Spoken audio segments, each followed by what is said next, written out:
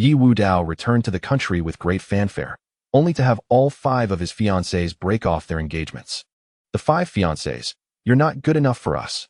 3 days later, the 5 fiancées, Godfather. Ye Wudao. Chapter 1, 5 Fiancées. Where's the physician? Quickly summon him to me. I can't take it anymore. In the boudoir of a certain royal family, the empress lay on her bed, draped only in a red dress. Her figure was curvaceous, and her face was exquisitely beautiful, every detail perfect, like a work of art. Yet, her delicate face was flushed, and her body writhed, as if enduring something.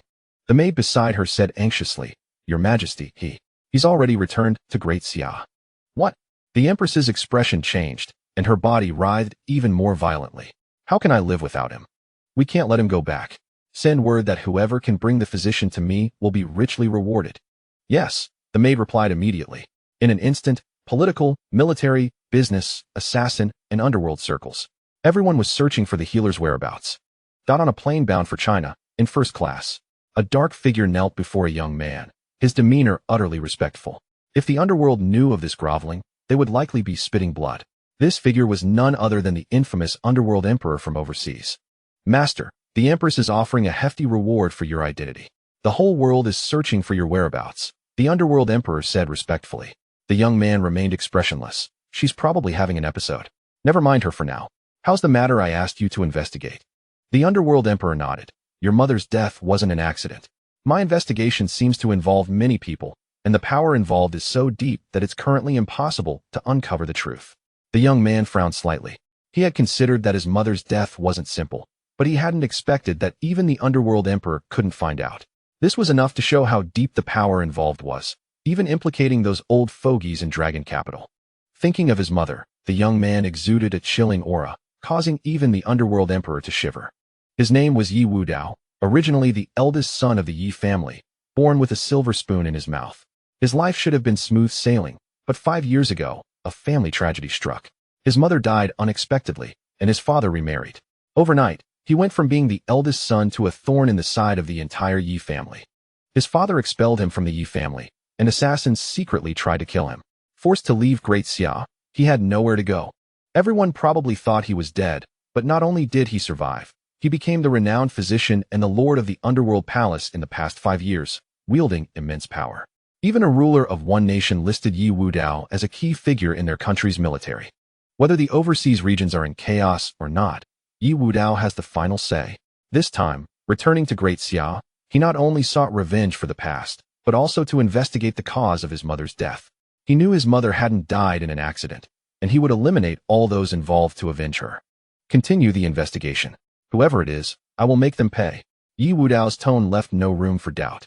Yes, the underworld emperor immediately replied. He knew very well that if his master returned to Great Xia with such a deep-seated hatred, the fate of Great Xia would truly change. Just then, his phone rang. After answering, the underworld emperor's expression turned strange. What happened? Ye Wudao asked calmly. The underworld emperor replied. Master, the airport has been cleared. Ye Wudao was taken aback. I returned to Great Xia this time, as Ye Wudao. Could it be that my identity has been exposed? No. The underworld emperor shook his head. It's your 5 fiancés. Hearing about 5 fiancés, Ye Wudao's expression became strange. As the eldest son of the Ye family, he had naturally been involved in many marriage alliances. His family had arranged marriages for him, with 5 families in total. He only needed to choose the one he was most satisfied with to marry, and the woman could not refuse. Speaking of which, he had never even met these 5 fiancés. Master, these are the files of your 5 fiancés. The underworld emperor placed 5 files in front of Ye Wudao. These files showed the photos from the 5 fiancés' ID cards. Normally, ID card photos aren't flattering, but these 5 fiancés were still incredibly beautiful, showing just how stunning they were. Ye Wudao had extremely high standards and had little interest in ordinary women. He could remain unmoved even by an empress, let alone ordinary women. However, these 5 women were, after all, his fiancées, and he even started looking at their files. Mu Qingxue, chairwoman of Qingxue Group, worth trillions. Long Xiaoyan, major general of the Great Xia dynasty. Wu Mei, martial arts grandmaster. Yi Tianqi, imperial physician of the Great Xia dynasty. Jiang Nanfeng, the pride of the Jiang family, future successor, and actually the founder of the Phoenix mercenaries. This was absolutely top secret information on his 5 fiancées, but for Ye Wudao, investigating these files was a piece of cake. All it took was an order. The information was very detailed, even including measurements. However, Ye Wudao only picked out the key points to look at. It could be said that these 5 fiancées, in the secular world, were top-tier geniuses, unattainable figures in the eyes of many. But in Ye Wudao's eyes, they were nothing. Any one of his subordinates could surpass these 5 fiancées. What puzzled Ye Wudao was why his 5 fiancées had gone to such lengths to pick him up at the airport. At that moment, at Shanghai International Airport, 5 extremely beautiful figures stood side by side in the center of the airport. However, the airport was deserted, and no one could appreciate the 5 beauties. Hasn't Ye Wudao arrived yet? Mu Qingxue spoke first, glancing at her multi-million-dollar watch with a hint of impatience. I make millions every minute, and this guy has made me wait here for a full 10 minutes. As the chairperson of the Qingxue group, her time was extremely valuable. Some people had calculated her wealth. Even if she won 10 million in the lottery every day until she died, she still wouldn't reach her current fortune. Yi Tianqi wholeheartedly agreed. If it weren't for wanting to retrieve the marriage certificate, I wouldn't bother with such a piece of trash. Hearing that the medical master has come to China, if I could become his disciple, it would be the greatest honor of my life. Long Xiaoyan looked at her. The empress has already offered a hefty reward. Whoever finds the medical master will become incredibly wealthy. However, such a powerful figure is very difficult to meet. Right now, it's more important to annul the engagement with Ye Wudao. Mu Qingxue said with some worry. I'm a little worried that Ye Wudao won't agree to annul the engagement. Wu Mei sneered, unleashing a powerful aura. Ye Wudao has no choice but to annul it. He is not worthy of us. Chapter 2. Annulment of engagement. What a disgrace. The exquisite visage of Long Xiaoyan was imbued with disdain and contempt. He is hardly worthy of even being our shoe-bearer. Mu Qingxue concurred, stating that not only was he merely a discarded scion of the Yi family, but even if he were a legitimate heir, the chasm between them would remain vast. Amidst their conversation, a voice interrupted. Are you the 5 fiancés I have yet to meet? Upon hearing this, the 5 stunning women turned their gazes towards the source, their eyes filled with scrutiny and evaluation. In the end, they seemed to reach a consensus. He was simply too ordinary. Ye Wudao was undeniably handsome, standing at an impressive height of 6 feet, a paragon among men. Yet these 5 fiancés had encountered a myriad of exceptional men. They held strength in far greater esteem than mere appearance. Noticing the prolonged silence from the 5 fiancés, Ye Wudao inquired, "What do you wish to discuss?" His tone bore a hint of impatience. The 5 fiancés paused, taken aback by his demeanor. How could he exhibit such impatience in the presence of 5 breathtaking beauties? Furthermore, they detected not a trace of fervor in his gaze. Any man who laid eyes on them would be utterly captivated, yet Ye Wudao remained unfazed. Mu Qingxue pondered. Could it be that he has endured untold hardships abroad, fully aware of his unworthiness, hence his demeanor? The other 4 fiancés shared a similar sentiment. Astonished at how the once esteemed eldest son of the Yi family had devolved into this state, evoking a sense of melancholy in Long Xiaoyan, she sighed and shook her head.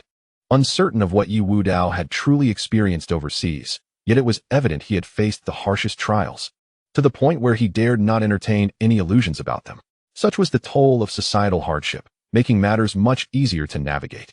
Ye Wudao, bewildered, questioned the meaning of her words. Not wishing to beat around the bush, Long Xiaoyan declared, "We are here for a singular purpose." She paused, then enunciated clearly. "We wish to annul our engagement." Annulment? Long Xiaoyan affirmed, "Indeed, annulment. You may not be aware of our current standing in the world, so allow me to formally introduce myself.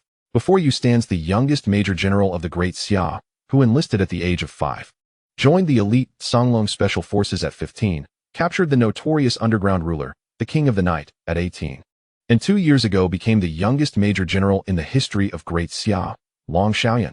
She rattled off her accomplishments, keenly observing Ye Wudao's reactions. Astonishment. Yes, sheer astonishment adorned his face. Long Xiaoyan felt a sense of satisfaction, believing her status had indeed daunted Ye Wudao. After all, any one of her achievements was beyond the reach of this discarded son of the Yi family. At last, she added, "Now you comprehend the disparity between us. Do you not? It is akin to the distance between ants on the ground and stars in the heavens." Following suit were Mu Qingxue, Wu Mei, Yi Tianqi, and Jiang Nanfeng, each presenting their credentials with an air of superiority, rendering Ye Wudao akin to a mere insect before them. Yet, Ye Wudao remained silent for an extended period.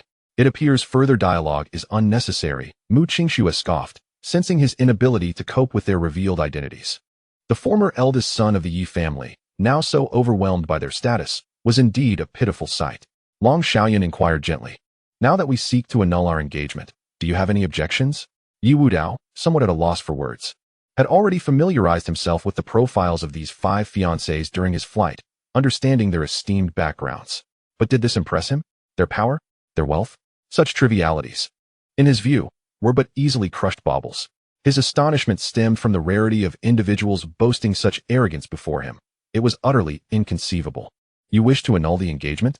Ye Wudao confirmed. Indeed, the 5 fiancés responded in unison. No regrets? They stared incredulously. Did he believe they would have second thoughts post-annulment? How absurd. No, they reiterated together. Ye Wudao nodded. "Very well, I consent to the annulment." With that, he intended to bypass the 5 fiancés and exit the airport directly. So easily? Long Xiaoyan was taken aback. They had anticipated Ye Wudao would resist their request for annulment, considering their exceptional qualities. Surely he would wish to leverage their power to reclaim his former glory. Yet they never expected him to acquiesce so readily. "Wait." Wu Mei called out to Ye Wudao. "Is there something else?" He turned to face her. "Please return the marriage contract to us." This was Wu Mei's true objective for their visit. Had it not been for the contract, there would have been no need for their presence. "Oh, that document remains with the Yi family. Upon my return, I shall return it to you." Ye Wudao had been compelled to leave Great Xia. How could he have taken the marriage contract with him? Return to the Yi family? Wu Mei scoffed. "Do you truly believe you can go back? I suspect you have no intention of annulling the engagement." Long Xiaoyun and the others exchanged glances. Realizing the ease with which he had agreed was merely a facade, as long as the marriage contract existed, his verbal commitment meant little, and he could retract it at any moment. Ye Wudao furrowed his brow. "Having agreed, I intend to keep my word." He had no intention of wasting more time on these 5 fiancés. Yet they were unwilling to let him go without the marriage contract. They could not let matters rest. Just as they prepared to block his path, a shadow loomed before them. "Please leave." The figure exuded a chilling aura, their voice resonating within the hearts of the 5 fiancés. So formidable. Even Wu Mei, a martial arts master, sensed an overwhelming presence, a sensation of fear that she had not experienced for many years. By the time they regained their composure, the figure had vanished, along with Ye Wudao. Who was that? Ye Wudao had an extraordinary ally? Wu Mei's expression turned grave. Meanwhile, Jiang Nanfeng appeared pale. "Nanfeng, do you know who that was?"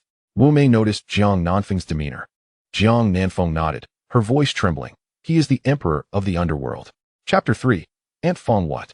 Upon learning that the terrifying figure was the emperor of the underworld, the expressions of Wu Mei and her companions shifted dramatically. Clearly not anticipating such a powerful entity to appear at the Jianghai International Airport, Long Xiaoyun felt a wave of urgency wash over her. "I must report this to our superiors. The arrival of such a figure in Great Xia is far from a good omen." But why was the emperor of the underworld associated with Ye Wudao? Jiang Nanfeng remained pale. The emperor of the underworld is a subordinate of the medical sovereign. Could the medical sovereign be Ye Wudao? Yi Tianqi exclaimed, as the esteemed physician was her idol. And if he truly were her fiancé, why would they consider an annulment? It would be a dream come true. Mu Qingxue, though not entirely familiar with the medical sovereign's significance, had heard enough to be intrigued. She furrowed her brow. This makes no sense. After being expelled from the Yi family, he should have been struggling at the bottom. How could he have become the medical sovereign? There must be something amiss. We must investigate. The 5 fiancés wore expressions as cold as ice. As the betrothed of Ye Wudao, their desire for a breakup was palpable. They least wanted Ye Wudao to be the esteemed physician, as that would undoubtedly be a slap in their faces. At Tianshui Lake, before a luxurious villa, Ye Wudao's first destination upon returning to the Daxiao was to meet someone within the villa, his mother's close friend, Feng Min. Perhaps she held knowledge of his mother's cause of death. Beside him, the underworld emperor spoke. "Master, tomorrow the richest man in Jianghai is hosting a welcoming banquet for you at the royal court. This tycoon is associated with our Yama Hall and is one of your subordinates. He has also prepared the finest villa in Jianghai for you." "Very well," Ye Wudao nodded. "If there is nothing else, you may leave." "Understood." The underworld emperor responded and vanished in an instant. Upon ringing the doorbell, it wasn't long before a statuesque woman emerged. Upon seeing Ye Wudao, she was both astonished and delighted. "Is it really you, Wudao?" "Yes, Aunt Feng. It's me," Ye Wudao affirmed with a nod. "My heavens. You are still alive.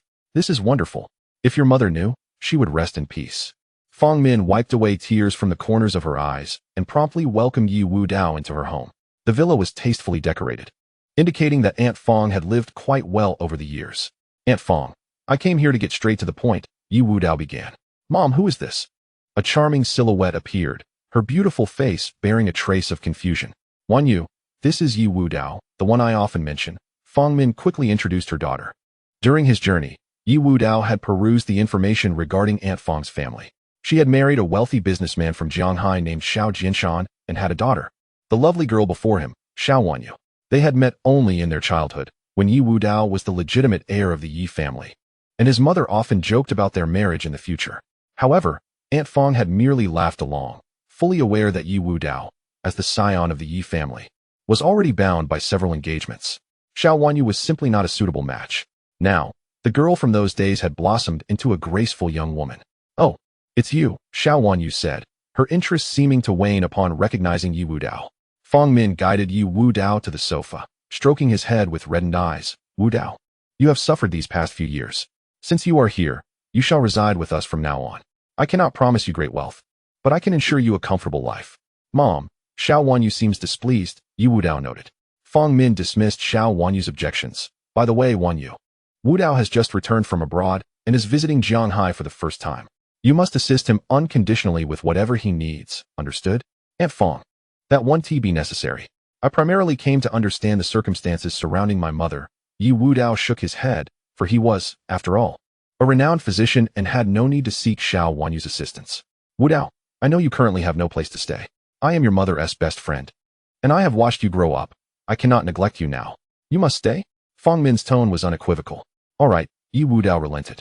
Xiao Wanyu was left speechless. Was this man truly so shameless as to agree to stay? From now on, consider this your home. As for your mother's affairs, Fong Min's expression darkened. It would be best if you refrain from investigating further. Focus on living well in the present. Ye Wudao understood that there was indeed more to the story, but Aunt Fong was unwilling to divulge any details, and he did not wish to press her, for time was on his side. Meanwhile, Xiao Wanyu simmered with irritation. The sudden presence of a stranger in her home was uncomfortable. Shortly thereafter, Xiao Jinshan returned. After learning about Ye Wudao, he refrained from saying much, for he was more concerned about another matter, the esteemed physician's banquet at the royal court. He needed to secure an invitation. Upon hearing the title esteemed physician, Xiao Wanyu perked up. Dad, who is the esteemed physician? My dear, it is normal for you not to know. The esteemed physician has been abroad for many years. Xiao Jinshan explained in detail.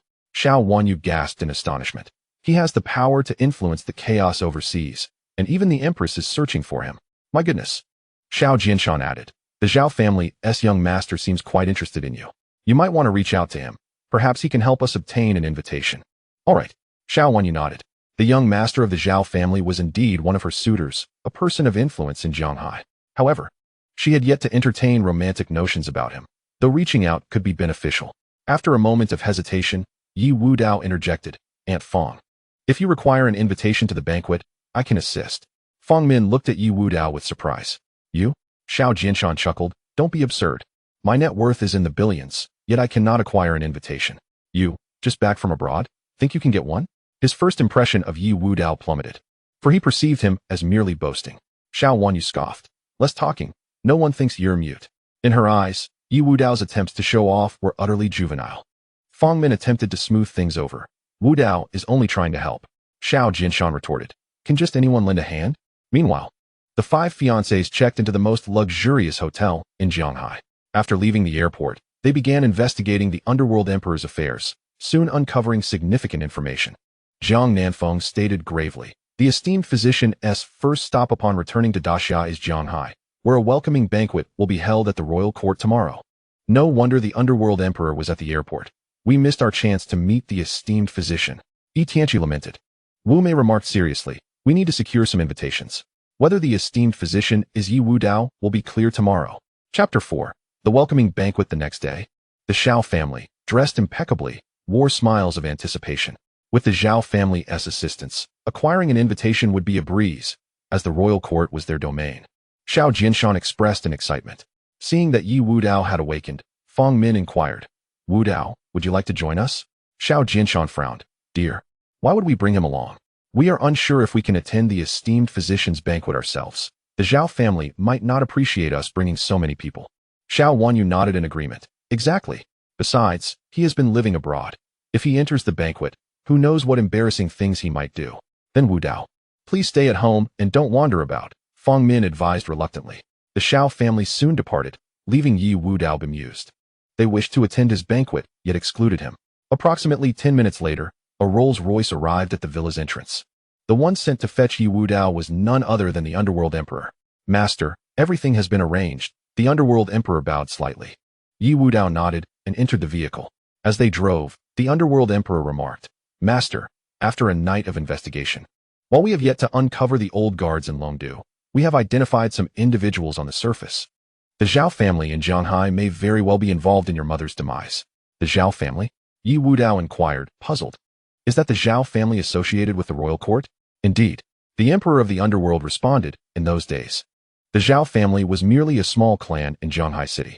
However, after the unfortunate incident involving your mother, the Zhao family swiftly ascended to prominence, becoming one of the new elites of Zhanghai. Thus, I continued my investigation, and unsurprisingly, it appears that the Zhao family was indeed involved back then. A cold glint appeared on Ye Wudao's face. Then the Zhao family can be eliminated from Zhanghai. The emperor of the underworld, driving ahead, involuntarily shivered, aware that his master was poised to unleash a wave of bloodshed. At the royal court, after the Xiao family arrived, they met with the Zhao family. Zhao nephew. Even Xiao Jinshan, whose wealth amounted to billions, had to be courteous in the presence of the young master of the Zhao family. The Zhao family was one of the most formidable entities in Zhanghai City, capable of standing shoulder to shoulder with the city's wealthiest. Uncle Xiao. The welcome banquet for the esteemed doctor will be held at my family's establishment. If you wish to attend, just let me know. It's merely a phone call away for me, Zhao Ming said with a smile, seemingly treating it as a trivial matter. This time, due to the banquet being hosted at the royal court, numerous families flocked to curry favor with the Zhao family. Although the Zhao family could not provide invitations, it was still quite easy to bring people in privately. Then I must trouble you, Zhao nephew, Xiao Jinshan said, his face beaming with smiles. Xiao Wanyu was eager. Knowing this would be the highest profile banquet in Zhanghai's history, attending would undoubtedly allow her to meet many influential figures, significantly aiding her future endeavors. Thank you, Zhao Ming. Xiao Wanyu expressed her gratitude. Wanyu, why are you being polite with me? Zhao Ming waved his hand. Although Xiao Wanyu had no particular feelings for Zhao Ming, she did recognize his impressive capabilities, which she respected. I must tell you, today, in addition to the esteemed doctor, 4 significant figures will also be present. Zhao Ming suddenly lowered his voice. Before he could finish his sentence, his words were abruptly cut off, his gaze fixed intently on the entrance of the royal court. Appearing dazed, the Xiao family, puzzled, followed Zhao Ming's gaze and saw 5 extraordinarily striking figures entering. At that moment, these 4 figures became the most captivating sight in the royal court, drawing the attention of nearly everyone present. They were Mu Qingxue, the chairwoman of the Qingxue group, Long Xiaoyun, the youngest major general of the Great Xia, Yi Tianqi, the imperial physician of the Great Xia, Wu Mei, the master of the Wudao sect, and Jiang Nanfeng, the prodigy of the Jiang family. Xiao Wanyu gasped, clearly recognizing the identities of these 5 women. As fellow females, they were her idols. And how could she not know them? Xiao Wanyu, an ambitious woman herself, aspired to become like Long Xiaoyun and the others. The fact that she could see all 5 of her idols at once today thrilled her immensely. Is this the legendary 5 beauties of Longdu? Xiao Jinshan remarked. Having heard of them before. Why are they here? Feng Min questioned, puzzled. Zhao Ming chuckled. Of course, they are here to attend the esteemed doctor's welcome banquet. I should have gone to receive them, but in my heart, Wanyu and your family are more important. While this statement was clearly boastful, given Zhao Ming's status, he was not qualified to receive them, and the banquet was hosted by the wealthiest individual, not the Zhao family. It nonetheless touched the Xiao family deeply. This is the ideal son-in-law. Xiao Jinshan sighed with emotion. I hope that one day, Wudao can become a figure like the Zhao family's son. Feng Min murmured. Having heard this, Xiao Wanyu shook her head. Mom, that's impossible. If Ye Wudao had that capability, how could he possibly be staying at our home?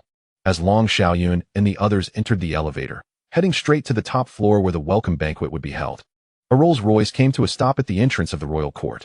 The license plate was particularly eye-catching, featuring 5 nines, which is regarded as the ultimate symbol of wealth. Such a license plate was invaluable. Naturally, the owner of such a plate would be the wealthiest person in Zhanghai. However, it was not the wealthiest individual who stepped out, but a young man. Who is he? He actually rode in the Tycoon-esque car. Everyone was filled with curiosity. "Master, please," the Emperor of the Underworld said respectfully. As Ye Wudao approached the royal court, he immediately spotted the Xiao family inside. But that was not the focal point. His attention was on Zhao Meng. He halted, a cold smile gracing his lips. "Emperor of the Underworld, notify them that this welcome banquet is cancelled." "Understood." The Emperor of the Underworld did not inquire further. He simply executed the order. Ye Wudao then walked towards the Xiao family. "It's about time. We should head up." Zhao Meng glanced at his watch and prepared to escort the Xiao family to the top floor. "Is it finally beginning?" Xiao Jianshan said, growing increasingly excited. However, Xiao Wanyu's expression abruptly changed. "Ye Wudao? Why is he here?" Upon hearing Ye Wudao's name, the smile on Xiao Jianshan's face instantly froze, and he slowly turned to the entrance of the royal court. Indeed, it was Ye Wudao. What audacity! This fellow actually came here on his own. I'm furious. Even Fang Min had not anticipated that Ye Wudao would stealthily follow them. Although she did not blame him, such behavior was indeed inappropriate and would disrupt their plans. "What are you doing here?" Xiao Wanyu's face darkened, her tone tinged with reproach. Previously, he had said he wouldn't come, yet now he was here without any warning, catching her completely off guard. The key issue was that, in such a setting, Xiao Wanyu could not confront Ye Wudao without losing face. Xiao Jianshan said sternly, "Return immediately." Ye Wudao shook his head. "I came here to handle an important matter." "You?" Xiao Wanyu chuckled derisively. "What important matter could you possibly have? Today is the esteemed Dr. S. welcome banquet. What does that have to do with you?" "I am the esteemed doctor," Ye Wudao replied calmly. Preposterous. At this declaration, the Xiao family found it utterly ludicrous. Ye Wudao was merely a cast-off from the Yi family, reduced to residing with the Xiaos. How could he dare claim to be the esteemed doctor? "How dare you speak such nonsense?" Xiao Jianshan reprimanded, fearing that if others or the esteemed doctor heard those words, it could lead to dire consequences. Fang Min grew anxious. "Wudao, don't speak recklessly. You must consider the occasion." "Who is this?" Zhao Meng inquired, perplexed. "Zhao nephew. This is the child of my wife's close friend. He was once a scion of a prominent family in Longdu, but was later expelled. Now, he is residing with us. I apologize for the embarrassment," Xiao Jianshan hurriedly explained.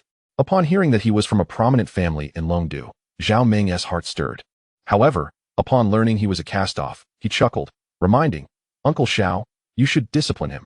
Today's gathering is extraordinary, filled with influential figures. A slight misstep could lead to a disaster." Hearing disaster, the Xiao family began to panic, for this welcome banquet was indeed the most prestigious in Jianghai's history. With the 5 beauties of Longdu in attendance, and the esteemed doctor, a figure of global renown, present, there could be no room for error. Before they could voice their concerns, Ye Wudao fixed his gaze on Zhao Meng, asking calmly, "Are you a member of the Zhao family?" "Indeed." Zhao Meng nodded. "How is Zhao Sheng related to you?" Ye Wudao inquired further. "He is my father," Zhao Meng replied proudly. "Have your father come to see me," Ye Wudao commanded, his tone brooking no refusal, instilling a sense of obligation that was hard to deny. Zhao Meng was momentarily taken aback, but quickly regained his composure, his expression darkening. "What audacity! Who do you think you are to summon my father? He is currently preoccupied with esteemed guests. What do you think you are?" He was furious. "How dare you speak to Zhao's nephew in such a manner? Apologize at once." Xiao Jianshan was incensed. "Apologize?" Ye Wudao cast a glance at Zhao Meng. "He is hardly worthy of my apology." Xiao Jianshan was at a loss for words. This man still considered himself the young master of the Yi family? Was he deliberately causing trouble? Xiao Wanyu exclaimed in rage. Fang Min quickly interjected, "Wudao, do not act impulsively. Just apologize. Zhao's nephew will not hold it against you." Zhao Meng sneered. "You claim I am unworthy? I suggest you apologize to me. I will pretend this incident never occurred. Or even Uncle Xiao will be unable to protect you." Slap. Before he could finish his sentence, Ye Wudao had delivered a resounding slap, sending Zhao Meng flying, blood spilling from his mouth along with several teeth, a testament to the force of the blow. The impact left Xiao Jianshan and the others dumbfounded, unable to comprehend the sudden turn of events. Zhao Meng sat dazed on the ground. For a fleeting moment, he felt as though he had not been struck. Yet the stinging pain on his face served as a stark reminder of his humiliation. Who was he? The young master of the Zhao family, a figure feared in Jianghai City, had never endured such disgrace. "How dare you strike me?" Zhao Meng gritted his teeth. Yet in the next moment, Ye Wudao appeared before him, placing a foot on his chest and looking down upon him. "Call Zhao Sheng here." Without question, Zhao Meng felt as though a boulder pressed against his chest, struggling to breathe, and dared not utter further threats. hastily retrieving his phone. Today, the royal court was bustling with people, and upon witnessing Zhao Meng's assault, astonishment rippled through the crowd. Is that Zhao Meng? My heavens! Who is this person daring enough to strike him? If Zhaoxing finds out, he won't know how to die? I heard the Zhao family possesses formidable talents. Around them, gasps echoed. Release Zhao's nephew at once. Xiao Jinshan roared. Xiao Wanyu could scarcely contain her fury, wishing she could slap Ye Wudao away. How dared he lay hands on Zhao Meng? This incident would jeopardize the Xiao family's chances of attending the welcoming banquet for the esteemed doctor. And they might even be implicated by Ye Wudao. Feng Min was furious. Wudao, what are you doing? Let Zhao's nephew go. But Ye Wudao seemed not to hear. He averted his gaze, applying more pressure with his foot, his tone eerily calm. You have 1 minute. If Zhaoxing does not arrive, you will find life no longer necessary. Crack. With increased pressure, a piece of Zhao Meng's rib shattered, causing him immense pain, nearly rendering him unconscious. Even grasping his phone became a challenge, inexplicably difficult as he fumbled, finally managing to dial after what felt like an eternity. 30 seconds left. Ye Wudao's voice resonated coolly. Dad, save me. Zhao Meng exerted every last ounce of strength. Moments later, hurried footsteps approached. A middle-aged man in a suit strode towards them, flanked by several imposing figures, all exuding an aura of mastery. This man was Zhaoxing. Upon seeing his son beneath another's foot, veins bulged on his forehead. His gaze fixated on Ye Wudao, seething with rage. Release my son at once, or you shall perish. With a kick, Ye Wudao sent Zhao Meng tumbling to Zhaoxing's feet. You are Zhaoxing? Chapter 6. A stroke of luck. Everyone stood in stunned silence. Who was this young man? Possessing such audacity? It was almost unbelievable, and they struggled to comprehend what they were witnessing. This was Zhaoxing, after all. Zhaoxing ordered his subordinates to assist his son, gesturing for them to encircle Ye Wudao. I am Zhaoxing, and you are the first to stir trouble in my royal court. Speak. How do you wish to die? Feng Min turned pale upon hearing this. Mr. Zhao? He is the son of my dear friend, new to our city, and perhaps a bit reckless. Could we? Get out. Zhaoxing roared, startling Feng Min's husband. Can't you think of something? Feng Min placed her hopes in Xiao Jinshan. Xiao Jinshan shook his head. There is no solution. Before the blow was struck, Zhao's nephew might have spared this impudent fool for my sake. But look at the chaos he has now wrought. If we are fortunate, we may avoid being implicated. Rescuing him is out of the question. Frankly, we should prepare for his aftermath. Xiao Wanyu scoffed. He brought this upon himself. Feng Min felt despair wash over her. Regretting that she had invited Ye Wudao into her home the previous day, contemplating that perhaps this tragedy could have been averted. Xiaoya, it is my failure to protect your son, she lamented internally. Zhaoxing's lips curled into a cruel smile. Today, I shall make you regret your very existence. Bring him inside and break all his limbs. Upon receiving the command, his subordinates eagerly advanced towards Ye Wudao. Seeking death, Ye Wudao's eyes glimmered with murderous intent. Stop. At that moment, a crisp, cold voice pierced the air. Everyone turned to the source of the voice to see 5 extraordinarily beautiful figures approaching, drawing everyone's attention as they walked with an elegance surpassing any model. They were indeed the 5 fiancées of Ye Wudao. The speaker was Long Xiaoyan, clad in military attire, exuding an intimidating presence. The icy aura she radiated caused everyone to instinctively step back, even Zhaoxing appearing somewhat apprehensive. General Long, Zhaoxing greeted respectfully. Long Xiaoyan cast a glance at Ye Wudao and calmly inquired, what did he do to provoke you? Zhaoxing's heart raced. Did Ye Wudao know these 5 beauties? Not daring to be dismissive, he responded indignantly. My son has been incapacitated by him. Long Xiaoyan and her companions exchanged incredulous looks. This man was quite audacious. Still perceiving himself as the young master of the Yi family? How dare he create such a ruckus here? Yet, they harbored doubts. Could Ye Wudao truly be the esteemed doctor? The coincidence seemed too far-fetched. Before Long Xiaoyan and her companions could speak further, Feng Min seized the opportunity. Pleading earnestly, General Long, please save Wudao. He acted impulsively, and I will ensure he apologizes to Mr. Zhao. Is that acceptable? Who are you? Long Xiaoyan inquired, somewhat surprised. I am a friend of Wudao's mother. He is currently residing in my home, Feng Min explained. This revelation confirmed Long Xiaoyan and her companion's suspicions. Ye Wudao could not possibly be the esteemed doctor. How could such a figure ever be dependent on another? It seemed they had overthought the matter. Long Xiaoyan found the notion that Ye Wudao was the esteemed doctor quite laughable. The doctor resided in the luxurious Yunding Tiangong in Zhonghai City, far from the realm of ordinary living. Indeed, to even entertain such thoughts was an affront to the esteemed doctor. Jiang Nanfeng concurred, with their doubts alleviated. The 5 women felt a sense of relief, affirming that their decision to withdraw from the engagement was indeed wise. Today, grant him a favor and allow him to depart. Long Xiaoyan stated coolly. Her words were not merely for her own sake, but for the collective honor of the 5 beauties. Irrespective of the circumstances, Ye Wudao had once been their betrothed, and with the marriage contract still unsealed, sparing his life today posed no harm. Upon hearing those words, Zhao Sheng immediately realized that today it would be impossible to move against Ye Wudao. However, he could not fathom why the 5 beauties of Longdu would come to Ye Wudao's aid. Even though he wielded immense power in Zhanghai City, he would not dare offend even one of the beauties, let alone all 5 together. Understanding this, Zhao Sheng felt a sense of helplessness and frustration. Long Xiaoyan, on the other hand, left directly. As she brushed past Ye Wudao, she paused briefly, looking down upon him, and said, "Today, you are fortunate. We happen to be here. You are no longer the young master of the Yi family, so it would be wise to temper your temperament, or else you shall meet a most dreadful end." With that, Long Xiaoyan departed. Wu Mei and the others exchanged glances with Ye Wudao, but said nothing further before quickly leaving. Fang Min sighed in relief, grateful for their presence. Otherwise, Wudao would have surely faced dire consequences. This fellow is truly lucky, Xiao Wanyu remarked with a hint of envy.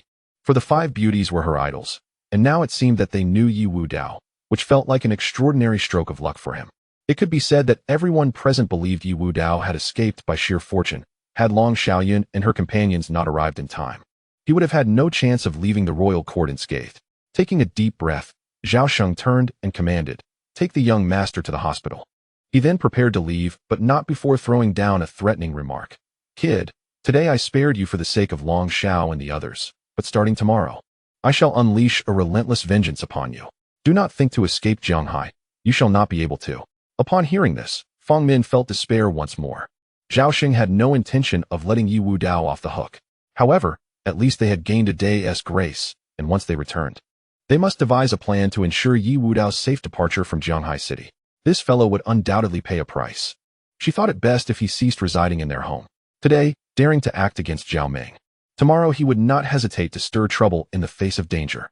Xiao Wanyu was eager to distance herself from Ye Wudao. But at that moment, Ye Wudao spoke up. "Zhao Sheng, there are some accounts I wish to settle with you. Here's the deal. I will give you 3 days to gather your forces. And after 3 days, I shall personally pay you a visit. I intend to annihilate the Zhao family." His words fell like thunder, leaving everyone dumbfounded, scarcely able to believe their ears. They had witnessed Zhao Sheng threaten many, but never had they seen anyone dare to threaten Zhao Sheng in return. Heavens! Has the world turned upside down? What is this? Ye Wudao not only shows no fear, but threatens Zhao Sheng instead? He is doomed. No one can save him. They murmured. "Very well, 3 days, is it? I shall grant you this time. I will be waiting at the Zhao residence." Zhao Sheng sneered, never having imagined someone would be audacious enough to challenge him in such a manner. "Let it be known, from this day forth, ensure this brat does not leave Zhanghai City. I look forward to 3 days hence." With that, he shot Ye Wudao a fierce glare and exited. The onlookers regarded Ye Wudao with disdain. This fellow had clearly lost his mind to think he could show up at the Zhao family door in 3 days. "Wudao, you are too impulsive," Fang Min lamented, feeling exasperated. She had hoped Ye Wudao would have matured through his trials abroad, but instead, he acted recklessly, as if he still believed himself to be the young master of the Yi family. Ye Wudao smiled faintly. "A mere Zhao family, nothing more. In 3 days, I can ensure he disappears from Zhanghai City." Fang Min was at a loss for words. Such grand claims were indeed audacious. Even if Ye Wudao still held the title of young master of the Yi family, achieving such a feat would be exceedingly difficult without the head of the Yi family intervening. This fellow had clearly lost his wits. Xiao Wanyu scoffed. "To act so foolishly just to impress me. Such a man lacks the qualifications to pursue me." It was evident that she viewed all of Ye Wudao's actions as attempts to win her favor. Unfortunately, in her eyes, his behavior was exceedingly childish and foolish. Xiao Jinshan spoke gravely. "My dear, regardless of how close you are with your friends, the Xiao family cannot harbor him." After all this turmoil, they could no longer attend the welcome banquet. He harbored a deep resentment towards Ye Wudao, as this was an opportunity to meet many influential figures. Xiao Wanyu felt as though Ye Wudao had ruined her chances as well. Soon, news of the cancellation of the welcome banquet spread throughout the royal court. Cancelled? Xiao Jinshan was taken aback. The news was indeed accurate. It had been cancelled. Xiao Wanyu was perplexed, wondering why it had been abruptly called off. Ye Wudao looked at them and stated, "It is because I am addressing the Zhao family that I cancelled it." "You cancelled it?" Both Xiao Jinshan and his daughter stared at Ye Wudao incredulously. But soon they shook their heads and laughed derisively, thinking he had become overly confident. Having boasted about annihilating the Zhao family in 3 days, he now pretended to be a medical sage. This fellow was utterly deluded. "You should focus on how to handle the Zhao family in 3 days. We cannot save you." Xiao Wanyu retorted. Feng Min quickly interjected, "Wudao, I will find a way to help you leave Jianghai City. As long as you can get out of here, there is still hope." A day passed swiftly. Feng Min leveraged all her connections, trying her utmost to assist Ye Wudao in escaping Jianghai. However, upon learning he had offended Zhao Sheng, no one dared to offer any assistance. Moreover, Zhao Sheng had indeed dispatched people to keep a close watch on the Xiao family to prevent Ye Wudao from fleeing. The airport, train station, and bus station, every possible exit from Jianghai City was thoroughly monitored. There was no avenue for escape. This was the consequence of offending Zhao Sheng. "There's no hope." Xiao Wanyu shook her head, feeling that Ye Wudao was essentially doomed. Xiao Jinshan remarked, "Even our Xiao family is under tight surveillance. Does he think he can leave? He should abandon all hope." "And Ye Wudao?" Feng Min noticed he had seemingly vanished. Xiao Wanyu chuckled. "He has probably hidden away. He hasn't shown his face all day, suggesting he knows fear." The next day, Ye Wudao still did not appear. Xiao Jinshan and his daughter assumed he had found a place to hide. Feng Min prayed, "Wudao, please do not let the Zhao family find you." Meanwhile, in the Cloud-Top Palace, Ye Wudao had taken residence in the villa sent by his subordinates. He understood that the Xiao family did not believe he could eliminate the Zhao family, so he chose not to stay with them any longer. "My lord, is it not simple to eliminate the Zhao family? There is no need for you to personally show up," the King of Hell remarked, somewhat perplexed. A mere Zhao family could be dispatched by any low-ranking member of the underworld. Ye Wudao shook his head. "There are some questions I must pose to Zhao Sheng. By the way, has the King of Hell's decree been issued?" "My lord, it has been sent out. All members of the underworld will converge upon Daxia." The King of Hell confirmed. The King of Hell's decree commanded the underworld. But once the underworld reached Daxia, it would herald a true upheaval. Ding dong. Just then, the doorbell rang at the villa.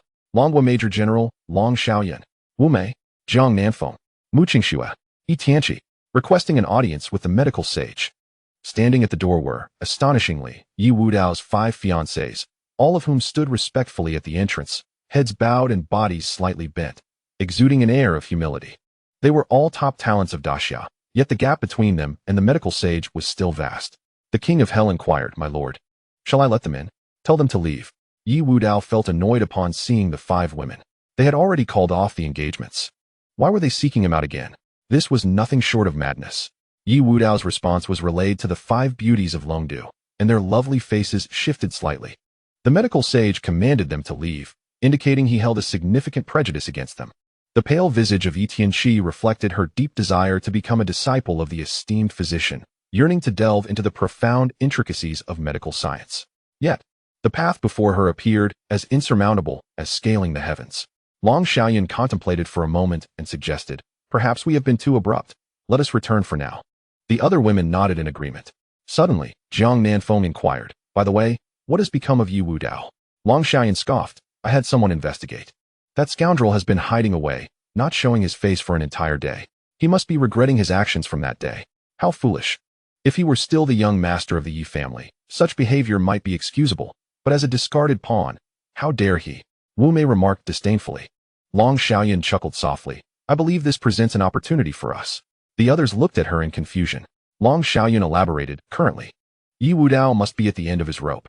The only solution he can conceive is to seek us out. He will undoubtedly come to plead with us tomorrow, and we can make him exchange a marriage contract for our assistance." "Indeed," exclaimed Zhang Nanfeng and the others, their eyes lighting up. For the 5 beauties of Longdu, resolving this predicament was merely a matter of a phone call, hardly a challenge at all. If they could secure the marriage contract, it would indeed be a fortuitous outcome. The 5 beauties promptly returned to their hotel, eagerly awaiting Ye Wudao's appearance. Meanwhile, overseas, the Daxia was beginning to tremble. The Hall of Yama was stirring. Chapter 8. The Edict of Yama, Part 2. The Edict of Yama was like an arrow, piercing every corner of the earth. The power of the Hall of Yama was so formidable that its influence could be felt in every nook and cranny of the globe.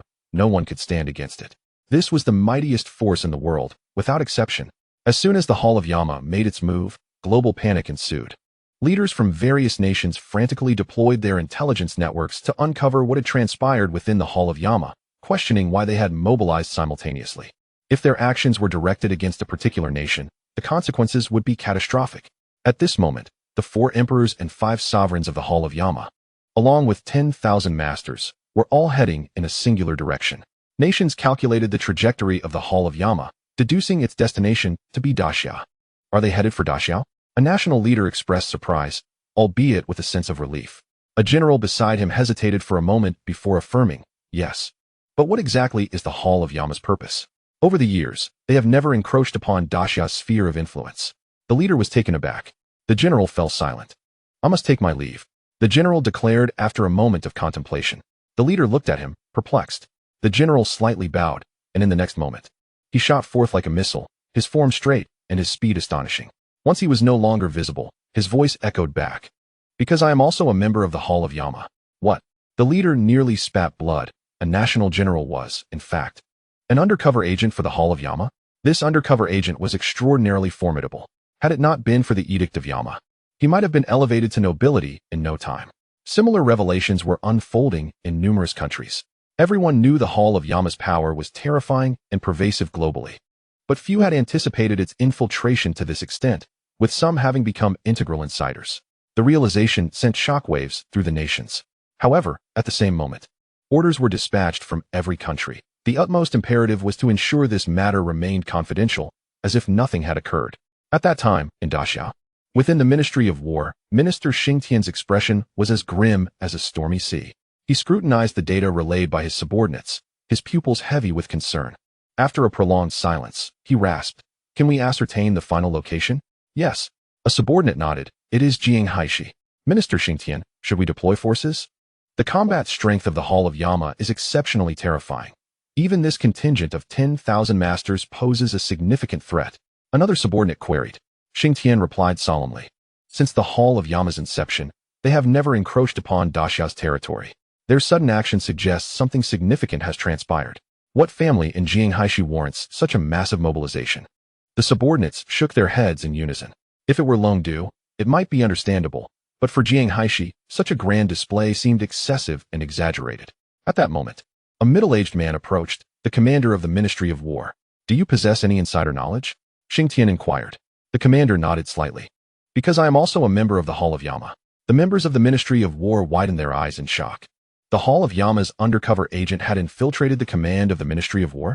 Xingtian was initially taken aback, but quickly regained his composure. After all, he was the minister and had witnessed many storms. However, he was genuinely curious about the Hall of Yama's intentions. What is the reason behind this?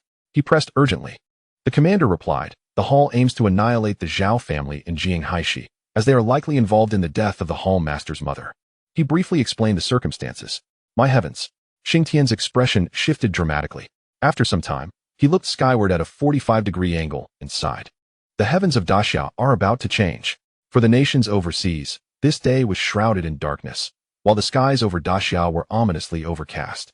Too many formidable forces converged upon Daxiao, their auras overwhelming, and some even inciting chaos, as the sheer number of masters was beyond imagination. As a major general of Daxiao, Long Xiaoyan was among the first to receive this news. She immediately summoned her 4 close friends, her expression grave.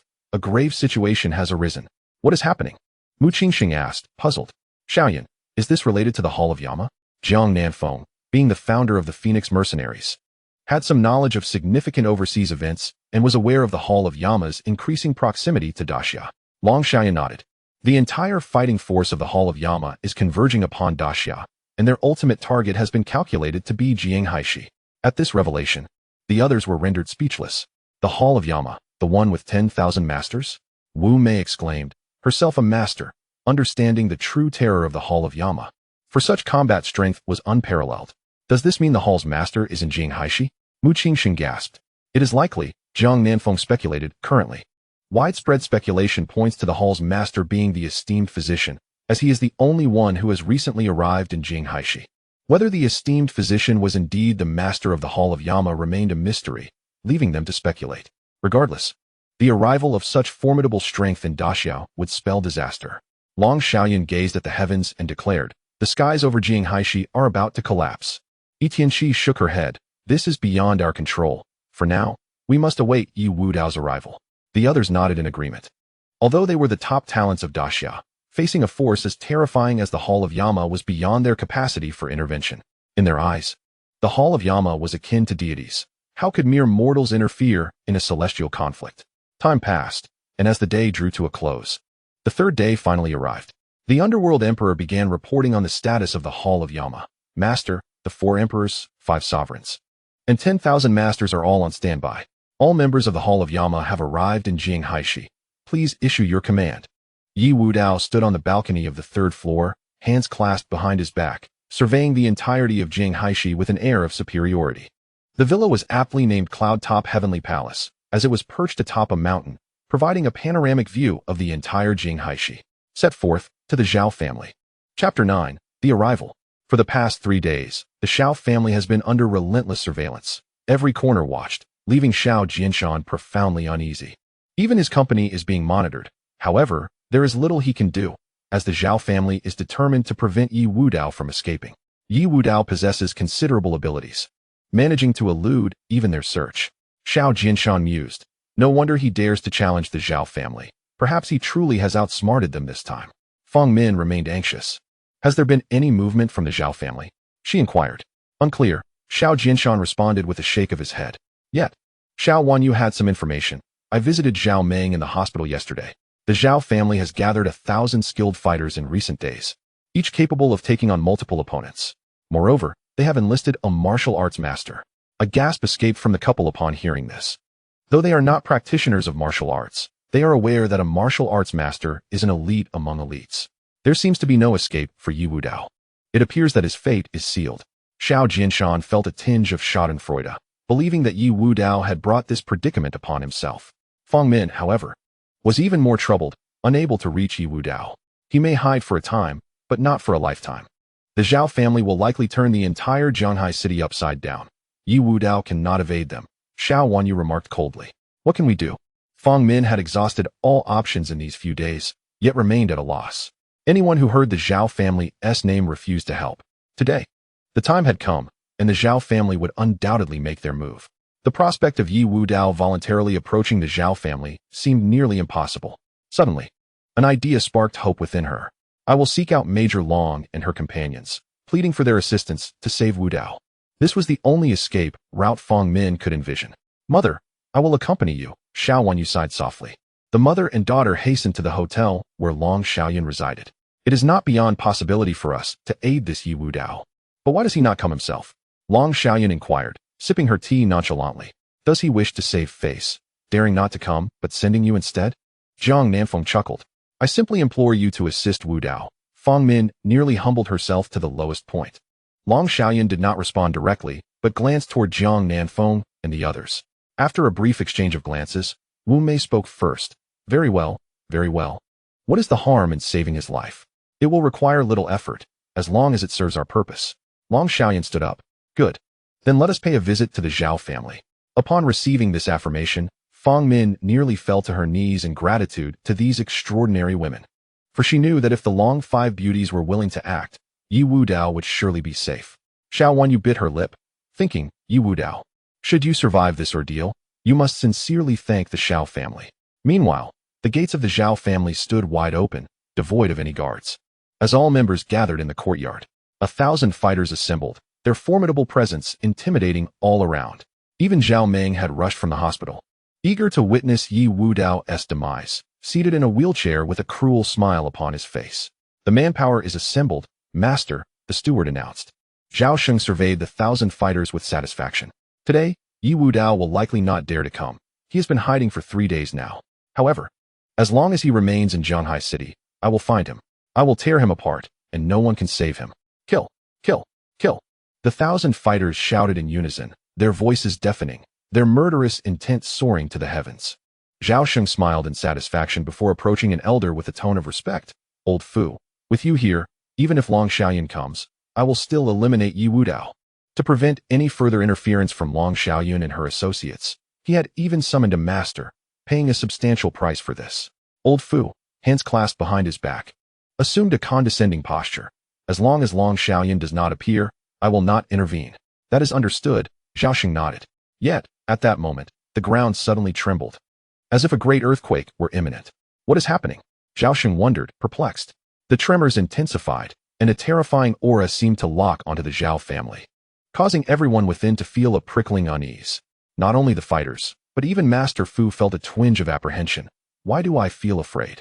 Meanwhile, the streets leading to the Zhao family were deserted, completely cleared of people. The once bustling thoroughfare had fallen silent, yet the ground quaked violently, as if something dreadful was about to occur. In the next moment, time seemed to freeze, even fallen leaves suspended in midair. Whoosh, whoosh, whoosh. Shadows darted past, their forms indistinct, moving at incredible speed, leaving only afterimages. This flurry of figures persisted for several minutes, all converging toward the Zhao family. As these figures approached, an overwhelming, terrifying aura raged above the Zhao household, distorting the very fabric of space. The color drained from the faces of the Zhao family members. What is going on? Zhao Sheng felt cold sweat trickling down his brow. Despite not seeing anyone, the menacing aura made his body tremble, and even Master Fu appeared shaken. A strong sense of foreboding enveloping him.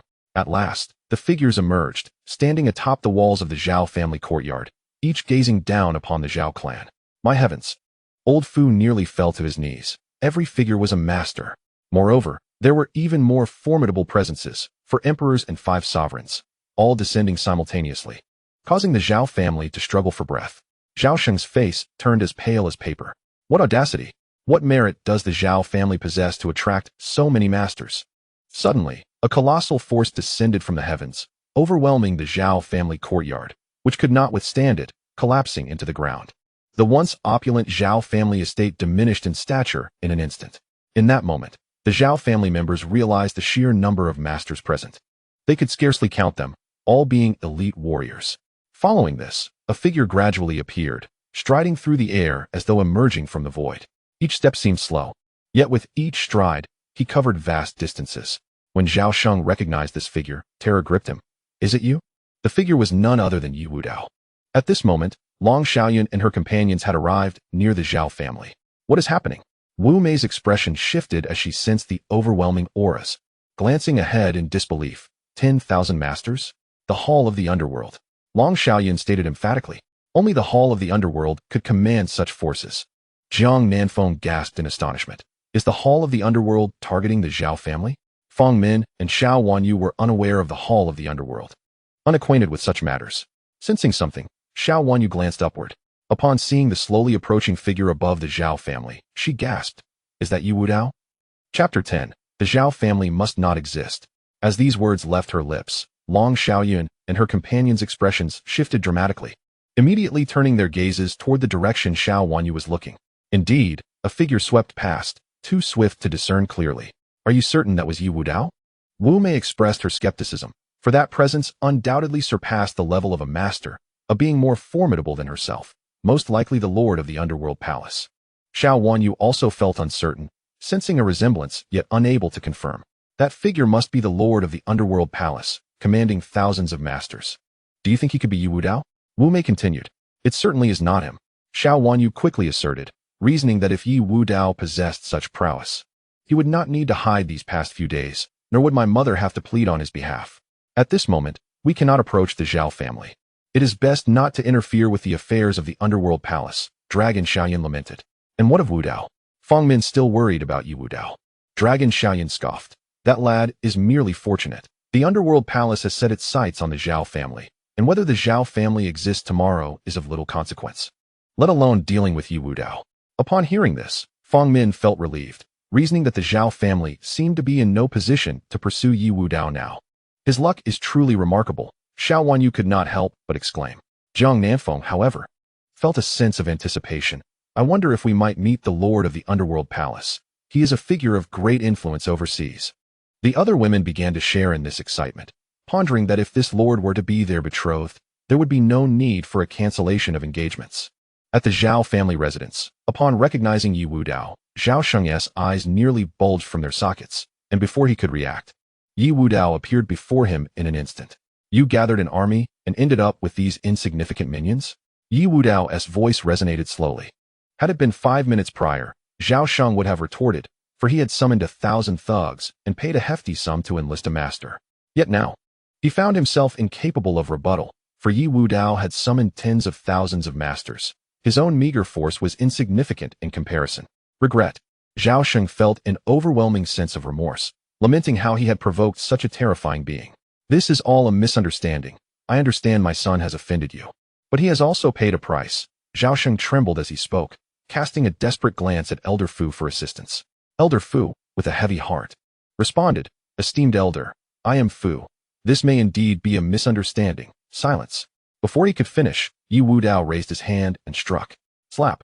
Elder Fu, the martial arts master, was sent flying, crashing heavily against a low wall, blood spilling profusely, clearly lifeless. Zhao Sheng and his 1,000 thugs were left dumbfounded. One slap had slain a martial arts master? To them, a master was an untouchable existence. Even Zhao Sheng believed this to be the pinnacle of martial arts, yet one slap had extinguished it. A misunderstanding? Ye Wudao did not even glance at Elder Fu. His gaze fixed coldly on Zhao Sheng, sneering. You sent people to monitor me, even summoned 1,000 thugs, and now you claim it is a misunderstanding? Thud. Zhao Sheng, terrified, fell to his knees, shouting at Zhao Meng, who sat in a wheelchair. Unfilial son, kneel before me at once. Zhao Meng, regardless of his injuries, knelt before Ye Wudao, daring not to resist, for their levels of strength were worlds apart. What? Do you dare not fight? Ye Wudao derided. Zhao Sheng was paralyzed with fear. Did he dare engage? The thugs he summoned would be extinguished with a mere flick of Ye Wudao's fingers.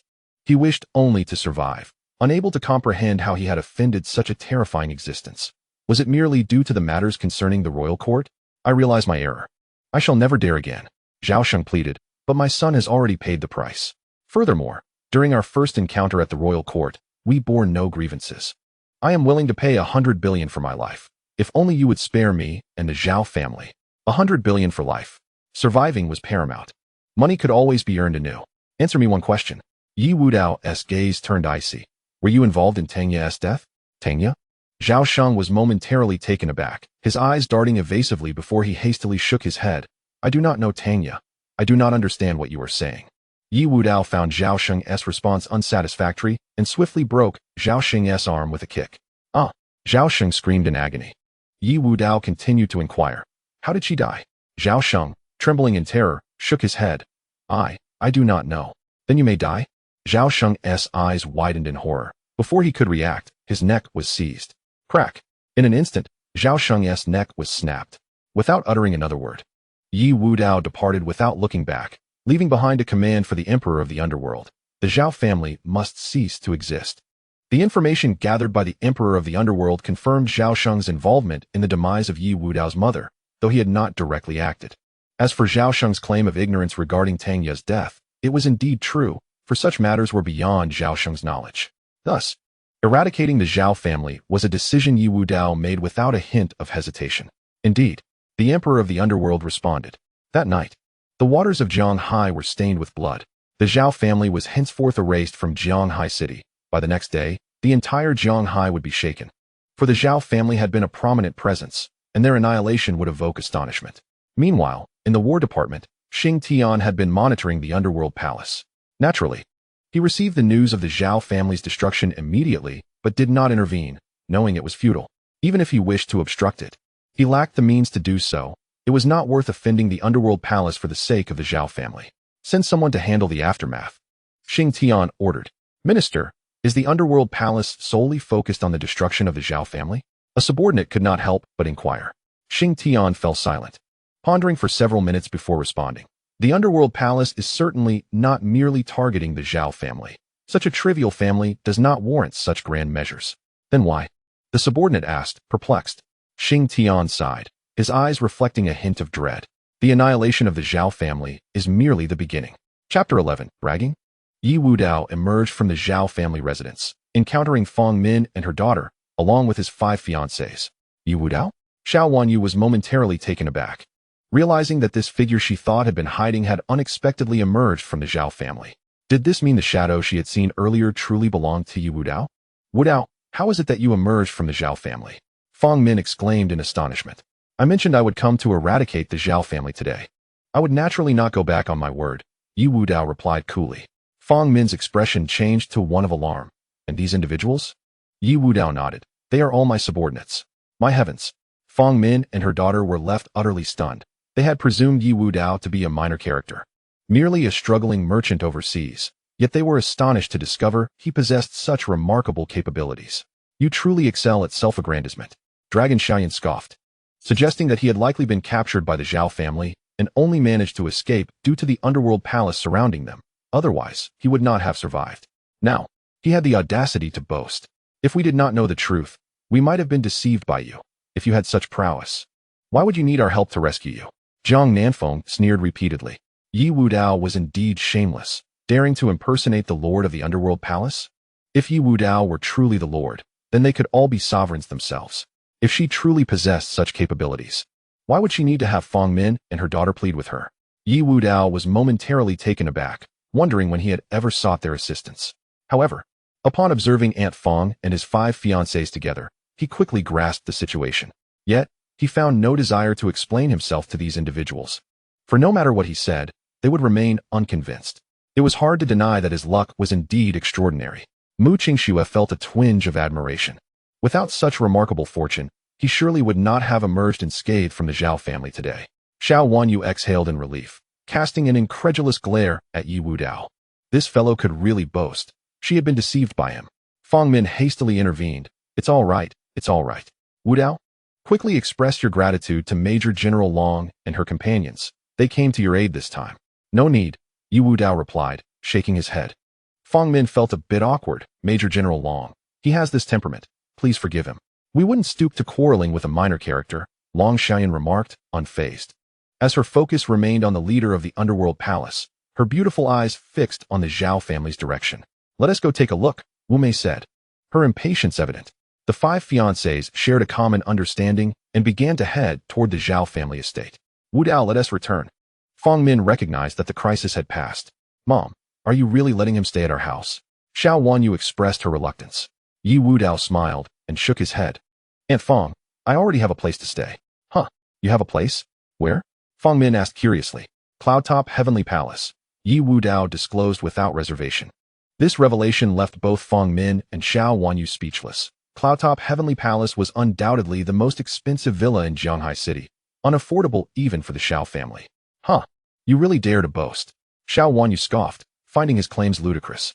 Fong Min was at a loss for words. She understood that Ye Wudao was a man of strong pride, perhaps shaped by his struggles abroad, and upon his return, he wished to avoid being looked down upon. Yet, such boasting seemed excessive, especially considering the manner in which he did it. Initially, she had hoped to persuade Ye Wudao to return with her, but his firm refusal led her to abandon the idea. Nonetheless, Fong Min resolved to find him a decent apartment. She could not simply disregard him. This is hilarious. Upon returning home, Xiao Wanyu chuckled repeatedly. Daughter, what happened? Xiao Jinshan inquired anxiously. Xiao Wanyu recounted the day's events in detail. Xiao Jinshan was taken aback. I can't believe the underworld palace was involved. Although he was unaware of the full extent of the underworld palace's influence, he understood enough to sense its formidable nature, especially given that even the Zhao family had been wiped out, and neither the Long family nor the 5 beauties could intervene. The most amusing part was Ye Wudao claiming that the underworld palace was under his command and that he resided in Cloudtop Heavenly Palace. This guy is full of hot air, Xiao Jinshan sneered. From what I know, Cloudtop Heavenly Palace was recently purchased by the wealthiest individual in Jianghai City. I even participated in the auction. The price reached 10 billion. A 10 billion villa. Xiao Wanyu gasped in disbelief. No wonder he is the richest man. Does Ye Wudao think he is a tycoon? Xiao Jinshan snorted. Make sure such a person never comes to our home again. Fong Min sighed, choosing not to argue. Meanwhile, Long Xiaoyun and her companions had finally entered the Zhao family estate, but most of the underworld palace members had already departed. Fortunately, the underworld emperor was still present, managing follow-up matters, and the 5 women were filled with excitement. Underworld Emperor. Long Xiaoyun greeted first. The Underworld Emperor glanced at them and then ignored them, knowing that his master held a strong dislike for these 5 women, so there was no need for him to engage. Is your leader present? Wu Mei asked timidly. Despite being top talents from the Great Xia, they felt compelled to lower their stance before the Underworld Emperor. He has already left, the Underworld Emperor replied casually. The 5 women felt a profound sense of regret. This had been a prime opportunity to meet the leader of the Underworld Palace, now squandered. What a pity. If only we could have met him, Mu Qingxue lamented. Indeed, to behold the honor of the Underworld Palace's leader would have been a privilege, Wu Mei agreed. The underworld emperor looked at them with curiosity. The master just exited through the main door. Didn't you see him? Huh. The 5 women were bewildered. They had entered through the main door and had not seen anyone leave. Moreover, a figure of such stature would undoubtedly stand out in their line of sight. Such a prominent individual is bound to attract attention wherever he goes. But why did we not notice him? Suddenly, their expressions shifted dramatically as realization dawned upon them. Could it be Ye Wudao? Chapter 12. Cleverness upon entering through the Zhao family's main door. They had only seen Ye Wudao emerge alone and had not spotted anyone else. Recalling their previous encounter at the airport, where the underworld emperor had seemingly been with Ye Wudao, they began to suspect that Ye Wudao might indeed be the leader of the underworld palace. Impossible. This notion was quickly dismissed. If Ye Wudao were the leader of the underworld palace, how could he possibly endure being rejected by them? Why would he need to rely on others? It made no sense. They could not inquire further, especially since the underworld emperor seemed to harbor a strong aversion toward them, and they had to leave the Zhao family estate. In truth, given the leader of the underworld palace's capabilities, departing unnoticed would be a simple task. It is entirely normal that we did not cross paths, Wu Mei analyzed. Long Xiaoyan nodded in agreement. That is indeed true. Perhaps my unique status made the leader of the underworld palace reluctant to meet us. After all, she was a major general of the Long Nation, and her identity was quite sensitive. Damn it, Jiang Nanfeng cursed. I believe that Ye Wudao intentionally timed his exit to make us misinterpret him as the leader of the underworld palace. How cunning. Upon hearing this, Long Xiaoyan felt even more disdain for Ye Wudao. He possesses a modicum of cleverness, but it is hardly substantial. If only he could apply it in a righteous manner, he might achieve something worthwhile. What a pity. Mu Qingxue shook her head, having largely concluded that Ye Wudao was nothing special. Soon, the news of the Zhao family's annihilation spread throughout Jianghai, leaving countless dignitaries and wealthy individuals in disbelief. Many speculated whether the Zhao family had offended some formidable figure. As for the attack by the underworld palace, that information was swiftly suppressed by the War Department, rendering the Zhao family's demise a mystery.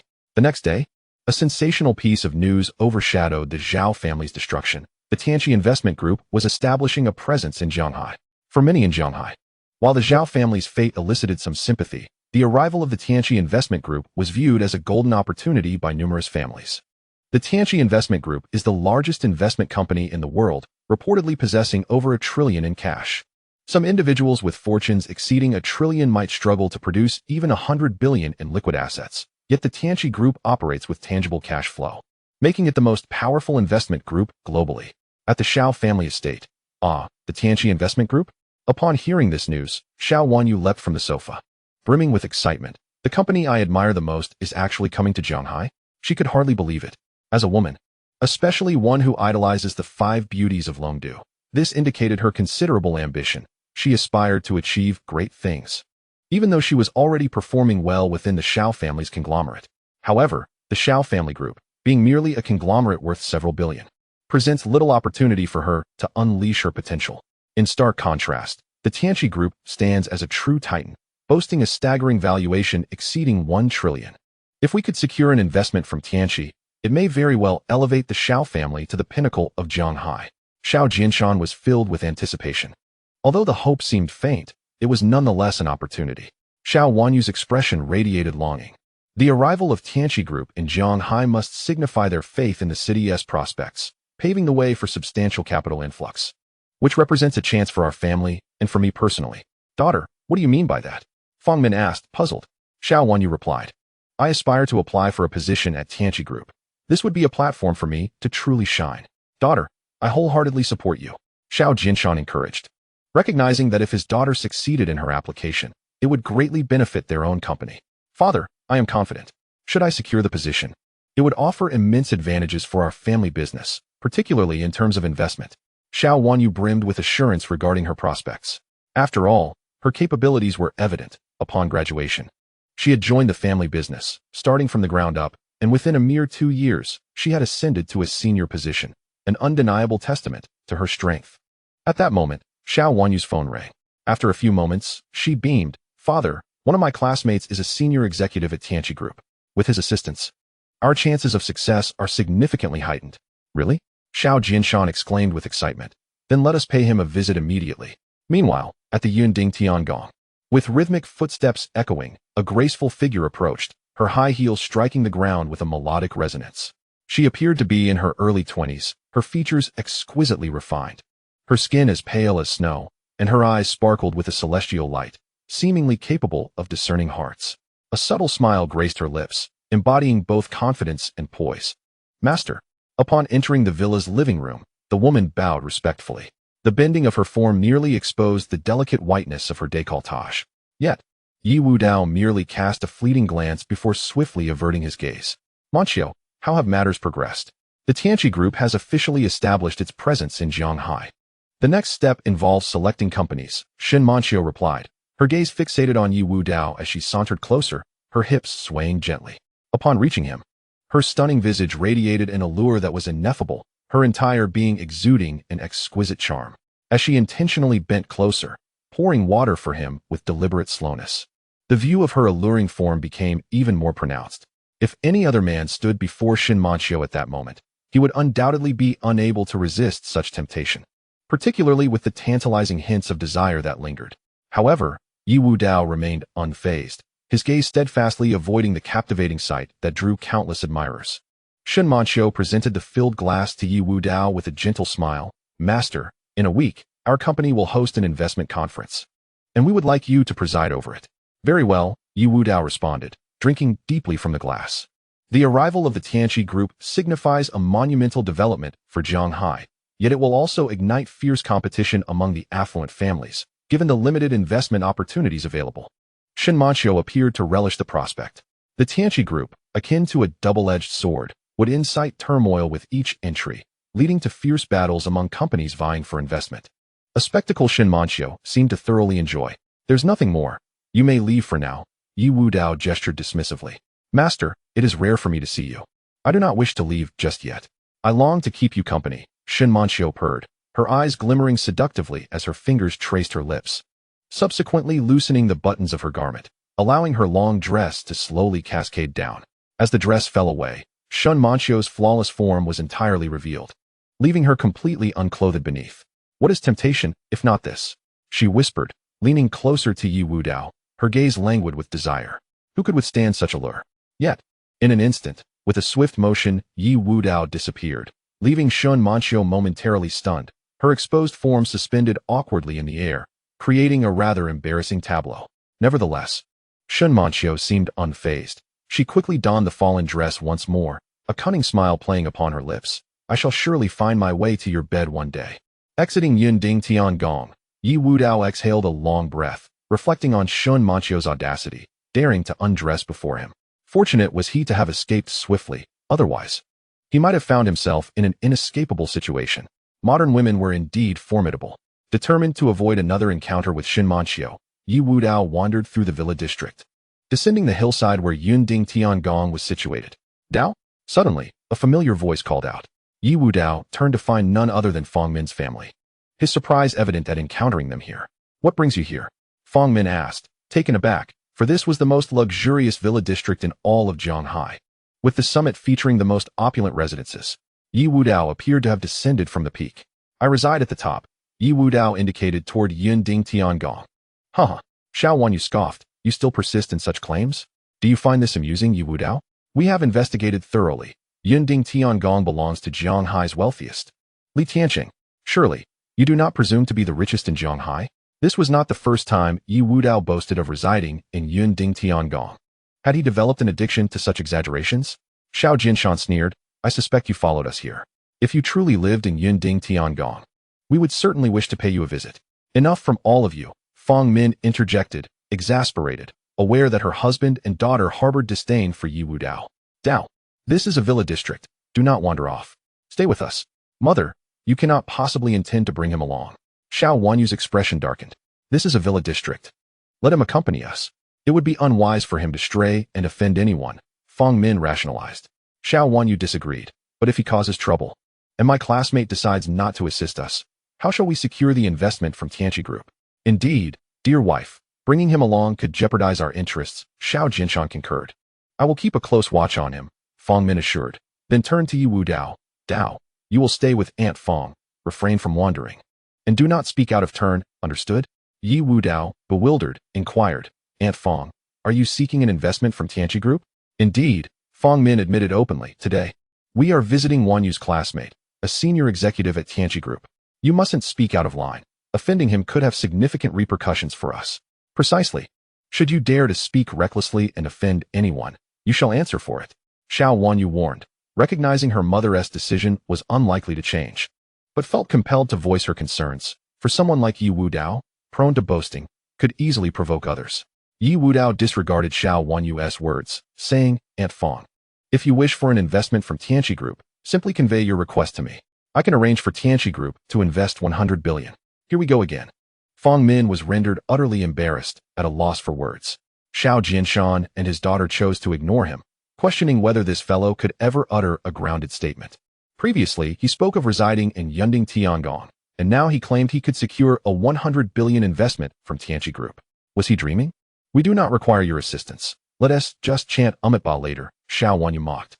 As if you could make Tianqi Group invest 100 billion. Who do you think you are? Fong Min could only muster a smile and advised, well, Wudao, we appreciate your kindness, but please refrain from speaking further. Clearly, no one believed Ye Wudao's claims, and they even perceived him as boasting. Amid their idle chatter, they arrived at a villa, which was quite opulent, though still far inferior to Yunding Tiangong. Wanyu, please, come in, a young man in a white suit, exuding an air of charm akin to a prince from a television drama, greeted the Xiao family. Yang Kaijun, it's been a while, Xiao Wanyu remarked, assessing the young man and involuntarily comparing him to Ye Wudao, who was utterly outclassed. Indeed, it has been a while. I have recently returned from overseas, and we will have ample opportunities to meet. I heard you wish to join Tianqi. I can certainly speak to HR on your behalf to facilitate your employment. Yang Kaijun smiled, his radiant grin capable of captivating a throng of admirers. Upon hearing this, Xiao Wanyu's face brightened, for she discerned that her chances of joining Tianqi Group were quite promising. With Yang Kaijun's assistance and her own capabilities, she felt confident in her prospects. I appreciate your help in advance. No need for formalities in my presence, she replied. Yang Kaijun waved his hand dismissively and ushered the Xiao family into the villa. As they gazed upon such lavish surroundings, Xiao Jianshan and his family couldn't help but feel envious. Although they too resided in a villa, it paled in comparison to this one. Much like luxury cars, some cost millions while others were merely worth a couple of 100,000. Yang. About the investment, Xiao Jianshan's curiosity leaned towards that topic. I can't guarantee success, but I will certainly advocate for you, Yang Kaijun replied, not making any promises since he had no direct influence over Tianqi Group's investments. However, the mere possibility was monumental news for Xiao Jianshan and his family. Thank you. Thank you. Xiao Jianshan expressed profound gratitude, as if he had already secured the investment. Yang Kaijun was about to say something when he noticed Ye Wudao trailing behind Xiao Wanyu and inquired with a hint of confusion, who is this? Chapter 14. A terrifying existence. Xiao Wanyu casually introduced, this is the son of my mother's friend. We encountered him in the villa area. My mother was concerned he might offend someone, so she asked him to join us. Oh, so he snuck in? Yang Kaijun frowned slightly. Xiao Wanyu remained silent. Knowing that revealing Ye Wudao's background might cause Yang Kaijun to hold her family accountable if Ye Wudao were to offend him, Ye Wudao calmly interjected, no, I actually reside in Yunding Tiangong. Yunding Tiangong. Yang Kaijun's expression shifted dramatically as he sprang to his feet, exclaiming, you live in Yunding Tiangong? Observing Yang Kaijun's reaction, Xiao Wanyu realized he had misunderstood and quickly clarified, my mother's friend's son tends to exaggerate. Don't take it too seriously. Oh, I see. Yang Kaijun had indeed been startled. Although his own family held a respectable status in Zhanghai City, and he was a high-ranking member of Tianqi Group, he felt insignificant compared to the individual residing in Yunding Tiangong. Yang Kaijun. Is Li Tianqing currently residing in Yunding Tiangong? Xiao Wanyu sensed Yang Kaijun's unusual reaction. Considering his family background and status, which, while not rivaling Zhanghai's wealthiest, should not elicit such a response.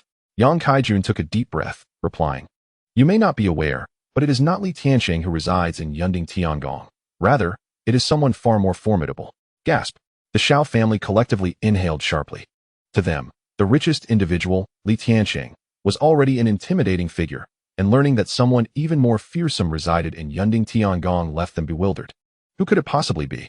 But I heard that this villa was purchased by the richest man. What is going on? Xiao Wanyu, curious about the elite circles, often sought information, fantasizing about one day integrating into such a realm. Yang Kaijun, living in the same villa area, was eager to showcase his knowledge before Xiao Wanyu. exuding an air of superiority. What you may not know is that Li Tianqing did indeed purchase Yunding Tiangong, but he gifted it to a mysterious magnate. Although I am unaware of this enigmatic figure's identity, I do know that many wish to pay their respects to him. You must have heard of the 5 beauties of Longdu? Xiao Wanyu's eyes widened in astonishment. Did they come to pay a visit? The 5 beauties of Longdu were indeed formidable individuals, each capable of overshadowing Jiang Hai's most influential figure. They not only attempted to visit, but were unsuccessful. Yang Kaijun articulated deliberately. Gasp. The Xiao family was overwhelmed with disbelief. If even the illustrious 5 beauties of Longdu could not secure an audience, how terrifying must this mysterious magnate be? Meanwhile, Ye Wudao felt somewhat speechless, thinking, am I not right here before you? At this juncture, Yang Kaijun glanced at Ye Wudao, his tone laced with mockery. Therefore, it is best not to boast recklessly, as it could lead to dire consequences, potentially entangling others. Ye Wudao, if you dare to claim you reside in Yunding Tiangong again, do not expect us to acknowledge you, Xiao Jinshan declared resolutely. Should this fellow dare to utter such words again, even if his wife valued this boy, he would sever all ties. I advise you to exercise caution in your words and actions. Otherwise, you may not even know how you met your end, Xiao Wanyu warned coldly. I merely speak the truth, Ye Wudao shrugged, perplexed as to why stating facts seemed to warrant disbelief. Xiao Wanyu was left speechless in her anger. They needed to distance themselves. This was the decision Xiao Jinshan made at that moment. Yang Kaijun chuckled derisively. You truly dare to speak such words. Since this is the case, I have long wished to visit the esteemed resident of Yunding Tiangong. Why not lead the way? Let us broaden our horizons. Indeed, since you claim to reside in the Celestial Palace, we find ourselves with a leisurely moment. Why not take us on a tour of this esteemed abode? Remarked Xiao Jinshan with a serious countenance. Certainly, Ye Wudao readily acquiesced. Thus, the group commenced their ascent towards the mountain's summit. In truth, Xiao Jinshan had merely spoken in jest, confident that Ye Wudao would refrain from leading them to the peak, as doing so would unveil the truth. However, he was taken aback when Ye Wudao boldly agreed, appearing quite earnest in his demeanor. Yang, if we truly ascend, it could provoke that esteemed individual, which would be quite troublesome. Xiao Jinshan expressed his apprehension. Uncle Xiao, it's merely a visit. There's no harm in that. Yang Kaijun waved his hand dismissively, displaying little concern, confident that as long as they did not offend, such a prominent figure would not bear grudges against them. You make a valid point. Xiao Jinshan felt somewhat reassured. Yet, one could not overlook the gravity of Ye Wudao's impersonation. Such an act was a severe transgression. Yang Kaijun lowered his voice. Uncle Xiao, you must pretend not to recognize him, lest we become entangled in his troubles. I understand, Xiao Jinshan nodded, knowing that to feign familiarity with Ye Wudao at this juncture would be tantamount to courting disaster. Feng Min expressed her worries. Perhaps we should reconsider? Mother, what is there to reconsider? He claims to dwell in the Celestial Palace, so a mere tour is nothing of consequence. If anything goes awry, it is solely his own folly, Xiao Wanyu declared with a hint of mischief. Moreover, Yang Kaijun noted that Ye Wudao might not even reach the Celestial Palace, as there were security personnel stationed at the summit. Yang Kaijun shook his head. If I cannot easily access the summit, how could an unknown lad possibly succeed? That would be utterly ludicrous. Hearing about the security eased Feng Min's mind. Not ascending was indeed the best outcome. Surprisingly, their journey up the mountain proved remarkably smooth, with no security hindrances. In fact, some patrolling guards, upon seeing them, seemed to adopt a more diligent demeanor rather than obstructing their way. What is happening? Xiao Wanyu pondered, noting that the guards appeared to exhibit a peculiar respect towards their group. Could it be that Ye Wudao truly resided in the Celestial Palace? Chapter 15. Exchange with no guards to impede their progress and an unexpected display of respect. Xiao Wanyu began to harbor doubts. For only those who dwelled within the Celestial Palace could expect such treatment. She glanced at Ye Wudao, her beautiful eyes reflecting astonishment. No wonder Yang is held in such esteem. Even the guards at the summit regard you with such reverence, Xiao Jinshan remarked, his admiration for Yang Kaijun evident. Upon hearing this, Xiao Wanyu realized her earlier misapprehension. The guards were honoring Yang Kaijun, not Ye Wudao. While Yang Kaijun felt a tinge of confusion, he recognized that aside from himself, no one else could command such respect from the guards. Thus, he boasted, I am indeed a resident of this villa community. My status warrants respect, even from the guards at the summit. Perhaps someone should express their gratitude. Otherwise, not even reaching the summit would be quite embarrassing, Xiao Wanyu scoffed, feeling a sense of irritation towards Ye Wudao, who seemed to take such respect for granted. If not for Yang Kaijun, they would have been expelled long ago. Xiao Jinshan regarded them with disdain. Ye Wudao frowned slightly. He held no fondness for the Xiao father-daughter duo. Were it not for Feng Min's concern, he might have been tempted to retaliate against their insolence, but he refrained, knowing that Aunt Feng genuinely cared for him. Stay close to me. The guards only recognize me, not anyone else, Yang Kaijun instructed. Understood, Xiao Wanyu nodded. As they continued their ascent, just before reaching the summit, 5 extraordinarily beautiful figures appeared before them. The 5 beauties of Longdu? Yang Kaijun was momentarily spellbound. The 5 stunning figures were none other than Long Xiaoyun and her companions, who had returned for another visit. But regrettably, they still had not encountered the esteemed physician. Not only did they fail to meet the physician, but they also encountered the one person they least wished to see, Ye Wudao. Ye Wudao, what brings you here? Long Xiaoyun demanded. The other 4 shared her displeasure. They wondered if he was aware of their presence in the villa community, following them here. Such persistence felt almost haunting, not at all in line with their supposed agreement to annul their engagement. Feng Min attempted to explain, but Ye Wudao interjected, I reside in the Celestial Palace. Why should I not be here? Xiao Wanyu and the others were left speechless. Was he truly deceiving himself? Indeed. He even claimed he was bringing us to tour the Celestial Palace. Xiao Jinshan chuckled. Yes, we are fortunate to have arrived here. Otherwise, how would we have access? Xiao Wanyu added, making it clear that their sarcasm was directed at Ye Wudao. Yidianki asserted, the Celestial Palace is home to the illustrious physician. I cannot allow someone like you to disturb him. Leave at once. Her idol was the physician, and she was deeply offended by Ye Wudao's audacity to impersonate him. We will leave immediately, the 5 beauties of Longdu declared, prompting Yang Kaijun to retreat without hesitation, followed closely by Xiao Jinshan's family. Wudao, come with me, Feng Min urged, pulling Ye Wudao away. Though he initially hesitated to depart, the thought of returning to the villa alone, especially if Shin Manxiu were still there, spurred him to follow her lead. Is that all? Long Xiaoyan observed Ye Wudao's retreating figure with disdain, thinking, I expected him to persist in his pretense as the esteemed physician, but it seems he lacks the courage in the face of the Celestial Palace. Yidianki found no strangeness in his behavior, speculating that he likely feared offending the physician. If the esteemed one were to learn of his impersonation, the consequences would be dire.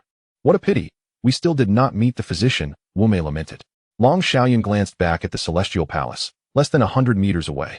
The underground world overseas is in a frenzy searching for the physician. They would never suspect he resides here in the Celestial Palace. Yidianki dreamily mused. I hope to one day become his disciple. Despite not having met the physician, they were resolute in their determination not to give up. Descending from the summit, Xiao Wanyu scoffed. I say, Ye Wudao, do you still believe you reside in the Celestial Palace? How delightful it must feel to be publicly humiliated. Whether Ye Wudao felt delight or not was unknown to her, but she certainly relished the opportunity to mock him.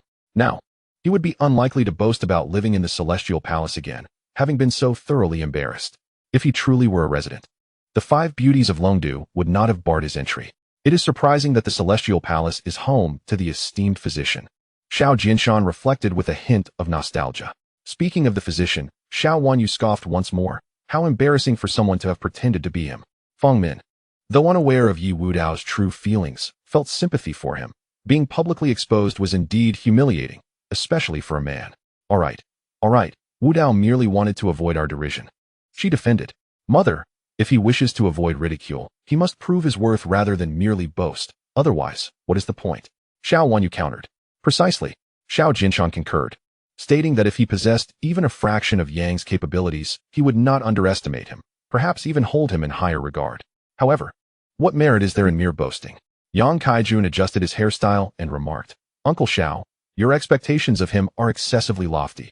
Achieving even 1/10 of that is implausible. It is indeed unattainable. I was merely using it as a metaphor. Xiao Jinshan firmly believed that Ye Wudao could not even reach 1/10 of that individual's prowess. Feng Min swiftly grasped Ye Wudao's hand, urging, Wudao, come home with us today. Lingering here is not a solution. She assumed that Ye Wudao had nowhere to stay. The group was engaged in a back and forth that began to vex Ye Wudao, who felt a surge of frustration and even contemplated physical confrontation. However, upon witnessing Feng Min's genuine concern, he quelled his anger and pondered for a moment before saying, Aunt Feng, if you desire investment from Tianqi Group, I can assist you. But in return, you must divulge some information regarding my mother. Are you finished? Xiao Wanyu was infuriated. Having been publicly exposed, how could he shamelessly continue to boast? Seeing Ye Wudao's serious demeanor, Feng Min, unwilling to dampen his spirit, agreed. All right, if you can help the Xiao family secure investment, I will share some details about your mother. Deal. Ye Wudao promptly took out his phone and called Shin Manqiu, declaring an investment of 100 billion for the Xiao family. Chapter 16. Despair. Xiao Wanyu was left speechless. He was pretending to make a phone call, giving the impression that he was genuinely prepared to invest 100 billion. She was truly taken aback. She had encountered many who were vain and boastful, but someone like Ye Wudao was a first. Yang Kaijun could not suppress his laughter, exclaiming, "Come on, buddy, really? Pretending to make a call? Investment is the business of Tianqi Group. Do you intend to claim you are the owner of Tianqi Group?" "I am the owner," Ye Wudao unabashedly affirmed. "Haha." Yang Kaijun burst out laughing. "You must be joking. If you were the owner of Tianqi Group, I could very well be the owner's father." Smack. Before he could finish his sentence, a slap landed on his face, delivered by Ye Wudao.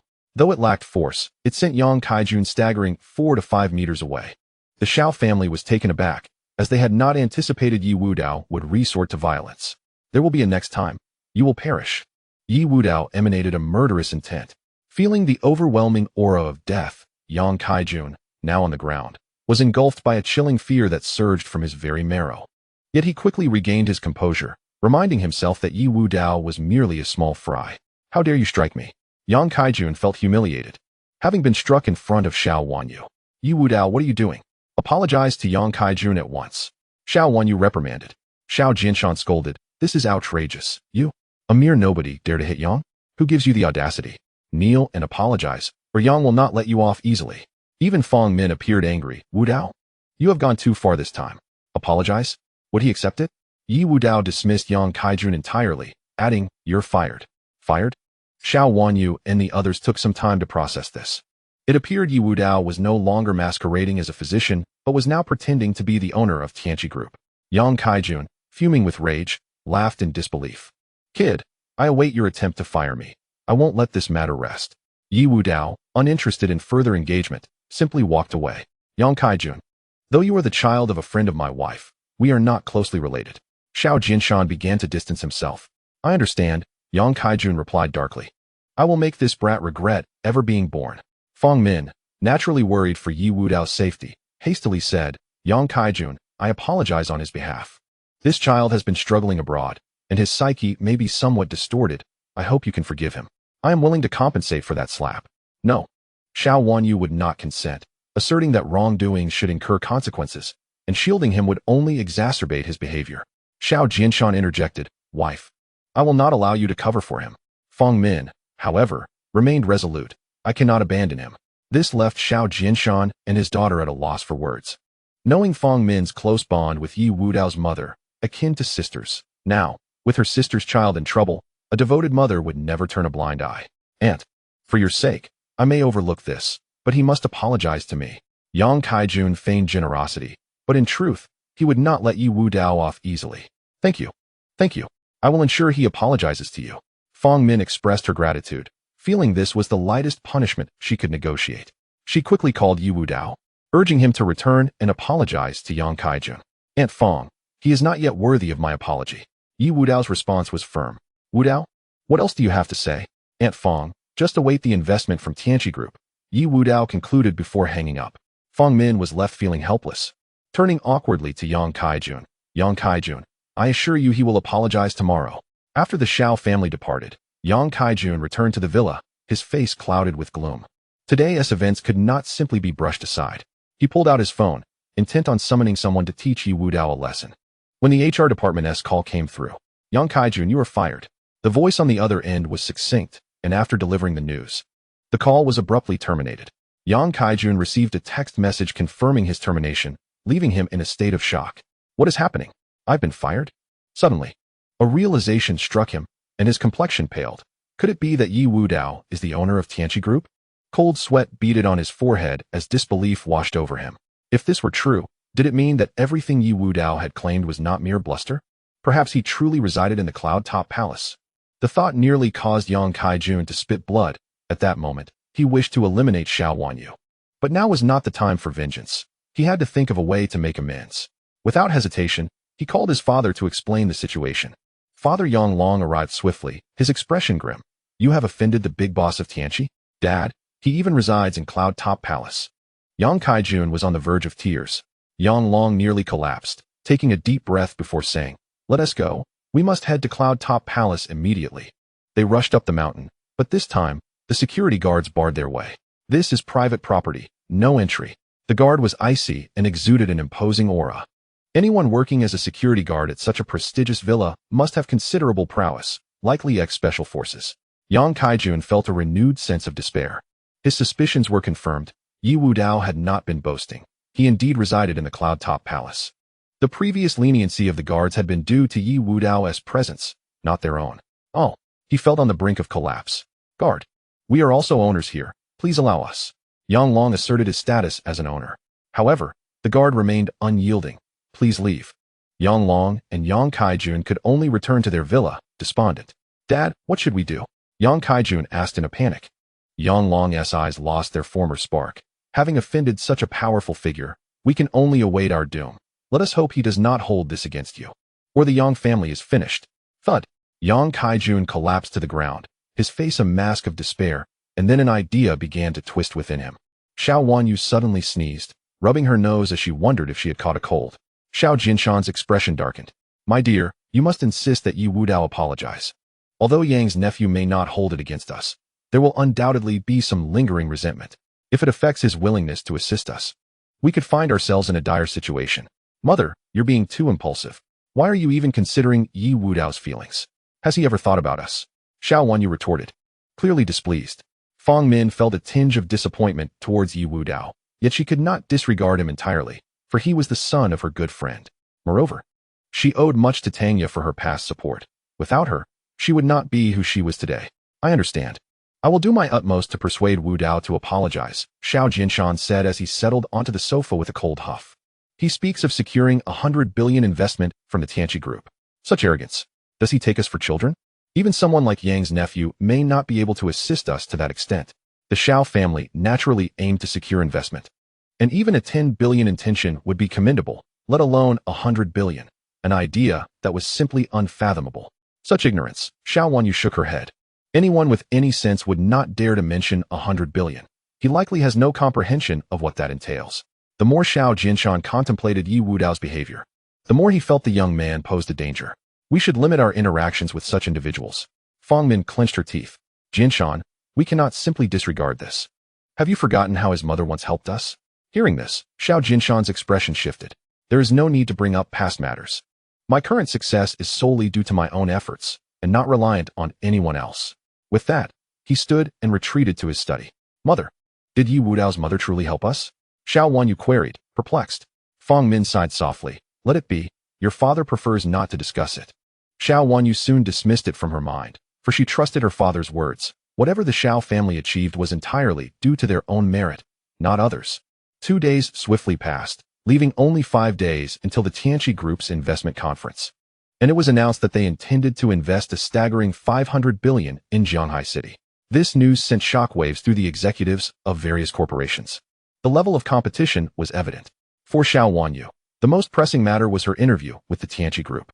Over the past 2 days, she had attempted to reach Yang Kaijun multiple times, but to no avail. This left her puzzled, although she was confident in her chances of success. Having Yang Kaijun's assistance would undoubtedly enhance her prospects. The inability to contact him was quite disheartening. Could it be that Yang's nephew is ignoring us due to Ye Wudao? Xiao Jinshan speculated uneasily. Xiao Wanyu's face darkened. Likely so. What should we do?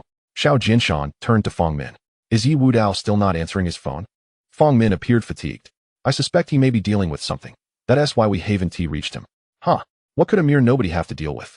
If he sabotages my daughter's chances of employment, I shall not spare him. Xiao Jinshan declared fiercely. Xiao Wanyu took a deep breath. While not receiving Yang Kaijun's assistance was manageable, being blamed for Ye Wudao's actions would ruin her chances for sure. Nonetheless, she resolved to attend the interview at the Tianqi Group regardless. Unbeknownst to her, after Yang Kaijun's dismissal, Zhanghai's wealthiest man, Li Tiancheng, severed all ties with the Yang family, leading to their rapid decline. Yang Long had already taken Yang Kaijun far from that troublesome place. At the Tianqi Group, Ye Wudao sat in his office, facing Shinmanqiu, whose entrancing eyes betrayed a hint of resentment, presumably due to recent events. Master, here are the resumes of today's candidates. Shinmanqiu placed a stack of applications on the desk. Decide as you see fit, Ye Wudao waved his hand, showing little interest in the hiring process. However, his peripheral vision caught the first resume. It was none other than Xiao Wanyu's. He hesitated, contemplating whether to consider her due to Fong Min's connection. Master, do you know her? Shen Manqiu asked curiously. Leave this Xiao Wanyu. Ye Wudao ultimately decided to extend a helping hand. Understood. Shen Manqiu nodded. By the way, Master, is this Xiao Wanyu from the Xiao family seeking 100 billion investment? Ye Wudao couldn't be bothered to respond, fully aware that Shen Manqiu had already investigated. It was a question posed merely for formality. Meanwhile, Xiao Wanyu, anxiously awaiting news, felt a mixture of confidence and tension. Which one is Xiao Wanyu? The HR manager emerged. I am. Xiao Wanyu waved her hand eagerly. The manager announced, you have successfully obtained the position. Prepare yourself, you can start tomorrow. Really? I got the job? Xiao Wanyu exclaimed in astonishment and joy. Indeed, the manager affirmed, our boss holds your capabilities in high regard. You were personally selected by him. The fact that she was chosen by the boss drew the attention of many, especially the envious glances from other candidates. The news spread even among the employees of the Tianqi group, leaving them equally astonished. Xiao Wanyu, overwhelmed with excitement, rushed home to share the good news with her parents. My daughter is truly remarkable. Xiao Jinshan felt a swell of pride, realizing that her selection by the boss indicated her exceptional talent. Fong Min, while delighted, found it somewhat perplexing. How could the boss have personally selected her? Could someone have intervened? Yang's nephew. Xiao Jinshan immediately thought of Yang Kaijun. Yes, it must be him. I should call him right away. Without hesitation, Xiao Wanyu attempted to call Yang Kaijun, but the call failed to connect. What is going on? Why isn't Yang Kaijun answering my calls? Such a good deed done anonymously, Xiao Jinshan mused, realizing Yang Kaijun's silent support far surpassed Ye Wudao's. Yet Xiao Wanyu remained puzzled. She knew Yang Kaijun well enough to doubt he would not want recognition. Could there be another benefactor? Chapter 18. Coincidence? What? Gasps filled the air as Xiao Jinshan, Xiao Wanyu, and Fong Min stared in disbelief, as if they had heard something profoundly shocking. Director Chun, are you saying that the Tianqi group intends to invest 100 billion in our Xiao family? Xiao Jinshan's face was a mask of incredulity. Indeed. The executives from Tianqi group are here to bring 100 billion, Director Chun confirmed with a smile. My heavens. Xiao Wanyu questioned her own hearing. Director Chun chuckled. This is straightforward. Our boss personally instructed this, and I cannot be mistaken. The 100 billion will soon be transferred to your family's account. Additionally, here is the contract. The contract was clearly in favor of the Tianqi group, stipulating that any unused funds from the 100 billion could be reclaimed by them. However, most would not object to such terms, as receiving such a substantial investment was already a tremendous blessing. Without a second thought, Xiao Jinshan signed the contract. Expressing his gratitude to Director Chun. No need for thanks. Direct your appreciation to our boss, Director Chun replied, before turning to Xiao Wanyu, and now, you are also under his employ.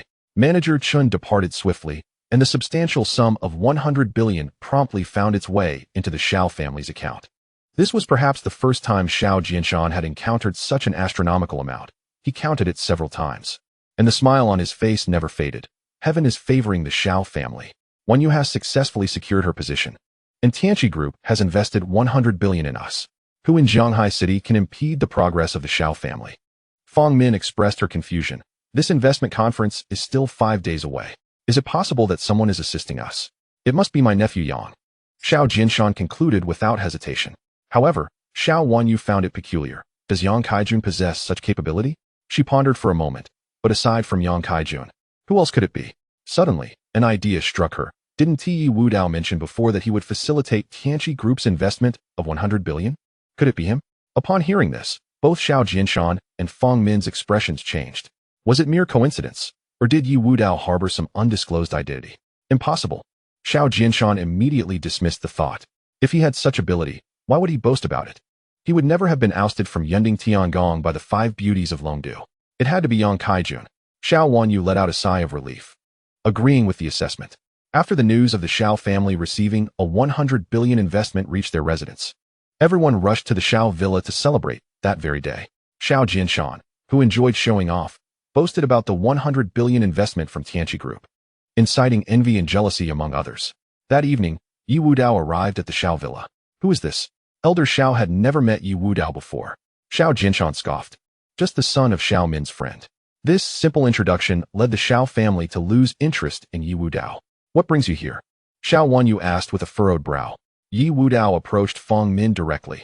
Aunt Fong, the 100 billion from Tianqi Group has been transferred, right? It is time to discuss my mother. Ye Wudao came to the Xiao family with the intention of fulfilling the promise made to Aunt Fong. He was certain she possessed some knowledge regarding his mother, given that she had agreed to disclose everything once the investment was secured. Before Fong Min could respond, Xiao Wanyu interjected, Ye Wudao, do you have any shame? You previously claimed you would secure a 100 billion investment from Tianqi Group. Have you achieved that? Is it possible that the funds have not yet arrived? Ye Wudao frowned slightly. I have already given the order. It must have been transferred by now. The Xiao family was taken aback. Was he the one who facilitated this? You all are overthinking it. Xiao Jinshan shook his head, dismissing Ye Wudao's boastful character. Hearing this, the Xiao family began to look down upon him. So, you came to claim credit for something that isn't yours? Xiao Wanyu asked mockingly. Indeed, Ye Wudao affirmed. Xiao Wanyu's disdain deepened. You are truly shameless. The decision was made by the owner of Tianqi Group, who is not you. Indeed, Ye Wudao reiterated. The Xiao family was rendered speechless. Goodness, Fong Min sighed. Ye Wudao, how can you become so unreliable after spending time overseas? Tianqi Group was a titan in the industry, boasting the highest cash flow globally and being the largest investment firm. If Ye Wudao truly were the owner, he would undoubtedly be the richest person in the world. But was that even possible? Absolutely not. Fong Min did not doubt Ye Wudao's potential, but considered the notion highly improbable. As he had only been abroad for a few years, and merely surviving was commendable, let alone founding such an investment powerhouse. However, Fong Min refrained from mocking Ye Wudao, feeling only a tinge of disappointment. Xiao Wanyu coldly remarked, Ye Wudao, everyone in Jianghai City knows that the Xiao family has received an investment from Tianqi Group. You merely rushed over to take credit. Today's youth are truly remarkable. They can boast of being the owners of Tianqi Group. The Xiao family began to ridicule him. Ye Wudao, I know you wish to learn about your mother, but given your current capabilities, it may be better for you not to know. Fong Min sighed again. Ye Wudao furrowed his brow, realizing that the Xiao family believed the one responsible for Tianqi Group's investment was not him. But was it merely coincidence that he expressed a desire to invest 100 billion, and Tianqi Group acted so swiftly? It was not entirely their fault. They were convinced that he lacked the ability to achieve such a feat in just 5 years, which exceeded their understanding. Aunt Fong, I truly wish to clarify that the 100 billion is indeed a result of my efforts. Enough. Fong Min interrupted firmly. I know you have faced numerous hardships abroad, but I sincerely hope you can remain grounded rather than engage in unrealistic boasting. Xiao Wanyu shot Ye Wudao a disdainful glance, a smirk forming on her lips. Mother, if you wish to verify the truth of his claims, it is simple. I can call Manager Chun and clarify. Chapter 19. Exposed on the spot, the call was quickly established, and Manager Chun spoke to Xiao Wanyu with utmost courtesy. Miss Xiao, how may I assist you?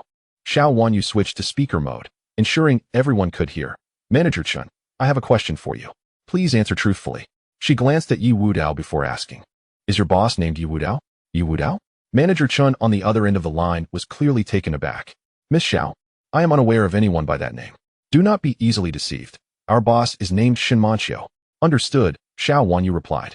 Hanging up and proceeding to ridicule Ye Wudao. What further explanation do you have? You still believe yourself to be the owner of Tianqi Group? The owner's surname is Shan, while yours is Yi. She had exposed him on the spot. Xiao Wanyu felt a rush of satisfaction. This was not the first time she had unmasked him, and she believed Ye Wudao must feel utterly humiliated. That is merely a manager. It is normal for him not to recognize me. He lacks the qualifications. Ye Wudao remained unfazed. After all, very few in Tianqi Group were aware of his ownership, as Shinmanqiu typically handled all company affairs. Xiao Wanyu found it amusing. Manager Chun has the authority to manage this investment from Tianqi Group. And you think he lacks the qualifications to know who the owner is? I say, Ye Wudao, can you not be so shameless? If even Manager Chun is unqualified, then who possesses that qualification? Furthermore, the owner of Tianqi Group is Shinmanqiu, not you, Ye Wudao. The situation had been laid bare, yet Ye Wudao continued to argue. Xiao Wanyu couldn't help but admire his audacity. If only he could apply such tenacity to more honorable pursuits, he might achieve something significant. Shinmanqiu is merely the one I appointed to manage Tianqi Group. Aunt Fong, if you wish, I can have her come here. Ye Wudao reached for his phone to call Shinmanqiu. Enough. Xiao Wanyu could no longer contain her frustration. I do not wish to witness your pathetic performance any longer. Do you think you can just summon anyone and claim they are President Shin? Ye Wudao, do you truly consider us fools? The Xiao family possesses assets amounting to billions. Do you think we can be easily deceived? Clearly, the Xiao family held no belief in Ye Wudao's words or actions. They regarded him with utter contempt. Hurry and escort him out. Do not disrupt our celebration. Everyone, please, let us refrain from further discussion. Fang Min, regardless of the circumstances, would still attend to Ye Wudao's dignity. Wudao, let us let this matter pass. Please refrain from bringing it up again. Aunt Fang, do you not trust me? Ye Wudao expressed his helplessness. Wudao, it is not that Aunt Fang does not trust you, but the facts are laid bare before us, Fang Min replied, shaking her head. I understand your desire to learn about your mother, yet this is not something you can intervene in. Heed Aunt Fang's advice. What is done is done. It is time to let go and look forward. She is my mother. Ye Wudao's expression darkened. If you were in my position, could you easily let it go? Fang Min fell silent for a moment before she finally spoke. Wudao, here's the deal. If you wish to learn about your mother, you must stay with the Xiao family and adhere to my guidance. Only by demonstrating your growth can I share with you what you seek. Mom, Xiao Wanyu was distressed. How can you allow him to stay with us? Xiao Jinshan immediately opposed. Indeed, Xiao Min, this is inappropriate. One by one, the members of the Xiao family voiced their dissent. Without Xiaoya, there would be no present-day Xiao family. Fang Min declared resolutely. Xiao Jinshan was momentarily at a loss for a rebuttal. His expression darkened, yet he refrained from further opposition. The Xiao family members appeared displeased. Our current situation has nothing to do with her. It is solely the result of our own efforts. Xiao Min, this matter should not be mentioned again. To say the Xiao family relies on others is sheer nonsense. Ye Wudao observed the reactions of the Xiao family members, fully aware of the events from years past. Given his current standing, it is unreservedly true that everything the Xiao family possesses today is a result of his mother's legacy. However, once individuals achieve success, they often become somewhat arrogant, believing that their current circumstances are solely the fruits of their own labor, unrelated to others. Nevertheless, Ye Wudao was not inclined to dwell on this. His primary concern lay with matters regarding his mother. Fang Min undoubtedly possessed some insider knowledge, and investigating along those lines would facilitate uncovering certain truths. Aunt Fang, fine, I agree. Ye Wudao swiftly made his decision. The expressions of the Xiao family members soured. Yet despite their disapproval, Fang Min's insistence left them speechless. Dad, how can we let him move in? Xiao Wanyu sought her father's assistance. Xiao Jinshan, though eager to object, found himself helpless in the face of his wife's resolve. You know your mother is a person of deep feelings. She will not abandon this boy. Very well, as long as he does not disrupt our lives, let him be. Xiao Wanyu felt utterly despondent. Realizing that Ye Wudao's residency had become a fact, she harbored disdain, wondering if this fellow had ulterior motives for moving into her home. Having promised Aunt Fang, Ye Wudao moved in that very night. His room was located on the first floor of the Xiao family villa. Although he had previously resided in the Cloud-Top Palace, this villa paled in comparison. However, considering Ye Wudao's status, there was little difference between the two. In terms of opulence, the Cloud-Top Palace was but a trifle, for he had once resided in royal accommodations. The following day, Xiao Wanyu donned a professional outfit, shedding some of her youthful innocence for a more shrewd and capable demeanor, exuding femininity. Upon seeing Ye Wudao, her beautiful eyes brimmed with disdain as she grabbed her coat and strode out. Wudao, from now on, consider this place your home. Aunt Fang will arrange a job for you, she stated as Aunt Fang began her early morning instructions. Her concern for Ye Wudao was genuine. Otherwise, given Ye Wudao's disposition, he would not have agreed to move in with Aunt Fang the previous day. As for the members of the Xiao family, they dared to mock her. In the past, she could have easily reduced the Xiao family to ashes with a mere flick of her fingers. Aunt Fang, I do not need a job, Ye Wudao replied with a wry smile. Fang Min's expression hardened. No, you must work. You agreed yesterday to follow my arrangements. Ye Wudao found it pointless to argue further. After breakfast, he made his way to the Cloud-Top Palace, carrying little luggage. Just a single backpack sufficed. However, as he descended the mountain, he encountered the 5 beauties of Longdu. Long Xiaoyun immediately questioned, how did you come down from the mountaintop? I reside above. Ye Wudao replied indifferently. Huh, you live up there? Long Xiaoyun laughed. Once your lie is exposed, you should possess some self-awareness. Repeating it would be futile. We are well aware of your intentions. You merely wish to impersonate the medical master. I advise you to abandon this thought. You are not the medical master, nor will you ever be. Li Tianqi coldly interjected. Hurry up and prepare the marriage contract. Spare us the talk about the Yi family. Do you think we would believe such words? Ye Wudao felt somewhat exasperated. Tolerating it once or twice was manageable, but this had happened too often.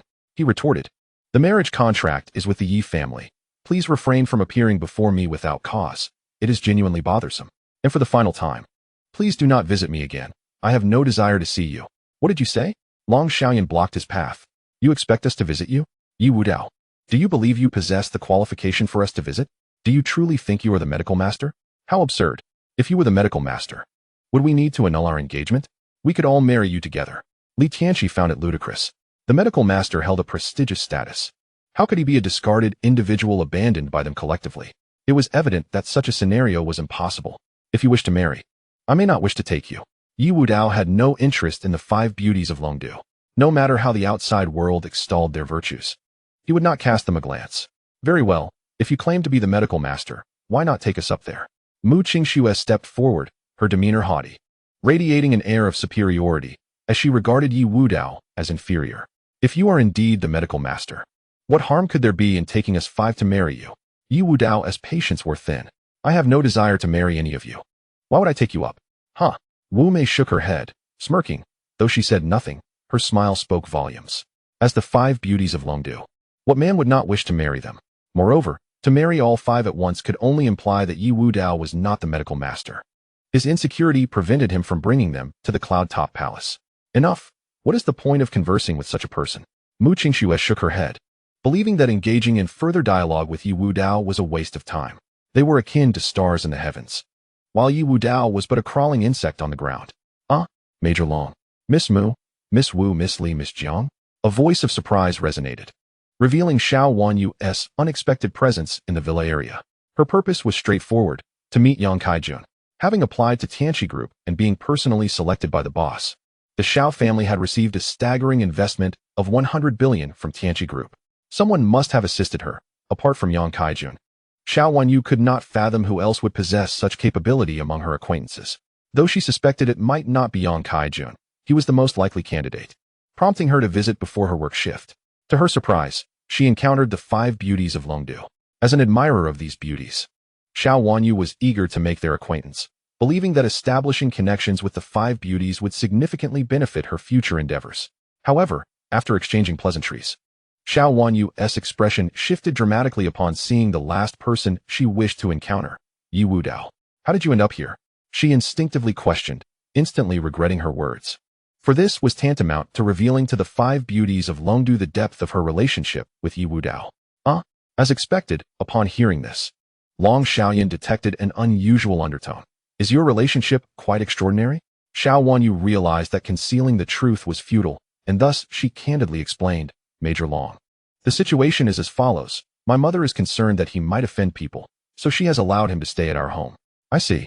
A hint of disdain curled at the corners of Long Xiaoyan's lips. So, he is not residing in the Cloud Summit Palace? Absolutely impossible. Xiao Wanyu responded with utmost clarity. If he could stay at the Cloud Summit Palace, why would he need to lodge at my house? Still, he continues to masquerade as a medical sage. Ye Yankee scoffed lightly. Long Xiaoyan regarded Ye Wudao with palpable contempt. Do you still consider yourself a medical sage? I understand relinquishing that notion will be challenging for you. Here's the deal. Provide us with what we desire, and each of us will agree to one request from you. The demands of the 5 beauties of Longdu.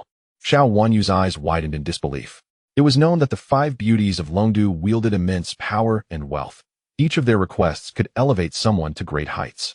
However, she couldn't fathom what Ye Wudao possessed that would interest the 5 beauties. This was sheer luck, and Xiao Wanyu felt a pang of jealousy. The 5 did not linger further, turning to leave, but paused as they passed Xiao Wanyu, with Long Xiaoyan instructing, keep an eye on him. Do not let him wander. This was both a reminder and a warning. Yes, yes, Xiao Wanyu nodded repeatedly. The 5 beauties of Longdu departed, leaving her to exhale deeply. Given her current status, confronting the 5 beauties was immensely pressuring. The disparity in their standings was stark. Once she regained her composure, she glared at Ye Wudao. What are you doing here? Just fetching my luggage, Ye Wudao replied casually. Xiao Wanyu nearly slapped him. Even in this situation, he continued to feign residence in the Cloud Summit Palace. Her frustration surged. Hurry back with me, you're coming along. She was worried that Ye Wudao might wander off again, which could lead to the 5 beauties blaming her. She took Ye Wudao to Yang Caijuan's house, only to find the villa vacant. How could this be? Xiao Wanyu was bewildered. He offended me and fled Zhanhai, which was a wise choice, Ye Wudao chuckled. Xiao Wanyu chose to ignore his comment, as Yang Kaijun had already vacated the villa. and she could only contact the company to inquire about his whereabouts. The result left her utterly astonished. What? Yang Kaijun has been dismissed? She stood frozen. For the Yang family was quite reputable in Shanghai, yet Yang Kaijun had been fired and seemingly fled the city. What had transpired? Suddenly, a thought struck her as she glanced at Ye Wudao. Chapter 21, Investment Conference. Just days earlier, Ye Wudao had mentioned that Yang Kaijun would be dismissed, and now it had become a reality. Could this all be orchestrated by Ye Wudao? Impossible, absolutely impossible. Given the Yang family's strength, even if dismissed, they would not need to flee Shanghai unless they had offended a significant figure. It must all be mere coincidence. Xiao Wanyu swiftly dismissed this terrifying thought. After all, if Ye Wudao truly possessed such capability, why would he boast daily? Moreover, why would he need to stay at her home? To prevent Ye Wudao from wandering off again. Xiao Wanyu personally escorted him back and informed her parents of the developments at the villa. Xiao Wanyu was unaware of the reasons. But Feng Min understood. The 5 beauties of Longdu had a betrothal with Ye Wudao, and what they sought was likely a marriage contract. Wudao? Just give them what they want. These 5 requests will surely elevate you, Feng Min suggested. Ye Wudao shook his head. I will provide what is needed. But as for their requests, what I desire can be acquired with a mere snap of my fingers. I do not require their assistance. Once again, he was boasting. To Feng Min and her daughter, this sounded like arrogance. Mom, I'm off to work, Xiao Wanyu declared, eager to avoid further encounters with Ye Wudao. She quickly made her way to Tianqi Group. The following days were relatively mundane. Ye Wudao awaited news from the underworld emperor while attempting to extract information from Feng Min. However, Feng Min assigned him a job, leaving Ye Wudao exasperated, yet he had no choice but to comply, as this was the only way Feng Min would divulge details about her mother. Xiao Jianshan, perusing the newspaper, scoffed. The investment conference is imminent. During this period, ensure he does not cause any trouble. We cannot allow him to affect the Xiao family. Despite the Xiao family's recent investment of 1 billion, the investment conference remained immensely significant to them. As the date approached, the Xiao family grew increasingly anticipatory. Even Xiao Wanyu was wholly absorbed in her work, frequently putting in overtime due to the conference. Finally, the time arrived for the Tianqi Group's investment conference. The event was about to commence. Xiao Wanyu felt a surge of excitement, having dressed beautifully for the occasion. Xiao Jianshan was brimming with enthusiasm. Today, we shall publicly announce that Tianqi Group has invested 1 billion in us. This will mark the Xiao family's true emergence in Shanghai's elite circle. Though he had boasted previously, the Xiao family had never genuinely made an appearance in the upper echelons. The Xiao family possessed a net worth in the tens of billions, yet they remained distanced from the top tier. The investment conference? Ye Wudao suddenly remembered that he was to host this very event. Ye Wudao, this is none of your concern. Stay here obediently today. You are not to go anywhere, Xiao Wanyu commanded. Xiao Jianshan echoed, do not create any trouble for us. Feng Min pondered, why not bring Wudao along? This setting will expose him to many influential figures, allowing him to see the world. Absolutely not. Xiao Jianshan and Xiao Wanyu interjected simultaneously. Bringing Ye Wudao? They would have to be out of their minds. This fellow was too prone to offending others. Should he antagonize an important figure or the owner of Tianqi, it would undoubtedly impact the Xiao family. After much discussion weighing the pros and cons, Feng Min finally abandoned the idea of bringing Ye Wudao, as she too worried about him offending someone. Wudao, do not go anywhere today, Feng Min instructed. Ye Wudao smiled. Aunt Feng, we will meet again soon. Feng Min looked puzzled but did not dwell on it. The 3 of them donned formal attire and made their way to the venue of the investment conference, held at a 5-star hotel in Shanghai. A multitude of wealthy individuals attended. Nearly all the affluent of Shanghai had turned out, including dignitaries from the capital. Shanghai placed great importance on Tianqi Group, given their investment in the city. Have you heard? The investment conference hasn't even begun, yet Tianqi Group has already invested 1 billion in the Xiao family. My goodness, 1 billion. What status does the Xiao family hold? The Xiao family is truly on the rise. I heard that a girl from the Xiao family has become an employee of Tianqi Group, personally recommended by the boss. Everyone engaged in lively discussions, with the Xiao family being the primary topic of conversation. Xiao Jinshan, who relished boasting, had made sure the entire Shanghai was aware of the Xiao family's 1 billion investment in just a few days. Sure enough, as soon as he arrived, he was immediately surrounded by admirers. Ah, Mr. Xiao. Mr. Xiao, do you remember me? We have collaborated before, and I hope we can work together more in the future. There are many vying for the favor of the Xiao family now. With so much flattery, even Xiao Jinshan seems a bit lightheaded, strutting about as though he no longer recognizes his kin. Xiao Wanyu is particularly sought after by some of the wealthy second-generation elites of Zhanghai City. Many of these affluent individuals were once wealthier than her family, yet now they find themselves ingratiating themselves with her. Miss Xiao, let's get acquainted. If there are any gatherings in the future, I would like to invite you, said a top-tier heir, whose family is engaged in trade, boasting assets exceeding hundreds of billions. Xiao Wanyu had heard of this heir, named Gu Minghui. Getting to know him marked her entry into the upper echelons of society. She nodded, all right, after exchanging contact information. Gu Minghui smiled and remarked, Miss Xiao, perhaps we will have opportunities for collaboration in the future. Indeed, Xiao Wanyu replied, her pride swelling. This was the power of status. Even someone like Gu Minghui wanted to befriend her now, a realm she had once been unable to access. The significance of social circles was undeniable. This was merely her starting point. She was determined to ascend to a position akin to one of the 5 beauties of Longdu. As she reveled in her thoughts, the figure of Ye Wudao flashed in her mind, and a smirk of disdain graced her lips. The disparity between them was glaring.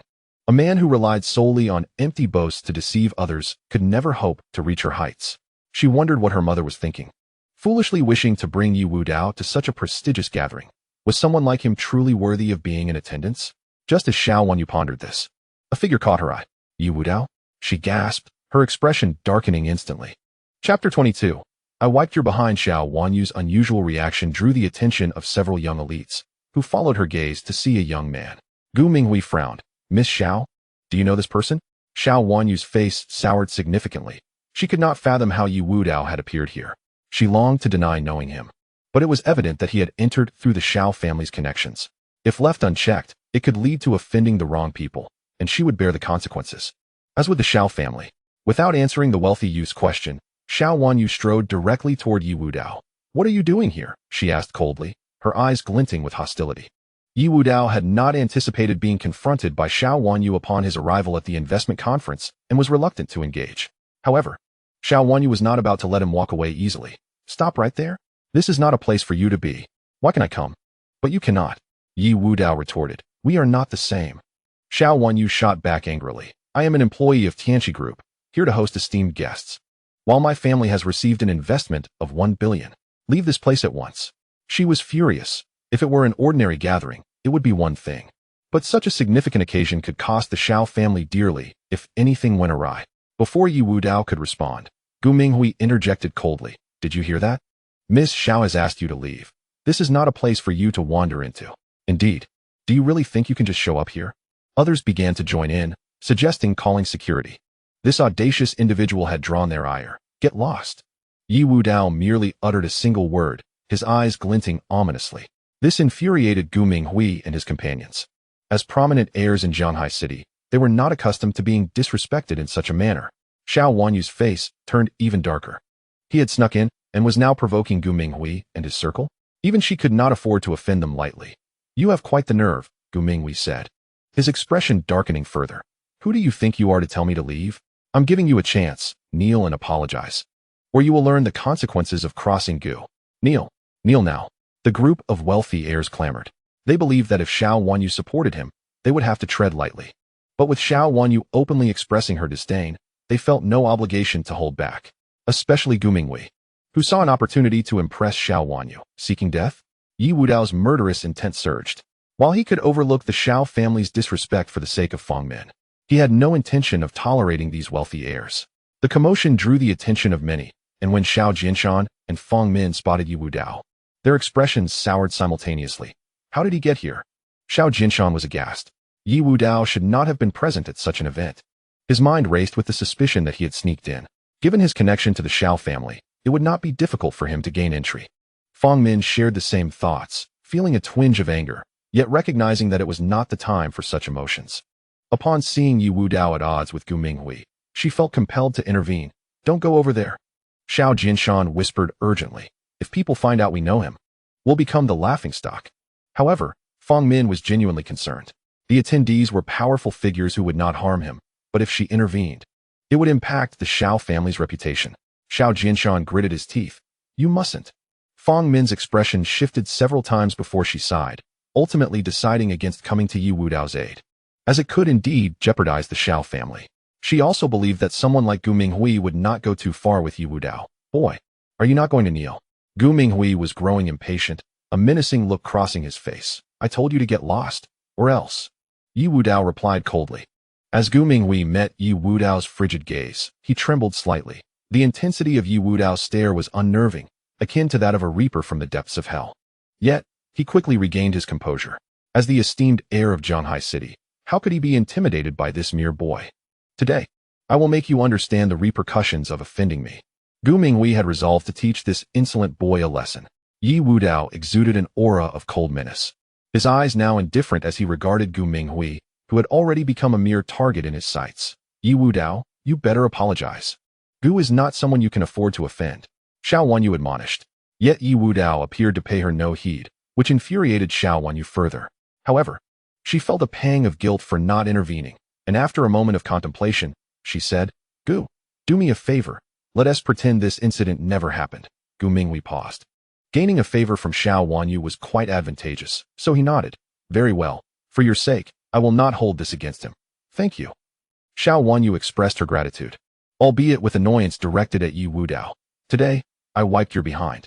Now leave this place immediately. You saved him, Ye Wudao remarked calmly. Xiao Wanyu was infuriated. Did he have to boast at such a time?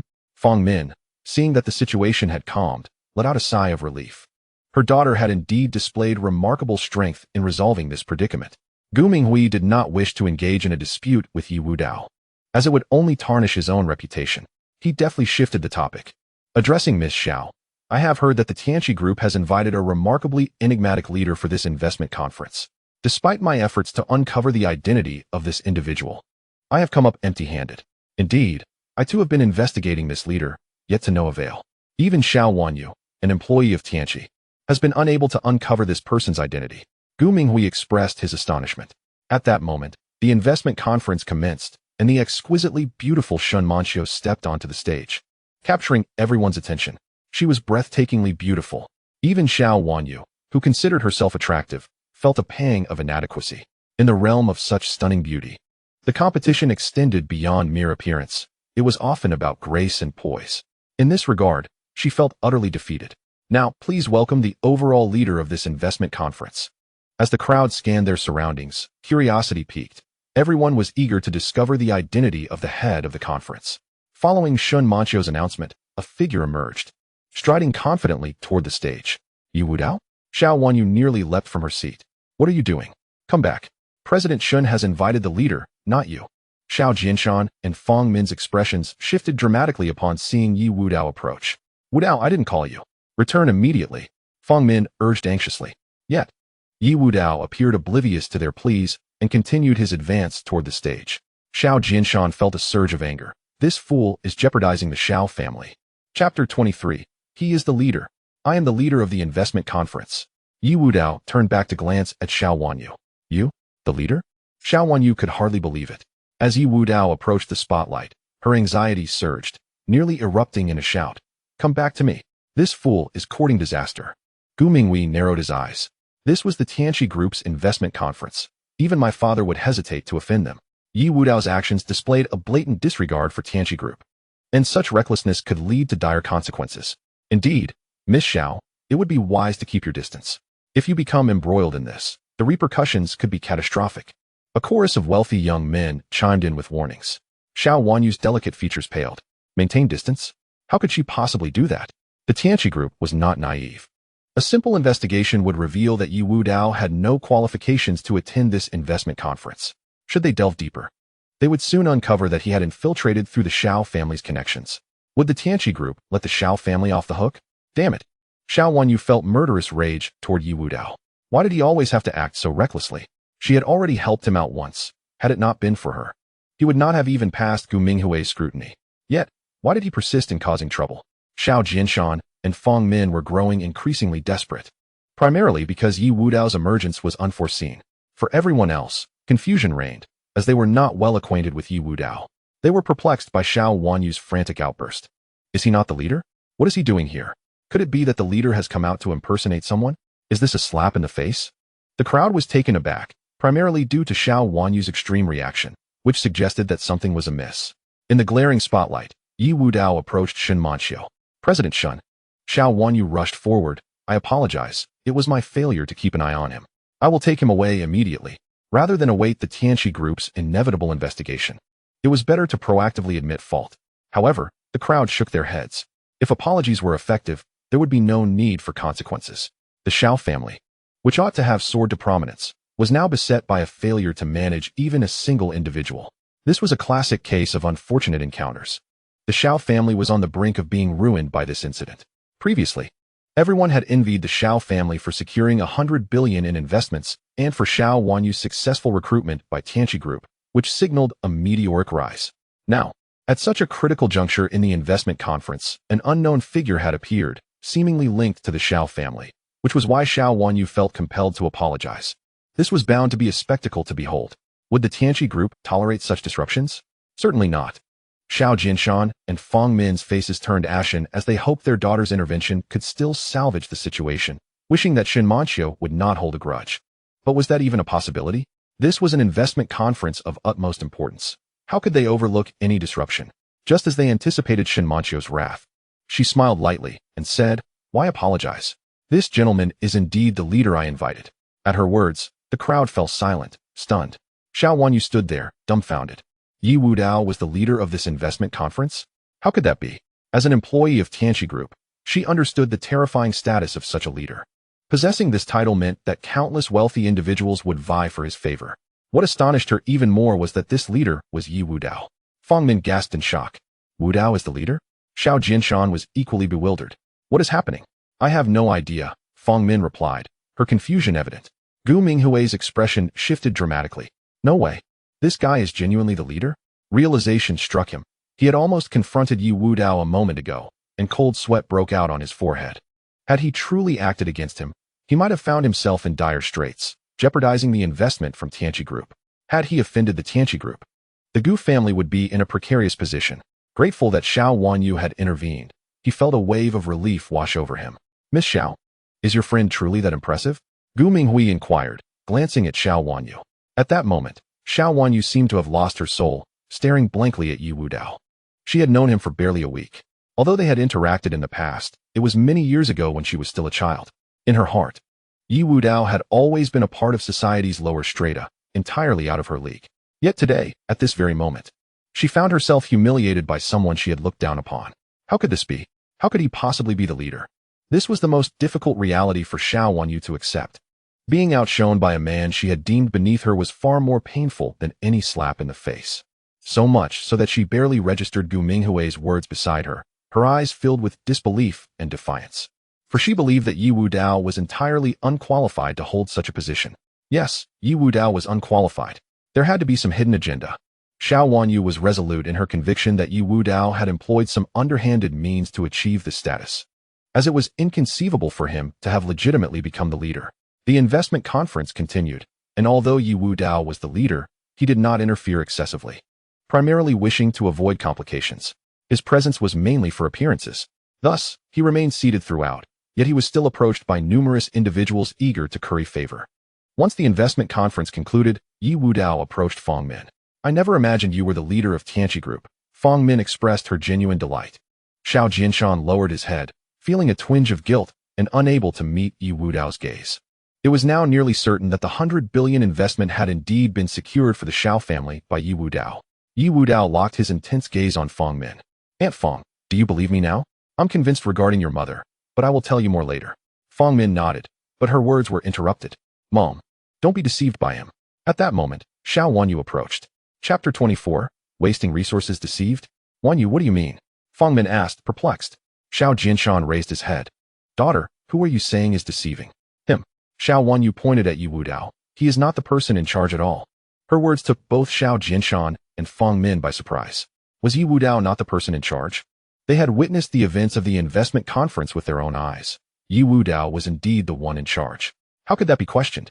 Wanyu, I understand you have your grievances against Wudao, but we all saw what happened. Fong Min believed her daughter was being overly critical of Ye Wudao. Sometimes, prejudice is a formidable mountain. Even if something did happen, it still warrants skepticism. Mom and Dad, let me analyze this for you. Xiao Wanyu cast a disdainful glance at Ye Wudao and raised her chin. I found it strange that Ye Wudao could be the person in charge until I realized he must have leveraged the influence of the 5 beauties of Longdu to attain this position. Mom, Think about it. The 5 beauties agreed to grant him each a request. Becoming the head of the investment conference must have been simple for him.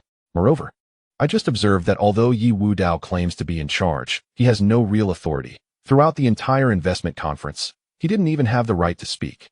Upon hearing this, Xiao Jinshan's eyes lit up. He had just noticed this issue as well, but hadn't thought much of it until his daughter provided this analysis. So, he was merely trying to show off in front of us. Xiao Jinshan sneered. Wudao, did you really become the person in charge by relying on the 5 beauties of Longdu? Fang Min looked at Ye Wudao with disappointment. Although she was asking, in her heart, she had already accepted that what Xiao Wanyu said was true. Xiao Wanyu chuckled sarcastically. This is merely an attempt to make us believe that Yang Kaijun was dismissed because of him, that the 100 billion investment came because of his influence, hoping that our family would feel grateful to him. Such cunning. Xiao Jinshan was somewhat irritated. If it weren't for your astute analysis, we might have been deceived. Ye Wudao was speechless. Was Xiao Wanyu's imagination really that vivid? To not speak at the investment conference meant he simply didn't want to involve himself in the investment matters. Yet in Xiao Wanyu's narrative, it became a lack of authority. Ye Wudao, you wasted the opportunity provided by the 5 beauties of Longdu, which is quite unfortunate. Xiao Wanyu had previously been envious of Ye Wudao for gaining their support, but now it seemed that even with such assistance, it was of little consequence. The situation was too trivial. Both Xiao Jinshan and Fang Min felt that Ye Wudao was indeed squandering a valuable opportunity to put on a facade before the Xiao family. He was wasting a request. How extravagant. Are you done? Ye Wudao's expression remained indifferent. Aunt Fang, do you still not believe me? Let's discuss this later. Fang Min chose not to respond to Ye Wudao's question. Soon, they returned to the Xiao residence. Ye Wudao had intended to speak with Fang Min about his mother, but she said she was tired and retired early. As for Xiao Jinshan and Xiao Wanyu, they barely spared him a glance. Ye Wudao did not take it to heart. Given his status, why would he concern himself with the thoughts of mere insects? That night, the underworld emperor entered the room. Has there been progress in the investigation? Ye Wudao eagerly inquired, assuming it meant there was news about his mother. The underworld emperor shook his head. Master, it concerns the Songlong Special Forces, who wish to invite you as a martial arts instructor. Why would Songlong invite me? Ye Wudao asked, puzzled. The underworld emperor explained. The instructor of Songlong is a member of our Yamahal. Due to the subpar performance of their combat team, they thought to invite you for guidance. I see. Very well, I accept. Ye Wudao nodded. Members of Yamahal are widespread globally, so it was entirely reasonable for someone to become an instructor for Songlong. Additionally, speed up your investigation. Progress has been too slow. Understood. The underworld emperor recognized that Ye Wudao was becoming impatient. The next day, guests arrived at the Xiao residence. A father and son pair. Old Wang, long time no see. Xiao Jinshan exclaimed, tears in his eyes. Wang Yuanzhong recalled. It's been nearly 10 years, hasn't it? This is Ziming? Xiao Jinshan looked at the young man in surprise. Uncle Xiao, that's me. Wang Ziming responded politely. The two families sat together, and through conversation, it was revealed that Xiao Jinshan and Wang Yuanzhong had been classmates many years ago and had maintained a close friendship. However, the Wang family had moved away from Jianghai for development, and, over time, their contact dwindled to almost nothing. Wang Yu, long time no see. I heard you applied to Tianqi Group? Wang Ziming's eyes lit up upon seeing Xiao Wanyu, who had blossomed into a stunning young woman. Yes, Xiao Wanyu nodded.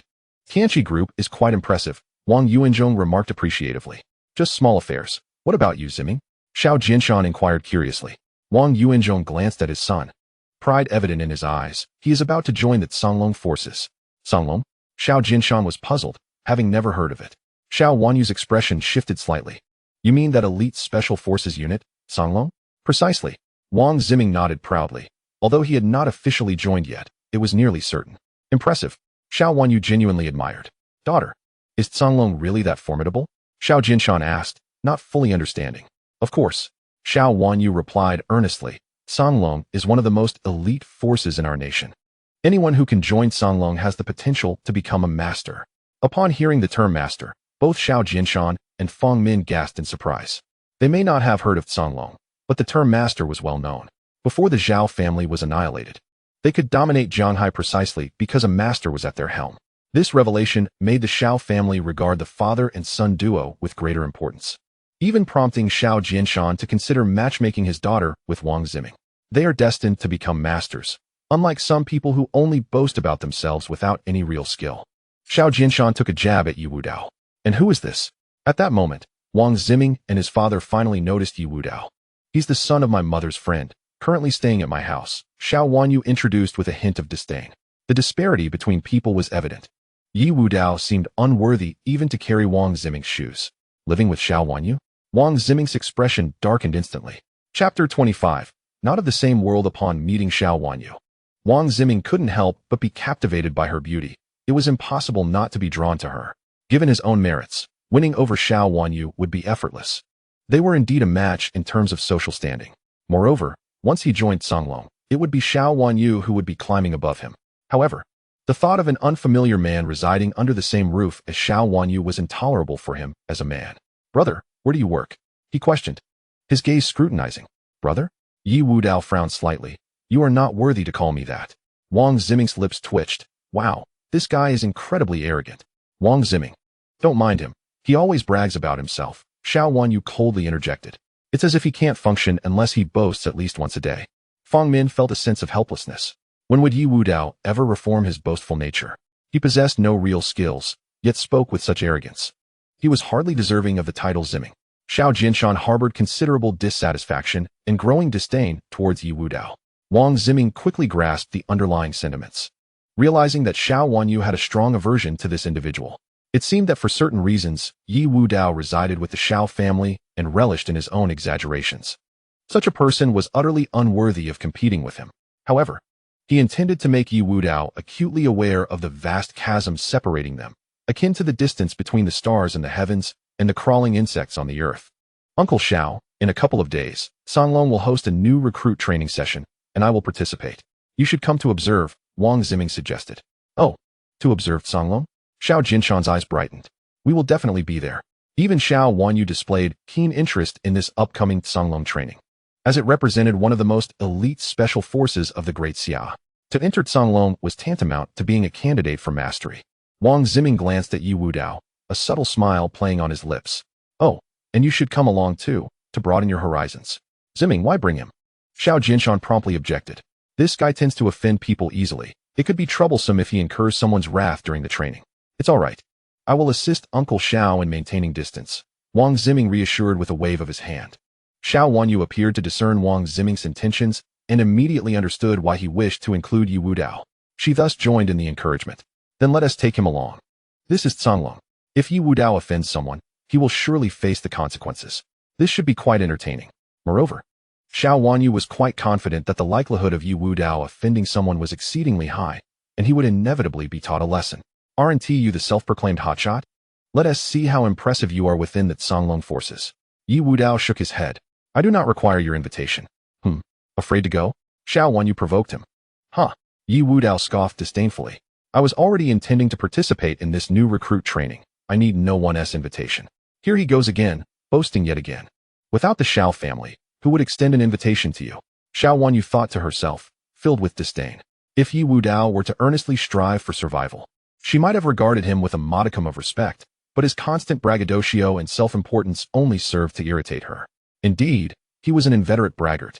Wang Ziming thought with a cold sneer. During the training session, he would ensure that this young man received a proper lesson. Given that Wang Ziming was merely a new recruit in Songlong, Ye Wudao couldn't be bothered to engage further and simply retreated to his room. Even Wang Yuanzhong felt somewhat displeased. It was evident that Ye Wudao did not regard him as a serious contender. Surely he wouldn't just be blowing hot air and then skip the training, Wang Ziming thought, his eyes narrowing. Rest assured, we will ensure his presence.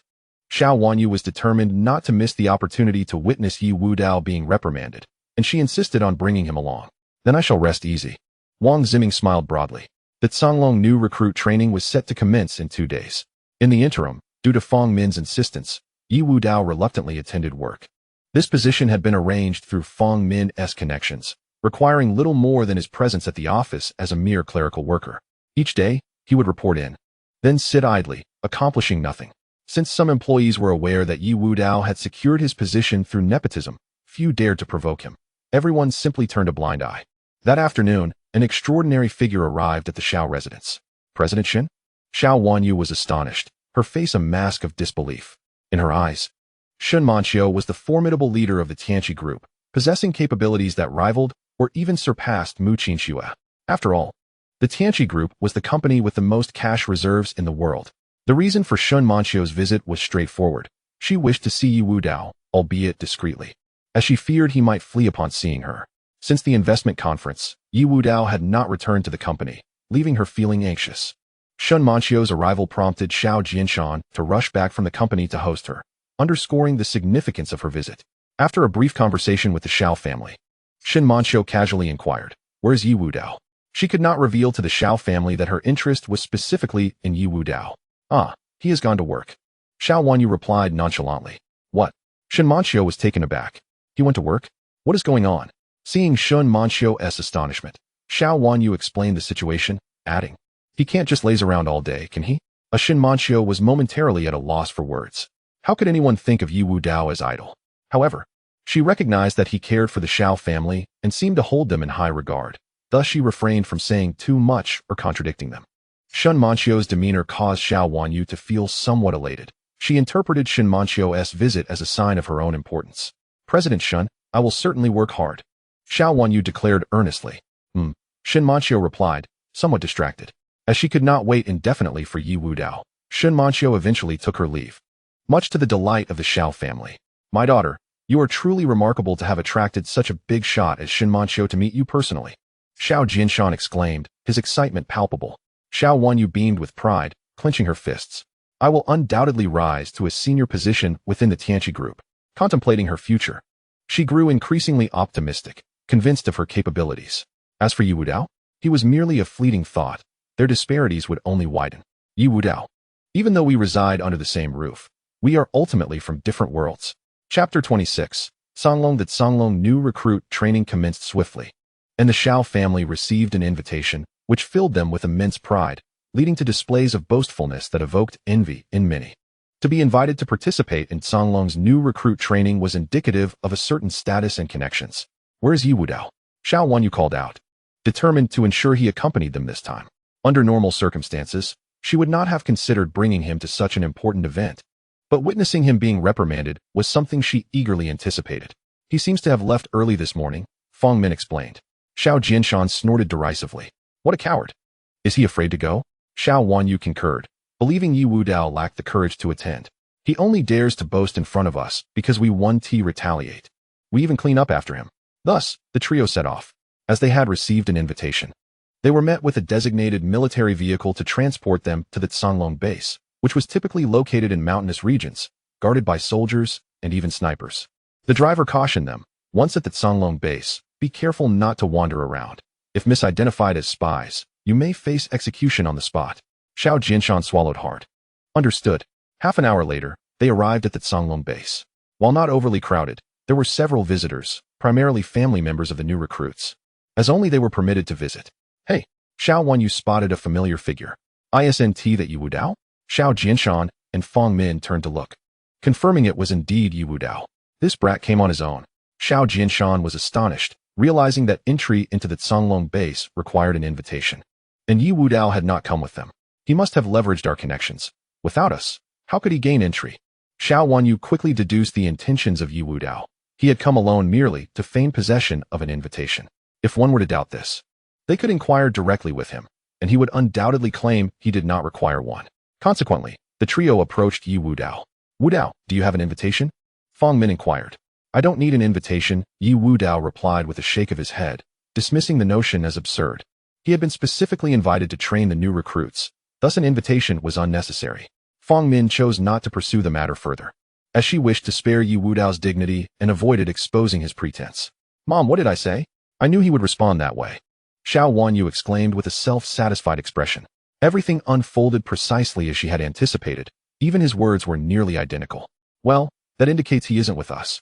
Xiao Jianshan felt a sense of relief. If Ye Wudao had truly offended someone, it would have no bearing on them. Even without Wang Ziming's intervention, they would remain unscathed. Xiao Wanyu disregarded Ye Wudao and glanced deeper into the venue. "What a pity. This time we can only linger on the periphery. The true elite of Songlong are within, and we cannot gain entry. I can take you inside," Ye Wudao's voice interjected. "You?" Xiao Wanyu shot him a disdainful glance, her eyes brimming with scorn. "You should take care of yourself, leading us in. Anyone can boast." After a moment of hesitation, Fong Min cautioned, "Wudao, it's best to stay low here and avoid offending anyone." Ye Wudao dismissed her concerns, believing that it was the Canglong personnel who should fear incurring his wrath. Since the Xiao family declined his assistance, he felt no obligation to insist. Initially, Xiao Wanyu and Xiao Jinshan had hoped Ye Wudao would provoke someone. But in the blink of an eye, he had vanished. Where has that guy gone? Xiao Wanyu looked around. I suspect he slipped away. He likely realizes how easy it is to offend people in this setting, Xiao Jinshan remarked, indifferent to Ye Wudao's whereabouts. Only Fang Min felt a twinge of worry. But this was Canglong's base, and she couldn't wander off recklessly. She could only stay close to her family, silently hoping Ye Wudao would not cause trouble here. At that moment, a man dressed in military attire approached, exuding an air of authority. He glanced at Xiao Jinshan and the others, inquiring, "Do you know the young man who was just here?" "No," both Xiao Jinshan and Xiao Wanyu responded, their expressions shifting slightly, answering almost instinctively. Their immediate concern was that Ye Wudao had caused trouble. They must not admit to knowing him. A frown crossed Fang Min's face. Has he offended someone? Not quite. The military man shook his head. If you don't know him, then that's that. He found it puzzling. As he had seen the esteemed doctor mingling with this family not long ago, how could they not know him? He had intended to introduce them to the new recruit training, but that plan had to be abandoned. After the soldier departed, Xiao Wanyu remarked, "That was swift. Ye Wudao is likely in for a rough time. Let us hope it's not something severe," Xiao Jinshan replied, a hint of schadenfreude in his tone. Fang Min was quite anxious but refrained from wandering off, fearing that her recklessness might endanger her family. "Mom, if you're truly worried, I can call Wang Ziming to intervene," Xiao Wanyu suggested. Though she disliked Ye Wudao, she did not wish for anything dire to befall him. She dialed Wang Ziming, explaining Ye Wudao's predicament. Meanwhile, within the Canglong base, the new recruits were still at liberty. Upon receiving Xiao Wanyu's call, Wang Ziming was incensed. "This kid has some nerve to roam around. When I get back, I shall give him a proper reprimand." "Ziming, what is the matter?"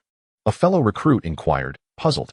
"Just a clueless fool wandering around our base," Wang Ziming replied casually. "Is he looking for trouble?" The command echoed through the air.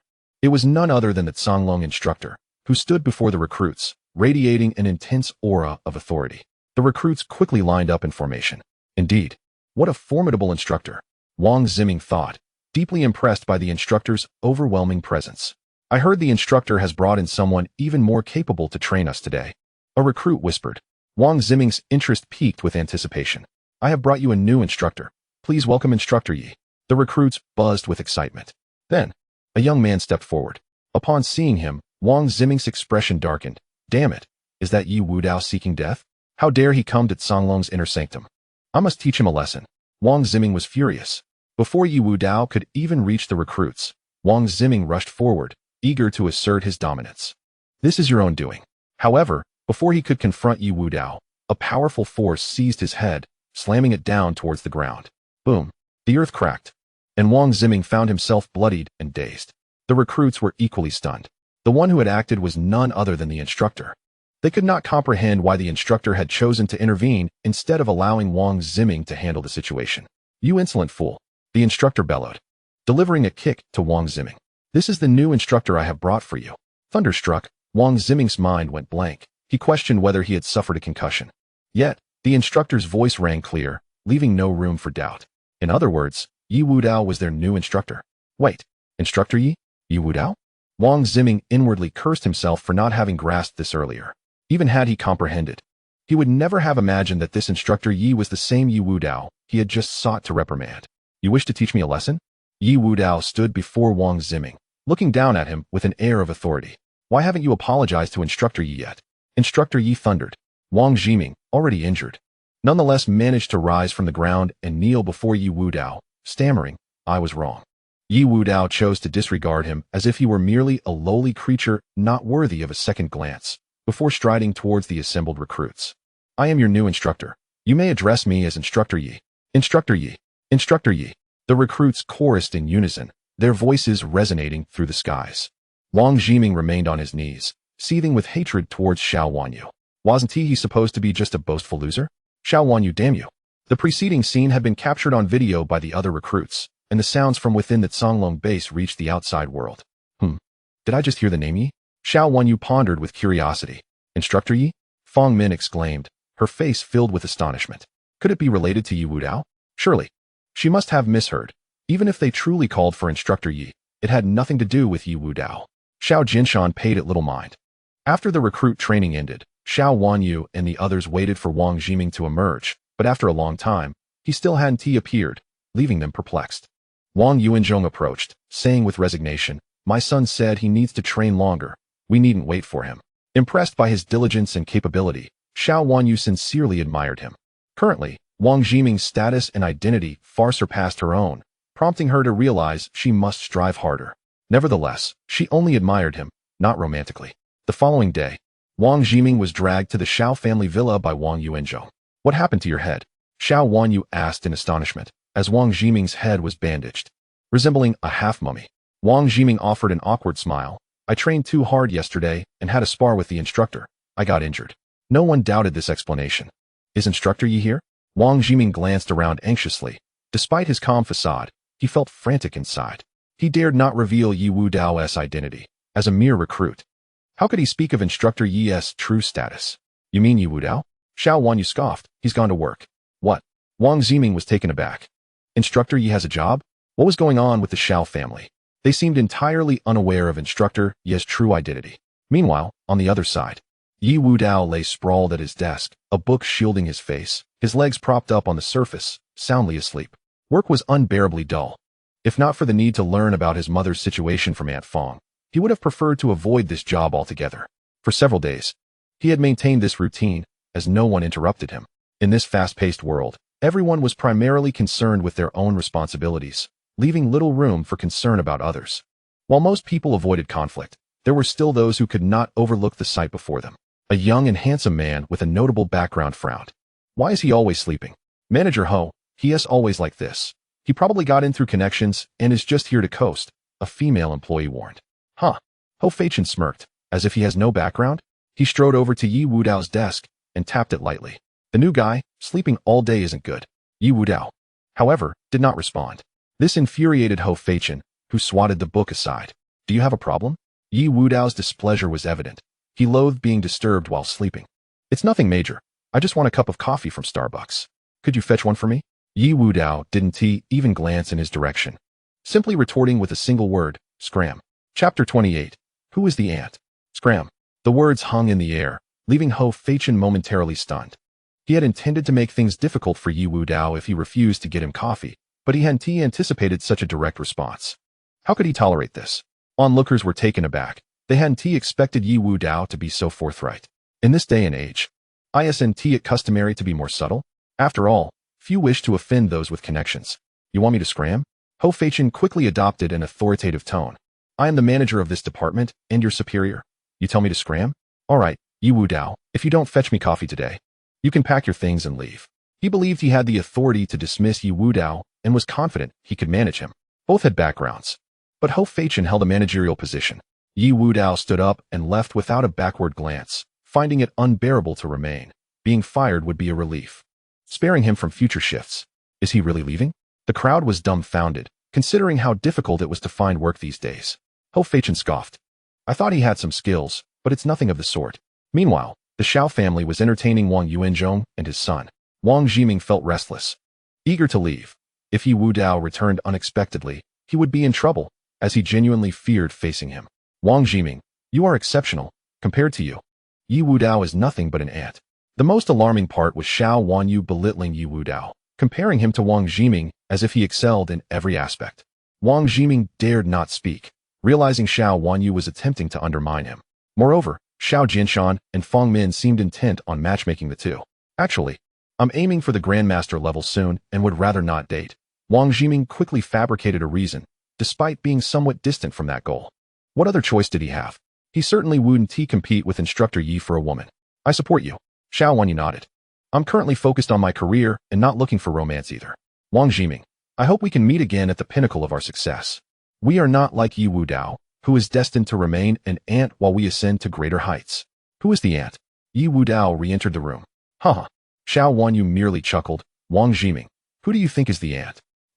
Wang Jiming's face paled, struck mute by the question, especially as he noticed Ye Wudao's mocking gaze fixed upon him. Terrifying. Thud. Wang Jiming fell from his seat, fainting. Ye Wudao was at a loss for words. Was he truly that timid? Jiming, what's wrong? Wang Yuanzhong and the others were frantic. Xiao Wanyu also felt a pang of concern but quickly deduced. He must be exhausted from the recent training. After all, striving for the Grandmaster level is no easy feat. I should take him home to rest, Wang Yuanzhong said, feeling sympathy for his son, as it seemed the training had taken a toll on him. After Wang Yuanzhong left with Wang Zhiming, Feng Min curiously asked, Wudao, why aren't you at work? I was fired, Ye Wudao replied casually. What caused your dismissal? Feng Min pressed. Oh, some guy decided to provoke me for no reason. Ye Wudao stretched lazily. Feng Min's lips twitched slightly, and without hesitation, she promptly contacted the company to ascertain the circumstances. What an outrageous person, Xiao Jinshan exclaimed angrily. We leveraged our connections to help him better himself, yet he spends his days sleeping. The leadership could no longer tolerate his behavior and asked him to fetch coffee. But he rudely told them to get lost.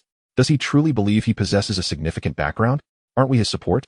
Xiao Wanyu shrugged, noting that the company personnel had been hesitant to provoke Ye Wudao lately. If it weren't for Manager Ho's father being the vice president, I doubt they would dare to provoke him at all, she remarked.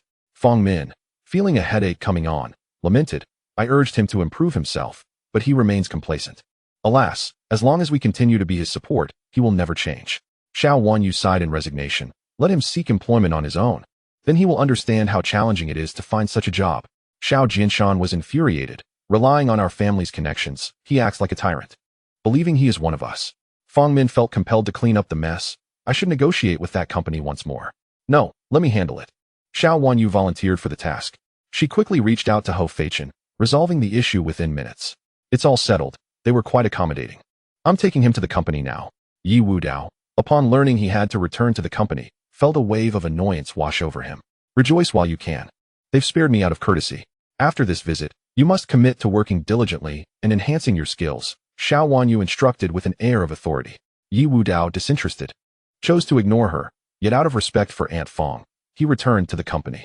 Upon meeting Ho Feichen, Xiao Wanyu politely requested, please look after him in the future.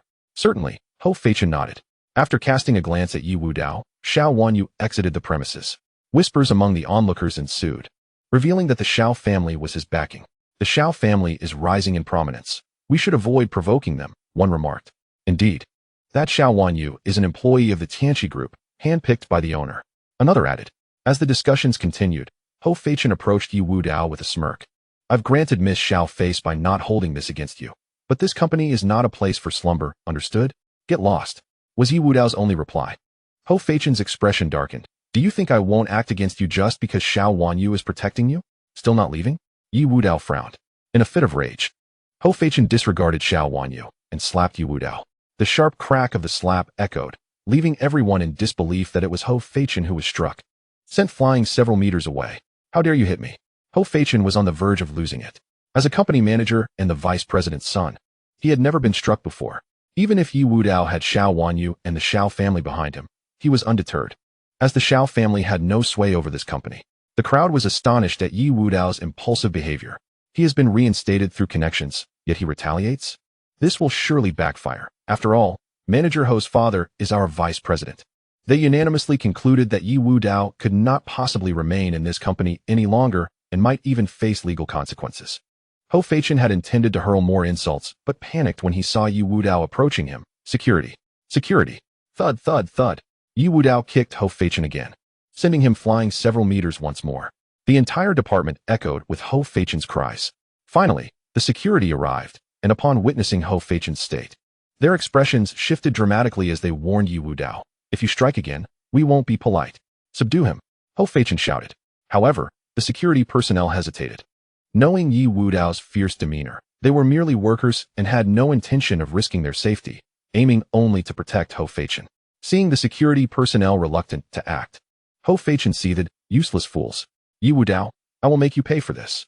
Ye Wudao pulled out his phone and called Shin Manxiu, help me acquire a company. Huh. Ho Feichen was momentarily taken aback, then sneered, you think you can acquire this company? It costs billions. If you have that kind of money, why bother working here? The onlookers shook their heads, scoffing at Ye Wudao's audacity, clearly dismissing his claim as mere bluster. As the number of security personnel increased, they encircled the department. Even the vice president arrived, his expression darkening upon hearing his son had been struck. After checking on his son's injuries, he glared at Ye Wudao. You little brat. You dare lay a hand on my son? You must not wish to remain here. Sir, this kid has connections to the Xiao family. I had previously dismissed him. But Xiao Wan, you brought him back. Ho Feichen ground his teeth in frustration. The Xiao family? Vice President Ho's face grew serious, clearly aware of the family's recent rise. Yet, he remained undeterred, scoffing, what of the Xiao family?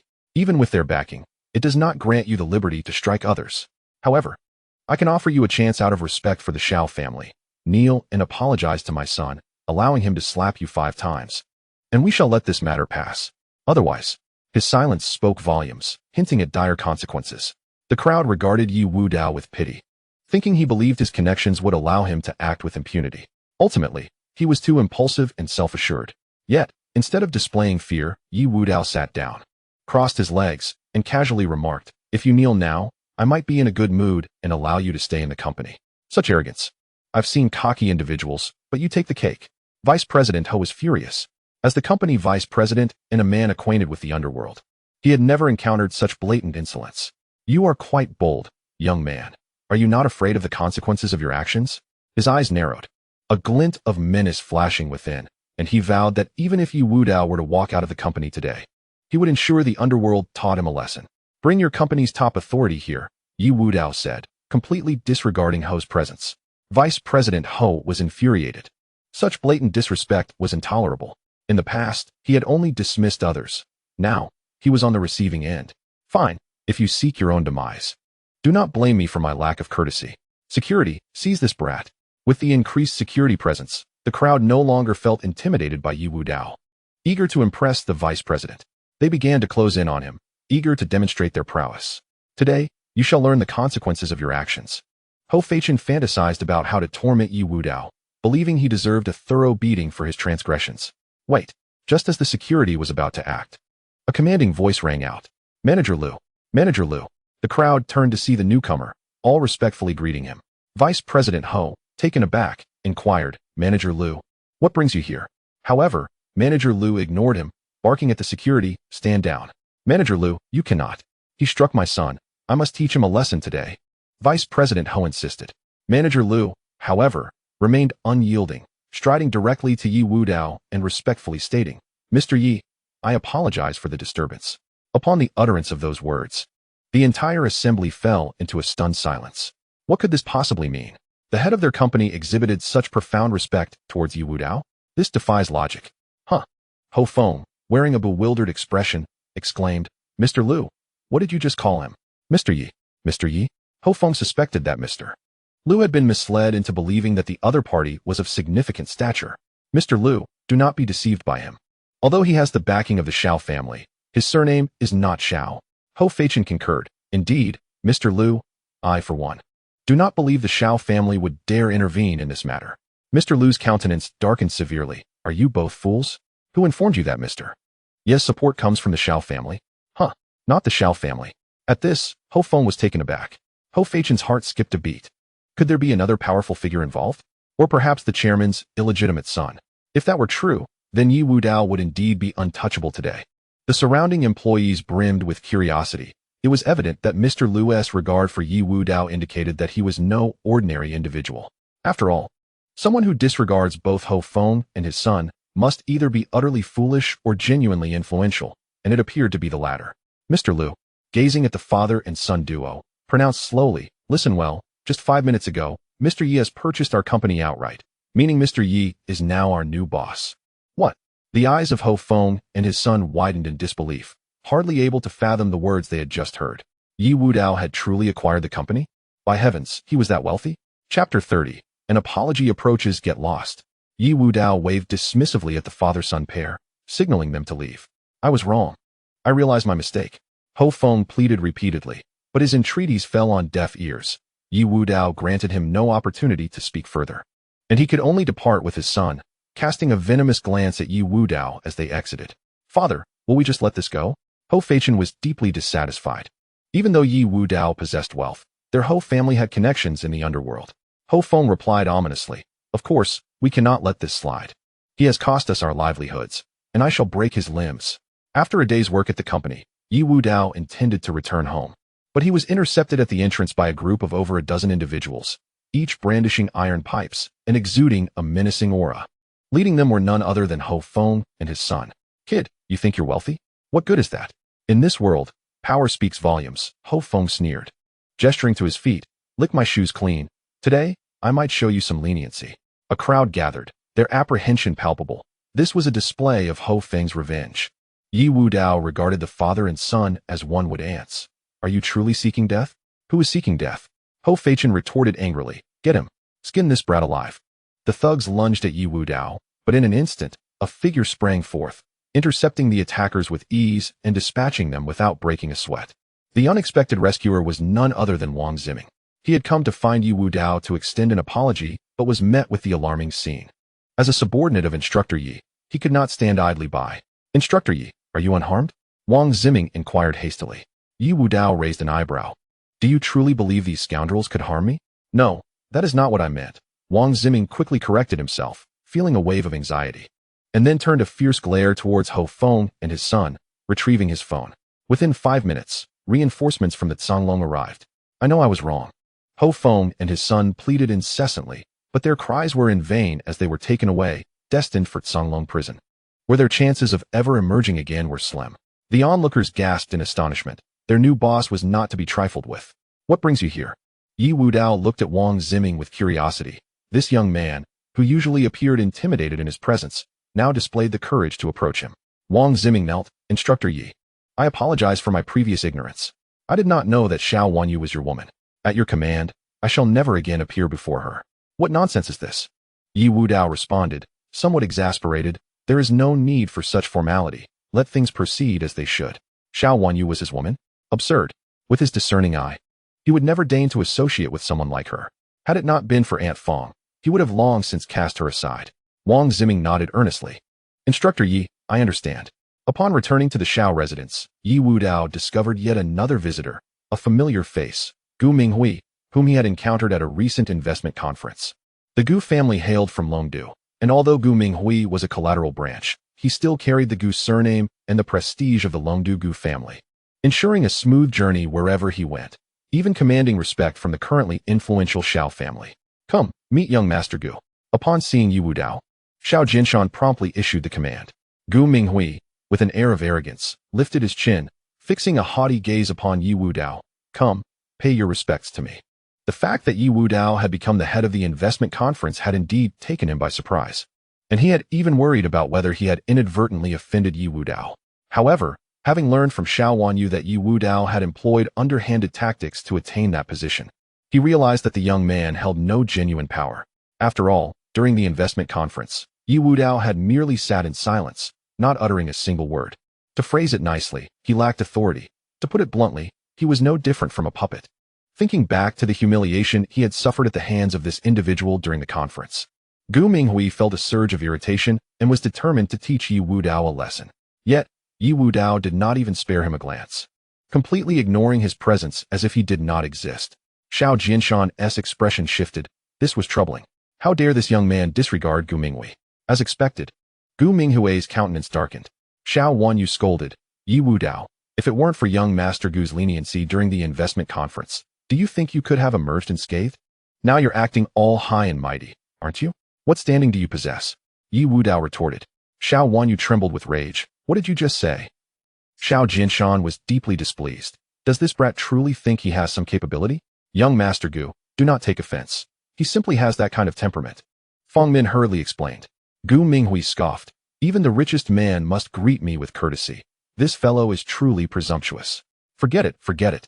I cannot be bothered to deal with him. Upon hearing this, Feng Min breathed a sigh of relief. Ye Wudao, do express your gratitude to young Master Gu. He is showing you mercy, or else you would have a lot to answer for. Xiao Wanyu glared at Ye Wudao in anger. Ye Wudao merely chuckled. A single laugh encapsulating a myriad of unspoken words. Xiao Wanyu felt an overwhelming urge to slap him. This individual was insufferably infuriating, perpetually exuding an air of self-importance, making it no wonder he easily offended others.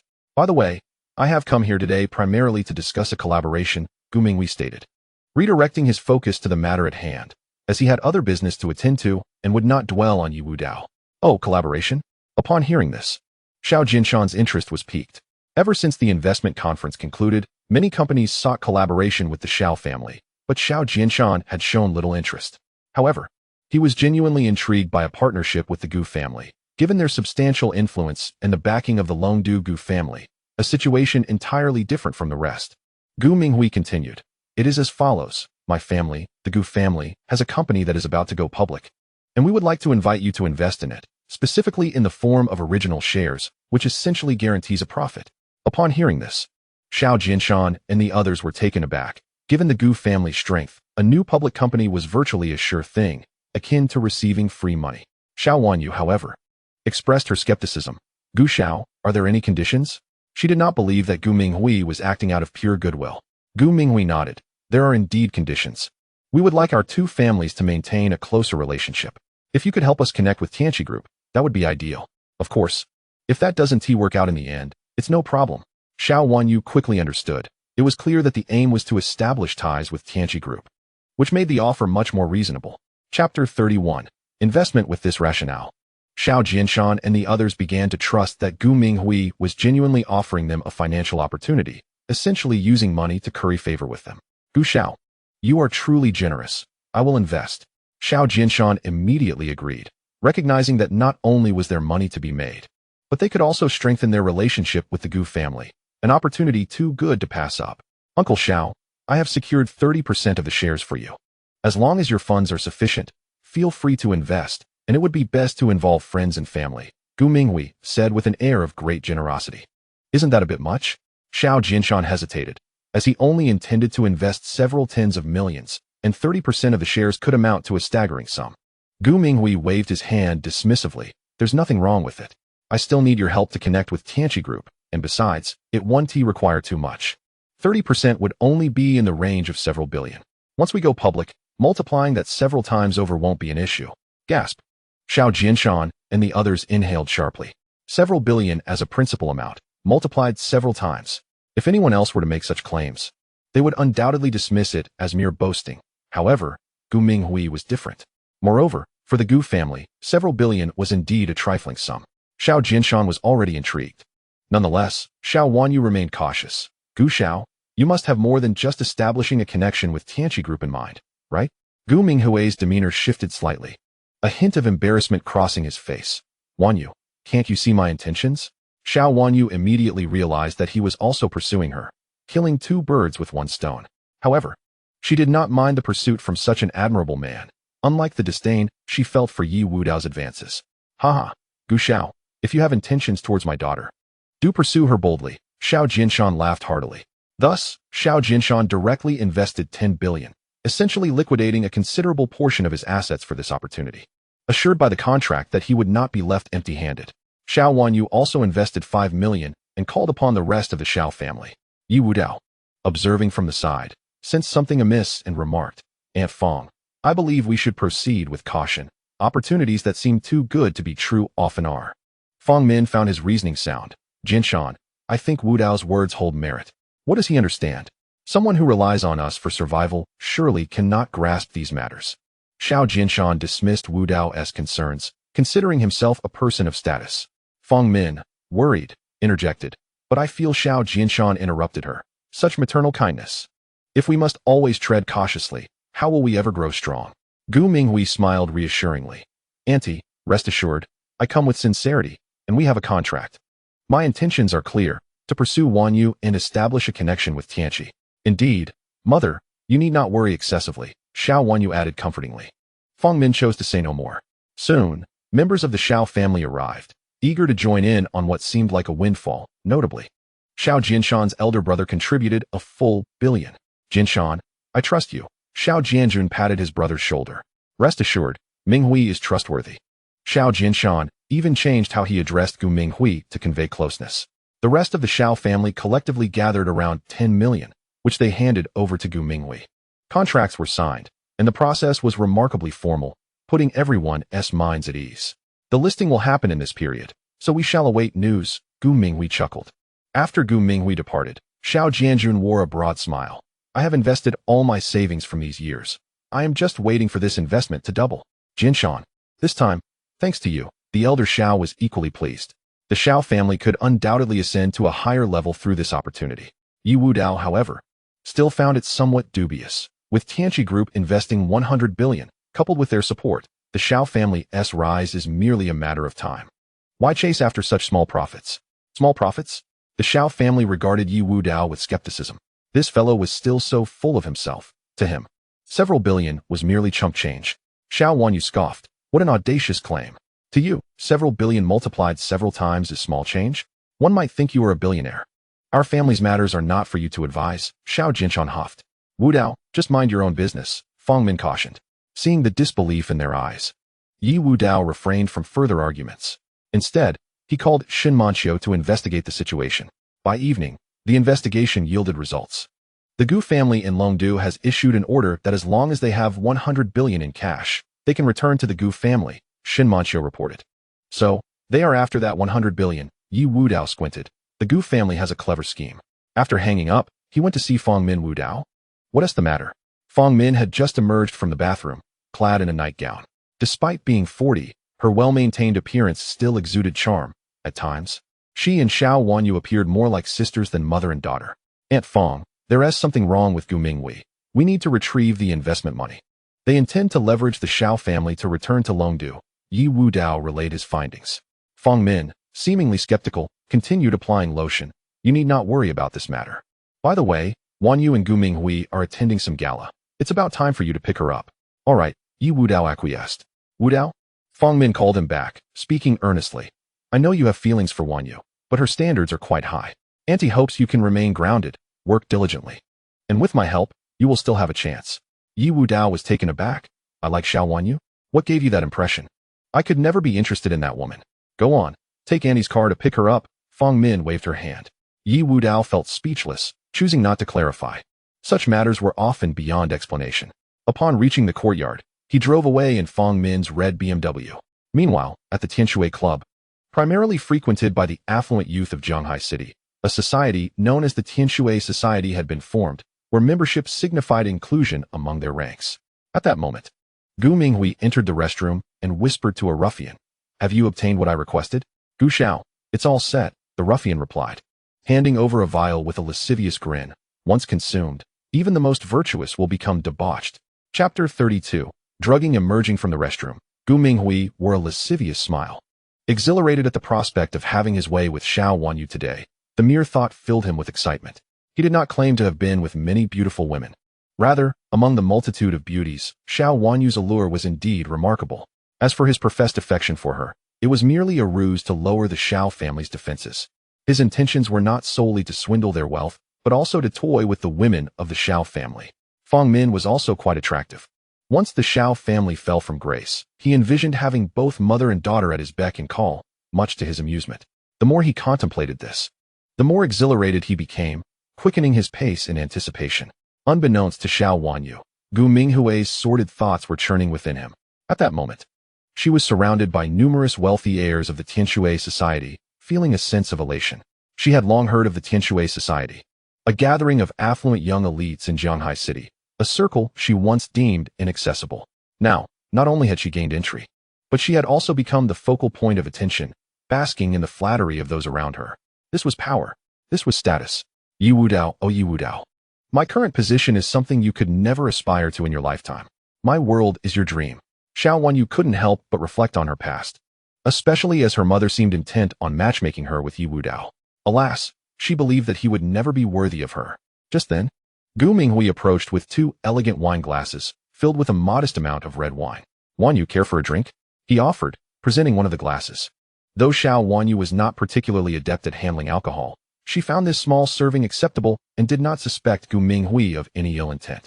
Such tactics were reserved for situations of unequal standing.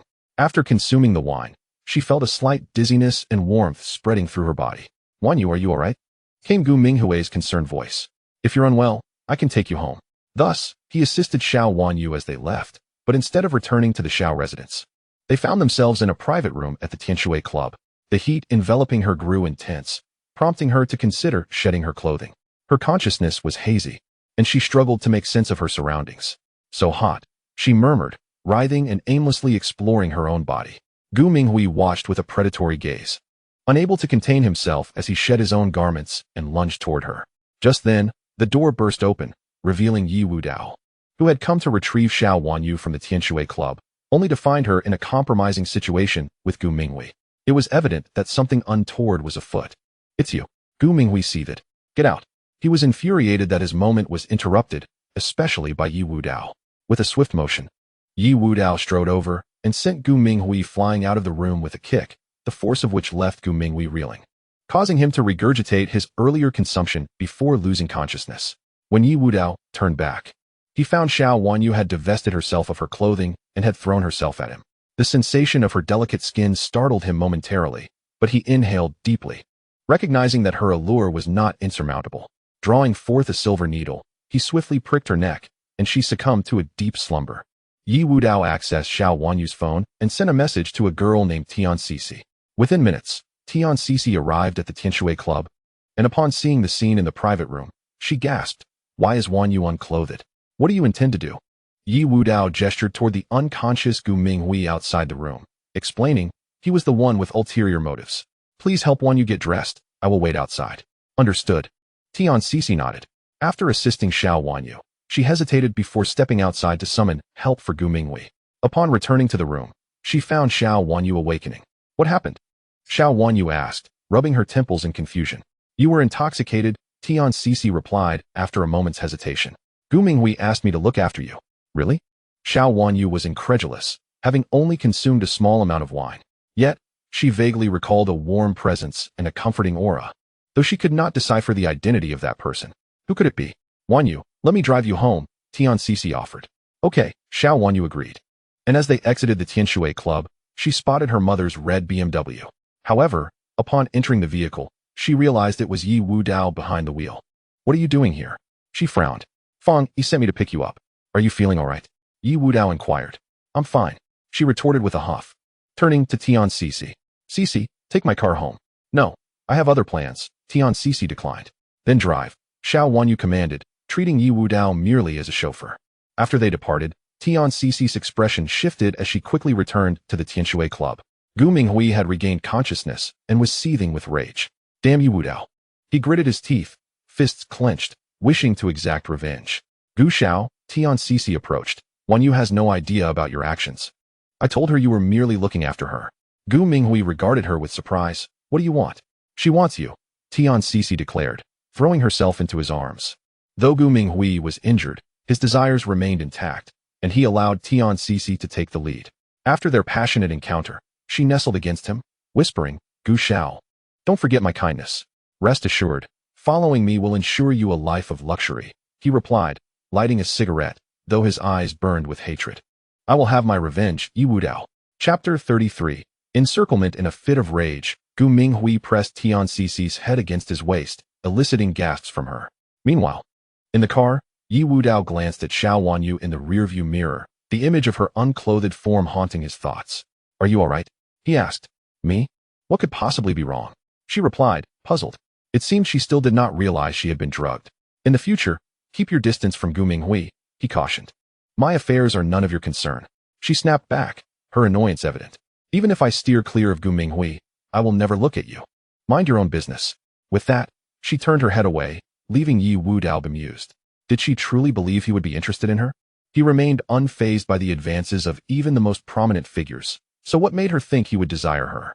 "He just drugged you, have you forgotten?" Ye Wudao frowned. "Drugged?" Xiao Wanyu's expression darkened as she seemed to recall something, yet her memories felt fragmented. She only remembered that after finishing that cup, she became somewhat disoriented until a vague figure brought her warmth and fluttering emotions. But would Gu Minghui resort to drugging her?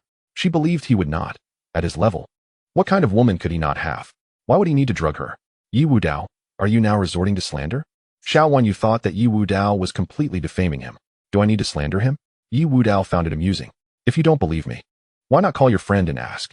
My friend has already said that Gu Minghui, seeing me intoxicated, used my phone to text her to come take care of me." Compared to Ye Wudao, Xiao Wanyu naturally trusted her friend more. "Ye Wudao, your tactics seem far too juvenile to me. This will only increase my disdain for you." "Fine. If you insist on believing that Gu Minghui drugged me, I will call my friend right now and confront her." Saying this, she dialed her friend. At that moment, Tian Cece lay beside Gu Minghui, feeling nauseated after being tormented for several minutes, her throat uncomfortable and somewhat painful. When the phone rang, she picked it up and saw it was Xiao Wanyu calling, glancing at Gu Minghui beside her. "Answer it." Gu Minghui nodded in encouragement. After answering the call, Tian Cici said, Wanyu, what's up? Xiao Wanyu relayed Ye Wudao's accusations in detail, then added, Cici, I trust you. Go ahead, I'm on speaker. Tian Cici felt a bit guilty, glancing at Gu Minghui, hesitating, but soon made a decision, speaking firmly. Wanyu, Ye Wudao is slandering Gu Xiao. It was Gu Xiao who used your phone to text me. How could it be drugging? It's utterly ridiculous. He just wants to sow discord. All right, I understand.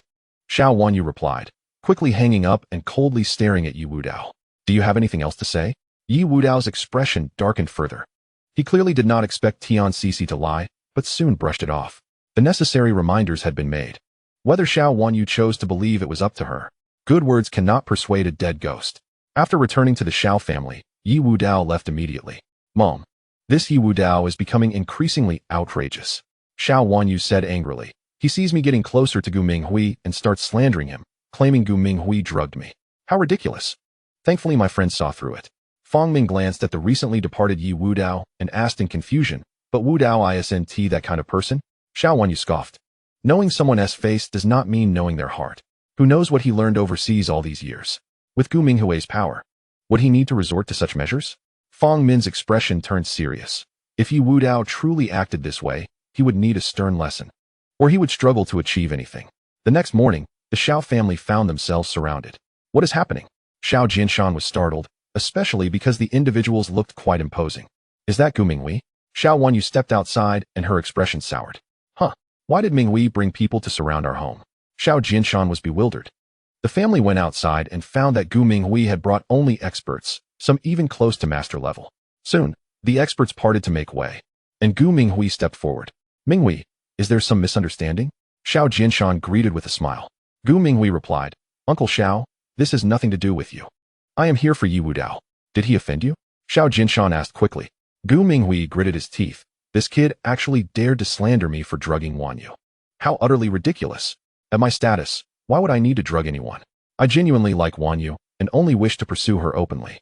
Yet he slanders me like this. If it weren't for Tian Cici telling me, I would have remained in the dark. He had let Ye Wudao off the hook a few times, but now, with repeated provocations, did he take Gu Minghui for an ant? Fang Min quickly apologized on behalf of Ye Wudao. Minghui, yes, just like that. Please don't be angry with him. She had heard about the accusations yesterday, and while slander was one thing, now that Gu Minghui knew, it was a different matter entirely. I cannot let this go. I must teach him a lesson. Gu Minghui did not care for anyone's face. This is Wudao's own doing. Let him bear the consequences, Xiao Wanyu shrugged. That cannot be. I cannot neglect Wudao.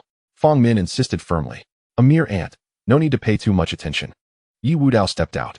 Hearing this, Fang Min twitched her lips. When would he rid himself of this pretentious behavior? Ant. Xiao Wanyu scolded. He has brought experts here. And you dare provoke him? You're courting death. This was truly reckless. Xiao Jinshan was tempted to slap him. If you don't court death, no one will bother with him. Let him handle it himself. Very well. So you claim I drugged Wanyu? You call me an ant? Today, I will let you know the consequences of offending me.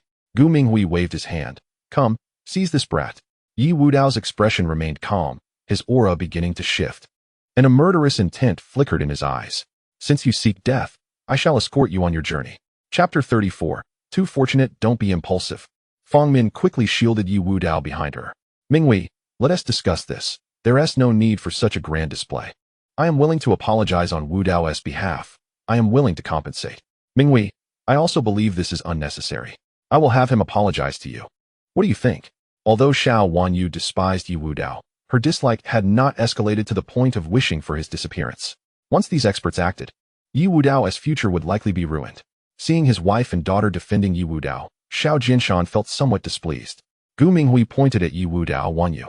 If it had been before, I would have let this go for your sake, but this brat has repeatedly sought trouble with me. And now he dares to look down on me. Can I endure this? Xiao Wanyu wanted to say something, but Ye Wudao sneered. Are you afraid to admit what you did? I slander you. Wasn't it you who drugged me? Damn it. Xiao Wanyu's expression changed. How could he still cling to this accusation against Gu Minghui? Did he not see that they were doing their utmost to defend him? There had been room for negotiation. But now it was difficult. Wudao, say less. Fang Min scolded. Although she did not know why Ye Wudao was so adamant in accusing Gu Minghui of drugging. Now was not the time to provoke him. Wudao, how can I protect you like this? Can't you be a bit more mature? Fang Min felt deeply disappointed. Tangya was clearly so outstanding, yet she bore an ungrateful son. Regardless, she had to protect Ye Wudao. Minghui, he was just venting, Fong Min tried to explain. Gu Minghui replied coldly, Aunt, please do not interfere. Just look at his demeanor. It is clear he does not regard me at all. Indeed. I have never regarded you highly, Ye Wudao agreed. Gu Minghui was furious beyond measure. Fong Min and Xiao Wanyu were almost spitting blood. Could Ye Wudao not say a single less provocative word? Was it necessary to enrage Gu Minghui before he would relent? Gu Minghui took a deep breath and addressed his aunt and Wanyu. It is not that I lack respect for you, but this brat is too arrogant. Rest assured. In consideration of your faces, I will go easy on him. He commanded, bring him down. With his order, the previously halted masters sprang into action once more. This time with an unstoppable force.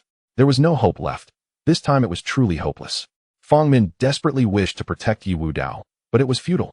Ye Wudao was intent on courting disaster for himself. Xiao Wanyu glared at Ye Wudao. Are you satisfied now? No one can save you. Prepare to be dealt with by Gu Minghui. Do you really believe you can act recklessly just because you have the Xiao family backing you? Gu Minghui hails from the Gu family of Longdu. He spared you before only because we protected you, but that does not give you the right to be so arrogant. Now that he has lost his patience, let us see what you will do. Ye Wudao completely ignored Xiao Wanyu. Aunt Fong, leave it to me. Fong Min's complexion paled slightly. Don't interfere. Xiao Wanyu pulled Fong Min to her side. It's hard to reason with the damned, and even if we want to protect him, he must be obedient. Those who are intent on self-destruction cannot be saved by anyone. Xiao Jinshan nodded, quickly shielding his wife and daughter behind him. Dear, I know you are distressed, but this is Ye Wudao's own doing. Fortunately, Minghui greatly values our Xiao family, so he won't hold it against us. As the numerous masters neared Ye Wudao, Fong Min realized she could not stop them. She closed her eyes, unable to bear witnessing Ye Wudao's plight, silently thinking, Xiaoya? I'm sorry, I cannot protect Wudao. Suddenly, a cold voice rang out. Stop! Accompanied by the screech of brakes. Several armored vehicles came to a halt at the Xiao family's entrance. The arrival was none other than Wang Ziming and the Songlong Special Forces. Who are you? Gu Minghui was taken aback. Without wasting words, Wang Ziming launched an attack. The so-called masters brought by Gu Minghui were utterly powerless against the Songlong forces. Even those nearing the Grandmaster level could not compare, for Songlong was the elite special operations unit of the Great Xia, and their strength was unparalleled.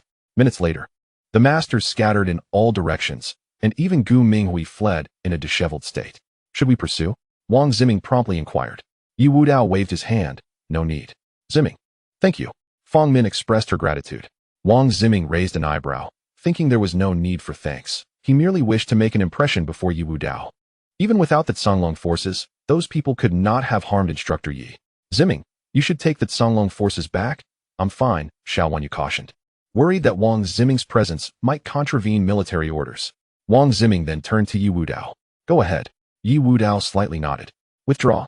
Wang Ziming waved his hand, and the Songlong members departed as swiftly as they arrived. The Xiao family's entrance soon fell into silence. Fong Min was incredulous. Did Wudao just command Songlong? Xiao Jinshan also noticed that the Songlong special forces seemed to heed Ye Wudao's words, which appeared rather implausible. Was it merely an illusion? Indeed, Ye Wudao straightforwardly affirmed. He was, after all, an instructor for Songlong, thus entitled to command them. Wang Ziming's presence here did not surprise him. The lad was likely trying to curry favor with him. Ziming called you here? Fong Min inquired again. No, Ye Wudao shook his head. He sought to impress me. What? Both Fong Min and Xiao Jinshan were taken aback. Was it true that Wang Ziming wanted to impress Ye Wudao? Huh. Xiao Wanyu, standing nearby, scoffed. Ye Wudao, could you possibly be any more shameless? You claim to command Songlong, and that Wang Ziming is trying to please you. Are you that thick-skinned? Daughter, do you know the reason? Xiao Jinshan urgently asked. Of course. Xiao Wanyu nodded. Wang Ziming is pursuing me, so he naturally pays attention to matters concerning our Xiao family. When he learned that Gu Minghui had come to surround us, fearing for my safety, he brought his men. Moreover, Wang Ziming's departure was not due to Ye Wudao's command. I was the one who asked them to leave, as it was too ostentatious. I was also concerned he might violate military orders. Now I understand. Xiao Jinshan was enlightened. Compared to Ye Wudao commanding Songlong, he found his daughter's explanation far more acceptable. Ye Wudao was stunned. This woman was too adept at self-aggrandizement. Ye Wudao, I must say, your luck is astonishing. Xiao Wanyu remarked, gazing at him. Had it not been for Wang Ziming's concern for me, you would not have known how you would die. Thank me once again, for I have saved you yet again. Chapter 35. The investigation results. Indeed, this stroke of luck was somewhat miraculous. Xiao Jinshan was also somewhat impressed. Who would have anticipated that Songlong forces would appear at such a critical moment? Ye Wudao nearly slapped his forehead. That Songlong's appearance was due to Xiao Wanyu? This family was invincible. He could not be bothered to explain anything, as no matter what he said, they would not believe him. He would let Xiao Wanyu indulge in her own fantasies. Afterward, Xiao Wanyu called Wang Ziming. Wang Ziming. Today Gu Minghui sought trouble not with our Xiao family, but with Ye Wudao. He offended them himself, so please do not seek trouble with Gu Minghui. We still have a cooperative relationship with him. The reason for this call was to prevent Wang Ziming from holding a grudge later. As the Xiao family bore no enmity towards Gu Minghui and indeed had a partnership, having invested a significant amount of money. Wang Ziming was speechless. What did this have to do with you, Xiao Wanyu? However, on the surface, he feigned compliance. Oh, I understand. After hanging up, Xiao Wanyu wore a proud expression. I never expected Songlong would mobilize because of me. This incident could be flaunted for a year. Indeed, it was something to be proud of. Wanyu, you should also explain to Minghui. Otherwise, he might think our Xiao family is targeting him. Xiao Jinshan expressed his primary concern. Right. Xiao Wanyu then remembered and promptly called Gu Minghui to clarify the situation. This clarification startled Gu Minghui. Dad, does the Xiao family have ties to Songlong? His expression darkened. If Songlong acted due to Ye Wudao, it could be manageable. However, he was worried it was due to the Xiao family. Gu Minglang furrowed his brow. Have you discerned the specific reason? It seems one of the Songlong members is interested in Xiao Wanyu. Gu Minghui was uncertain. You must ascertain this reason. Gu Minglang spoke sternly. Gu Minghui nodded and called Xiao Wanyu for further details. After learning about it, he let out a sigh of relief. Dad, it's because a member of Songlong is pursuing Xiao Wanyu. Then there is no need for excessive concern. Gu Minglang relaxed considerably. Songlong was an elite special forces unit of the Great Xia and would not act recklessly. Our plans remain unchanged. Wudao, while Songlong's intervention resolved the crisis this time. They cannot be summoned at will, and since Wanyu has already explained, they will not intervene again next time. You should still apologize. Fang Min gently instructed Ye Wudao. Ye Wudao was unconcerned. A mere Gu Minghui is not worth my attention. Can you refrain from merely boasting? Xiao Wanyu retorted. Wang Ziming brought Songlong because of me. Saving you this time, but what about next time? I have already made it clear that Songlong cannot intervene again. If Gu Minghui seeks trouble with you again, what will you do? Fang Min felt this was indeed a problem. They could not rely on Wang Ziming every time.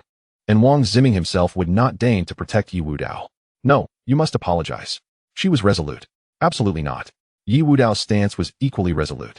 What a jest. As a distinguished medical master and the lord of the underworld, why would he need to apologize to a mere nobody? Even if it were the Gu family from Longdu, he would not deign to offer an apology. However, despite Ye Wudao's unwillingness to relent, Fang Min had already resolved to protect him. To this end, she graciously compensated Gu Minghui and spoke sweet words, ultimately gaining his forgiveness. After all, one should never refuse free money. And Gu Minghui had decided that once the Xiao family was dealt with, he would attend to Ye Wudao in due course. At last, all was well. Fang Min let out a long sigh of relief. Xiao Wanyu shook her head, glancing at Ye Wudao's room. This is the kind of person who cannot afford to pay back kindness.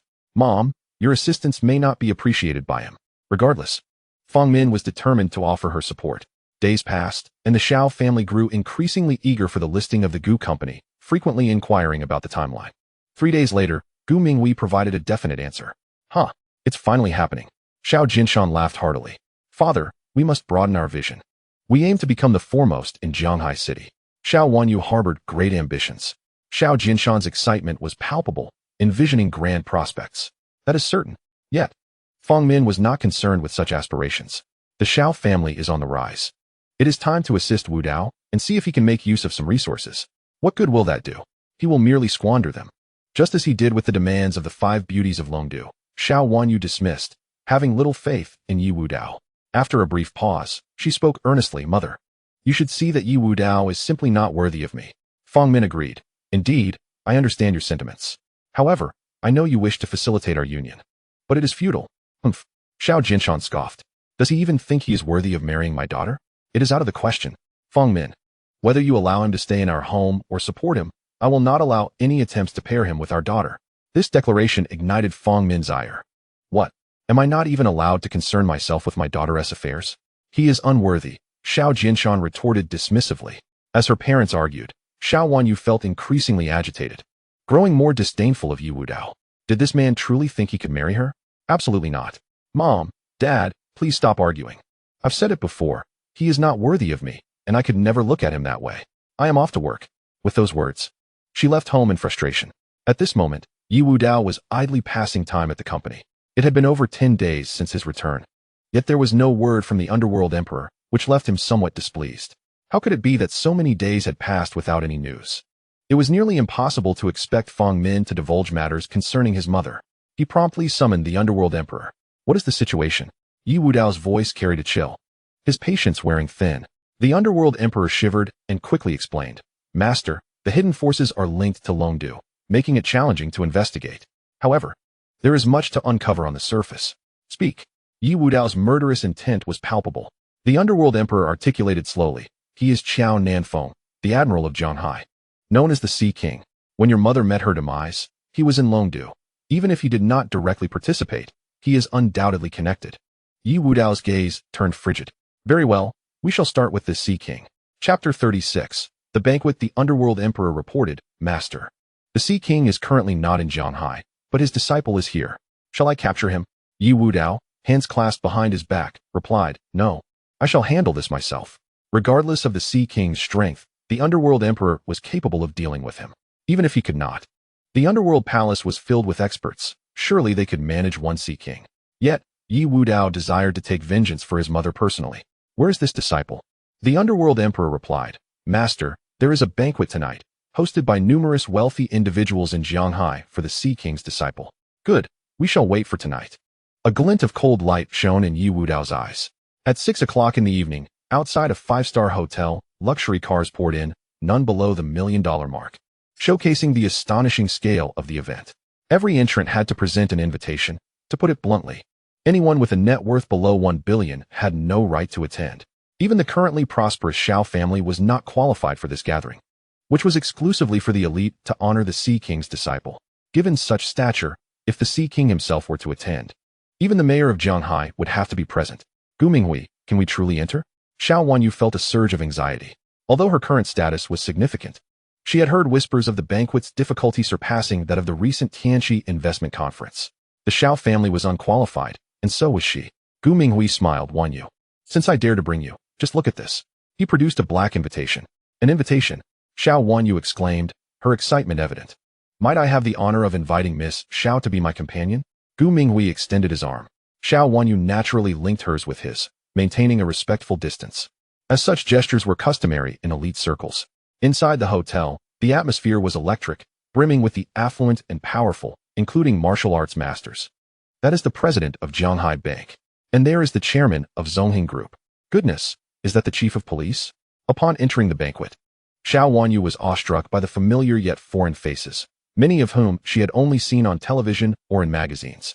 The scale of this event was indeed breathtaking. Were it not for Gu Minghui, she would never have qualified to attend. Thank you, Gu Minghui. Xiao Wanyu expressed her heartfelt gratitude. It's nothing. Besides, with your family invested in our company, we are practically family now, Gu Minghui replied, unfazed. If Xiao Wanyu had harbored any doubts regarding the investment before, they had now been completely dispelled. If Gu Minghui were truly deceiving the Xiao family, he could have easily ignored them.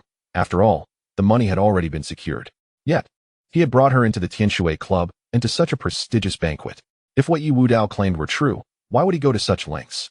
Ye Wudao, your narrow vision has confined your perspective, Xiao Wanyu mused with a smirk. Accusing Gu Minghui of drugging me and claiming the investment was a trap. Ignorance is indeed a curse. It was also true. With her understanding, how could she grasp the complexities of this world? Although she still found the drunken incident puzzling, she could largely dismiss the notion of Gu Minghui having drugged her, especially with her best friend's corroboration. As time passed, more attendees arrived at the banquet, each one a notable figure in Zhanghai. There were even rumors that one of the 5 beauties of Longdu, Wu Mei, would grace the event, eager to connect with the Sea King's disciple. Finally, the disciple, Sun Wuji, made his entrance. In his 30s, he had already attained the status of a master, making him a standout among the younger generation. Upon his arrival, his imposing aura had many retreating several steps, feeling their breaths become labored. This is what a master truly is? Xiao Wanyu marveled, for this was her first encounter with a master. The master was like a dragon. At such a level of prowess, he could traverse the rivers and seas with ease. Gu Minghui spoke with a hint of envy, lamenting that he wished to attain the status of a master himself. Upon hearing Gu Minghui's words, Xiao Wanyu felt a flicker of yearning. If she could become a master, would she not then become the foremost figure in Shanghai? Yet, she swiftly dismissed this notion. Her path was different, destined for the realm of commerce. Xiao Wanyu firmly believed that one day, she would ascend to the heights occupied by Mu Qinxue and Shin Manqiu. Is Sun Wuji truly a disciple of the Sea King? Xiao Wanyu inquired, turning to Gu Minghui. After all, she was not a practitioner of martial arts and knew little about such matters. Gu Minghui nodded, his expression grave. Indeed, the Sea King is a commander, and Sun Wuji, as his disciple, has long participated in battles overseas. It is said that he single-handedly dismantled a mercenary organization, one that possessed armed forces, sweeping through them with a mere blade. He continued to recount Sun Wuji's exploits, leaving Xiao Wanyu astounded. Not only that, at that moment, a middle-aged man approached, his face pale with fear. Do you know about the trial of death? It is a true hellish ordeal. They say that out of 10,000 who enter, only 10 emerge alive, and Sun Wuji was among those who survived. What is the trial of death? Xiao Wanyu asked, unable to contain her curiosity. Even Gu Minghui was intrigued. The middle-aged man elaborated. The trial of death involves climbing mountains of blades and traversing seas of fire, a physical refinement that reaches its zenith. For us, the phrase might merely be a metaphor, but those who undergo the trial experience its true terror firsthand. Both Xiao Wanyu and Gu Minghui were taken aback. True mountains of blades and seas of fire. My heavens. No wonder only 10 out of 10,000 can survive. The gravity of the situation deepened Xiao Wanyu's understanding of Sun Wuji. She couldn't help but think of Ye Wudao. If Ye Wudao were to offend Sun Wuji, his fate would undoubtedly be death. Who is the Sea King's disciple? Just then, a resonant voice echoed throughout the gathering. Chapter 37. The Might of the Master, a familiar voice, a familiar figure. Xiao Wanyu stood frozen, her eyes widening. At such a high-profile event, she had believed Ye Wudao would not make an appearance. Yet, she was utterly astonished that he had indeed come. But how had he gained entry? Soon, her expression darkened. It was evident he had taken advantage of her connections to enter. Curse him, that wretched scoundrel. Xiao Wanyu felt her sanity fraying. Why did he insist on stirring up trouble? The worst part was that she could be implicated. After all, he was a disciple of the Sea King. A single misstep could lead to irrevocable consequences. How did he get in? Gu Minghui was taken aback, but soon reveled in schadenfreude. He sneaked in. And now he's targeting the Sea King's disciple? Isn't he courting death? Xiao Wanyu gritted her teeth. He must have used my connections to get in. Huh. It seems he is indeed aiming for Sun Wuji. He is doomed. Gu Minghui sneered. Xiao Wanyu's expression was one of utmost despair. She felt a murderous urge towards Ye Wudao, praying desperately that he would not provoke too much trouble. But was that even possible? The moment he entered and called out to the Sea King's disciple, it was clear he was seeking confrontation. She dared not intervene and could only watch silently. Leaving now would only associate her with Ye Wudao. As Ye Wudao's voice reverberated, all eyes turned towards him. Who is this? Was the collective thought among the crowd. Many racked their brains, but Ye Wudao's face was unfamiliar to them. Did he know Sun Wuji? Sun Wuji narrowed his eyes. Who are you? Ye Wudao approached slowly. Where is Qiao Nanfeng? He directly invoked the Sea King's name. This was a grave taboo within their circles, especially given the Sea King's stature, which forbade anyone from uttering his name so casually. Yet, this audacious youth dared to do so, clearly seeking trouble. To provoke the Sea King? Such audacity was unfathomable. Xiao Wanyu's complexion grew increasingly pale. It was not merely Sun Wuji he was antagonizing, but the Sea King himself. It's over, it's over. Ye Wudao is doomed, she thought, desperately wishing to avoid being dragged into this calamity. Despite her compassionate nature and desire to protect Ye Wudao, how could she shield him from the wrath of the Sea King? It was utterly impossible. Gu Minghui whispered, Wanyu, do not get involved. This is beyond our control. Xiao Wanyu numbly nodded. Get involved? Avoiding entanglement was already a blessing. She would not dare to intervene, even if given 10 lives. As Ye Wudao called out the Sea King's name, the atmosphere became charged with tension. Who are you, that you dare to call the commander by name? The Sea King's name is not one to be trifled with. Have some humility, kneel and apologize, or face dire consequences. The reputation of the Sea King in Shanghai was immense, and with Ye Wudao's audacious declaration, the atmosphere turned perilous. Sun Wuji scrutinized Ye Wudao, and after a lengthy observation, he confirmed that the boy emitted no discernible energy fluctuations. He frowned and said, Kid, I do not know who you are, but addressing my master so casually is a grave offense. If you kneel and apologize now, I can overlook this transgression as if it never happened. After all, He was the Sea King's disciple and would not resort to violence over a mere insult from a seemingly ordinary person. With no energy fluctuations detected, Sun Wuji assumed Ye Wudao was just an ordinary individual, unworthy of his attention. Of course, Ye Wudao was far from ordinary. His strength was so formidable that it eluded Sun Wuji's perception. Xiao Wanyu clenched her teeth and prayed quietly. Ye Wudao, please apologize quickly. Only an apology can ensure your safety. Enough with the chatter. Bring out Xiao Nanfeng. I have questions for him. Ye Wudao replied nonchalantly. Gasps of astonishment filled the air. Sun Wuji had clearly indicated he did not wish to escalate matters. Yet this audacious youth pressed further. He sought an audience with the Sea King? Such bravado? Even they would not dare to act so boldly. They could hardly fathom the source of his courage. Xiao Wanyu felt a wave of despair wash over her. There was no saving him now. It was truly hopeless. She began to pray fervently, hoping that she would not be implicated in this disaster. Impudent. Sun Wuji's anger flared.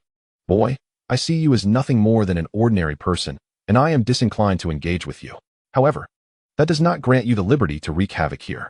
I give you one last chance. Kneel and apologize, or you shall not leave this hotel alive. As his words echoed, the Master's formidable aura surged forth, leaving the gathered crowd in a state of shock. Truly, he was a master. The intensity was palpable. This was the final opportunity. All eyes were on Ye Wudao, who truly must seize it or face dire consequences. Ye Wudao, exercise some wisdom. Xiao Wanyu sighed. I will ask you one last time. Where's Xiao Nanfeng? Ye Wudao's patience wore thin. The crowd gasped. This youth was utterly oblivious to the gravity of his situation. Sun Wuji had already given him 2 chances, yet he squandered them. He was truly inviting his own demise. Sun Wuji, filled with a wrath that twisted into a mocking smile, advanced step by step, his masterful aura intensifying with each movement, instilling terror in those who beheld him. The tiles beneath his feet cracked, unable to withstand the pressure of his presence. Gasps of disbelief escaped the crowd as they witnessed the sheer power of a master. Is this the might of a master? Xiao Wanyu was utterly shaken. With such strength displayed by Sun Wuji, she realized that Ye Wudao would not leave alive today. The day had finally arrived. While he had evaded Gu Minghui's vengeance, he could not escape Sun Wuji. Such an end was fitting for someone with Ye Wudao's reckless nature. Truth be told, surviving until now was already a miracle. Yet, Ye Wudao, locked in the Master's imposing aura, remained unfazed, feeling no pressure whatsoever. Instead, he felt remarkably at ease. A master? Huh. When did this realm believe it could act with impunity? Today, if you do not speak, I shall strike until you do. Chapter 38. Ye Wudao's subtle wit. The crowd was stunned by Ye Wudao's proclamation. What had they just heard? He intended to beat Sun Wuji into submission? Good heavens. This was the disciple of the Sea King, a master-level force. In Jianghai City, such power was nearly unchallenged. Not only in Jianghai, but across the entire Great Xia. A master could command their territory. Yet this young man audaciously declared he would strike a master. Had he lost his mind, utterly ignorant of the gravity of his situation? Sun Wuji's every step resonated with monumental weight, his aura rising like a crushing stone upon the crowd. Prove you can do it, he challenged. Halting a mere 3 meters from Ye Wudao, he raised his hand, fingers dancing like the wind, an aura enveloping them like a blade. One strike. If you can withstand it, we shall call today's affair to a close. A Master's strike. The onlookers shook their heads, pity in their eyes as they regarded Ye Wudao. Not only was he an ordinary man, but even seasoned martial artists among them would find it difficult to withstand such an attack. The might of a master, who could contend with it? Xiao Wanyu, uncertain of the true strength of a master, felt a flicker of hope in her beautiful eyes. If it was but one strike, could survival be possible? You are too naive, a middle-aged man interjected, shaking his head. A Master's strike is beyond the reach of anyone beneath that realm. A mere mortal would be obliterated. At these words, Xiao Wanyu fell into a stupor, followed by a heavy sigh. She had hoped there might be a chance for Ye Wudao, but it now appeared he was doomed. Prepare to meet your end, Sun Wuji declared, his finger poised like a blade, viewing Ye Wudao as already deceased. What need do you have to bicker with an ordinary man? But at that moment, a cool, clear voice interjected. Ye Wudao, who had already decided to act, frowned upon hearing it. To his dismay, it was Wu Mei, one of his betrothed. The crowd gasped as they recognized her. Wu Mei, the foremost female master of the Great Xia, one of the 5 beauties of Longdu. She was breathtakingly beautiful. Their gazes turned fervent. Yet upon sensing the chill emanating from Wu Mei, they lacked the courage to meet her eyes. This was a master. Wu Mei approached, casting a glance at Ye Wudao before standing before Sun Wuji. Grant me this favor. Let him go. Sun Wuji furrowed his brow slightly before retracting his finger, puzzled. Master Wu, do you know him? Not to say I know him, Wu Mei replied coolly. I promised him a request, and today I fulfill that promise. Understanding dawned upon Sun Wuji, and he nodded slightly, his murderous intent dissipating. Since Wu Mei had spoken, there was no need to squabble with a minor character. Is your intervention truly necessary, Wu Mei? Ye Wudao grumbled, irked. Why do women today all presume so much? Did you anticipate my arrival, thus putting on this display? Wu Mei spoke sternly, for news of her attendance had long circulated. Are you out of your mind? Ye Wudao retorted. The crowd gasped. This fellow not only dared to provoke Sun Wuji, but also spoke so audaciously to Wu Mei, truly brazen. Wu Mei remained unfazed. My promise has been made. I hope you will honor yours. With that, she turned her attention to Sun Wuji, engaging him in conversation while disregarding Ye Wudao. Ye Wudao found this woman exasperating. However, he was not in a rush to confront Sun Wuji. Killing him was simple. The real focus was on Xiao Nanfeng. Sun Wuji, I shall return in 3 days. I hope by then Xiao Nanfeng will be present. With that statement, Ye Wudao turned to leave. The crowd was left speechless. This fellow had just narrowly escaped death, and yet still put on airs. Had it not been for Wu Mei's timely intervention, he might not have survived. Xiao Wanyu exhaled a long breath. Ye Wudao truly possesses a modicum of cleverness. He anticipated Wu Mei's appearance, seeking to leverage her promise to assert his dominance. Oh no. To show off in front of me. Alas, such tactics are too simplistic and juvenile. She finally grasped Ye Wudao's intentions, feeling pity for him. What a stroke of luck. Gu Minghui scoffed. After the evening's events, Xiao Wanyu returned home to inform her parents. That fool squandered the favor of the 5 beauties of Longdu? That is tantamount to wasting a tremendous opportunity. Xiao Jinshan was at a loss for words. Fong Min sighed repeatedly. He is a prodigal, with those 5 requests. He could have soared to great heights, yet he wasted them in such a manner. Yet what could his motives possibly be? This puzzled Fong Min. What else could it be? Xiao Wanyu scoffed. He simply wishes to show off before me, hoping to gain my admiration, but he is sorely mistaken. Fong Min felt exasperated. Wudao, you have misused your methods. If this continues, even with your matchmaking, there will be no opportunity. Humph. And he dares to think he can win my daughter over? Xiao Jinshan snorted, turning to watch the news. Days passed, and finally, the day arrived when Gu Minghui's company was to go public. The Xiao family gathered at their villa, excited for the occasion. Is it really happening today? Xiao Jianjun exclaimed. Thrilled, having invested his entire fortune. Fear not, once it goes public, our wealth will multiply several times over. Xiao Jinshan declared confidently. The Xiao family assembled. Ready for the moment. Are we prepared? Xiao Jinshan inquired. Prepared. The family responded in unison. Let us depart. Xiao Jinshan waved his hand, and they began to head out. Ye Wudao, too, was set to leave. The time he had given Sun Wuji had arrived. However, upon seeing the Xiao family heading to Gu Minghui's company, he felt exasperated.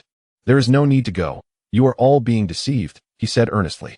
Previously, he had refrained from intervening because the Xiao family did not believe him. Only through genuine deception would they comprehend Gu Minghui's scheme. Yet no one believed him. What concern is it of yours? You, a mere dependent of the Xiao family. Have no say here. Mind your own business. The members of the Xiao family were seething with indignation. Chapter 39, Deceived. Ye Wudao. Can you refrain from constantly wronging Gu Minghui? Xiao Wanyu was infuriated upon seeing Ye Wudao. Your small-mindedness reflects your limited vision, condemning you to such a life. Dare to speak such nonsense again, and I shall have you expelled. Xiao Jinshan was extremely irritated. What should have been a splendid day was sullied by Ye Wudao's presence. Even Fong Min was somewhat upset.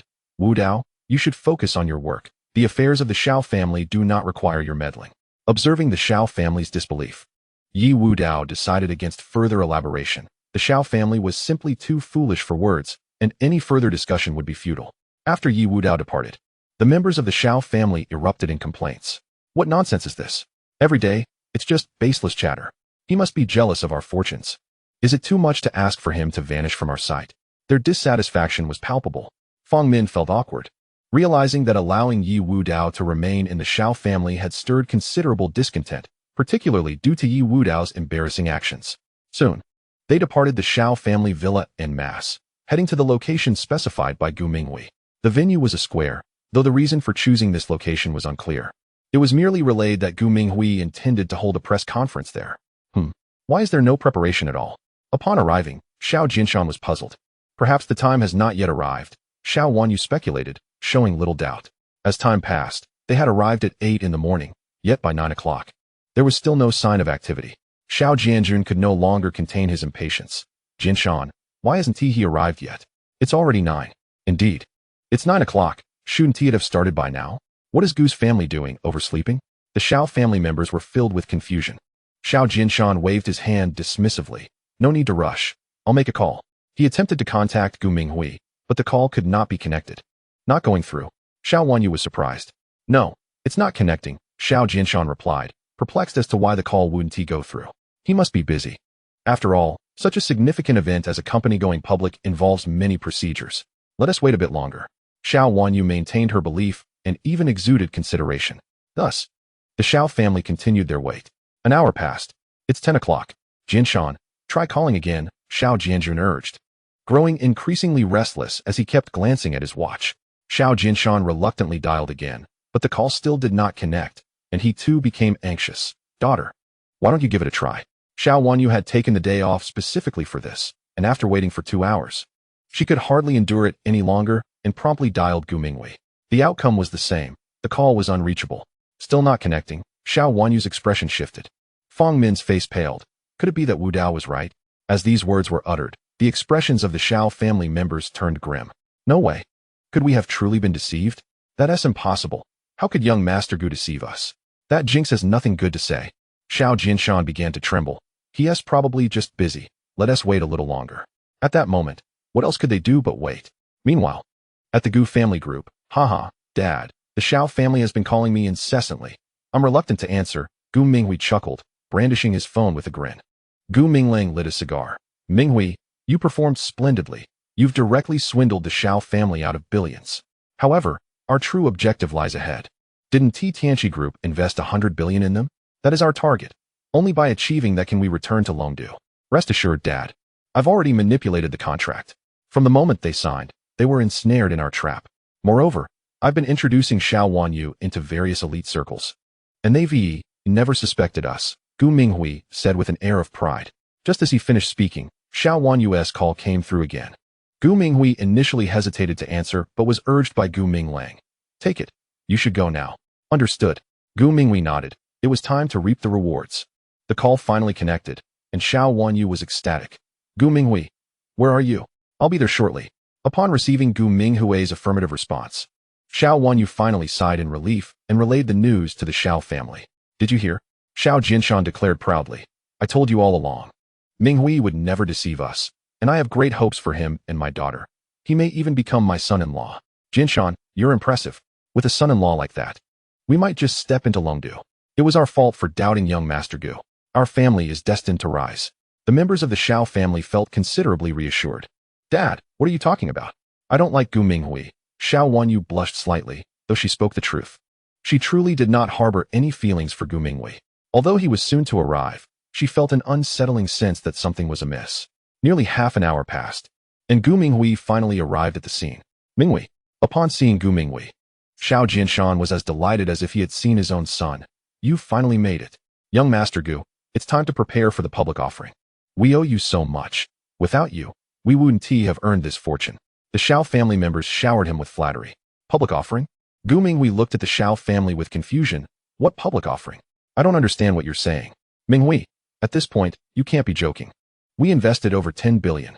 Xiao Jinshan chuckled. Oh, that. Gu Minghui paused briefly, a sinister smile creeping across his face. I'm afraid the Gu family has no company going public. What? The smiles of the Xiao family members froze instantly, although Xiao Jinshan continued to smile.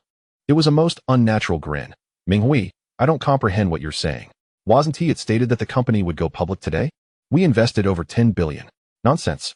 Gu Minghui's expression darkened. Xiao Jinshan, don't try to get chummy with me. When did I allow you to invest? Do you think I would let you profit like that?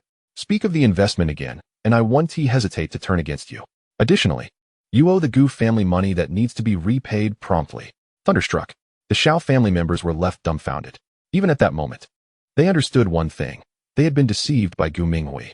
Chapter 40. A way to remedy the situation. Ah, you scoundrel. Xiao Jianjun was on the verge of madness. He had invested his entire fortune, only to find himself swindled. How would they survive now? The faces of the Xiao family were as pale as death, some appeared lost, and several trembled. as many had invested everything they had. The entire Xiao family had pooled over 10 billion in cash. Jinshan, did he deceive us? The elder of the Xiao family could hardly believe it. Xiao Jinshan remained in a state of shock until his father's voice snapped him back to reality. Even then, he struggled to accept that he had been duped. The 10 billion had come from liquidating numerous assets, misappropriating company funds, and securing bank loans, all in the hope of making a significant return, and now it was all gone. What did you just say? We owe you money? Xiao Jinshan asked, his voice trembling. Of course. Gu Minghui nodded. Our contract stipulates a partnership, but you haven't contributed a single cent. We have given you over 1 billion. Yet Xiao Jinshan's face turned pale. Over 1 billion? Gu Minghui chuckled. Do you have any evidence? This was transferred to me privately. Who can testify? The transaction records have already been erased. Xiao Jinshan nearly collapsed to the ground. He had trusted Gu Minghui too much and had not considered the implications. Moreover, since Gu Minghui was essentially gifting money, expressing hesitation on his part would appear disrespectful. Little did he know that this was merely a ruse. You. Xiao Jinshan felt a sweetness in his throat, unable to articulate his thoughts. Gu Minghui, why would you do this? Xiao Wanyu found it hard to accept the truth. Everything had been foretold by Ye Wudao. Gu Minghui had been deceiving them all along. The primary issue lay in Gu Minghui's flawless performance. His initial investment claim was to pursue her and connect with the Tianqi group, which left her without much suspicion. Furthermore, after a few days of financial generosity, he introduced her to various elite circles, gradually allowing Xiao Wanyu to lower her guard. The betrayal was difficult to digest, especially since Ye Wudao had accurately predicted everything. It was a double blow. Particularly this morning, Ye Wudao had warned her again. The Xiao family did not believe him. And Xiao Wanyu could imagine the expression on Ye Wudao's face when they next met. Would it be mockery? Pity? Perhaps both. Why? Gu Minghui lit a cigarette, gazing intently at Xiao Wanyu. Of course, it's to trap your Xiao family. Hurry and transfer the funds for our cooperation. Otherwise, if you breach the contract, you will owe me compensation. Nothing too excessive, just 20 to 30 billion. Xiao Jinshan staggered back a few steps, fortunately supported by Fang Min. Otherwise, he would have fallen. To be deceived out of over 1 billion and now expected to pay an additional 20 to 30 billion. What sort of madness was this? The crucial point was that he could no longer afford such a sum. We misunderstood Wudao, Fang Min wept. I want to kill you. The elder Xiao charged forward with his cane, but before he could reach Gu Minghui, he stumbled and fainted. Dad, Grandpa, the Xiao family members were aghast. Oh, and one more thing. Gu Minghui's gaze fixated on Xiao Wanyu, licking his lips. A few days ago, I indeed drugged you, but alas, I almost had my way with you. Xiao Wanyu trembled, her complexion drained of color. What about Cici? Haha, Tian Cici. She climbed into my bed.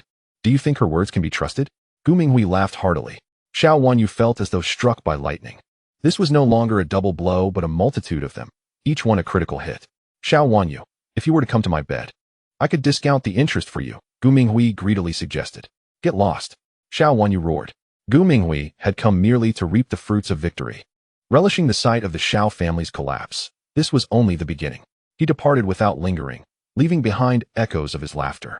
Quickly take Dad to the hospital. Fang Min was now the most composed. Today was undoubtedly a devastating blow for the Xiao family, each face reflecting despair. Jinshan, I trusted you so much. Invested all our cash, and this is the outcome. You must compensate me. Xiao Jianjun placed all the blame on Xiao Jinshan. Yes, you were the one who brought us in. The rest of the Xiao family echoed in agreement. I will handle this matter. Xiao Jinshan's voice was hoarse, and he seemed to have aged significantly. Jinshan, what should we do next? Fang Min inquired. Didn't the Tianqi group invest 100 billion in us? In this predicament, we can only use that 100 billion, Xiao Jinshan replied gravely. Fang Min quickly shook her head. No, that 100 billion is not our Xiao family's money. If we misuse it and the Tianqi group discovers it, we will be in serious trouble. It won't be a problem, Xiao Jinshan waved his hand. Our daughter has garnered Shun Manchio's attention. That 100 billion is meant to support our Xiao family, and now it is a matter of survival. Daughter, what do you think? Fang Min turned to Xiao Wanyu. Xiao Wanyu, disoriented, lifted her head upon hearing her mother's voice. What? Fang Min explained Xiao Jinshan's proposed remedy. Xiao Wanyu then recalled the 100 billion from the Tianqi group.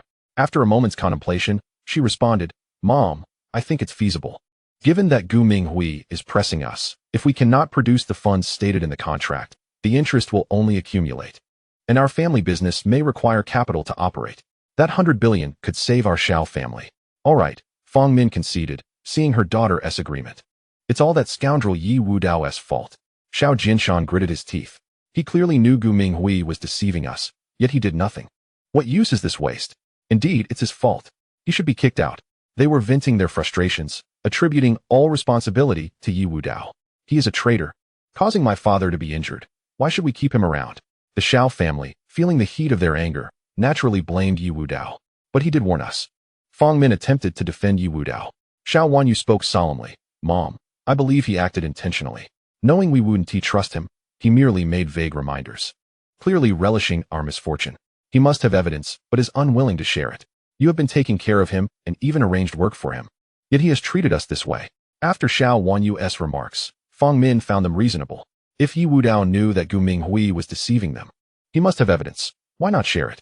I've made up my mind. Once we return, I will expel him. Xiao Jinshan declared coldly. No. Fong Min objected. We must investigate thoroughly. We need to ascertain whether he is evidence, or else we would be unjustly accusing him. Xiao Jinshan growled. Fine, once we return, we shall confront him. At that moment, Ye Wudao had arrived at Haijun's residence, the Ao Long Villa. Chapter 41. Ao Long Villa Master, should I bring out Sun Wuji? Asked the respectful Ming Di beside him. No need. Ye Wudao shook his head, glancing at the Ao Long Villa. The estate was vast, with 2 imposing stone lions at the entrance, exuding grandeur, and the spiritual energy within was remarkably dense. The villa had excellent feng shui, concealing wind and avoiding water, making it suitable for cultivating medicinal herbs. The rich spiritual energy within the villa was likely emanating from the herbs, much to Ye Wudao's delight. This villa, I shall claim it, he declared, striding toward the interior. Inside the villa, a lively gathering was underway, filled with martial arts practitioners. Ye Wudao? A somewhat surprised voice rang out. As Ye Wudao continued walking, he turned at the sound, encountering an exceptionally beautiful girl with a pure and innocent demeanor. This girl was Zhao Donger, who had a good relationship with the Xiao family, though they had only met once, without exchanging words. It's really you. Zhao Donger trotted over, her cheeks flushing. What brings you here? I'm looking for Sun Wuji. And you? Despite having met only briefly, Ye Wudao held a favorable impression of her. I came to seek medicine. You should leave quickly. I've heard from Wanyu that you nearly offended Sun Wuji last time. Zhao Donger expressed her concern. It's all good. Ye Wudao smiled and shook his head. Why do you refuse to listen? Zhao Donger exclaimed, her expression clouded with frustration. Why should we fear someone as insignificant as Sun Wuji? The emperor of the underworld, standing beside her, scoffed disdainfully. It was only then that Zhao Donger noticed him. Startled by his fierce demeanor. Ye Wudao, how can you associate with such dubious characters? The emperor of the underworld retorted, what makes you think I am among the dubious? Ye Wudao chuckled softly. He is my subordinate, not a dubious character. Yet, Zhao Donger could not shake the feeling that the emperor of the underworld was no good. After a moment's thought, she tugged at Ye Wudao's sleeve, saying, you should stick with me. I'm worried you'll offend Sun Wuji again, and I can at least keep you in check. That's unnecessary, Ye Wudao replied with a smile and a shake of his head. This girl, with her naive heart, only wished to avoid trouble for herself, failing to consider the terror that Sun Wuji embodied. How many would dare to defend someone who had crossed him? Most would scramble to escape, fearing the repercussions. But Zhao Donger seemed blissfully unaware of this. She was pure-hearted. In his years, Ye Wudao had encountered countless women, from the 5 beauties of Longdu to empresses and sirens from distant lands, yet none possessed the crystalline beauty of Zhao Donger's size. Zhao Donger, you need not venture further. From this day forth, this place shall no longer be the domain of Sun Wuji and the Sea King. With that declaration, Ye Wudao continued on his path. Zhao Donger paused, momentarily taken aback, before quickly regaining her composure. Oh dear, Ye Wudao is just like Sister Wanyu said, full of grandiose claims. I must follow him. As they walked, they passed rows of medicinal herbs, some over a century old. And Ye Wudao sensed the presence of even older specimens buried deeper within. The Sea King certainly had some remarkable treasures here. Within the villa, an elder inquired, Master Sun, when will the Sea King return? I wish to seek his guidance. Old Wu, the master is in seclusion, striving to break through to a realm beyond that of a master, Sun Wuji replied quietly. Old Wu inhaled sharply. Only a powerhouse like the Sea King could aspire to such heights. He himself was a master, having only brushed against the threshold of mastery throughout his life. By the way, I heard a nameless young man has been proclaiming he intends to confront the Sea King. Is this true? Old Wu shifted the topic. Sun Wuji nodded. Indeed. If it weren't for Wu Mei's intervention, that boy would already be dead. Oh, he knows Wu Mei? Could he be a formidable opponent? Old Wu asked, surprised. Not at all. Sun Wuji shook his head. He is merely an ordinary person. Old Wu, you may not be aware, but that boy has announced his intent to come here today. Indeed, I wonder if he dares to show up, came the collective murmur of the martial artists present, their words dripping with scorn. What an absurdity. He's just a child. Old Wu was incredulous, then his tone turned cold. It's a pity I wasn't there that day. Had anyone disrespected the Sea King, I would have killed them on the spot. Who do you intend to kill? A detached voice interjected. Ye Wudao entered the room. All eyes turned toward him. Some recognized him immediately, while others were taken aback. It's him. Incredible, he actually came. Those who recognized Ye Wudao gasped in disbelief. He was the one who had previously disdained Sun Wuji at the gathering. Even Sun Wuji was taken aback. He truly came here? Old Wu frowned and stepped forward, unleashing his masterful aura. You disrespect the Sea King? Very well, I shall teach you a lesson today. Old Wu, being hot-headed, prepared to strike. There's no need for you to intervene, Old Wu. Allow me. A younger man stepped forward, brandishing a sword and lunging at Ye Wudao. Run, Zhao Donger shouted anxiously. Yet, Ye Wudao did not even glance in his direction, continuing to stroll as if unfazed. In an instant, the sword-wielding man was sent flying, the emperor of the underworld having stepped in front of Ye Wudao. At that moment, silence enveloped the villa. No one had expected Ye Wudao to be accompanied by such a formidable ally. This power. Sun Wuji narrowed his eyes. Realizing the gravity of the situation, no wonder he dared to come here, having secured a powerful companion. Leave this to me, Old Wu grunted, his masterful aura surging once more as he advanced towards Ye Wudao, reaching for his neck. Crack! Old Wu's hand was severed effortlessly by Ye Wudao's casual grasp. As if no effort had been exerted, the atmosphere grew still once more. Are you also a master? Sun Wuji's expression shifted as he scrutinized Ye Wudao. He had observed him closely and felt no discernible aura. He had assumed Ye Wudao was merely an ordinary man. Yet, he had drastically underestimated him. Realizing he had concealed his true prowess, Zhao Donger was left speechless. She had thought Ye Wudao was just a commoner, only to discover he was a master. Sister Wanyu did not mention this. Zhao Donger's face reflected disbelief, her beautiful eyes shimmering with surprise. Ye Wudao chose not to respond to Sun Wuji's inquiry, instead stating, What? Did I not grant you 3 days to bring Qiao Nanfeng back? Arrogance. That was the collective sentiment among those present. Even if Ye Wudao had defeated Old Wu, he could not possibly stand against the Sea King, a being poised to transcend mastery. Sun Wuji slowly rose from his seat, a cold smile playing on his lips. In this day and age, does one think that simply being a master allows for tyranny? As his words fell, his aura erupted like thunder, shaking the very foundations of the villa. Boom. Many were forced back several steps, their expressions a mix of disbelief. They had witnessed masters before, like Old Wu, yet in comparison to Sun Wuji, they felt as if they were on entirely different planes. Even among masters, there existed vast disparities in strength. The gazes of the onlookers turned to Ye Wudao, now tinged with pity. This man believed himself a master and dared to provoke the Sea King? He would not even survive this encounter. Today, let me show you what a true master is. Sun Wuji advanced toward Ye Wudao, each step draining the life around him, evoking a sense of desolation. Ye Wudao regarded Sun Wuji with a look of bemusement, uninterested in further conversation. He stepped forward, palm descending with authority. The sky darkened, ominous clouds converging to form a colossal handprint that descended upon Aolong Villa. Sun Wuji was taken aback, having thought he could easily dominate Ye Wudao. After that palm descended, he realized he was utterly outmatched. No, he roared. Yet against this cataclysmic force, he found himself utterly powerless. In that moment, realization struck him. It was not that he had been unable to sense Ye Wudao's aura, but rather that Ye Wudao was far too powerful, having reached the level of a teacher. Boom. With a resounding crash, an immense force radiated outward, leaving a handprint in the center of the villa, while Sun Wuji was reduced to nothing more than dust. Everyone was left in a state of shock. What had transpired? From this day forth, there would be but one master of the Aolong Villa, and that was I, the esteemed physician. The voice of Ye Wudao suddenly echoed. Physician? All present widened their eyes in disbelief. The renowned physician's name had stirred waves overseas. Yet they had never anticipated that the young man before them was indeed the illustrious physician. Thud, thud. Numerous martial artists could not help but kneel. From this day forth, the Zhanghai martial world shall revere the master. From this day forth, the Zhanghai martial world shall revere the master. The crowd spoke in unison. their voices reverberating through the night sky. Later that evening, Old Master Xiao had awakened but did not return to the ancestral home. Instead, he promptly arrived at the Xiao family villa. The reason was simple. He wished to ascertain whether Ye Wudao possessed any evidence. Feng Min, let me be clear. Old Master Xiao fixed his gaze on Feng Min. If Ye Wudao has already secured evidence, it suggests he never intended to show it to us. Instead, he wishes to see the Xiao family fall into irreparable ruin.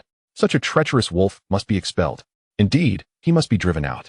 The Xiao family had provided for him, sheltered him, and even assisted him on several occasions. Otherwise, he would not have known how to survive. Yet, he treats our family in this manner? A treacherous wolf, a living embodiment of treachery. The Xiao family members seethed with anger. Although the Xiao family's crisis had been alleviated by 100 billion from the Tianqi group, the gap of 100 billion still loomed large. And it would have to be addressed eventually. Otherwise, if the Tianqi group discovered this, trouble would ensue. Yet, despite having warned us multiple times, Feng Min remained hesitant. Mother, you are far too soft-hearted. Xiao Wanyu shook her head with a sigh. His behavior has gone too far. We must seek clarity. For the nature of this matter is different. If he has evidence yet refuses to present it, even if he has warned us, it is tantamount to allowing us to be deceived. Xiao Jinshan wholeheartedly agreed. My daughter is right. I do not wish to harbor a treacherous wolf. Had it not been for the 100 billion from the Tianqi group, the Xiao family would not have weathered this crisis. They would have faced bankruptcy and overwhelming debt. Moreover, the Xiao family members had shifted all blame onto Ye Wudao, fostering the illusion that without him, they would not be in such peril. Ye Wudao returned at 9 o'clock that evening. The lateness was due to a meticulous assessment of the medicinal herbs cultivated at Aolong Villa, and the harvest had indeed been substantial. Now, all that remained was to await the return of the Sea King. However, upon his return, he found the Xiao family members glaring at him intently, which left him perplexed. Ye Wudao. Xiao Jinshan pointed to a small chair in the center of the living room. You will sit there. Is there something amiss? Ye Wudao naturally did not comply, but inquired lightly. Xiao Jinshan questioned sternly. You previously warned us that Gu Minghui was deceiving us, did you not? Indeed. Ye Wudao nodded. Does this not confirm it? The Xiao family, seeing Ye Wudao's demeanor, were incensed, their teeth gritted in fury. To them, he appeared to be a duplicitous villain. Xiao Wanyu exclaimed. Ye Wudao, why are you so certain that Gu Minghui is deceiving us? Do you possess evidence? The moment this question was posed, Feng Min grew anxious, hoping fervently that Ye Wudao lacked evidence. Otherwise, they had truly taken in a treacherous wolf. It turned out this was an inquiry of accountability, and Ye Wudao found it laughable. It was not I who deceived you for money, yet you come to question me? Do you think me easy to bully, or are you simply afraid to confront Gu Minghui? Upon hearing this, the Xiao family members turned pale with indignation. They certainly did not dare confront Gu Minghui, as they were wary of him. Yet, they held Ye Wudao accountable for their plight. How dare you speak to us in such a manner? You reside in the Xiao household. We are the true masters here. Without the Xiao family, you would be homeless. The Xiao family members felt as though their tails had been stepped on, and they grew increasingly agitated. Xiao Jinshan demanded, Speak. Do you possess evidence or not? Yes. Ye Wudao's response was unequivocal. Just as expected, the faces of the Xiao family members darkened. Chapter 43.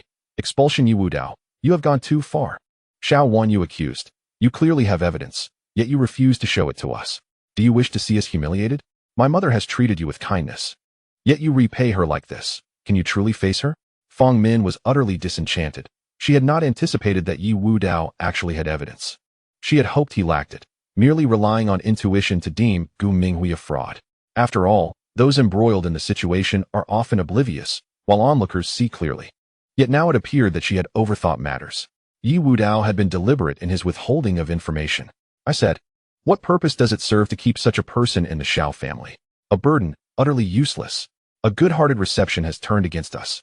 Humanity has deteriorated, indeed. Expel him. He must be expelled. The Xiao family erupted into a clamor, as if Ye Wudao were a historical criminal. Wudao, you have deeply disappointed me. Feng Min's voice had grown colder. Had Ye Wudao not possessed evidence, she would have argued for his stay in the Xiao family, disregarding all opposition. However, this outcome truly hurt her heart. Why not present the evidence? To wait until the Xiao family is thoroughly deceived and then foolishly anticipate a return to prosperity? Is it truly a desire to witness the Xiao family's humiliation? Xiao Jinshan slammed his fist on the table. Enough, Ye Wudao. From this day forth, you are to leave. Never again shall you claim to know any member of the Xiao family. Aunt Feng, Do you also believe I wish to see the Xiao family humiliated? Ye Wudao ignored Xiao Jinshan, stating plainly that he cared little for the Xiao family's thoughts. His primary concern was Aunt Fong. That investment of 100 billion was also due to her. Previously, he had refrained from speaking out because the Xiao family members had not believed his warnings. Moreover, even if they were deceived, what did it matter? With his abilities, assisting the Xiao family would be a simple task. Furthermore, he had his own vendetta against the Gu family. After all, Gu Minghui had previously sought to harm him, and he would not easily let that go. Fong Min remained silent, neither speaking nor glancing at Ye Wudao. Her demeanor spoke volumes. Ye Wudao smiled. Aunt Fong, I have no regrets regarding you. Now, could you please share with me the matter concerning my mother? Once you do, I shall depart. I will not tell you. Fong Min was exceptionally resolute. Ye Wudao, promptly leave my Xiao family. Xiao Wanyu had long wished to expel Ye Wudao. Are you attempting to threaten my mother? Leave. Never set foot in my Xiao family again.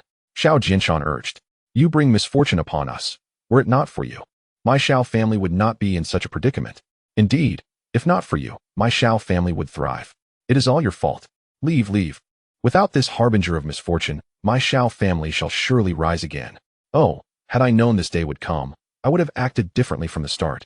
The Xiao family members began to point fingers and murmur among themselves. Ye Wudao understood that at this moment, learning about his mother from Fong Min would be exceedingly difficult. It seemed he could only leave for now. Aunt Fong, take care. After uttering these words, Ye Wudao turned and departed. Set off firecrackers, set off firecrackers. Old Master Xiao shouted loudly. Crackle, crackle. Firecrackers erupted at the Xiao family gate. Ye Wudao's expression darkened. I hope you do not come to regret this. Regret? Xiao Jinshan laughed. Ye Wudao, can you not be so self-absorbed? We welcome your departure. Xiao Wanyu had long anticipated this day, her arms crossed in defiance. Since you've chosen to leave, allow me to impart a final piece of wisdom.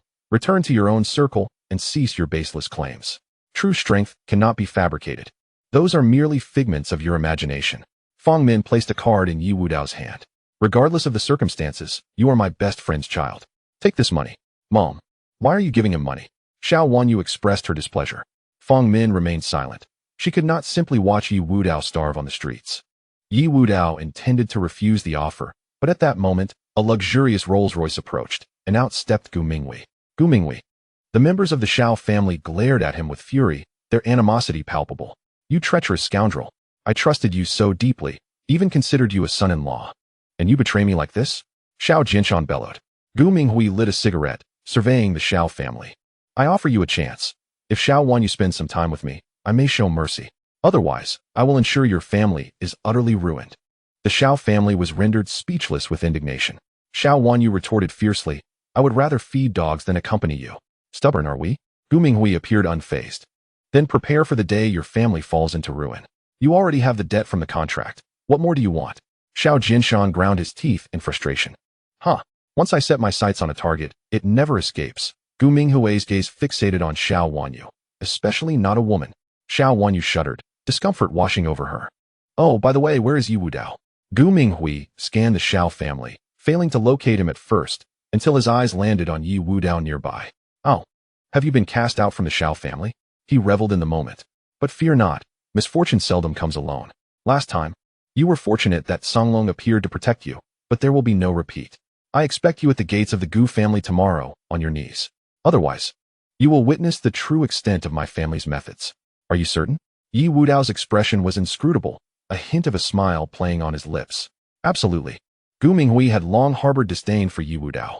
His visit was not simply a warning to the Xiao family. He sought to claim Xiao Wanyu for himself. Moreover, Ye Wudao needed to be thoroughly punished, otherwise, his resentment would linger. Xiao Wanyu seemed to grasp a lifeline. Gu Minghui, Songlong acted on my behalf last time. If you dare lay a hand on me, Songlong will not spare you. Do not attempt to frighten me, Gu Minghui scoffed. Do you think Songlong operates on a whim? I seek your consent. I will not force you. I am confident you will willingly climb into my bed. Haha. Xiao Wanyu paled, for Gu Minghui's words rang true. Songlong was one of the most elite special forces in China. How could they be summoned at will? Yet, the notion of willingly sharing a bed with Gu Minghui was utterly inconceivable. Gu Minghui. At that moment, Ye Wudao's voice rang out. Tomorrow, I will come to your door. And after that, the Gu family will be erased from Zhanghai. Erased? Gu Minghui almost erupted with laughter, incredulous at Ye Wudao's audacity to claim such a thing. Does he truly believe he can have the Gu family erased? He will be the first to be eliminated. Xiao Jinshan derided. A leopard cannot change its spots. If this were a television drama, such a character would be written off in no time. The Xiao family erupted in contempt. Did he really think the Xiao family would come to his aid? Xiao Wanyu sneered. Though they had expelled Ye Wudao, Fang Min's concern remained. Wudao, you are too impulsive. We cannot protect you now. With the Xiao family in disarray due to Gu Minghui's schemes, how could they possibly safeguard Ye Wudao? Mom, don't worry about him. We cannot even protect ourselves, let alone him, Xiao Wanyu cautioned, fearing her mother might relent. Fang Min sighed. I understand. Very well, I will give you one day. Tomorrow. You must come to the Gu family to plead for your erasure. If you do not, I will find you myself. Gu Minghui sneered, his gaze fixed on Xiao Wanyu. Wanyu, I will be waiting for you in bed. With those words, he turned and departed in his Rolls-Royce. Aunt Fang, I can assist with the Gu family's matters. But the condition is that you must divulge information regarding my mother. Ye Wudao glanced back at Fang Min. What nonsense. You think you can resolve anything? Xiao Jinshan scoffed. You should focus on how to face the Gu family tomorrow. Do not even think about fleeing Jianghai. With the Gu family's influence, escape is impossible. Xiao Wanyu replied coolly. If Ye Wudao truly can erase the Gu family, what harm is there in my mother revealing this to him? Internally, she held little faith in him, believing he would never recognize his own limitations. Fang Min remained silent, her eyes filled with profound disappointment. Ye Wudao said nothing further and turned to leave. Watching his desolate figure retreat, Fang Min felt a pang of sympathy, struggling to suppress the urge to call out to him. She understood that Ye Wudao's claim of erasing the Gu family was likely just a way to salvage his own pride. He would probably find a place to hide. Mom, trust me. Ye Wudao can take care of himself, just as he did with the Zhao family, hiding in a location no one could find. His survival overseas has not been without merit, Xiao Wanyu asserted, believing she saw through Ye Wudao's resilience. Not only did she think this way, but the entire Xiao family shared her sentiments. However, for the Xiao family, this was not the time to concern themselves with Ye Wudao's fate. They were acutely aware that the Gu family would strike again. I will find a way, Xiao Wanyu declared resolutely, her mind racing to consider who might assist the Xiao family through this crisis. Tiankai Group? Impossible, as the Xiao family had embezzled that 100 billion. They would not dare seek their help now. While Xiao Wanyu pondered desperately, a phone call interrupted her thoughts. It was Wang Ziming. Xiao Wanyu, I heard Gu Minghui has caused trouble for your family? Wang Ziming's voice came through the line. Yes, Xiao Wanyu brightened, placing her hopes on Wang Ziming, confident that his current position could help resolve their predicament. Rest assured, everything will be fine, Wang Ziming replied with a gentle chuckle, as if he were unconcerned. What a joke. With Instructor Yi around, how could we be bullied by the Gu family? Thus, he had no significant worries. This call was merely a reminder from his father, and he felt it was somewhat unnecessary. Yet, as the saying goes, the speaker has no intention, but the listener takes it to heart. Xiao Wanyu believed Wang Ziming would assist the Xiao family through this crisis, filling her with elation. After departing from the Xiao family, Ye Wudao did not return to Yunding Tiangong, but instead headed to Aolong Mountain Villa, which was rich in medicinal herbs. Although there had previously been skilled herbalists at the villa, he found them lacking. Especially with the cultivation of millennium herbs, it was not something just anyone could achieve. Thus, he planned to take matters into his own hands. As the day swiftly passed, Ye Wudao turned to the emperor of the underworld and instructed. Spread the word. I want the Gu family erased today. Understood. The emperor of the underworld responded. He would only act personally to avenge his mother. A mere Gu family held no significance to warrant his direct involvement. I am quite eager to observe how the Gu family will respond. Even though orders have already been given, Ye Wudao still intends to make a visit to the Gu family. At this moment, within the Gu family, they have trained their own enforcers, for they are a branch of the esteemed Gu family of Longdu. After all, one cannot function without capable hands. Today, these enforcers were specifically summoned by Gu Minghui. Young master, why should we intervene against an ordinary person? Questioned the instructor of the Gu family's enforcers, shaking his head, believing that Gu Minghui was employing excessive force. This instructor's prowess had indeed reached the level of a master. A master of his generation possesses his own pride. You do not understand, Gu Minghui replied, shaking his head. I fear that the Tsanglong member protecting Xiao Wanyu may take action. The entire Tsanglong unit will certainly remain inactive. Yet that Tsanglong member safeguarding Xiao Wanyu might very well act. Otherwise, how could Ye Wudao possess such confidence? I believe that fellow named Ye Wudao would not dare to come knocking.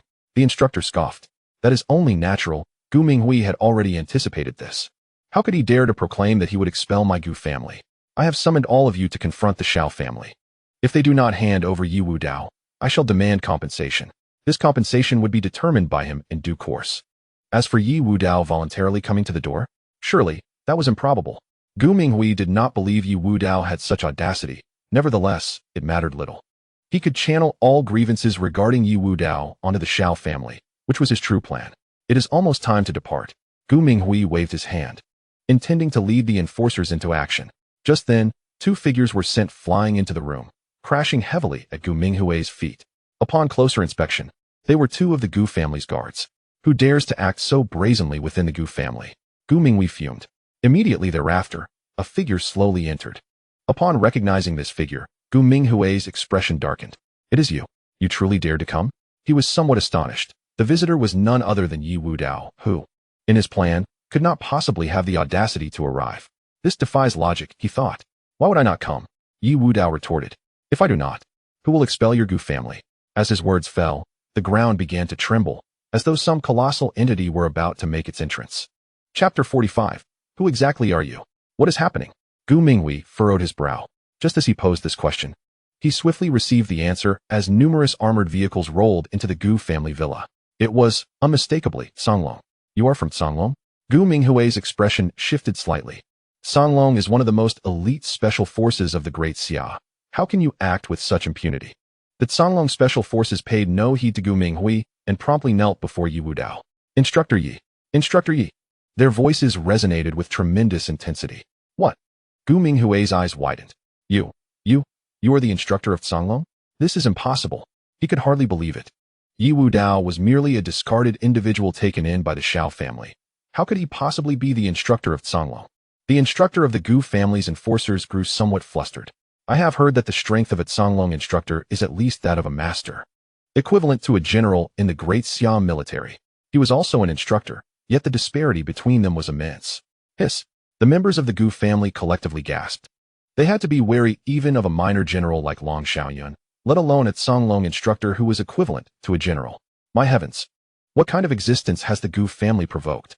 Wang Ziming coldly gazed at the members of the Gu family. Now, please inform us if there is any issue with Instructor Yi demanding your expulsion from Jianhai.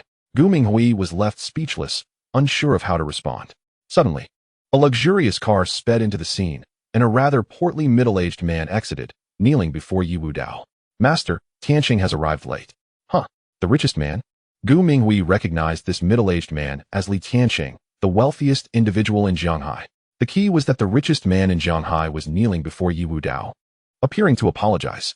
He found it hard to accept and roared at Li Tianqing. Li Tianqing, have you lost your mind? You kneel to him? Li Tianqing coldly retorted. Where's Gu Minglang? Let him come out. This situation is beyond your control. Moreover, even if the Gu family of Longdu were to intervene today, they would not be able to protect you. Gu Minghui instinctively took 2 steps back. Not even the Gu family of Longdu can protect us? He clearly found this hard to believe, as he thought Li Tianqing was merely trying to intimidate him. The sound of hurried footsteps grew increasingly numerous. Martial arts experts began to emerge, including the previously injured Elder Wu. Elder Wu? The instructor of the enforcers seemed taken aback upon seeing Elder Wu. This was a true master. However, Elder Wu paid no heed to the instructor and respectfully knelt before Ye Wudao to apologize. The instructor's complexion turned pale, a hint of terror in his eyes. If even a master was kneeling, then Ye Wudao's identity was evidently beyond question. Who exactly are you? Gu Minghui asked, trembling with fear. You are not a person you can afford to offend, Ye Wudao replied nonchalantly. Just then, Gu Minglang rushed in, having hurriedly lost one of his shoes. But he could not care less about that. Just 10 minutes prior, Tianqi Group had severed all channels with their company. Gu Minglang entered with a roar. Have you offended someone you should not have? I, Gu Minghui stammered, attempting to defend himself. Slap. Gu Minglang struck him hard. Do you not realize that even Tianqi Group has taken action? Tianqi. Gu Minghui looked at Ye Wudao in disbelief. Ye Wudao chuckled. Tianqi Group is merely a company I casually established. Had this statement been made a day prior, Gu Minghui would not have believed it even under duress. But now? Though Gu Minglang was unsure of who Ye Wudao truly was, the array of forces mobilized against the Gu family was terrifying to contemplate. Tianqi Group, Songlong, and Master Wu. Any one of them was beyond what the Gu family could contend with, let alone all together. while the Gu family had the backing of the Gu family of Longdu. The problem was that they had yet to return. Father, this cannot be blamed on me. Gu Minghui was on the verge of tears.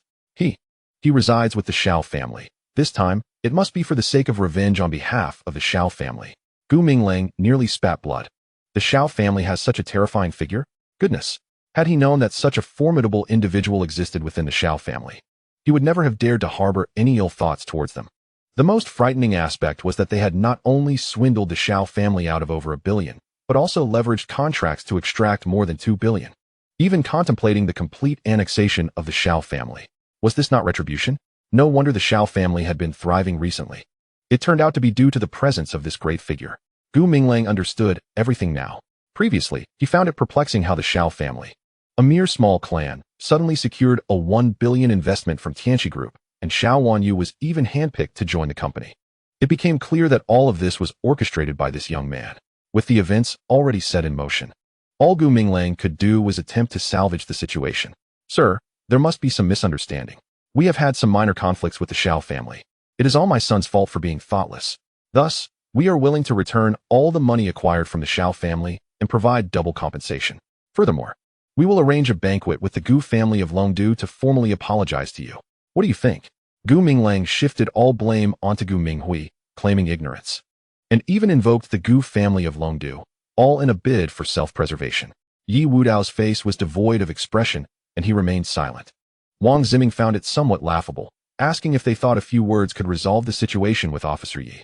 Li Tianqing spoke coolly, urging Gu Minglang to abandon any hopes of luck and prepare to exhaust his family's fortune. Gu Minglang's expression shifted abruptly. To deplete the family assets meant that their aspiration to return to Longdu was irrevocably extinguished. They had worked tirelessly for years, and now, after being given an opportunity to return upon earning $100 billion, they were faced with such a dire fate. Ye Wudao scoffed. It appears you still do not comprehend where you have erred. Where did we go wrong? Gu Minglang questioned, perplexed. Was it not merely a matter of taking action against the Xiao family? Gu Minghui seemed to recall something and immediately bowed in apology, admitting he should not have harbored any thoughts towards Xiao Wanyu, nor should he have drugged her, acknowledging his mistake. What do you mean by drugging her? Wang Ziming's voice sharpened. You have such audacity to drug Xiao Wanyu? It seems you wish to court death. Officer Yi, allow me to eliminate him. He was aware that Xiao Wanyu was Ye Wudao's woman. Gu Minglang struck Gu Minghui hard on the forehead, exclaiming, how could you commit such an act? Ye Wudao shook his head, stating, you still fail to recognize your errors. What? Gu Minghui was confused. Had it not been about confronting the Xiao family and drugging Xiao Wanyu? Such matters seemed trivial. Ye Wudao's voice grew chillingly cold. Do I truly care about a mere Xiao family? Your family's grave mistake lies in your intent to kill me. Today, I shall declare the Gu family as outcasts. Do you have any objections? Objections? Who would dare voice them? They had already presented themselves in such a manner. Even if they did, what would it matter? Gu Minglang felt despair, delivering a fierce kick to his son's side. I have long instructed you to avoid trouble, yet you insist on inviting it. You ungrateful wretch. Gu Minghui, writhing in pain, was filled with regret. He had thought the issue stemmed from the Xiao family and Xiao Wanyu, but it was his own doing. Had he known Ye Wudao's true power, he would have never dared. Exhaust the family fortune, cripple your legs, and leave Zhonghai forever, never to return. With a simple sentence, Ye Wudao sealed the fate of the Gu family. The strong can dictate the destinies of others without even lifting a finger.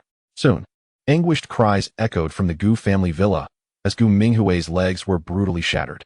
The Gu family, a prominent clan in Zhonghai, was abruptly ostracized, causing a stir throughout the city. The recent turmoil in Zhonghai, marked by the Zhao family's annihilation, now witnessed the Gu family's disgrace. Who was behind this? The Xiao family. What? The Gu family has been ostracized? Upon receiving this news, Xiao Jinshan leaped from his seat in disbelief. Just yesterday, Ye Wudao had proclaimed he would ensure the Gu family's downfall, and now it had come to pass. My heavens, is Ye Wudao truly that formidable? Xiao Wanyu and Fong Min's expressions shifted dramatically. Did we misjudge Wudao? Fong Min exclaimed in shock. In her eyes, Ye Wudao was a boastful individual with little capability. Could he really be so powerful? Overcome with joy, she thought, I always knew that Xiaoya's son could not be without merit. He is indeed a prodigy. Yet Xiao Wanyu remained clouded with doubt, unable to accept that Ye Wudao possessed such ability. If he did, why would he need to rely on the Xiao family? If he had offended someone, why would he require her assistance? All evidence suggested Ye Wudao could not be a figure of significant power, especially given his age and lack of background. How could he possibly possess such prowess? Mom and Dad, I sense there must be some hidden truth here. I will investigate. Xiao Wanyu, unconvinced, began to utilize her social connections to delve deeper into the matter. After nearly half an hour of effort, she finally obtained results. The results are in, she declared with a cold smile. What is it? Both Fong Min and Xiao Jinshan inquired simultaneously, eager for answers regarding the Gu family's ostracism and whether it was indeed Ye Wudao's doing.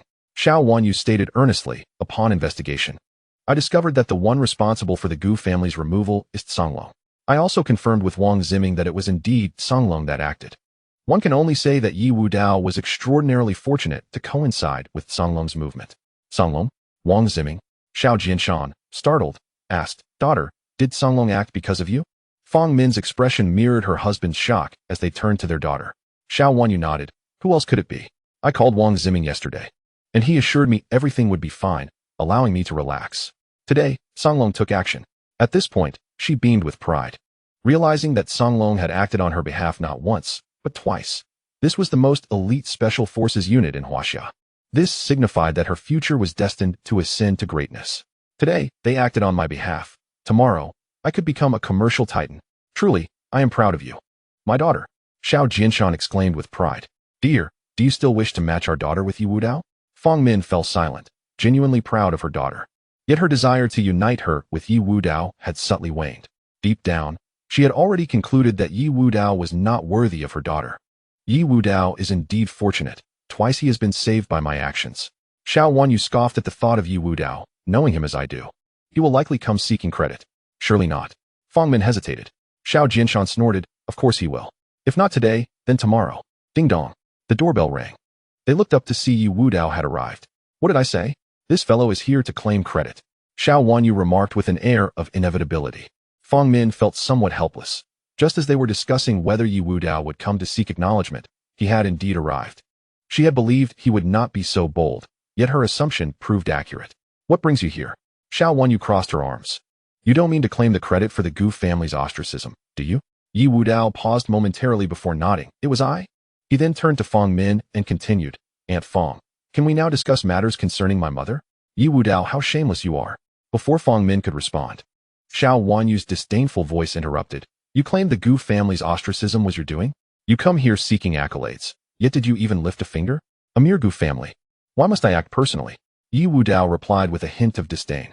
Uft. Xiao Jinshan couldn't help but laugh. You're quite amusing. If you're so powerful, why not ascend to the heavens? Wudao, why bother? Fong Min sighed. Ye Wudao frowned, sensing yet another disturbance within this family. Xiao Wanyu wore a smug smile, declaring, Let me enlighten you, Ye Wudao. It was Songlong that orchestrated the Gu family's ostracism, not you. Surprised, are you? We know all this. Otherwise you would not have come seeking credit. How shameless to claim credit for the work of Songlong. Xiao Jinshan found himself somewhat impressed by Ye Wudao's audacity. Having been exposed once or twice, he remained undeterred, eager to prove his worth to them. Why bother? Did he not know his own limitations? I commanded Songlong to take action. Ye Wudao did not conceal the truth, for it was indeed a fact. It was his call that summoned Songlong. Mother, look at him. Xiao Wanyu directed her gaze towards her mother. The truth has been revealed, yet he still attempts to argue. He can command Songlong. Fong Min's tone grew stern. Wudao, I understand your desire for face, but boasting should have its limits. Otherwise, you shall remain forever ensnared in your fantasies. Let me enlighten you on why Songlong has taken action. Xiao Wanyu emanated an air of a resurrected queen, and in her eyes, Ye Wudao appeared akin to a loathsome insect, utterly contemptible. Songlong acts because of me. What? Ye Wudao was taken aback. He had encountered shamelessness before, but never to this extent. Xiao Wanyu actually believed Songlong was mobilized due to her? This was utterly absurd. He was at a loss for words. Genuinely exasperated with this family. Was it so difficult to inquire about his mother? Had it not been for Fong Min's knowledge of certain matters regarding his mother, he would have had no desire to set foot in the Xiao family again. He had never encountered such unbridled shamelessness. Seeing the astonishment on Ye Wudao's face, Xiao Wanyu felt a sense of satisfaction. The exhilaration of slapping him in the face was unparalleled. Ye Wudao, your little tricks cannot deceive me. With my current connections, uncovering the truth is not difficult. My circle, your dreams. What is strength? This is strength. In the face of absolute power. Any lie can be shattered with a single phone call. Xiao Wanyu gazed into Ye Wudao's eyes, her expression transforming into one of pity. How many times had it been? Each time he thought he could deceive her, yet each time he was the one exposed. If she were in Ye Wudao's position, she would likely wish to find a hole to hide in. One must admit, Ye Wudao had a commendable trait. His thick skin, thicker than ordinary, as solid as rock. Xiao Jinshan crossed his legs and spoke impatiently. Begone, do not ever set foot in the Xiao family again. Wudao, learn to be grounded. Fong Min sighed in resignation. For the time being, it is best if you remain unaware of your mother's affairs. Given your current circumstances, knowing would serve no purpose, and too much knowledge could be detrimental. Ye Wudao could no longer engage with this family, despite his yearning for information about his mother. Further discussion would only lead him to want to slap them all. It was utterly maddening. Farewell. Ye Wudao turned and left, without a hint of hesitation. Were they not ashamed? Behind him, the sound of Xiao Wanyu's derisive laughter followed. Daughter, it's fortunate you investigated. Otherwise, we would have truly been deceived by him. Xiao Jinshan remarked, his expression one of lingering fear. This is the importance of connections, father. I have come to deeply appreciate their value, Xiao Wanyu stated seriously. Songlong is indeed part of my network. Indeed. Xiao Jinshan nodded, clearly impressed. Daughter, your growth during this time has exceeded my expectations. It seems your experience at Tianqi Group was indeed a wise choice. You have not disappointed me. Fong Min swelled with pride. This is my daughter. Mother, you must have completely abandoned the idea of matchmaking me with Ye Wudao, right? Xiao Wanyu asked confidently. No, truly, there is no longer any thought of that. Fong Min replied almost instantly. I was indeed shallow before, thinking he would be suitable for you. Had I succeeded in matchmaking, it would have harmed you. Xiao Wanyu was pleased with this response. It seemed her mother had come to her senses. But just then, she received a phone call, her expression turning peculiar. Soon followed by a cold smirk. Mom and Dad, let us go witness a grand spectacle. What spectacle? Fong Min and Xiao Jinshan were filled with curiosity. You'll find out when we arrive, Xiao Wanyu teased. At the Zhanghai airport, Gu Minglang pushed the wheelchair of Gu Minghui towards the boarding area. He felt an overwhelming sense of bitterness. Glancing back, his eyes filled with resentment, yet he felt no fight left within him. After that ordeal, he appeared significantly aged, devoid of his former vigor. Indeed, he did not wish to return to Zhanghai City, nor did he dare. For the terror instilled by Ye Wudao had penetrated his very bones. Zhanghai City, we can never return, he sighed. Father, it's all because of the Xiao family. If it weren't for them, how could we have provoked such a powerful adversary? Gu Minghui gritted his teeth. No matter how much you hate the Xiao family, it's futile. They have powerful backing, Gu Minglang stated, devoid of any thoughts of revenge. Moreover, one cannot entirely blame the Xiao family. They were merely targets of our ambitions and suffered significant losses, he added, incredulous at the notion of shifting blame onto them. Gu Minghui, a voice called from behind. Gu Minglang turned around, pushing Gu Minghui back, and upon seeing the visitor, his expression soured. What do you want? Gu Minglang asked darkly. Oh, has your legs been rendered useless? Xiao Wanyu scrutinized Gu Minghui's legs with mockery. Gu Minghui roared, you vile woman. If it weren't for you, I wouldn't be like this. His implication was that if Ye Wudao were as formidable as he had claimed, why had he not revealed it sooner? He lamented having underestimated him as a mere minor figure. However, Xiao Wanyu's interpretation differed. She believed it was due to Songlong's involvement. After all, Songlong had acted because of her. I warned you before, if you harbored any vile intentions towards me, Songlong would not let you off easily. You chose not to believe me. Xiao Wanyu relished in his misfortune. Songlong? Gu Minghui frowned. At this point, was there anything left to discuss? Are you here to watch us suffer? Gu Minglang asked bitterly. Gu Minglang, you owe us money. Shouldn't you return it? Xiao Jinshan spoke in a low voice. Both Gu Minglang and Gu Minghui were taken aback. Had the money not been returned to the Xiao family? That seemed implausible. They had exhausted their wealth. Logically, Ye Wudao should have returned the funds to the Xiao family. Yet, judging by Xiao Jinshan's demeanor, he did not appear to be joking. Gu Minglang felt puzzled. But Gu Minghui spoke up directly. Xiao Jinshan, are you being ridiculous? The money hasn't he reached you? Xiao Jinshan replied irritably. What does your financial ruin have to do with us? We simply want that sum.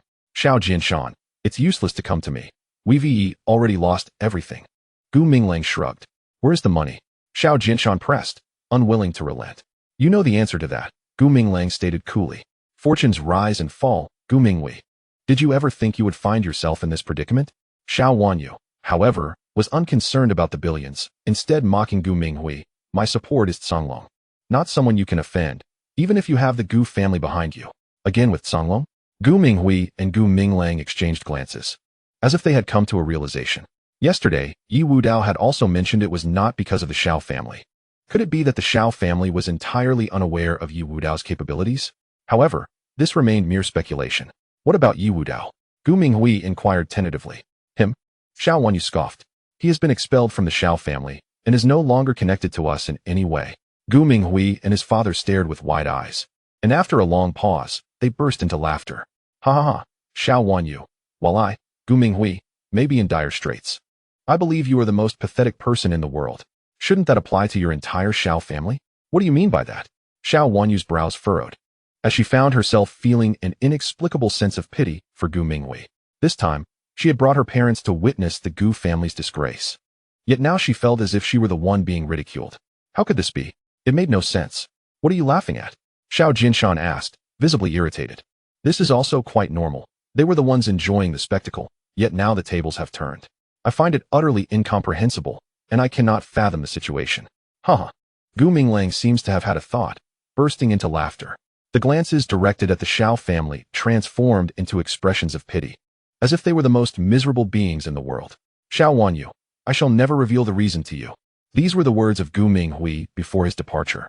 Xiao Wanyu maintained a cold demeanor. This is merely the final struggle of the Gu father and son. They squandered their fortune and were expelled from Zhanghai, only to come here to pity us? How ludicrous. Xiao Jinshan's face darkened, and he had to admit that even knowing the Gu father and son acted intentionally, he was truly incensed. It felt like a failed attempt at bravado, especially with that final glance that left him exceedingly displeased. Fangmin hesitated, saying, I can't shake the feeling that they know something. Mom, stop overthinking it. The Gu father and son simply want to leave with some dignity, Xiao Wanyu replied, shaking her head, not overly concerned. Soon, both Xiao Jinshan and Fangmin also ceased to care. Aside from the last shred of dignity, they could not conceive of any other reason. The tens of billions lost could not be reclaimed. Xiao Jinshan felt a tinge of sorrow. Xiao Wanyu, brimming with confidence, said, Dad, don't worry. We'll get it back soon. Besides, the Xiao family still has substantial momentum, and with the support of Songlong behind me, it will be difficult for the Xiao family not to rise. Indeed. Xiao Jinshan's face immediately brightened with a smile. Xiao Wanyu then recalled something. All right, I have to attend a banquet tonight. What banquet? Xiao Jinshan's interest was piqued. It is a banquet hosted by the wealthiest man, inviting all the influential figures in the city. Even the mayor will be present. The scale is grand. And I will attend on behalf of the Tianqi group, Xiao Wanyu explained. My goodness. Xiao Jinshan and Fangmin exclaimed upon hearing the scale of the event. At the Aolong Mountain Villa, a Rolls-Royce with a license plate of 59 stood at the entrance. The wealthy man, Li Tianqing, rushed inside. In Zhanghai City, he was the richest, but within this villa, he was merely a subordinate. What are you doing? The emperor of the underworld frowned. Aren't you too old to be this impulsive? The emperor admonished him. Li Tianqing then realized he had been a bit hasty. Speak, what is it? The emperor asked indifferently. Li Tianqing replied, My lord, I have specially invited the influential figures of Zhanghai City tonight, so they can meet the master and avoid any unwelcome provocations later. Very well. Report it yourself. The emperor waved his hand, as he was merely the gatekeeper of the Aolong Mountain Villa. Should the overseas world learn of this, they would surely be astonished. The illustrious emperor, reduced to a mere gatekeeper? Once inside the villa, Li Tianqing immediately briefed Ye Wudao on the banquet. Zhanghai's elite? Ye Wudao scoffed lightly. Do I need to meet them? My lord, they wish to meet you, and this could also mitigate some unnecessary troubles, Li Tianqing explained humbly. Fine. Ye Wudao acquiesced. It was indeed necessary to reduce trouble, otherwise, it would be absurd for any random person to provoke him. That evening, the banquet took place in the most luxurious hotel. The entrance was still filled with luxury cars, yet this time, the scale of the banquet surpassed even that of Sun Wuji's event. True elites of Zhanghai. Xiao Wanyu attended the banquet as an employee of the Tianqi group, primarily to host, but even so, it was something she could boast about for a long time. At least within the Tianshui club, the young wealthy heirs were utterly envious. Very few young individuals could attend such a banquet. TSK, Ye Wudao, is this circle one you can enter? Observing the prominent figures, Xiao Wanyu felt a surge of emotions. For some reason, she instinctively glanced around, relieved not to see a familiar figure. She truly feared that Ye Wudao might appear here again. The wealthiest man has arrived, someone exclaimed. Amidst the crowd, Li Tianqing made his entrance. But what shocked everyone was his profound respect towards another individual. Who is this? The mayor inquired. The emperor of the underworld, the foremost subordinate of the medical sovereign. Li Tianqing introduced solemnly. What? This introduction sent shockwaves through the crowd. It was the emperor of the underworld, a true powerhouse and a reputable subordinate of the medical sovereign. This revelation heightened everyone's enthusiasm. The emperor of the underworld. Xiao Wanyu's pupils constricted. Even such a significant figure has come? The emperor of the underworld felt somewhat helpless. He disliked such occasions, but since his master also detested them, he had to step up. However, amidst the crowd, he spotted a familiar figure. Isn't this the person my master values from the Xiao family? The emperor pondered, then nodded in greeting, as she was indeed someone his master cared about, and he ought to be polite. Xiao Wanyu was left astounded. The emperor is greeting me? Not only that, but everyone present was equally shocked. Who is the emperor of the underworld? He is the most trusted subordinate of the medical sovereign, with a status and identity that surpasses all present, including the mayor. Yet now, he was greeting a young girl. Unbelievable. Quick, find out who she is. Immediately investigate. The various magnates swiftly issued commands to their secretaries, including the mayor. It was evident that they were eager to uncover Xiao Wanyu's identity. And such a simple greeting led to numerous powerful figures trying to ingratiate themselves with her. Xiao Wanyu was somewhat taken aback by the attention. Initially, she felt out of place, as these magnates were far more powerful than she. Yet now, they seemed to be courting her, which felt surreal. However, she quickly adapted to this state, engaging in casual conversations on equal footing with the prominent figures. Ye Wudao, my capabilities are beyond your reach in this lifetime. I hope you refrain from harboring any illusions. Xiao Wanyu raised her chin with pride, embodying the grace of a swan, looking down upon all. Suddenly, she spotted a familiar figure, her expression darkening instantly. Not far from the dining area sat a man engrossed in his meal. Even from behind, she recognized him. Ye Wudao. Xiao Wanyu's face soured immensely. She initially intended to confront him, but the next moment, she was astonished to see Li Tianqing approaching Ye Wudao. Chapter 49. Why should it be? Li Tianqing, as the host of this banquet, held an unquestionable status and identity. The ability to organize such an event and wield such influence spoke volumes about his strength. Yet, at this moment, he was walking towards a young man, attracting considerable attention. What is happening? Who is that young man? Why does he seem somewhat familiar? People began to murmur among themselves. Indeed, it feels like I've seen him somewhere before. The discussions grew. Master, Li Tianqing approached Ye Wudao, slightly bending his body, intending to speak softly. Do not disturb me, Ye Wudao replied curtly. Understood. Li Tianqing dared not to continue bothering him and hurried away. Fortunately, his address of master went unheard. Otherwise, it would have shocked the entire gathering. What is going on? Xiao Wanyu found it hard to believe, especially since she observed Li Tianqing being quite courteous to Ye Wudao. This was impossible. Li Tianqing was the richest man in Shanghai, while Ye Wudao was merely the waste cast out by the Xiao family. Even with her esteemed identity, she could not elicit a greeting from the wealthiest individual. How, then, could Ye Wudao possibly achieve such a feat? She found it hard to believe. This evening gala was destined to be tormenting for Xiao Wanyu. Initially, she basked in glory, enjoying the attention of the underworld emperor and the flattery of various prominent figures. Everything seemed to proceed smoothly until she noticed that Ye Wudao was also deemed worthy of attending the event, which shattered her composure. Xiao Wanyu firmly believed that Ye Wudao had no right to be present at this gathering. Yet, inexplicably, he was there. Unbeknownst to Ye Wudao, Xiao Wanyu harbored such thoughts. Although they had crossed paths at the gala, he paid her no mind, choosing to ignore her entirely. Indeed, he overlooked her completely. Little did he realize that throughout the evening, Xiao Wanyu's gaze was fixated solely upon him. Mr. Li, isn't this young man the one who headed the last Tianqi Group investment conference? The mayor recognized Ye Wudao. He had attended the Tianqi Group's investment conference, as it pertained to investments in Shanghai City, involving several $100 billion in cash. Indeed, Li Tianqing nodded. The mayor seemed inclined to say more, but at that moment, Ye Wudao noticed him, approached, and remarked, "Your health does not seem well." Upon hearing this, the mayor's expression changed instantly. Even the prominent figures accompanying him appeared taken aback, staring incredulously at Ye Wudao. One could hardly fathom how someone who was merely treated politely by the richest man could so boldly comment on the mayor's health issues. The mayor, visibly displeased, replied, "You need not concern yourself with that. Do you not believe me?" Ye Wudao shrugged. "You will find out tonight when you return home." The mayor scoffed. Had it not been for Li Tianqing, he would have stormed away. Instead, Li Tianqing offered a gentle reminder.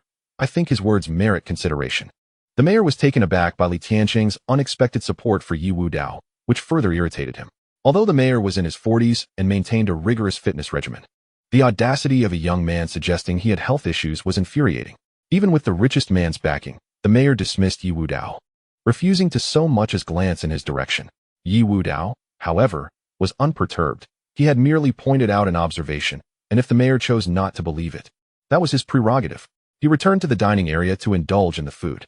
The courtesy extended by Li Tianqing should have drawn many to curry favor with him. But due to Ye Wudao's offense against the mayor, others were deterred from approaching. Thus, Ye Wudao was able to enjoy his meal in peace. This scene did not escape Xiao Wanyu's notice. Even if you have the right to attend this gala, the individuals present are not ones you can afford to offend. Despite her thoughts, the evening remained excruciating for Xiao Wanyu, primarily due to Ye Wudao's presence. He was a man she could never acknowledge in her lifetime. As soon as the gala concluded, Xiao Wanyu pulled Ye Wudao aside. The underworld emperor and Li Tianqing intended to accompany him, but halted upon witnessing this interaction. The underworld emperor suggested, perhaps we should leave on our own, so as not to disturb the host. Li Tianqing agreed. Is there something you need? Ye Wudao furrowed his brow, finding this woman bothersome. How is it that she seemed to appear everywhere? Even when he chose to ignore her, she persisted. You've offended the mayor, are you aware? Xiao Wanyu said in a low voice. And Ye Wudao feigned indifference. Xiao Wanyu felt a surge of irritation. His ignorance was astounding. He did not comprehend the consequences of offending the mayor. Taking a deep breath, she decided not to pursue that topic further.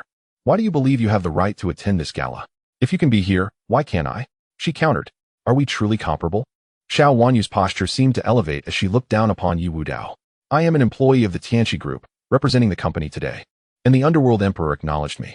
Do you understand what that signifies? Ye Wudao chuckled lightly. What does it signify? Xiao Wanyu's eyes gleamed with ambition as she replied. It signifies that my future holds the promise of reaching greater heights. Did you not notice the numerous prominent figures who sought to engage with me? Not at all. Ye Wudao shook his head. Your narrow vision is quite telling, Xiao Wanyu scoffed. Enough of this. Can you now explain why you are entitled to attend this gala? Still fixated on her question, Xiao Wanyu yearned to understand the rationale behind Ye Wudao's presence. Why? Ye Wudao regarded her with a bemused expression. This woman was indeed tiresome.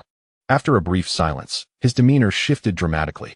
Unlike Xiao Wanyu's self-perceived superiority, Ye Wudao radiated an air of dominance, as if everything in existence was insignificant in his eyes. Simply put, Li Tianqing is my subordinate, and the underworld emperor, too, is in my employ. Does that suffice? Even if I lacked qualification. It is not your place to dictate who belongs here. To put it bluntly, who do you think you are? Xiao Wanyu stood frozen in disbelief, unable to process his words for several minutes.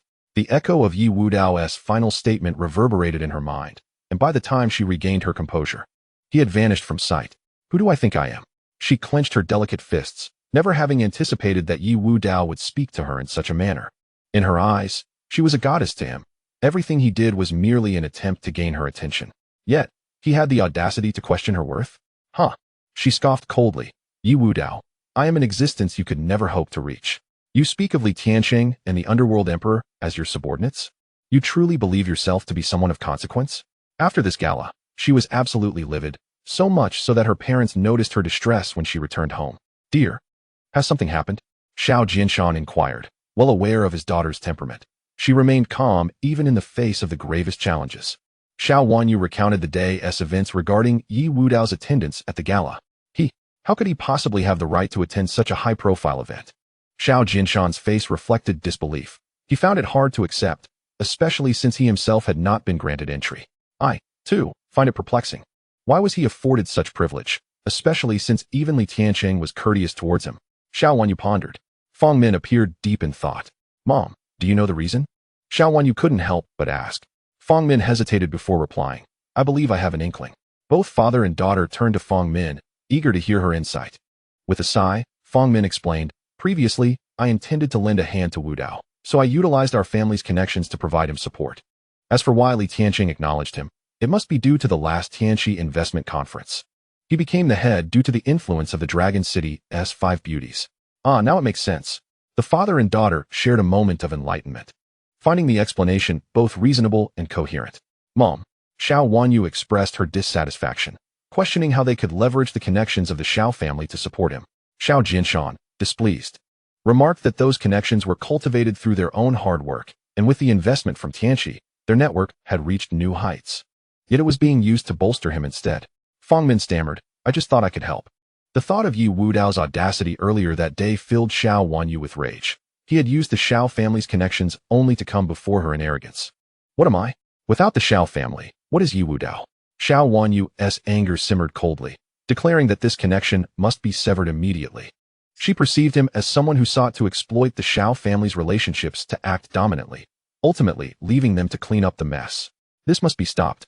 Xiao Jinshan nodded in agreement, recognizing that while their family's connections were already significant, his daughter's network was extensive. If he exploited it, they would face grave consequences. Although Fangmin felt some validity in their concerns, she hesitated. Suddenly, a thought struck Xiao Wanyu, and she exclaimed, Mom and Dad, today the Emperor of Hell greeted me, which led many influential figures at the banquet to approach me. This means the Emperor of Hell can also be considered part of my network. What? Both parents were taken aback. The Emperor of Hell greeted you? My goodness. Daughter, that is truly remarkable. Xiao Jinshan, now anxious, insisted that if such a pivotal connection was misappropriated by that scoundrel, the repercussions would be dire. I understand, Fangmin replied, no longer hesitating, and began calling the Xiao family's contacts one by one.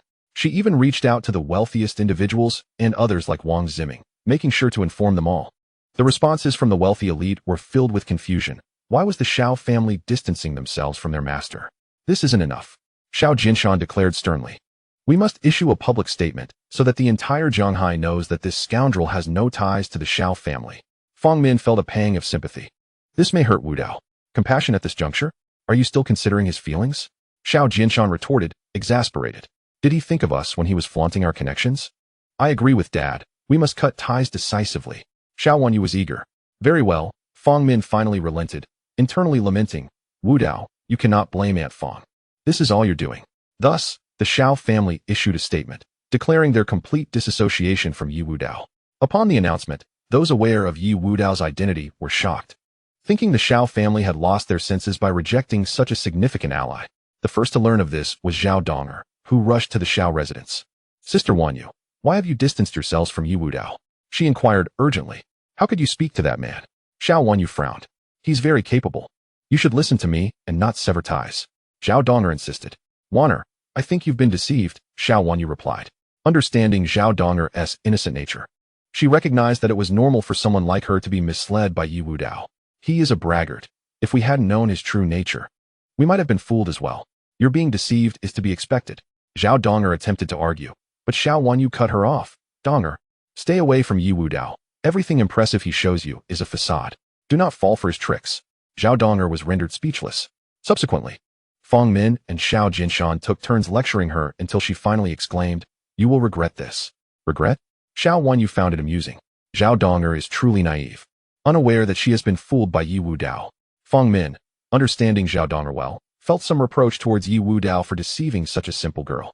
Xiao Wanyu, her expression cold, remarked, Ye Wudao is truly despicable, unable to deceive us. He turns to mislead Donger.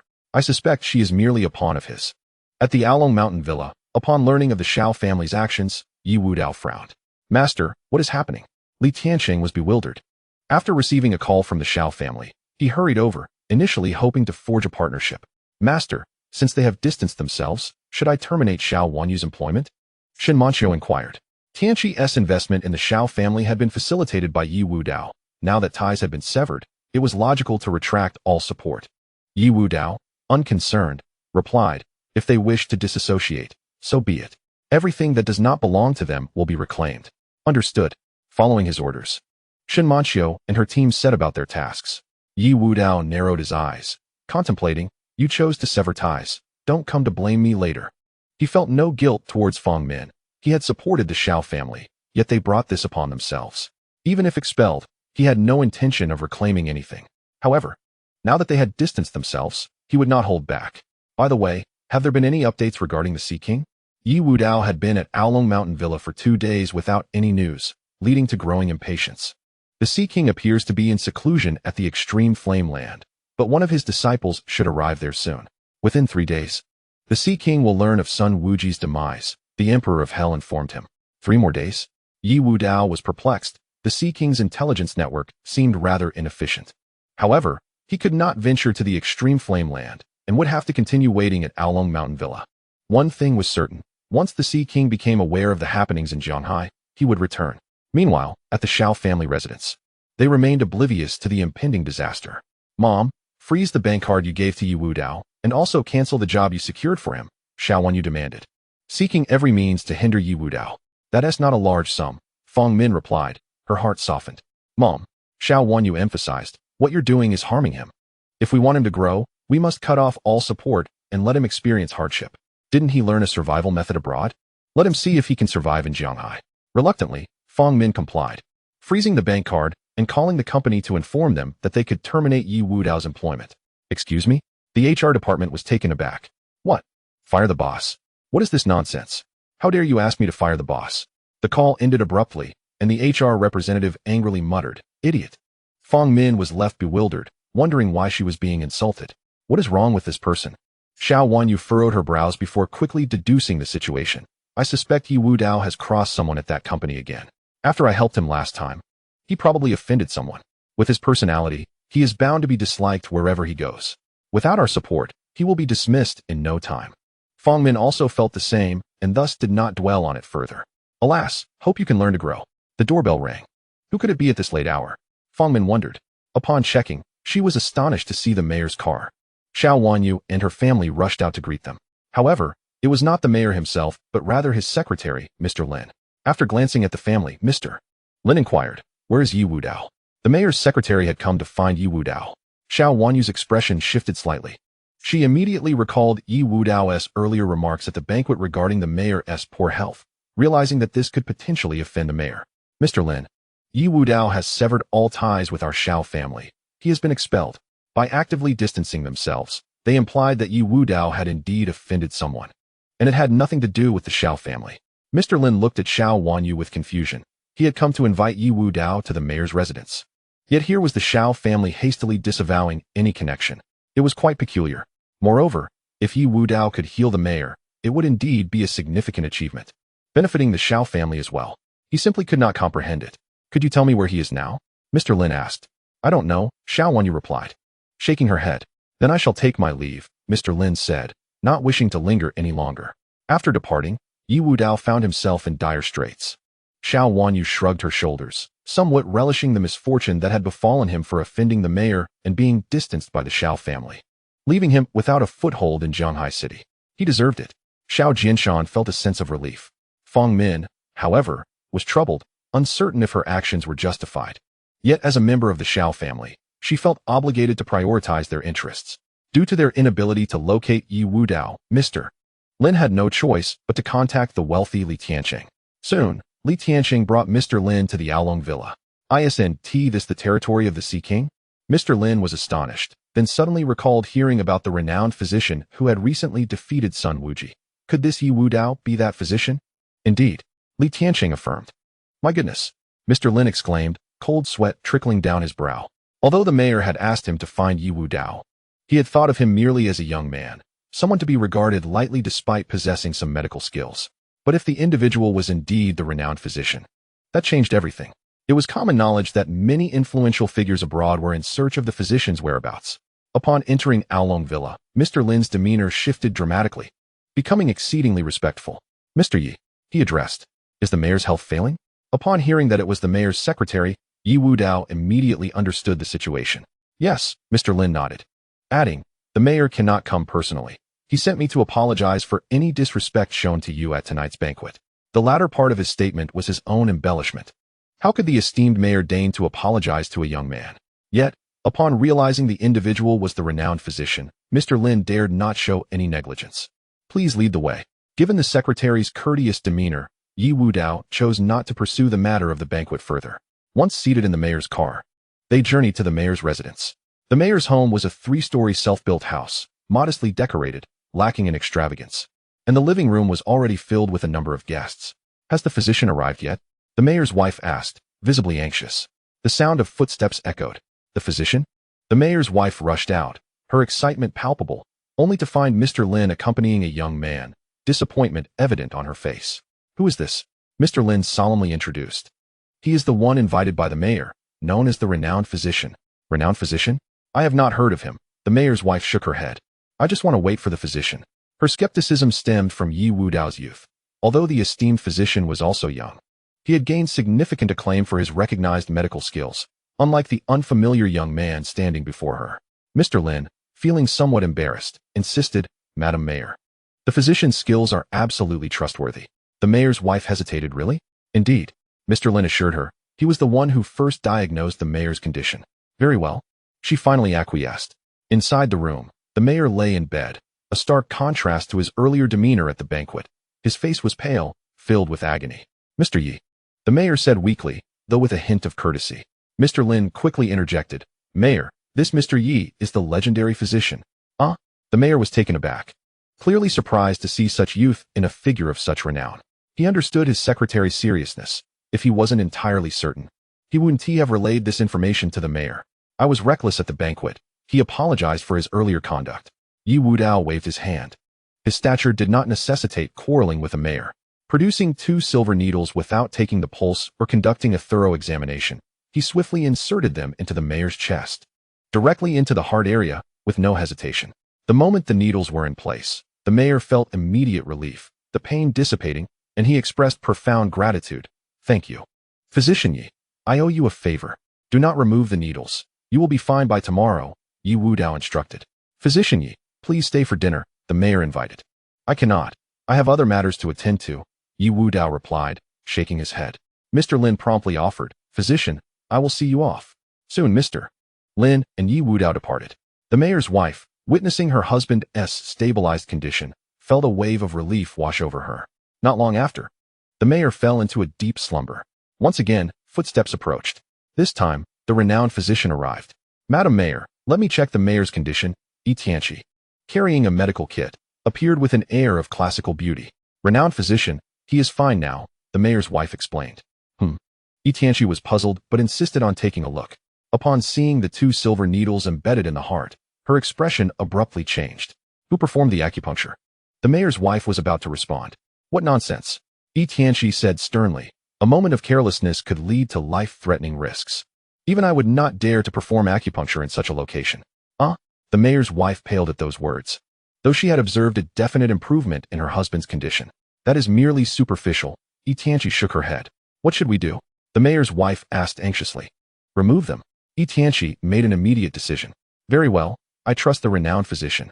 In comparison to the unfamiliar physician, the mayor's wife was naturally more inclined to trust Yi Tianqi, the esteemed royal physician of the great Xia. Without hesitation, Yi Tianqi, before the mayor could awaken, swiftly extracted the 2 silver needles, and fortunately, the mayor exhibited no adverse reactions. The mayor's wife sighed in relief. I had my doubts about that young man's medical skills. He claimed to be a renowned physician, yet I had never heard of him, thinking I could be easily deceived. After all, I am the mayor's wife, well versed in such matters. Have you ever heard of a renowned physician? What did you say? Yi Tianqi abruptly turned back. You mean the one who performed the acupuncture on the mayor is the renowned physician? Yes, that is what Mr. Lin said, the mayor's wife affirmed. Yi Tianqi's expression darkened. If the acupuncture had truly been performed by the renowned physician, those 2 silver needles would not have posed any issues. But now they had been removed by her own hand. Suddenly, the mayor awoke from his dream, crying out in pain. Renowned physician, what is happening? The mayor's wife exclaimed in alarm. As the esteemed royal physician of the great Xia, Yi Tianqi promptly took action to remedy the situation. However, despite her efforts, the mayor's wife remained engulfed in despair, akin to a child who had erred and was now at a loss. She could only seek the return of the recently summoned medical master. Gritting her teeth, Yi Tianqi resolved to do so. The mayor's wife, overwhelmed with regret, realized the true prowess of the physician's skills. The removal of the 2 silver needles had plunged her husband back into agony, filling her with guilt. Yet, she hesitated to blame Yi Tianqi, for the latter's status far surpassed her own. Thus, she hastened to contact Secretary Lin. Ye Wudao had already returned to the Aolong Mountain Villa. Soon after, Secretary Lin rushed back, anxious and exclaiming, Medical Master, there has been a crisis with the mayor. Impossible. As long as the needles remain, there should be no issue, Ye Wudao confidently asserted, trusting in his medical expertise. However, Secretary Lin sheepishly revealed, the needles were removed by Yi Tianqi. Furrowing his brow, Ye Wudao instructed, call back and let me guide that foolish woman. After the call was made, Secretary Lin handed the phone to Ye, who felt a surge of nervousness. Uncertain of how to begin. You fool. Ye Wudao scolded directly. Due to the speakerphone, everyone in the mayor's household could hear clearly. Even Ye felt a tinge of embarrassment. Yet she was puzzled by the familiarity of the voice. I shall teach you how to treat him. Ye Wudao, aware of Ye's medical capabilities, knew that her youth belied her talent. If it were anyone else, he would not dare offer guidance over the phone. Yes, medical master. Ye responded with unusual compliance. Minutes later, the silver needles were once again placed upon the mayor's chest. A wave of relief washed over Ye, beads of cold sweat forming on her brow. Despite Ye Wudao's guidance, the exertion of those 2 needles had nearly drained her entirely. Throughout her life, she had performed countless acupuncture sessions. Yet these 2 were the most challenging, as any misstep could result in dire consequences. The mayor's wife muttered. I saw that medical master complete those 2 needles in mere seconds. Ye was stunned. Could such a feat truly be accomplished in seconds? She found it hard to believe. Indeed, the medical master lives up to his reputation. Medical master, I have an unusual request, Ye ventured earnestly. Speak, Ye Wudao, initially intending to end the call. Pause to listen. May I take you as my mentor? She asked with utmost seriousness. I do not accept disciples, Ye Wudao declined firmly.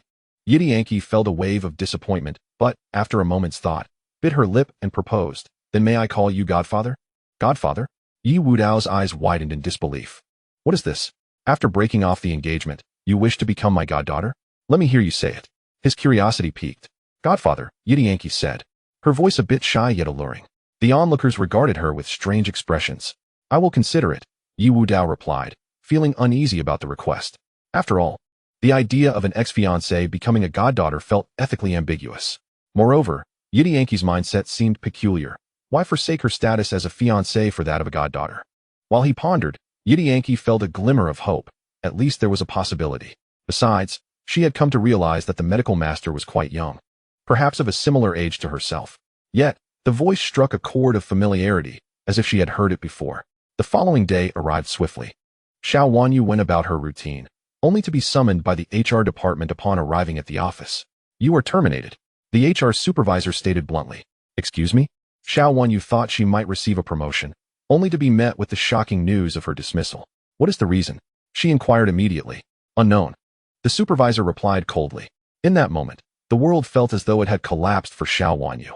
Joining the Tianqi group was a mark of honor and a path toward greatness. Yet, just days into her new role, she faced an unexpected termination, an occurrence rarely seen at the Tianqi group. With no explanation provided, and unable to meet Shin Manxiu, she was left to gather her belongings and leave. Upon returning home, Fang Min expressed confusion. Daughter, why are you not at work? I was fired. Xiao Wanyu replied, clearly disheartened. How could this happen? Fang Min exclaimed. I don't know. Xiao Wanyu shook her head. I was informed of my dismissal right upon arrival, with no reason given. How can the Tianqi group act in such a manner? Fang Min was incensed. Xiao Wanyu felt a heavy weight on her heart. The impact of this dismissal was profound. Just then, Xiao Jinshan rushed home in a flurry. Jinshan, why aren't you at work? Fang Min asked, puzzled. The Tianqi group is sending representatives our way, Xiao Jinshan explained. As expected, shortly thereafter, personnel from the Tianqi group's investment department arrived. While Xiao Jinshan greeted them warmly, his demeanor shifted dramatically when they demanded the return of the investment. What? The Xiao family was taken aback. The 1 billion investment must be returned to the Tianqi group within 3 days, the investment department stated succinctly before departing. Xiao Jinshan nearly collapsed. Realizing the funds had already been misappropriated, why would they suddenly demand the return of the investment? Fang Min questioned, bewildered. Xiao Wanyu felt a pang of anxiety. What should we do? We have already diverted those funds. Fang Min turned to Xiao Jinshan. How much is left? His voice trembled as he responded, approximately 40 billion has been diverted. Both Fang Min and Xiao Wanyu gasped in shock. How could they possibly cover such a deficit? Could it be that the Tianqi group discovered our misappropriation? Xiao Jinshan speculated. I was fired today, and now they demand the return of the investment. Could someone be targeting our family? Xiao Wanyu pondered, finding the timing too coincidental. But who would have a motive against them? Xiao Jinshan's face turned pale. A 40 billion deficit was insurmountable, even if he sold himself. We still have connections. My daughter met several influential figures at last night's banquet. Perhaps there is a solution, Fang Min suggested. Yes, we have connections. Xiao Jinshan felt a flicker of hope. Xiao Wanyu contemplated reaching out to the underworld emperor. Just then, Numerous influential figures in Shanghai City began to issue statements severing all business ties with the Shao family, led by none other than the wealthy Li Tianqing. His influence was formidable, and with his lead, more and more began to cut their connections with the Shao family, leaving them utterly isolated. This was indeed a catastrophic blow for the Shao family. Shao Jinshan truly collapsed to the ground, overwhelmed. Why is this happening? Shao Wanyu couldn't comprehend. She believed they had not offended anyone, yet bad news continued to flood in as if orchestrated. Could someone of such power truly conspire against a mere Shao family? Despair enveloped the Shao family. Today marked their utter hopelessness. I will plead with the underworld emperor. Perhaps a turn of fortune awaits. This was Shao Wanyu's last glimmer of hope. After severing ties with the Shao family, Li Tianqing and his associates made their way to the Aolong Mountain Villa, primarily to claim their victory. Master, I took the lead, and many have followed. The Shao family could declare bankruptcy within a day, he chuckled. Ye Wudao frowned, seemingly displeased. Li Tianqing was startled. Had he gone too far? Or did the master merely intend to teach the Shao family a lesson rather than bring about their complete downfall? Master, is this your intention? He asked cautiously. Ye Wudao, impatient, replied, in the future, do not come to me for such trivial matters, understood? Understood, Li Tianqing said, breaking into a cold sweat. Are you not dismissed yet? The Ming emperor commanded. Yes, yes. Li Tianqing hurriedly withdrew, bewildered, having thought he might earn some favor, only to realize the master had never regarded the Shao family as a concern. The Ming emperor, in a low voice, remarked, Master, with the Shao family in such dire straits, I believe we can compel them to reveal information regarding the mistress. That is indeed a viable plan, Ye Wudao agreed. Thus, he resolved to visit the Shao family. However, shortly after departing from Aolong Mountain Villa, he encountered a familiar face, Shao Wanyu. What are you doing here? She exclaimed in surprise. I reside here, Ye Wudao shrugged. Are you joking? How could I possibly believe that? Besides, my mood is already terrible, she retorted, mocking him. You really are something. You claim to live in the Cloud Summit Palace, and now you say you reside at Aolong Mountain Villa? Do you take me for a fool? Surely. I know that Aolong Mountain Villa is the territory of the Sea King. Chapter 54. A call resolves everything. It is mine now. Ye Wudao felt a surge of annoyance. Why did this woman always appear before him? And worse, always seek trouble? Truthfully, he found her irksome, and although he had distanced himself from the Shao family, he still felt compelled to consider Aunt Fang's feelings. Otherwise, he would have slapped her away. Humph. Shao Wanyu sneered. In the past, she would have preferred to avoid any further conversation with Ye Wudao, but after he had the audacity to belittle her, she felt compelled to retaliate. Ye Wudao, you're not stalking me, are you? After all, you've severed ties with my family, and my mother has frozen your bank account. I imagine surviving in Shanghai City must be quite challenging for you now, boasting endlessly to make yourself seem impressive, hoping to be welcomed back into the Shao family. Let me be crystal clear, that is absolutely impossible. Shao Wanyu's tone was resolute, aiming to extinguish any last glimmers of hope Ye Wudao might have had. What am I even worth? Without the Shao family, what do you amount to? You are nothing. She perceived a flicker of alarm on Ye Wudao's face, yet was disappointed to find him expressionless, even harboring a hint of pity in his eyes. Yes, pity. She was taken aback. This man felt pity for her? How absurd. You, a homeless person, dare to pity me? Shao Wanyu's expression turned icier. She knew Ye Wudao must be aware of the Shao family's predicament, otherwise, he would not regard her with such eyes. Do you know why the Shao family has fallen? Ye Wudao could no longer contain himself. Are you implying it's because of you? Shao Wanyu seemed to anticipate his words, predicting his prediction. Indeed. Ye Wudao nodded. You chose to sever ties with me. You brought this upon yourselves.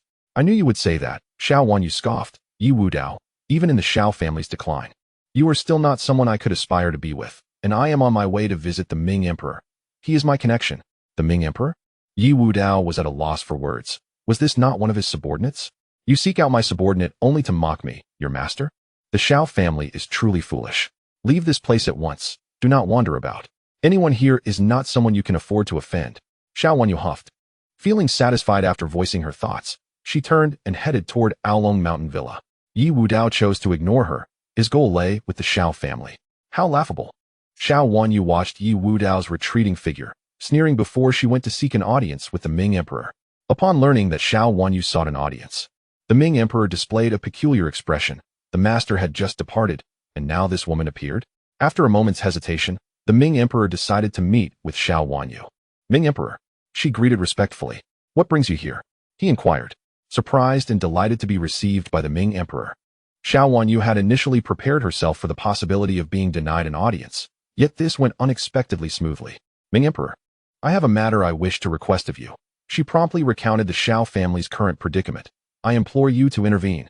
The Ming Emperor regarded her with bemusement, thinking, is this woman out of her mind? First, she severed ties with the master, then retracted everything, and now she comes to beg me? It was difficult to comprehend her thoughts. However, given the relationship between the master and the Xiao family, he could not interfere, especially since Ye Wudao had already decided to sever all ties with the Xiao family, albeit for the information Aunt Fong had mentioned. Yet, there was truly no need for her to beseech him. You may return now. The Ming Emperor waved his hand dismissively.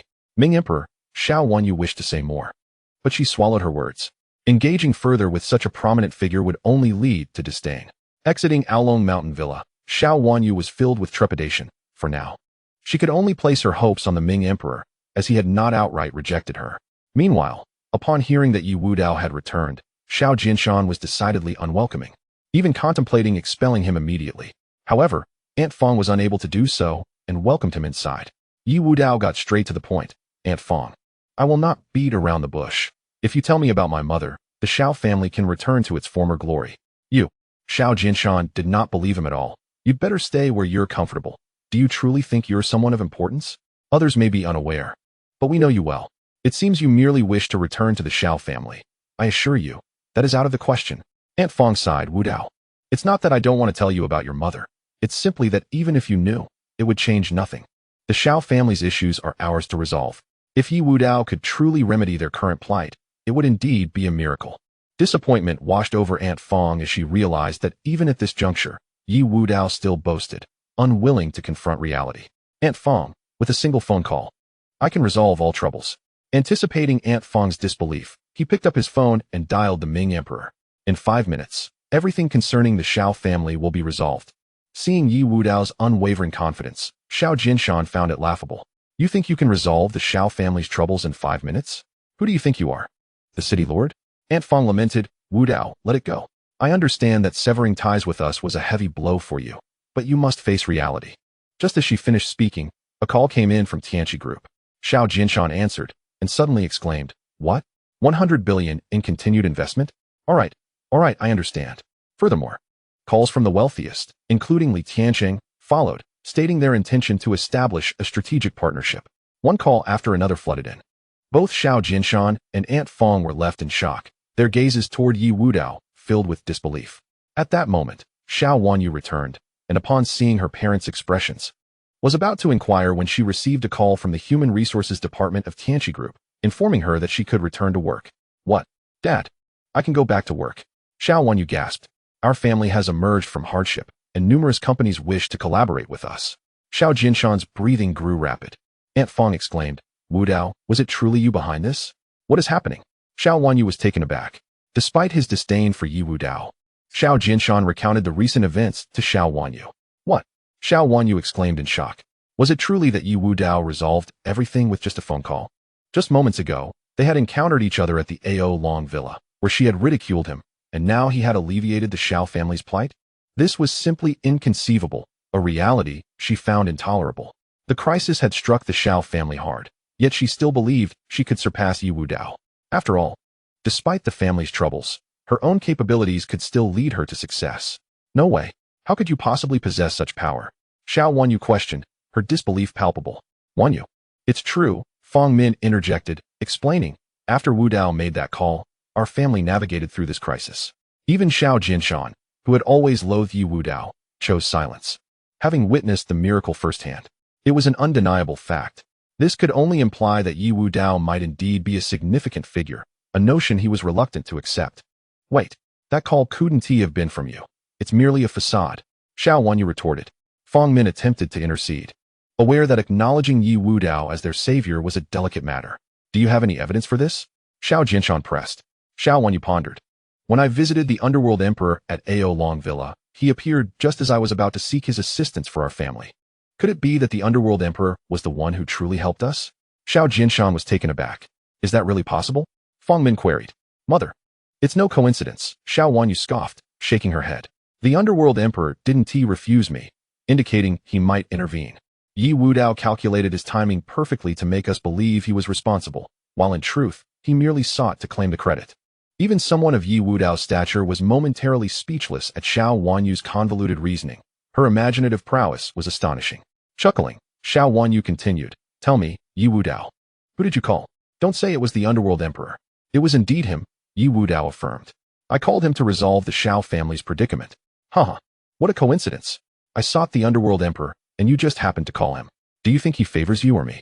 "Of course, he favors my daughter," Xiao Jinshan quickly added. Fang Min began to understand the implications and felt a surge of anger. She could tolerate Ye Wudao, but this was becoming intolerable. This was not the first instance of his opportunism. If it weren't for her daughter, she might have been fooled. Fool! How dare he take credit for this? How shameless! Xiao Jinshan seethed, never having encountered someone so audacious. He pointed to the door, bellowing, "Leave. Get out of my sight." "Wudao, you should go," Fang Min said, exasperated. Ye Wudao did not have time to respond before he was expelled, casting a bemused glance back at the Xiao family, utterly perplexed by their absurdity. Truthfully, he contemplated retracting his assistance, but concluded that it was not a grave matter. Having offered support, he would see it through, viewing it as a final act of goodwill for Fang Min. "From this day forth, I have no further ties with the Xiao family." With that declaration, Ye Wudao departed without a backward glance. "What nonsense. I hope we never see him again." Xiao Jinshan huffed. "How pitiful," Xiao Wanyu mused, reflecting on Ye Wudao's retreating figure, clever yet misdirected. "Mother, do you think the Underworld Emperor is interested in you?" Fang Min suddenly inquired. Xiao Wanyu's cheeks flushed. I'm not entirely sure, but the Underworld Emperor does seem to regard me with some interest. He greeted me at the last banquet, and though he did not directly agree, he swiftly aided us after my visit. I can't fathom his true motives. Do you have feelings for the Underworld Emperor?" Fang Min pressed. Xiao Wanyu hesitated, her mind drifting to the enigmatic figure, a sensation that quickened her heartbeat. "I've heard the Underworld Emperor is a subordinate of the medical sovereign," Xiao Jinshan speculated. At the mention of the medical sovereign, Xiao Wanyu's heart raced. Could it truly be that the medical sovereign had taken notice of her? It was certainly a possibility. Xiao Jinshan erupted in joyous laughter. "Our Xiao family is destined to rise," Xiao Wanyu, brimming with confidence, declared, with the Underworld Emperor's backing. "Becoming the top family in Zhanghai is merely a matter of time." The Xiao family began to envision their ascent to greatness. Meanwhile, in the Inferno, a realm of unparalleled heat, even those of masterful caliber found it arduous to endure. Within this extreme environment stood a prison known as the Flame Prison, housing the most nefarious individuals on the planet: assassins, warlords, drug traffickers, and mercenary kings. Yet, only one person presided over this fearsome place, the esteemed Admiral of Zhanghai, known as the Sea King, Qiao Nanfeng. Boom! A volcanic eruption heralded the emergence of a figure who seized the flames in midair, crafting them into magnificent dragons that roared as they soared. He traversed the sky as if walking on solid ground, riding these fiery serpents. The Sea King has grown even stronger. Has he transcended into a new realm? Observers in the Flame Prison gazed at Qiao Nanfeng's graceful form, their eyes wide with astonishment. "What realm?" a young man inquired. "Beyond the Master Realm," an elder pronounced solemnly. Gasps echoed as many prisoners drew in breath at the revelation. As Qiao Nanfeng continued to glide through the air, he sensed something amiss, his gaze sharpening towards a specific direction before he shot forth, leaving a trail of flame in his wake. Moments later, he stood before an individual who knelt in reverence. "Master, what is it?" Qiao Nanfeng inquired coolly. The disciple's face twisted with rage as he replied, "Senior brother Sun has been killed." Chapter 56. The Sea King's fury son Wujie is dead. Qiao Nanfeng's demeanor shifted. His aura surging dramatically as the flames beneath him intensified, filling the inferno with an overwhelming presence. "What did you say? Wujie has perished?" "Yes," the disciple confirmed. A wave of sorrow washed over Qiao Nanfeng's face as he let out a thunderous roar that echoed through the heavens. Crack! Crack! The ground fissured around Qiao Nanfeng, splitting in serpentine patterns as if responding to his fury. In that moment, the entire inferno seemed engulfed in flames, raising the temperature further. While Qiao Nanfeng's formidable aura tormented the inmates within the prison, the Sea King was enraged. My heavens! He had governed the Flame Prison for years without displaying such emotion. Something catastrophic must have occurred. The prisoners were drenched in cold sweat. The familiar elder, acquainted with the Sea King, gazed skyward at a 45-degree angle, exclaiming, "No matter what has transpired, it seems the heavens are on the verge of collapse. Who could be responsible?" At that moment, Qiao Nanfeng's voice ascended like thunder. parting the clouds above. The disciple kneeling on the ground trembled with fear, whispering, "He is known as the medical sovereign." The medical sovereign? Xiao Nanfeng's murderous intent surged forth. "Return to Jianghai and inform the world that 3 days hence, I shall slay this medical sovereign." At the proud Dragon Mountain Manor, the emperor of the underworld hurried back, announcing, "Master, news from the Sea King has arrived." "Speak," came the reply. "The Sea King has declared that he will return to the proud Dragon Mountain Manor in 3 days, the emperor reported. 3 days, you say? Ye Wudao smiled faintly. "Very well, spread the word that I shall await him at the proud Dragon Mountain Manor." "Understood," the emperor responded, promptly taking his leave. As soon as the emperor departed, Old Wu entered. "Mr. Yi, the mayor has come to pay his respects." "Let him in," Ye Wudao nodded. Upon entering, the mayor wore a refreshing expression, beaming with a hearty smile. "Esteemed medical sovereign, I thank you for your healing. I have fully recovered." It was but a trifling effort, Ye Wudao dismissed, regarding it as a mere act of kindness. "Esteemed medical sovereign, I have heard that the Tianqi Group is your enterprise. Henceforth, I shall represent the government and wholeheartedly support the Tianqi Group." The mayor promptly declared his stance. While the Tianqi Group's presence in Jianghai was indeed advantageous for the mayor, his vow of full support implied that any endeavors undertaken by the Tianqi Group would proceed without hindrance. Yet, Ye Wudao remained unfazed. "Is that all you came to say?" "Ah, well, primarily, I have a friend who wishes to seek your healing." The mayor chuckled, attempting to shift the conversation. "Very well," Ye Wudao conceded. "Please, follow me." The mayor gestured invitingly. At the Yiping Pavilion, an establishment renowned for its luxury, reservations were typically required. The mayor's vehicle halted at the entrance, and he personally opened the door for Ye Wudao. This scene astonished many onlookers. Who was that young man to warrant the mayor's personal attention? Could he possibly be the scion of a prominent family from Longdu? The crowd buzzed with envy as they regarded Ye Wudao. In a private room on the top floor of the Yiping Pavilion, a robust middle-aged man awaited, emanating an aura of formidable strength that deterred most from approaching. "Mr. Liu, this is the esteemed medical sovereign." The mayor respectfully introduced them, providing Ye Wudao with some background. This imposing figure was Liu Wu, a member of a martial arts family, where every member practiced combat, holding martial prowess in the highest regard. In their eyes, ordinary individuals were akin to mere ants. Liu Wu nodded slightly. "Greetings, medical sovereign. I have heard much of your reputation. Even the Sea King's disciple, Sun Wuji, was defeated by your hand." Ye Wudao assessed him briefly. "Your health appears robust. There seems to be no issue. What is it that you seek from me?"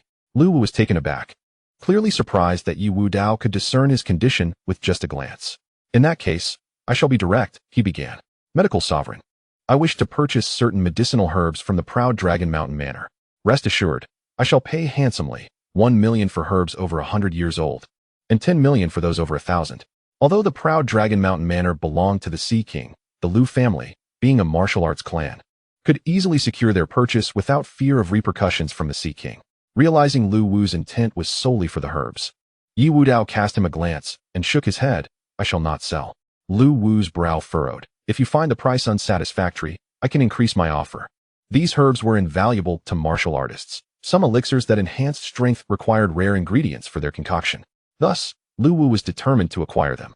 "I will not sell, regardless of the price increase." Ye Wudao's response was resolute. Liu Wu was momentarily stunned. In his view, these herbs were a hot commodity, and failing to sell now would likely lead to their loss in a few days. "Medical sovereign, forgive my candor, but the Sea King is soon to return, having proclaimed his intent to strike within 3 days. Would it not be prudent for you to offload these herbs and depart Jianghai while you still can?" Liu Wu argued, attempting to weigh the pros and cons with Ye Wudao. "Leave my presence." Ye Wudao found the suggestion laughable. As a dignified medical sovereign and the head of the underworld, could he truly fear a Sea King? Such a notion would surely evoke laughter from anyone who heard it. Upon hearing the dismissal, Liu Wu's expression darkened, and he unleashed his master-level aura, even more terrifying than Sun Wuji's. "Do you truly believe that having defeated Sun Wuji grants you the right to act with impunity before me?" Liu Wu rose suddenly, his overwhelming presence locking onto Ye Wudao, akin to a venomous serpent fixating on its prey. "There are disparities even among masters. My approach today is a courtesy, considering the mayor's presence. Should I choose to disregard this courtesy, what could you do?" The mayor's expression shifted. "Liu Wu, what do you mean by that? What else could it mean?" "If he refuses, I'll simply take it by force. After all, this so-called medical sovereign won't survive much longer." Liu Wu sneered coldly. "You and Sun Wuji are equally ignorant. Ye Wudao replied, shaking his head slightly, his demeanor suddenly turning icy. When his powerful aura erupted, it descended like a mountain from the sky. Boom. The once menacing Lu Wu found himself kneeling on the ground, the floor cracking beneath him. How is this possible? He was astonished, fear glimmering in his eyes. What level of power do you possess? Chapter 57, Lingering Shadows. Bang. The only response to Lu Wu was a forceful impact that sent him crashing against the wall. Blood spewing from his mouth, his complexion paling. Despite his injuries, he quickly corrected his demeanor and knelt before Ye Wudao. Regret flooded him. He lamented deeply. Having assumed Ye Wudao was merely a master-level practitioner, yet he had already suffered grievous injuries without Ye Wudao lifting a finger. This could not possibly be a mere master. He must be far beyond that level, truly terrifying. At such a young age, possessing such strength, no wonder he was heralded as the medical sovereign. I shall not dare again. I see my error, Lu Wu hastily apologized, acutely aware of what Ye Wudao's power signified, an undeniable lord of the realm, far beyond his own capacity to provoke. Should there be a next time, you shall meet your end. Ye Wudao's voice was chilling. Yes, yes. Lu Wu nodded vigorously, cold sweat soaking his attire. The mayor expressed his apologies, esteemed medical sovereign. I had no idea he harbored such intentions. Ye Wudao refrained from rebuking the mayor. After issuing a warning to Lu Wu, he prepared to leave the Epine Pavilion, only to encounter an unexpected individual on the first floor, Xiao Wanyu. At that moment, she was surrounded by a group of talented youths. And upon spotting Ye Wudao, she froze momentarily. What are you doing here? Haunting me, truly haunting me. Xiao Wanyu seethed with anger, feeling as though wherever she went, this individual appeared, clearly stalking her. If Ye Wudao were not indeed following her, she found it hard to believe. After all, what were the odds of so many coincidences? Ye Wudao chose to ignore her, acting as though he neither saw nor heard her, hastening his steps. Ye Wudao. However, Xia Wanyu never intended to let Ye Wudao off easily. Can you not be so immature? Is this truly entertaining? Upon her utterance, numerous young talents turned their scrutinizing gazes toward Ye Wudao. Do you have something to say? Ye Wudao inquired, suppressing his impatience. You're asking me? Xia Wanyu found it utterly ludicrous. Shouldn't I be the one asking you? Following me around and pretending to be someone of importance. Who do you intend to impersonate this time? It wouldn't be the medical sovereign, would it? Today, she had specifically come to seek out Lu Chun, as the Lu family was a prominent martial arts lineage, and she had heard they were to visit the medical sovereign. Even securing an appointment, she hoped to leverage her connection with the Lu family to meet him. Lu Chun, by all accounts, held a respectable status due to their past as university classmates. I am the medical sovereign, Ye Wudao stated nonchalantly. Upon hearing this, the young talents suddenly grasped the situation. Xia Wanyu's fly was merely a pretender who fancied himself a figure of significance. Wasn't he that laughable? You claim to be the medical sovereign? If you were, I could very well be the head of a nation. Xia Wanyu retorted angrily. Impersonating the medical sovereign is a grave offense. A sharply dressed young man with slicked back hair, Lu Chun, interjected with a smirk. You have quite the audacity. I've heard the medical sovereign has been invited here. Only Lu could manage to summon such a formidable figure. The other young talents, while deriding Ye Wudao, also took the opportunity to flatter Lu Chun. With an authoritative tone, Lu Chun declared, Kid, I'm offering you a chance. Apologize on your knees and leave. If you dare appear before Xia Wanyu again, don't blame me for being uncivil. Xia Wanyu crossed her arms, well aware of Lu Chun's prowess. He was a martial artist, and should Ye Wudao offend him, the consequences would be dire. Get lost. Ye Wudao coldly retorted. This provoked surprise among the young talents. How audacious could he be to tell Lu Chun to leave? Do you even know who Lu Chun is? To say such a thing? Xia Wanyu admonished. Lu Chun chuckled derisively. Well, you're the first to speak to me this way. Is Lu Wu your father? Ye Wudao suddenly asked. Lu Chun's demeanor shifted as he responded cruelly. Of course. What? Are you scared now? Then you should kneel, or I will make you regret it. Do you believe that within half an hour, you will be kneeling before me in repentance? Ye Wudao replied calmly.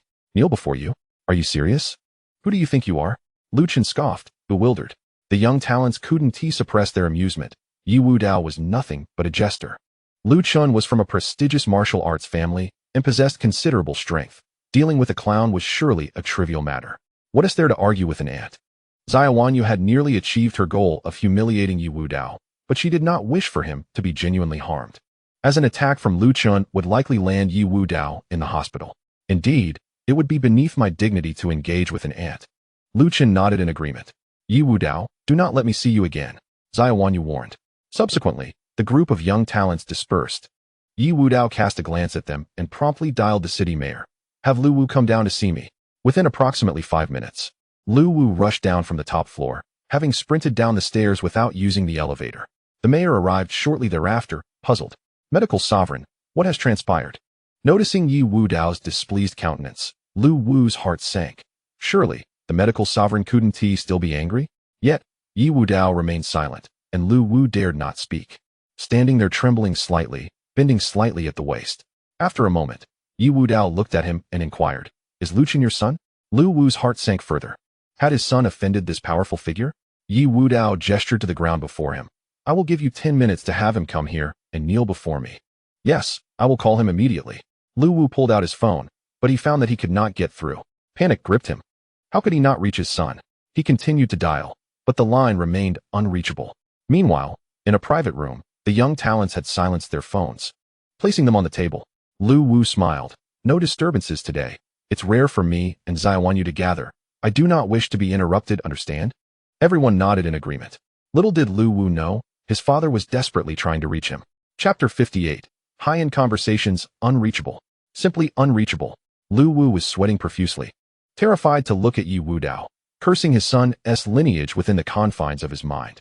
As the seconds ticked by, Lu Wu fumbled with his phone, growing increasingly agitated. Damn it, pick up the phone. In the private room, Lu Chun was engrossed in conversation with Zai Wanyu, completely oblivious to the numerous missed calls ringing in silence. Zai Wanyu, have you heard? The Sea King is about to return. He shifted the topic to a more elevated discussion. For those present, talks of investment and collaboration were already considered high-level discourse. Most attendees were not privy to the magnitude of the Sea King's status. Zai Wanyu gasped. The Sea King, is he the mentor of Sun Wuji? I heard Sun Wuji was killed recently. Who could have done it? The Sea King returns? Does that mean he seeks revenge for Sun Wuji? The table buzzed with speculation, though their knowledge was limited. Even Zai Wanyu only knew that the Aolong Mountain Villa was under the Medical Sovereign's control, implying Sun Wuji must have perished at his hands. Precisely. Lu Chun seized the opportunity to showcase his knowledge. As everyone has mentioned, Sun Wuji was slain by the Medical Sovereign, and the Sea King's return is for the purpose of avenging him and reclaiming Aolong Mountain Villa. Many were unaware of the Medical Sovereign's true identity. Zai Wanyu chimed in. The Medical Sovereign is renowned overseas.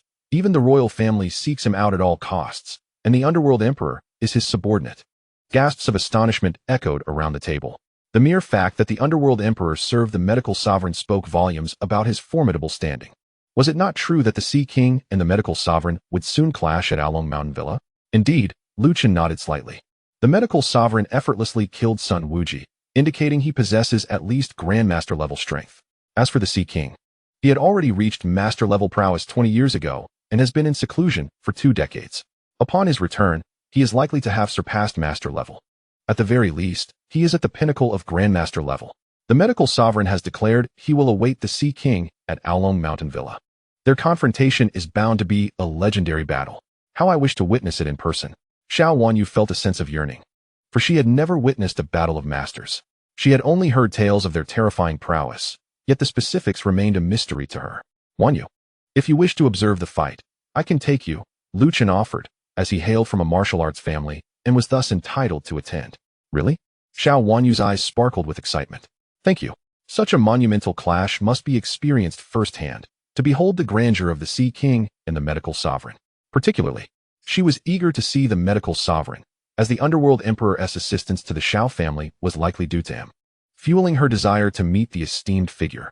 In comparison to such illustrious personalities, Xiao Wanyu couldn't help but draw a contrast with Ye Wudao. There was simply no basis for comparison. If Ye Wudao possessed even a fraction of the greatness of these titans, he would indeed be remarkable. Alas, he did not. To juxtapose him with such giants would be a disservice. Ah, Ye Wudao, how pitiable you are, she couldn't help but exclaim. Oh, is he that insufferable brat from earlier?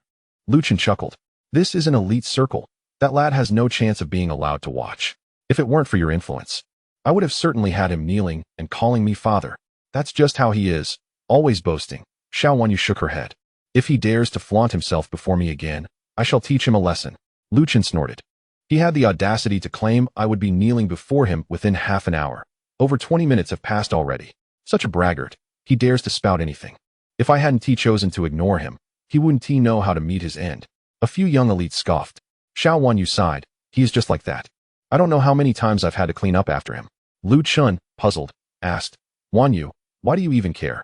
It's because he is the child of my mother's close friend. Otherwise, I wouldn't bother with him. Xiao Wanyu expressed her frustration. At that moment, a wealthy young man pointed at the mobile phone on the table. Your phone has been vibrating for the last 20 minutes. Isn't someone trying to reach you? Lu Chun, engrossed in impressing Xiao Wanyu, had completely overlooked the phone's incessant vibrations. Curiosity piqued. He picked it up and was taken aback. In just these 20 minutes, his father had called numerous times, almost nonstop. What on earth was happening? A sense of foreboding washed over him, for if it weren't something significant, his father wouldn't have called so persistently. Just as he grasped the phone, another call came in.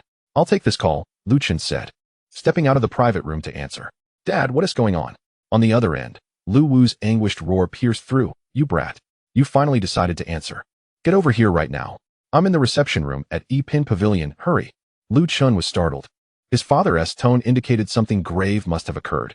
Could it truly be something serious? A fleeting thought of Ye Wudao crossed his mind, recalling the threat of kneeling before him within half an hour. No, that was impossible. He dared not hesitate, quickly making his way to the reception room. Upon entering, he was met with his father's pale visage, particularly the eyes filled with unending dread. Dad, what is the urgent matter? He began to inquire.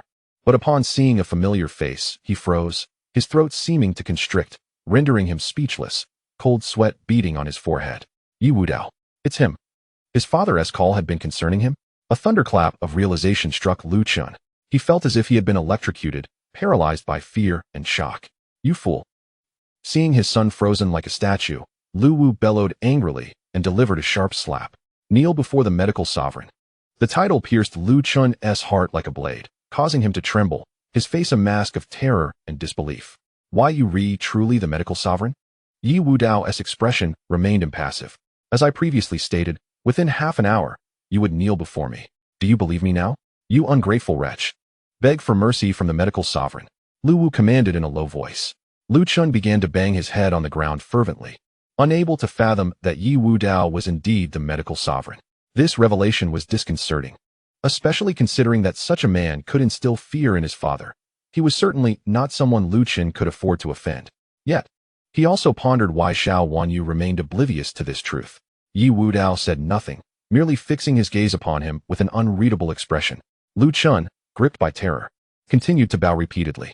Lu Wu, gritting his teeth, unleashed a barrage of punches and kicks on his son, filling the reception room with Lu Chun's cries of agony. This continued for nearly 10 minutes, Lu Chun battered and bleeding, a testament to Lu Wu's relentless fury.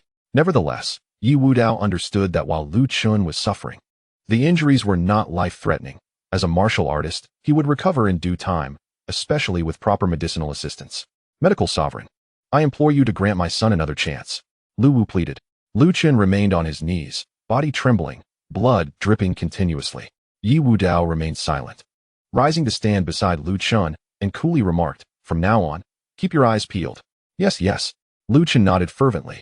Ye Wudao chose not to pursue the matter further and swiftly departed the private room. Ah, old Lu, someone sighed. Thank goodness the medical sovereign did not press charges, otherwise, you wouldn't know how to escape your fate. I understand. Lu Wu collapsed onto the floor, recognizing that someone of Ye Wudao's caliber could annihilate his entire family without a second thought. What? Lu Chun exclaimed, terror gripping him anew. He-s an existence beyond a master? My heavens, to be so young and already at such a level of power? The realization that he had dared to provoke such a formidable being filled him with dread, and he felt immensely grateful to still be alive. Surviving was indeed a blessing. Just then, his phone rang, revealing it was Xiao Wanyu calling. Reluctant to answer, he couldn't shake the feeling that his predicament stemmed from her. In fact, at that moment, resentment towards her began to brew within him. However, recalling that she was favored by the powerful figure, he reluctantly answered the call. Lu Chun, where are you? Xiao Wanyu's voice came through the line. Lu Wanyu, I've learned my lesson. I will no longer dare to pursue you. I'm unworthy of you, and I shall harbor no further thoughts of affection. Lu Chun hastily corrected himself. No. I truly lack the qualifications to pursue you. After a flurry of self-deprecating remarks, he quickly ended the call, leaving Xiao Wanyu bewildered. What had transpired? Upon returning home, She recounted the incident to her parents. Oh, Lu Chen said he wasn't worthy of you? Xiao Jinshan expressed surprise. That seems to be the case. But I don't understand. Throughout her journey home, Xiao Wanyu remained perplexed about what had occurred. Xiao Jinshan seemed to have an epiphany. Today, the Lu family invited the medical sovereign, and after Lu Chen left, it's likely he met with the medical sovereign. Is it possible that his statement was due to that encounter? Xiao Wanyu gasped, her heart racing uncontrollably. Feng Min, brimming with excitement, remarked.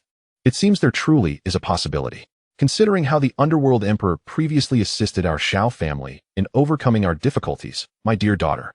Perhaps the esteemed physician has indeed taken a liking to you. After their parents' analysis, Xiao Wanyu increasingly felt that the physician had feelings for her. And this unexpected happiness was indeed quite sudden. A proud smile soon adorned her face as she turned to her mother, stating, Mother, if even the physician has set his sights on me, then even 100 years would not suffice for Ye Wudao to be worthy of me.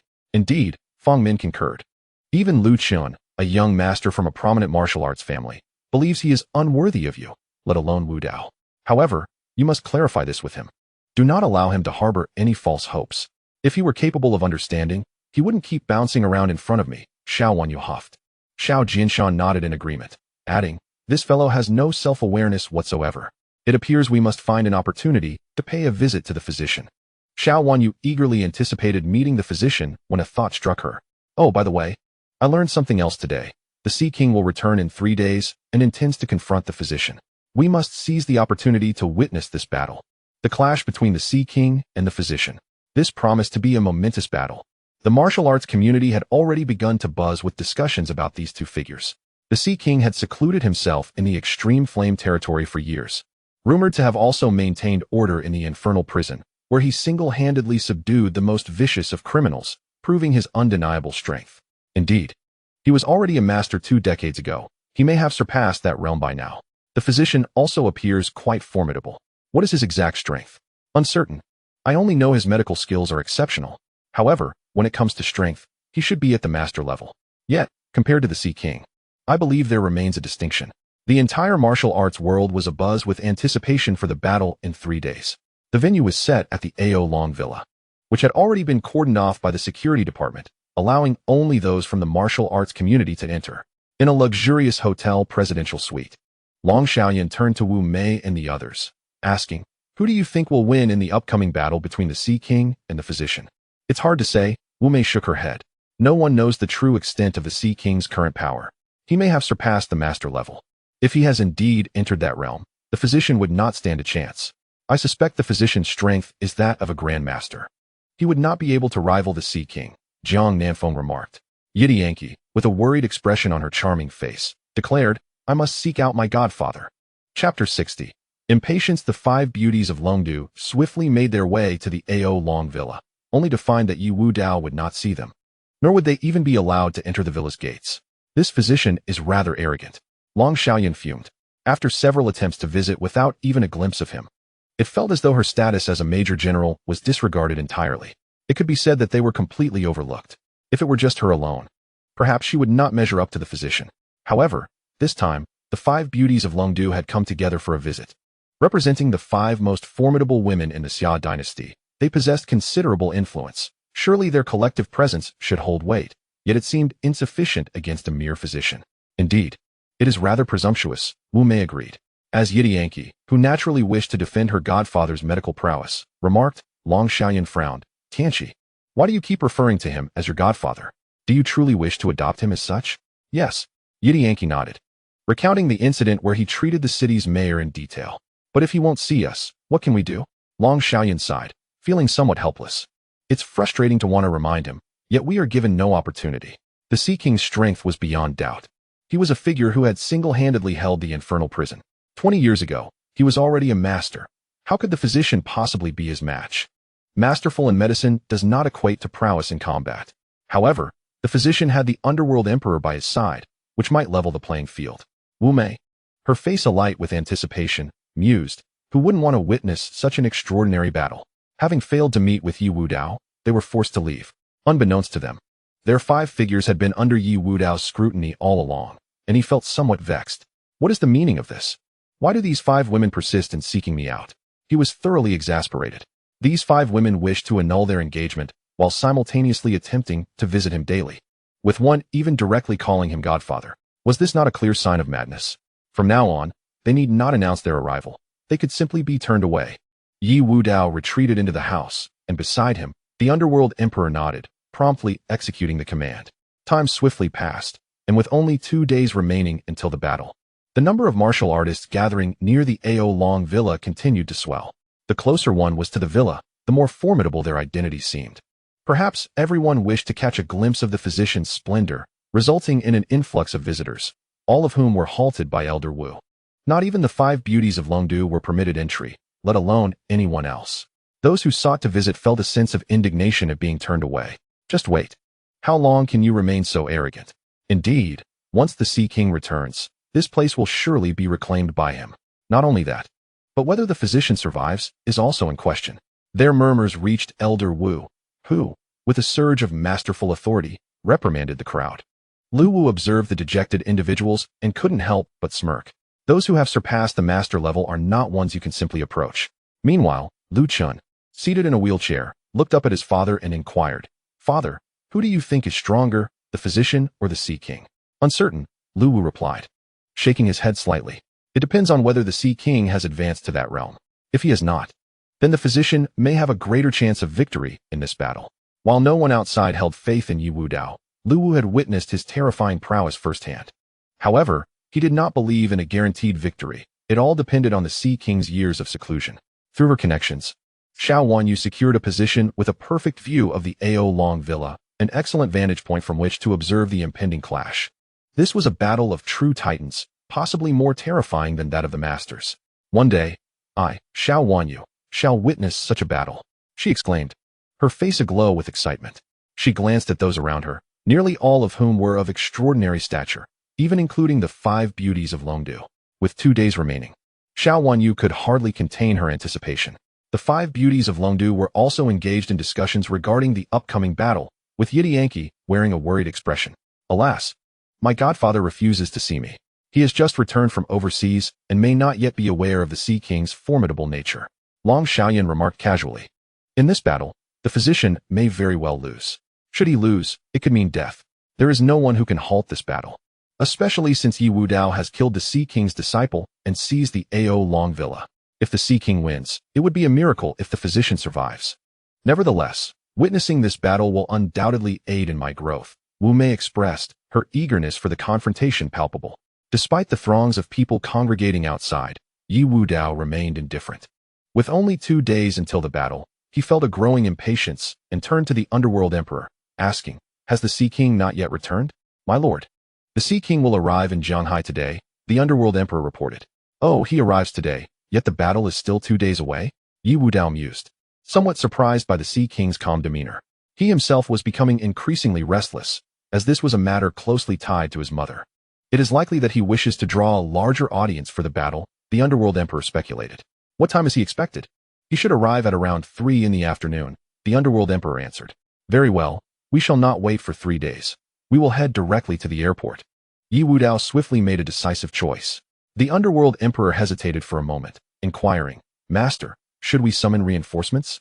Ye Wudao regarded the Sea King with disdain. Yet upon reflection, commanded, "Surround the airport. We must not allow this Sea King to escape." "Understood." The underworld emperor nodded in affirmation. As all began to occupy positions near the Ao Long Manor, at 3 o'clock in the afternoon, Zhanghai International Airport was also bustling with numerous individuals.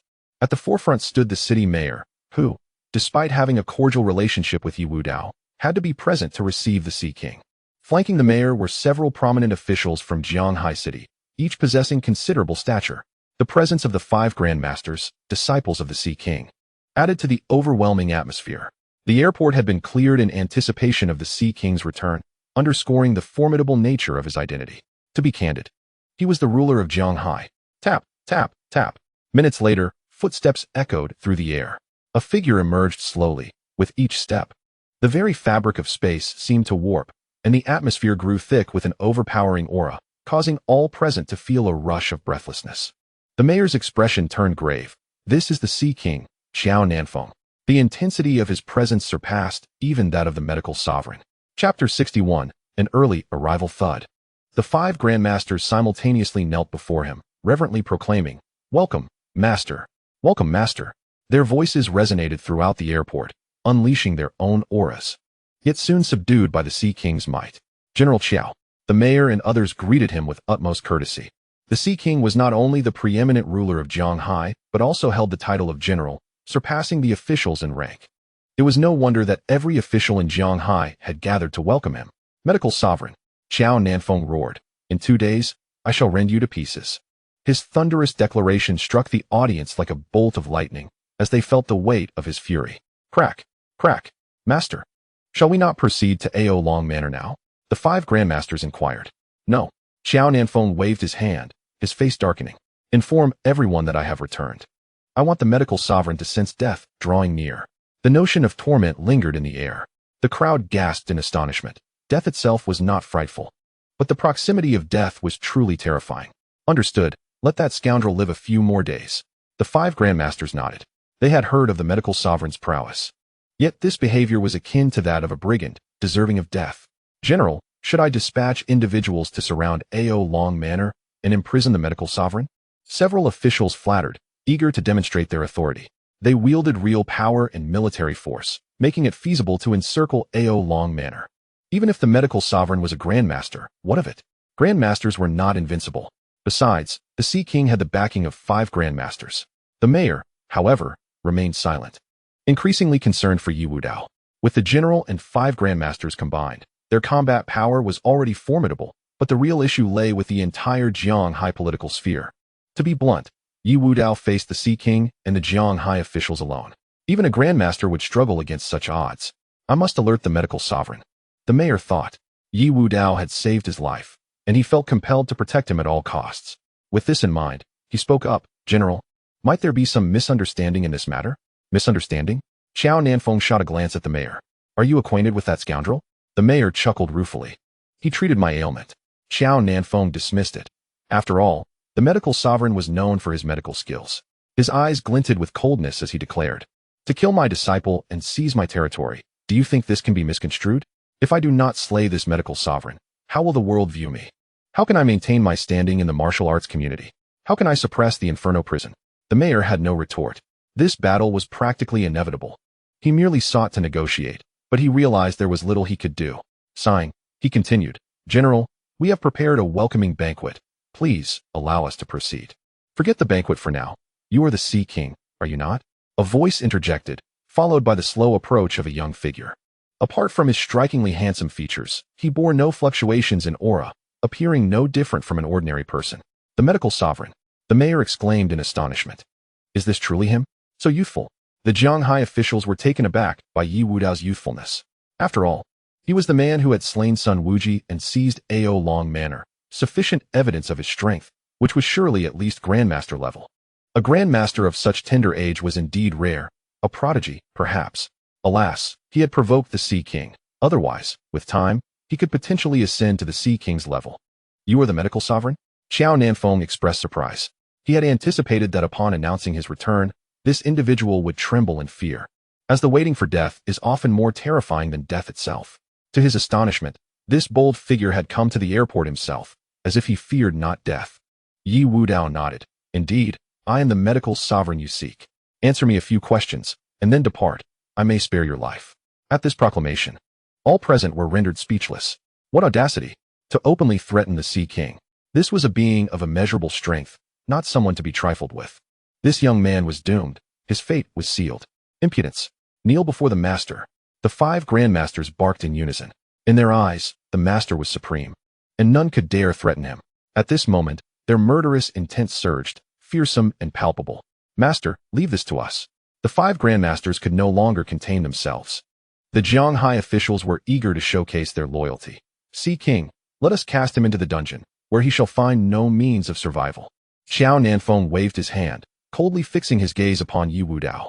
"I intended to let you live a few more days, but you have squandered that chance. Today, I shall avenge my beloved disciple. You 5, break his limbs." A mere grandmaster was not worth his direct intervention. Upon receiving the command, the 5 grandmasters erupted with excitement, unleashing their power as they charged towards Ye Wudao, the might of grandmasters on full display. The Zhanghai officials marveled in awe. So this is the Grandmaster. If they are this formidable, just how powerful must the general be? The mayor could hardly bear to watch. Medical sovereign, you are still so young. Boom. Yet in the next instant, a figure appeared before the 5 Grandmasters, unmistakably the underworld emperor. Who are you? The 5 Grandmasters furrowed their brows, their expressions growing serious. Underworld emperor. The name sent shockwaves through the 5 Grandmasters. While they could dismiss the medical sovereign, they could not afford to disregard the underworld emperor. A formidable force from overseas. Altogether, the 5 Grandmasters resolved to converge and eliminate the underworld emperor. Underworld emperor, you should withdraw. At that moment, Ye Wudao's voice resonated. The underworld emperor obediently withdrew. The 5 Grandmasters were taken aback. To them, the underworld emperor was Ye Wudao's greatest trump card. To see this crucial asset retreat was an act of sheer folly. Ye Wudao glanced at the 5 Grandmasters and the admiral, urging, "You 6 should come at me together. Let us not squander time." With that statement, both the 5 Grandmasters and Xiao Nanfeng were left in stunned silence. Not only they, but even the officials of Zhanghai, including the mayor, were equally astonished. It was hard to believe that one individual could be so audacious. After all, these were 5 Grandmasters, accompanied by an entity likely surpassing the Grandmaster realm. To suggest a combined assault was the height of arrogance. Ye Wudao's demeanor was akin to someone declaring, "If I am not slain today, none shall escape." The mayor was drenched in cold sweat, certain that the medical sage would undoubtedly perish. Xiao Nanfeng, feeling a surge of anger, had never been belittled in his capacity as the Sea King. The audacity of this young man was intolerable. He dared to disregard him entirely. "Very well, do not hold back," he scoffed, directing his words at the 5 disciples. The 5 Grandmasters, already brimming with rage, escalated their murderous intent. This was no longer a matter of merely incapacitating limbs. Their strikes were lethal. Surrounded by the 5 Grandmasters, their intent to kill suffusing the airport, Ye Wudao appeared unfazed, calmly striding towards Xiao Nanfeng. With the first step, a loud crash echoed as the foremost Grandmaster fell heavily to the ground, blood spraying forth. Before the other 4 could react, the second step saw another Grandmaster collapse. With the third, fourth, and fifth steps, all 5 Grandmasters lay sprawled upon the ground, drenched in blood. Even Xiao Nanfeng was taken aback, for he had believed his 5 disciples could effortlessly subdue Ye Wudao. The unexpected outcome left him bewildered. He had not even witnessed Ye Wudao strike, and yet all 5 disciples had fallen. It was the might of his presence that had subdued them. Indeed, Ye Wudao had not attacked. He merely relied on an overpowering aura to dominate the 5 Grandmasters. To achieve such a feat without direct confrontation, one would need to possess strength far exceeding that of a Grandmaster. Could he be a great Grandmaster? Or perhaps someone beyond that? Xiao Nanfeng inhaled sharply, realizing he had underestimated Ye Wudao. "I have traversed the martial world for decades without encountering a rival. The only individual who has ever posed a challenge to me is the war god, Ye Nantian. Do you believe you can surpass him?" As these words left his lips, Xiao Nanfeng's hair began to rise, his aura erupting as if ignited by a fiery blaze, enveloping him in a crimson glow.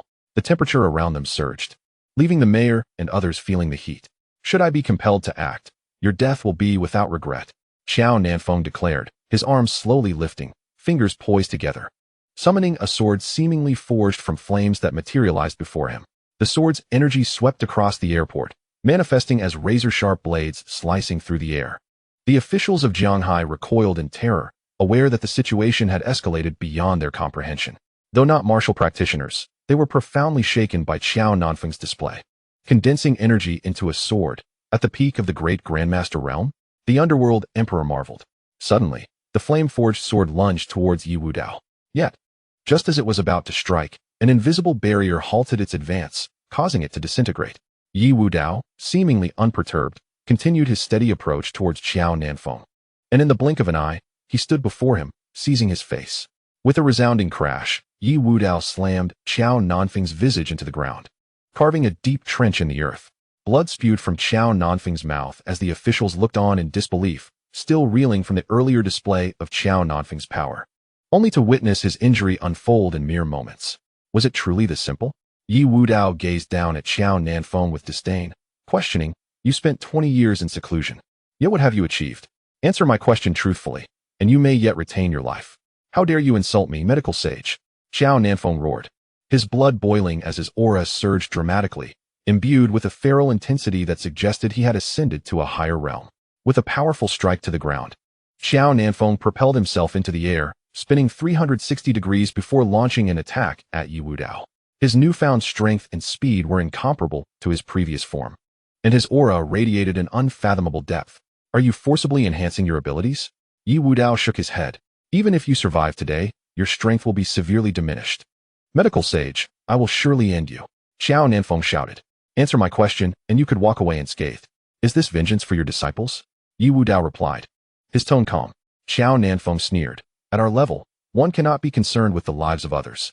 If I do not eliminate you today, how can I maintain my standing in the martial world? As he spoke, his hand struck down with overwhelming force, as if intending to level the entire airport. It is time to conclude this, Ye Wudao murmured, raising his fist to deliver a devastating blow. The sound of the impact reverberated through the airport, shaking the very air around them, and seemingly nullifying Xiao Nanfeng's assault. No, it was more accurate to say it suppressed him entirely. Even before facing Ye Wudao directly, despair washed over Xiao Nanfeng, for he felt the insurmountable gulf between them.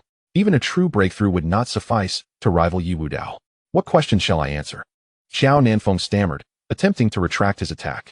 Yet Ye Wudao had no intention of withdrawing his fist, sending Xiao Nanfeng crashing out of the airport, shattering walls in his wake. My heavens! The Zhanghai officials watched in stunned silence. Ye Wudao, unyielding, approached the nearly defeated Xiao Nanfeng and demanded, how did Tangya die? At the mention of the name, Xiao Nanfeng trembled, disbelief etched on his face as he gazed at Ye Wudao. You, who are you? Tangya was my mother. Ye Wudao did not shy away from revealing his identity. It's you. Xiao Nanfeng gasped. Speak. Ye Wudao commanded with a grave voice. I do not know. Xiao Nanfeng's eyes brimmed with terror. Are you unafraid of death? Ye Wudao asked, surprised. Some truths are more terrifying than death. Xiao Nanfeng locked his gaze onto Ye Wudao. If I reveal what I know, it will lead to my absolute ruin, and the Qiao family will cease to exist. He trembled at the thought of the consequences. Then you may die, Ye Wudao replied, his expression stoic. Xiao Nanfeng's face contorted with fear. Do not kill me. Our duel is set for 2 days hence. You have accepted the challenge. By coming here today, you are breaking your promise. Ye Wudao showed no intention of relenting. I live my life without the need to explain myself to you. Stop. At that moment, a Zhanghai official regained his composure and rushed forward. As the Admiral of Zhanghai, you cannot kill him. Should you do so, it will be a grave offense. The officials hastened to obstruct Ye Wudao. Hearing this, Xiao Nanfeng breathed a sigh of relief. His gaze towards Ye Wudao transformed into one of arrogance as he smirked. No matter how terrifying your strength may be, you cannot kill me today. Respected physician, I implore you to restrain yourself. This is Zhanghai, a society governed by law, not the lawless lands you are accustomed to abroad. Your indiscriminate slaughter and territorial encroachments will not go unchallenged. Today we shall see you imprisoned. Do you have any objections? The officials of Zhanghai surged forward, their fury palpable. You may possess formidable strength, but upon entering the Great Xia, you are bound to adhere to its laws. Respected physician, do not take the life of the prefect. The mayor hastily interjected. After all, Xiao Nanfeng held a significant position as the prefect of Zhanghai, and harming him would undoubtedly bring insurmountable troubles to Ye Wudao. Oh, but what if I am determined to take his life today? Ye Wudao replied with a sardonic smile, casting his gaze upon the mayor and others. The mayor fell silent, while the other officials bristled with indignation. Are you truly afraid of a martial expert? One of the officials warned, brimming with defiance. I advise you not to miscalculate. You are facing the entirety of Zhanghai. Think carefully before you act. This individual was Zhang Lianxing, the chief of security in Zhanghai, a man of true authority. With armed forces at his command, subduing a martial artist posed little challenge. Just a single call, and 30,000 officers can encircle this airport. He boasted, gesturing to the terminal. Youth, do not let your strength lead you to arrogance. Some individuals are beyond your reach. This is a grave offense, one you may not withstand. The officials of Zhanghai stood tall, their pride unyielding. The mayor urged, respected physician, spare the prefect. The consequences of his death would be unimaginable. Ye Wudao remained silent, allowing his demeanor to suggest fear, much to the official's satisfaction. Release the prefect, and I shall confine you instead. You have no objections to that, do you? Zhang Lianxing nearly lit a cigar in his eagerness. Xiao Nanfeng wore a smug expression. I am the prefect of Zhanghai. You cannot kill me. Ye Wudao chuckled derisively. If I intend to kill, who could possibly stop me? You dare. Zhang Lianxing bellowed with fury. Ye Wudao stretched leisurely. You all seem so impressive. Very well. I shall grant you 20 minutes to summon your allies. Today, I shall see who can prevent me from slaying this Sea King. As he spoke, he grasped Xiao Nanfeng's neck with one hand, lifting him effortlessly. This act was a blatant provocation, a challenge to the zenith of power. Zhang Lianqing, incensed, pulled out his phone to make calls for reinforcements. Numerous Zhanghai officials began dialing, their disbelief propelling them to action, convinced they could not allow Ye Wudao to prevail. The mayor, increasingly anxious, implored, "Respected physician, why take this path? Your objectives have been achieved. Why slay the prefect?" Ye Wudao glanced at Xiao Nanfeng. "The death of my mother is likely connected to you, is it not?" Xiao Nanfeng remained unfazed by the threat, believing Ye Wudao would hesitate to act. He retorted, "So what if it is? I dealt with her myself." Before he could finish, he felt a constricted breath as Ye Wudao tightened his grip. A murderous intent radiated from Ye Wudao, enveloping the onlookers in a chilling dread. "I am the prefect. If you dare to kill me, you will not leave this airport alive." Xiao Nanfeng struggled to articulate. "Moreover, many were involved in your mother's demise, each one far beyond your capacity to confront. Seeking vengeance is nothing but a fool's errand." He laughed maniacally, mocking Ye Wudao's supposed impotence against such formidable foes. Before his laughter could fade, Ye Wudao delivered 2 sharp slaps, silencing him. "Enough of your noise. You dare strike my face." Xiao Nanfeng writhed against his restraints. But even with his strength augmented beyond the master realm, he could not escape Ye Wudao's grip. "I am the prefect, commanding military power. I will imprison you in the fires of hell, and you shall find no escape." He screamed in a fit of rage, eager to impress Xiao Nanfeng. Zhang Lianqing leaped forward, released the prefect at once. Ye Wudao, unfazed by his status, kicked him away, sending him crashing to the ground with a spurt of blood. "You dare strike the chief of security? Your crimes multiply." Other Zhanghai officials howled in outrage. Yet, upon meeting Ye Wudao's terrifying gaze, they instinctively retreated. Fear etched upon their faces. The mayor, drenched in cold sweat, cautioned, "Respected physician, you are acting impulsively. Are reinforcements not yet here?" Growing impatient, Ye Wudao hoisted Xiao Nanfeng higher, still clutching his neck. For an ordinary person, this would be suffocating. However, Xiao Nanfeng, a martial artist, could endure momentarily without air, though the discomfort was profound. Suddenly, hurried footsteps echoed through the airport as a contingent of uniformed personnel stormed in, armed and ready, effectively sealing off all exits. As they encircled Ye Wudao, they executed a synchronized maneuver, aiming their weapons at him. Hidden snipers took their positions, ready to act.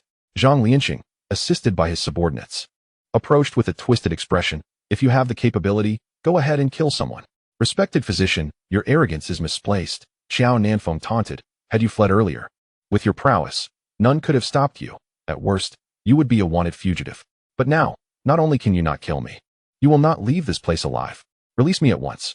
Yet, Ye Wudao appeared unperturbed, glancing at the armed forces with derision. "Have you finished summoning your allies?"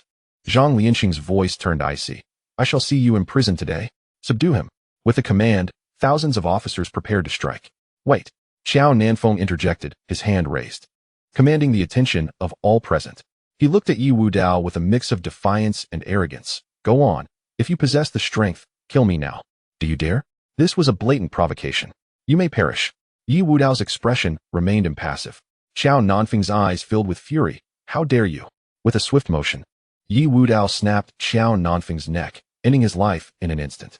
As Xiao Nanfeng lay dead, his eyes wide in disbelief, filled with regret and denial. The airport descended into silence. The Zhanghai officials and armed officers stared at Ye Wudao, incredulous. Undeniably, Ye Wudao's power eclipsed that of Xiao Nanfeng. But could he truly contend with such overwhelming armed forces? Yet, against all odds, Xiao Nanfeng had been slain, a clear dismissal of the authority of Zhanghai. "You insolent fool! How dare you?" they exclaimed, their anger boiling over. "He must be executed." After a moment of stunned silence, the officials erupted into furious shouts. The mayor, even if he wished to defend Ye Wudao, found no angle to do so. Xiao Nanfeng was a towering figure, a grandmaster of immense stature. His death in Zhanghai, especially under such circumstances, would be a burden the mayor could not escape. "Respected physician, why resort to this?" The mayor sighed, realizing that victory had already been achieved. There was no need for complete annihilation. Such actions would only force him into a corner. To speak frankly, Ye Wudao had no escape route left. The death of the governor today necessitated an explanation from Ye Wudao, as failure to provide one could lead to dire consequences. "Bring forth the execution," Zhang Lianqing roared, his voice echoing with authority. At this moment, even if Ye Wudao were executed on the spot, it would seem justifiable.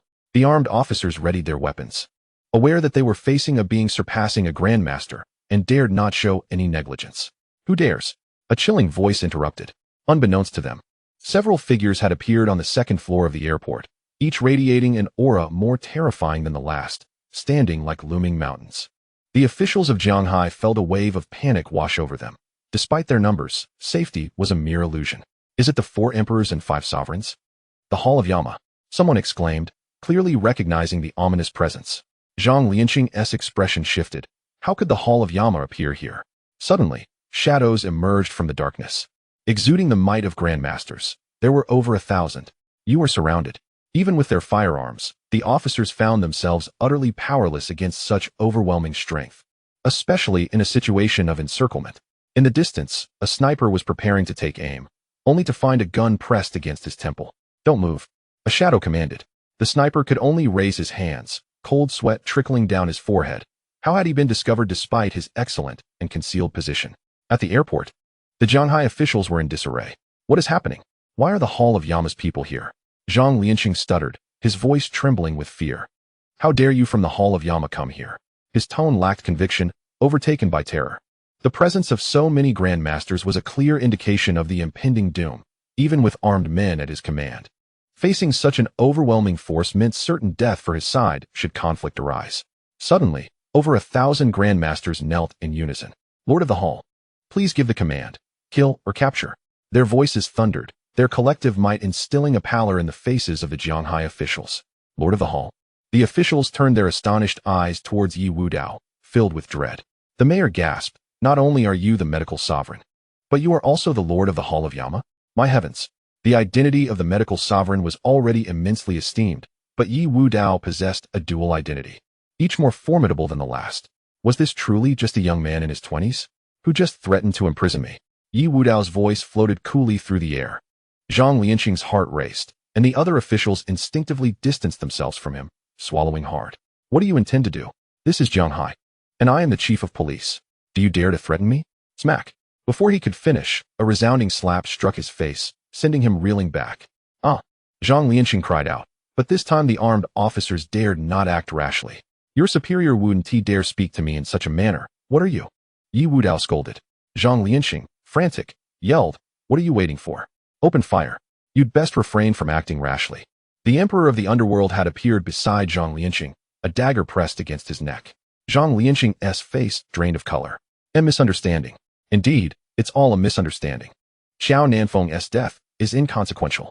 The Shanghai officials quickly altered their tone. The mayor murmured, esteemed medical sovereign, Xiao Nanfeng is dead. Let us consider this matter concluded. Ye Wudao had not intended to treat them so harshly.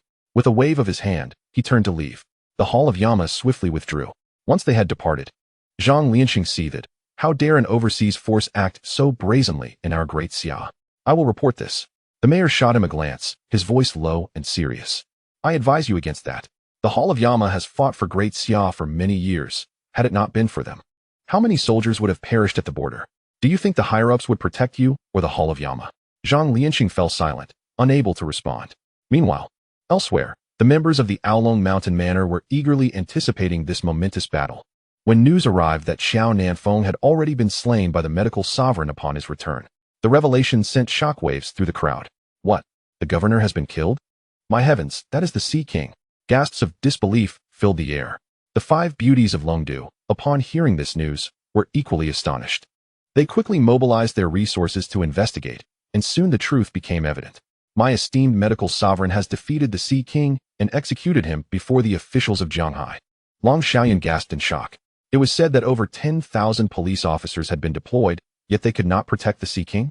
Zhang Nanfeng could hardly believe it. Long Xiaoyan continued her inquiry, drawing closer to the truth.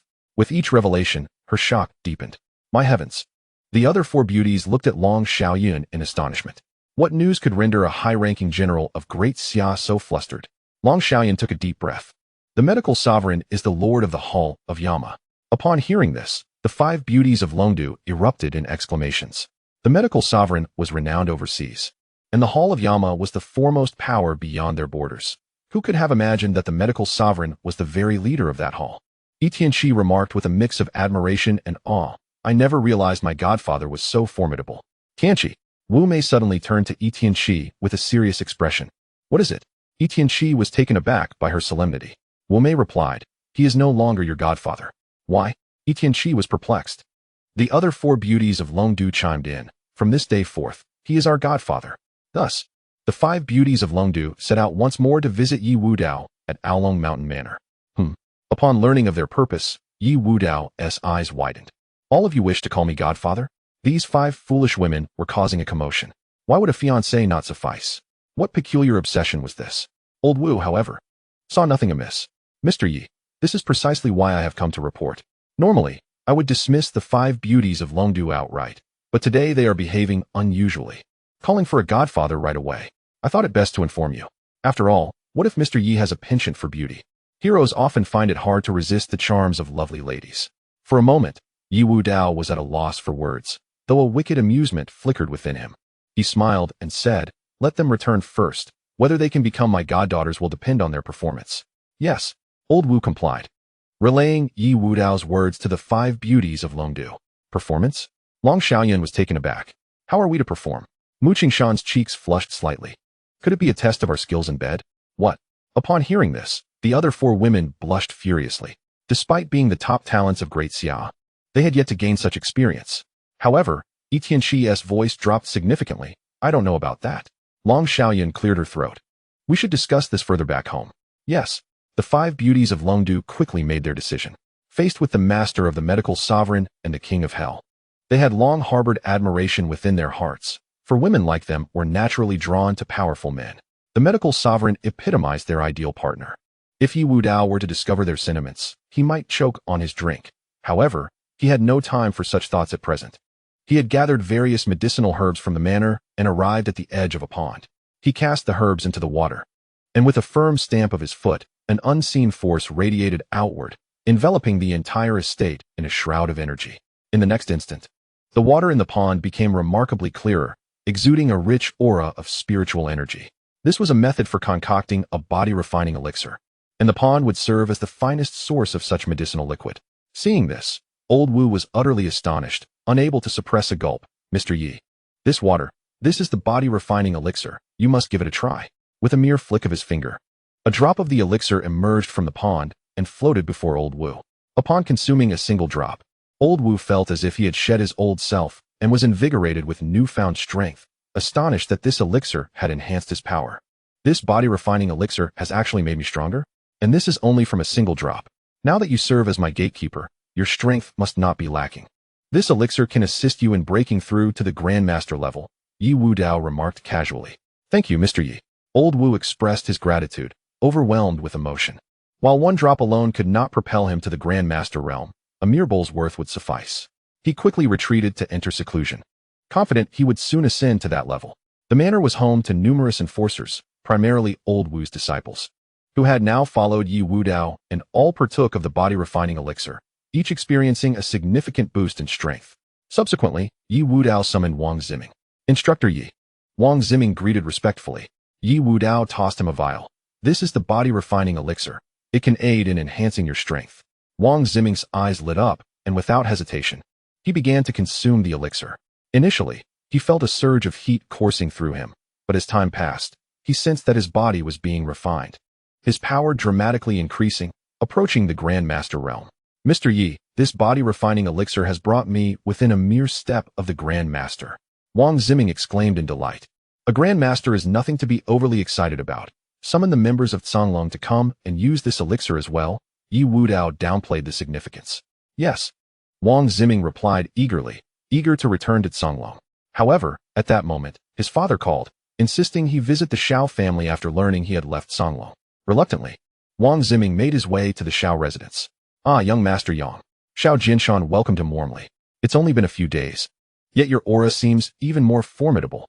Wang Ziming nodded, filled with respect. All thanks to my instructor. My strength is now on the verge of reaching the Grandmaster level. So soon? Xiao Wanyu expressed her surprise. Indeed, Wang Ziming replied. After consuming the body-refining elixir from my instructor, my power surged. Body-refining elixir? Who is your instructor? So remarkable? Xiao Wanyu questioned, incredulous. Is it possible that an elixir could cause such rapid advancement? Though she was not well versed in martial arts, her recent interactions had acquainted her with the significance of the Grandmaster level. To think that a single elixir could propel Wang Ziming so close to it was indeed astonishing. You know him as well? Wang Ziming scratched his head. Which individual? The Xiao family was perplexed. The one residing at Aolong Manor, Wang Ziming prompted. It must be him. Xiao Wanyu gasped. Presently, only one person resided at Aolong Manor, the medical sovereign. Upon hearing Wang Ziming's claim of acquaintance, could it be that he had discovered the medical sovereign's potential affection for him? Ziming, could you possibly share some of the body-refining elixir with us? Xiao Jinshan began to scheme regarding the elixir. This is a closely guarded secret. And you are not martial artists. You have no use for it. Wang Ziming shook his head, bemused. If you desire it, why not simply request it from Instructor Yi? To Wang Ziming, it seemed clear that Ye Wudao held a fondness for Xiao Wanyu and valued the Xiao family highly, which is why he had mentioned the elixir. Xiao Jinshan dropped the subject. By the way, Ziming, when will you and Wanyu become engaged? He was eager to secure such an impressive son-in-law, especially one on the brink of becoming a grandmaster. What? Both Xiao Wanyu and Wang Ziming were taken aback. No. Wang Ziming paled in fright. I am unworthy of Wanyu. Moreover, he hesitated, unable to finish his thought. What? Unworthy? Xiao Wanyu and her family were astonished. Previously, Lu Chun had claimed she was beyond his reach, and now Wang Ziming echoed the sentiment. Even Xiao Wanyu, despite her naivety, began to grasp the situation. She took a deep breath. Ziming, do you feel unworthy because of that individual from Aolong Manor? Yes. Wang Ziming nodded, his reasoning sound. After Wang Ziming departed, Xiao Wanyu's heart raced. Could it be that the medical sovereign truly has feelings for me? Xiao Jinshan laughed heartily. Wanyu, you are the dragon of our Xiao family. We must hold a grand feast to announce to the world that our family has produced a dragon. Chapter 66. The Wei family. Xiao Jinshan summoned all the members of the Xiao family to celebrate with great fanfare. A dragon. This must be the dragon of our Xiao family. Old Master Xiao asserted with certainty. The Xiao family's current standing was significantly bolstered by Xiao Wanyu's contributions. Her inherent abilities were strong, and now with the medical sovereign's attention, the Xiao family was poised for meteoric rise. The body-refining elixir could not remain a secret in the martial world for long, and soon it stirred considerable excitement, although it had not yet reached the martial market. Primarily being used by the Grand Masters of Aolong Manor and Songlong, leaving many martial practitioners envious. Among those observing was a prominent family not from Jianghai, but hailing from Jinling, the Wei family. Jinling was the most prosperous city in Jiangnan province, far surpassing the families of Jianghai, which was merely a small town. The Wei family was not only a significant family in Jinling, but also ranked among the top families in Jiangnan province, adeptly navigating the realms of commerce, politics, and the underworld. This time, the Wei family's youngest prodigy, Wei Zixue, had come, accompanied by 2 subordinates and a Grand Master-level bodyguard. You two represent my Wei family. Go to Aolong Manor and discuss a potential collaboration regarding the body-refining elixir, Wei Zixue commanded directly. She herself did not intend to go, as she held no regard for a mere small establishment like Aolong Manor. Understood. Her 2 subordinates nodded. The Grand Master bodyguard added, Miss, the medical sovereign is formidable. Even the Sea King fell at his hands. We must exercise caution. What does that matter? Wei Zixue replied dismissively. When the Sea King confronts me, he must treat me with respect. Furthermore, his victory over the Sea King was not solely due to his personal strength. I have heard that the officials of Jianghai summoned over 10,000 police officers, all armed. It seems the authorities were eager to eliminate the Sea King long before, and the medical sovereign is merely a scapegoat. Soon, the 2 subordinates arrived at Aolong Manor, representing the Wei family with an air of arrogance, entirely dismissive of the establishment. Summon your master to meet us, they declared with brazen audacity. Old Wu, incensed, retorted, Who are you to speak so boldly? Do you seek death? Old man, listen well. I am Wei Fengyu, a representative of the Wei family from Jinling. And I am Wei Ning, also a representative of the Wei family. Bring your master forth. The 2 boasted their identities, their arrogance only intensifying. The Wei family is indeed one of the most prominent clans in Jinling. So why should they pay heed to a mere local from Jianghai? Upon hearing this, Mr. Wu's expression grew grave. Despite being a master, he could not disregard the Wei family. Thus, even though these 2 were exceedingly arrogant, he could only politely respond. Mr. Yi has stepped out. Bring him back. Wei Ning coldly huffed. Why haven't you let us in yet? Serve us your finest. Wei Fengyu wore a defiant expression. At that moment, Ye Wudao was returning and, upon seeing the 2, he casually inquired, What brings you to Aolong Mountain Villa? Mind your own business. Wei Ning retorted angrily. You're asking for trouble. Ye Wudao, uninterested in further inquiry, decided to take action. With 2 swift strikes, he sent both arrogant individuals flying. How dare you strike us? Just you wait. The representatives of the Wei family were furious, but as they noticed Ye Wudao's readiness to continue, they fled in haste. Mr. Yi, these 2 are from the Wei family. Your actions may lead to complications. Mr. Wu expressed his concerns. The Wei family? Who are they? Ye Wudao had never heard of them. Mr. Wu explained the Wei family's status in Jiangnan province, concluding, the Sea King is the ruler of Jianghai, yet even he must retreat in the face of the Wei family. Ye Wudao chuckled dismissively. Just a mere Wei family, hardly worth mentioning. After returning, the 2 Wei family representatives dared not report the incident to the young lady, knowing that failing to fulfill her orders would reflect poorly on their competence. Damn it, who is that kid to strike us? Is he merely a gatekeeper of Aolong Mountain Villa? They were seething with anger. At that moment, members of the Xiao family arrived for a visit. Xiao Jinshan, Xiao Wanyu, and Fang Min brought significant gifts to present to the Wei representatives. Upon learning that the Wei family sought the body-refining elixir from Aolong Mountain Villa, they aimed to leverage this connection for their benefit. The Xiao family? What is that? The 2 Wei representatives had never heard of them. They claimed to know the esteemed physician of Aolong Mountain Villa, the informant reported. Let them in then, Wei Ning nodded. The Xiao family trio entered, presenting their gifts. Though it was speculated that the esteemed physician might have an interest in Xiao Wanyu, they believed the influence of the Wei family surpassed that of the physician. Establishing a connection with them would greatly benefit the Xiao family's future. However, upon seeing the bruised faces of the Wei representatives, they were astonished. Who dared to strike them in Jianghai? What brings you here? Wei Fengyu frowned. Xiao Wanyu proactively spoke. I heard you wish to connect with Aolong Mountain Villa regarding the body-refining elixir? The 2 Wei representatives exchanged glances. Indeed, we can assist in establishing that connection. Xiao Wanyu offered, confident that her current status would facilitate this endeavor. With the connection to the esteemed physician, the Xiao family could thrive in Jianghai. And with the Wei family's influence, they could easily extend their reach into Jinling. You? The Wei representatives scrutinized the Xiao family, clearly skeptical. Yes. We just hope the Wei family can assist us in return, Xiao Jinshan chuckled. The Wei representatives remained unconvinced. It's not that we don't believe you. We simply need to evaluate your capabilities. How will you test us? Xiao Wanyu sensed the opportunity. Given the Xiao family's strength in Jianghai, they should be able to meet any reasonable challenge. Wei Fengyu produced his phone and displayed a photograph taken earlier that day, pointing at the image. Find this person and deliver him to us. The photo depicted a young man, though not very clear, enough to discern his features. It was evident that the picture had been taken in haste. Upon recognizing the individual in the photo, Xiao Jinshan and his family were taken aback, their expressions darkening. Is that Ye Wudao? Noticing their discomfort, Wei Ning inquired, do you know him? Not at all. The 3 answered in unison. Xiao Wanyu quickly added. He appears to be a lowly street thug. How could we possibly know him? After a pause, she cautiously probed, did he offend you? Mentioning Ye Wudao ignited Wei Fengyu's anger. We went to Aolong Mountain Villa to discuss a partnership with the esteemed physician, but instead, we encountered this brat who dared to strike us without a word. Wei Ning growled. If we catch him, we shall skin him alive. The Xiao family gasped in shock. How could Ye Wudao have the audacity to strike someone from the Wei family? Foolishness. After being expelled by the Xiao family, he still dares to wander near Aolong Mountain Villa, and worse, to attack someone he should not have. Such reckless behavior is astonishing. This task is now yours. Bring us that brat with utmost urgency. Wei Ning commanded. Of course, Xiao Jinshan replied. After departing, Fang Min's face reflected concern. How did Wudao offend the Wei family? This boy is always causing trouble. Xiao Jinshan scoffed. He thinks himself equal to the esteemed physician, oblivious to the fact that even the physician would not dare provoke the Wei family. It seems this connection is unattainable, Xiao Wanyu sighed, realizing they could not truly hand over Ye Wudao. Even though Ye Wudao had been expelled by the Xiao family, she understood that her mother would still care for him and would never allow them to surrender him to the Wei family.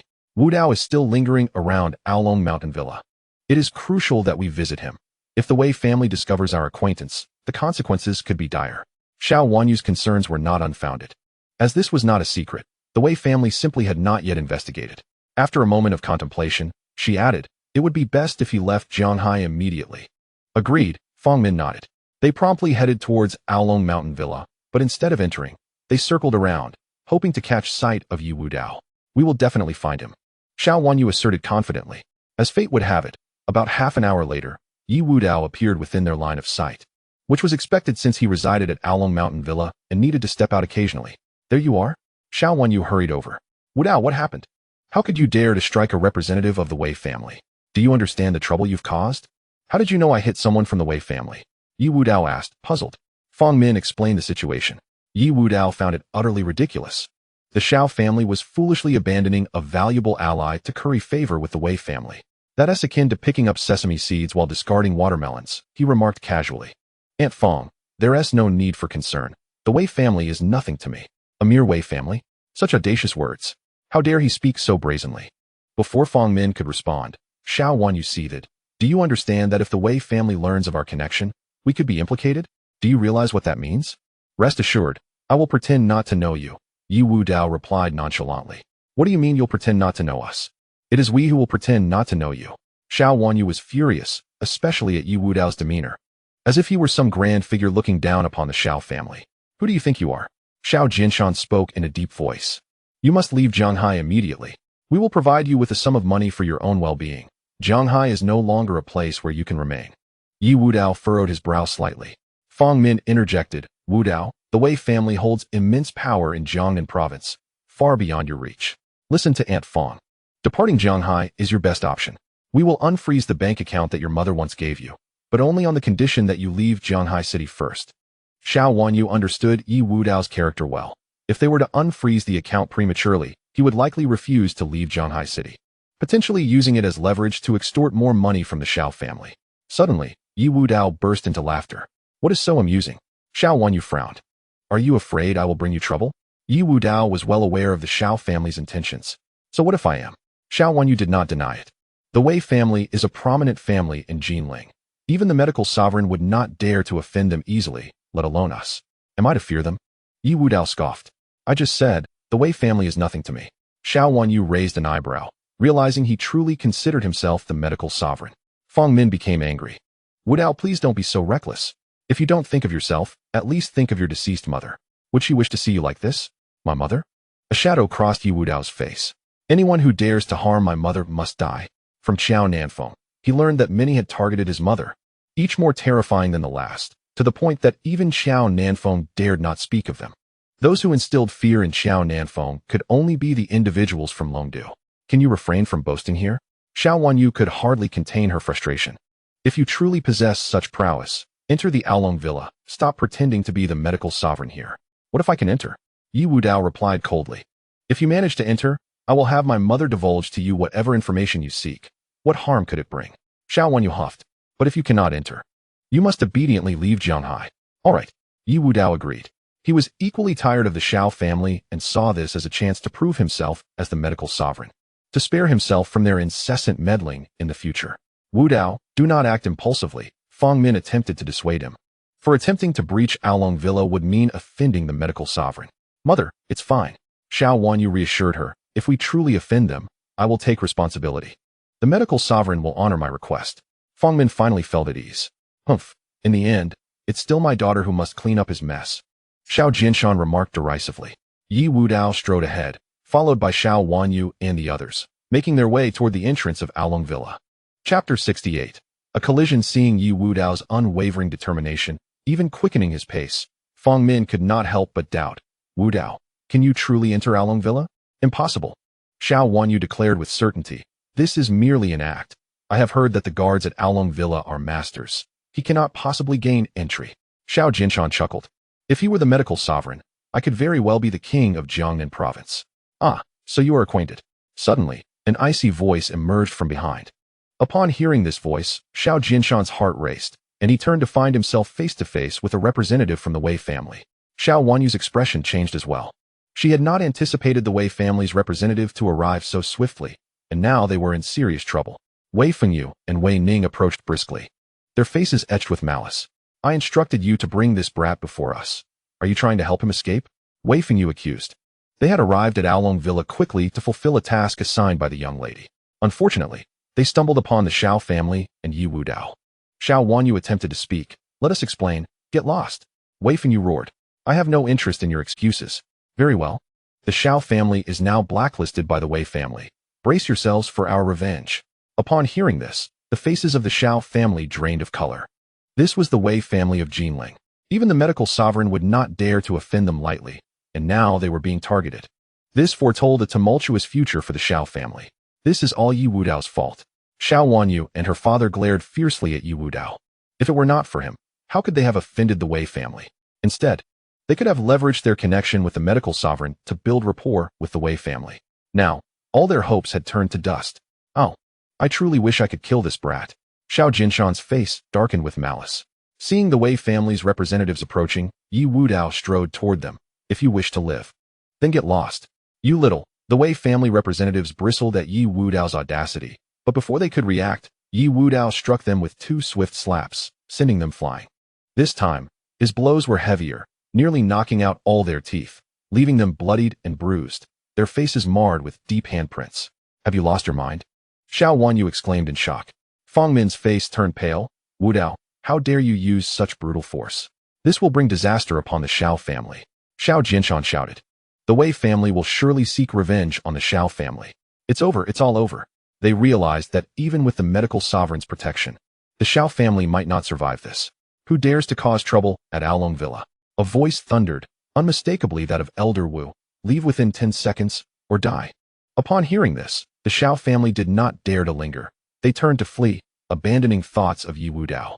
They were aware that offending the Wei family would not end well, and self-preservation took precedence. As Elder Wu's voice faded, he appeared slowly, and upon seeing Ye Wudao, he immediately bowed respectfully. Mr. Yi, what has transpired here? Ye Wudao glanced at the 2 Wei family representatives lying on the ground. The Wei family? Elder Wu gasped upon seeing their miserable state. Mr. Yi, you acted impulsively. How could you treat the Wei family's representatives with such severity? Kill him. The Wei family representatives shouted. Though they were toothless, they could still voice their threats. Elder Wu remained silent, standing resolutely beside Ye Wudao. The 2 Wei representatives seemed to realize something. Why you are the medical sovereign? Only now do you comprehend? Ye Wudao replied, arms crossed, his voice icy. Leave. And if you dare to appear before me again, it will mean death. Wei Fengyu and Wei Ning helped each other to their feet, their faces grotesquely marked by deep handprints.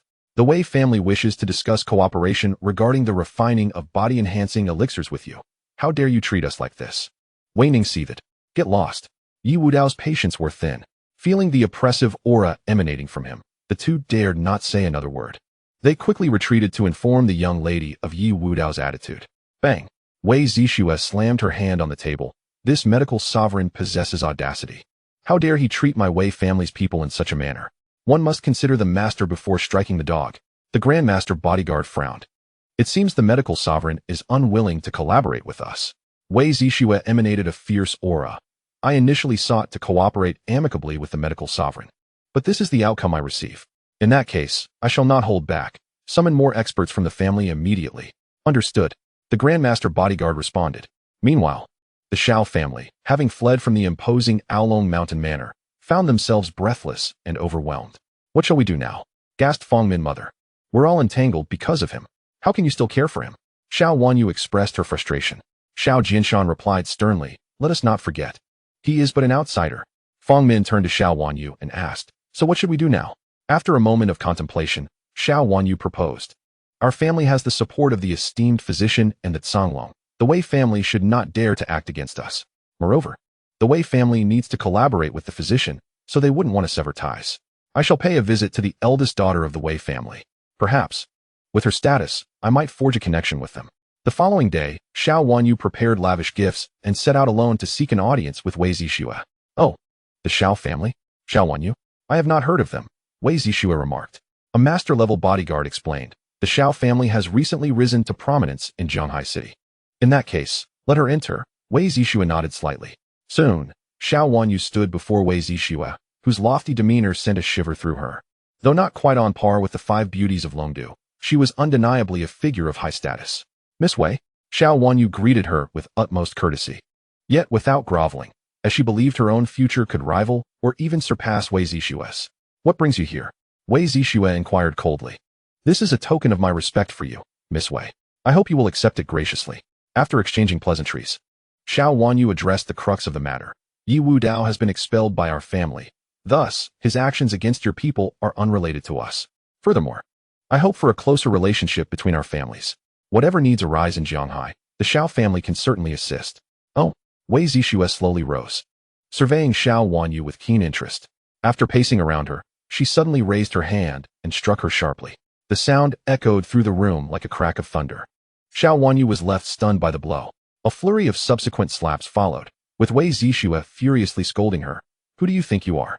You aren't even worthy to carry my shoes, yet you dare to seek a connection with the Wei family? Kneel.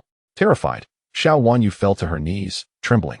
Never having anticipated such a violent reaction from Wei Zixue, she had believed her status would command respect, only to discover she was utterly disregarded. Who gave you the audacity to approach me for connections? Wei Zixue's voice was razor-sharp. I am Xiao Wanyu, she stammered.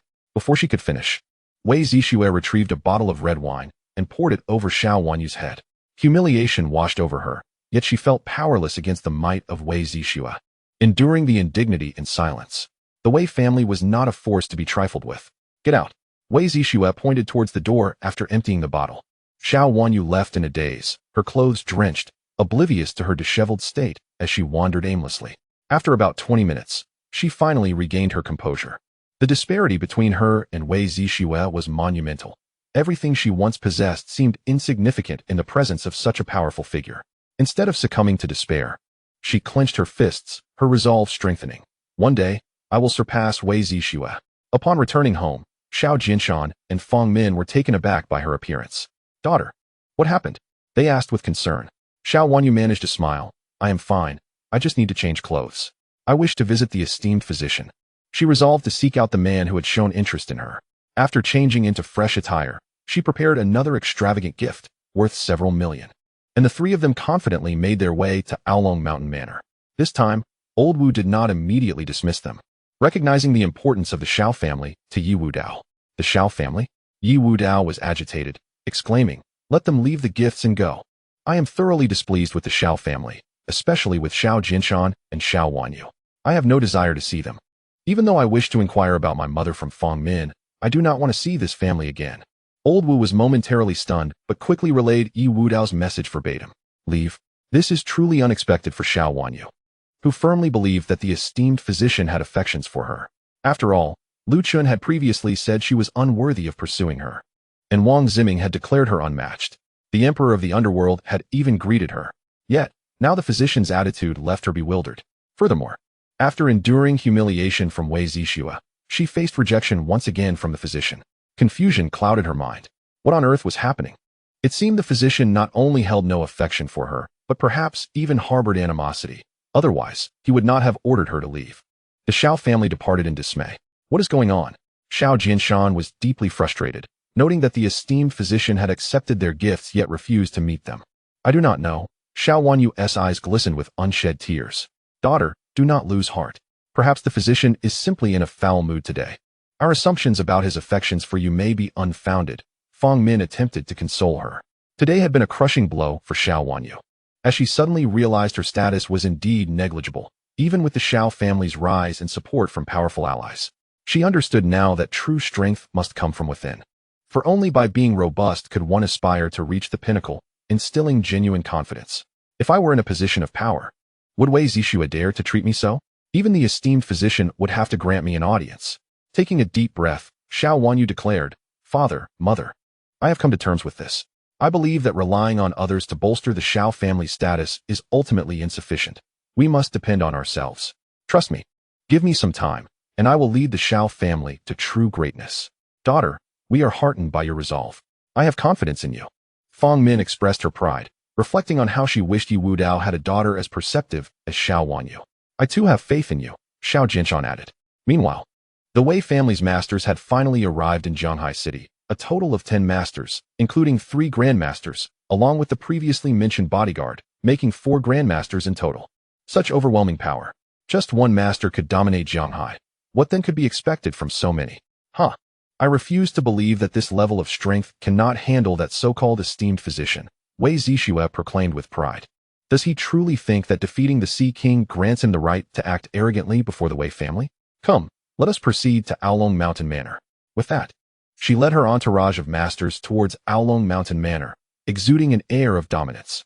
Old Wu's expression shifted dramatically upon witnessing their approach, and he quickly positioned himself before Wei Zixue. Who are you to dare invade Aolong Mountain Manor? Bang! Before he could finish his sentence, one of the grandmasters made their move. However, Old Wu was also at the grandmaster level. Having recently undergone seclusion, he had absorbed all the essence of the body-enhancing elixir. Upon their clash, both were forced to retreat. Old Wu was astonished. You are indeed a grandmaster. A grandmaster found himself unable to subdue Elder Wu, and soon another master joined the fray. Under the combined assault of the two grandmasters, Elder Wu quickly fell to defeat, spitting blood repeatedly. You are from the Wei family? Elder Wu deduced without hesitation, recognizing that the presence of two grandmasters could only be the handiwork of the Wei clan.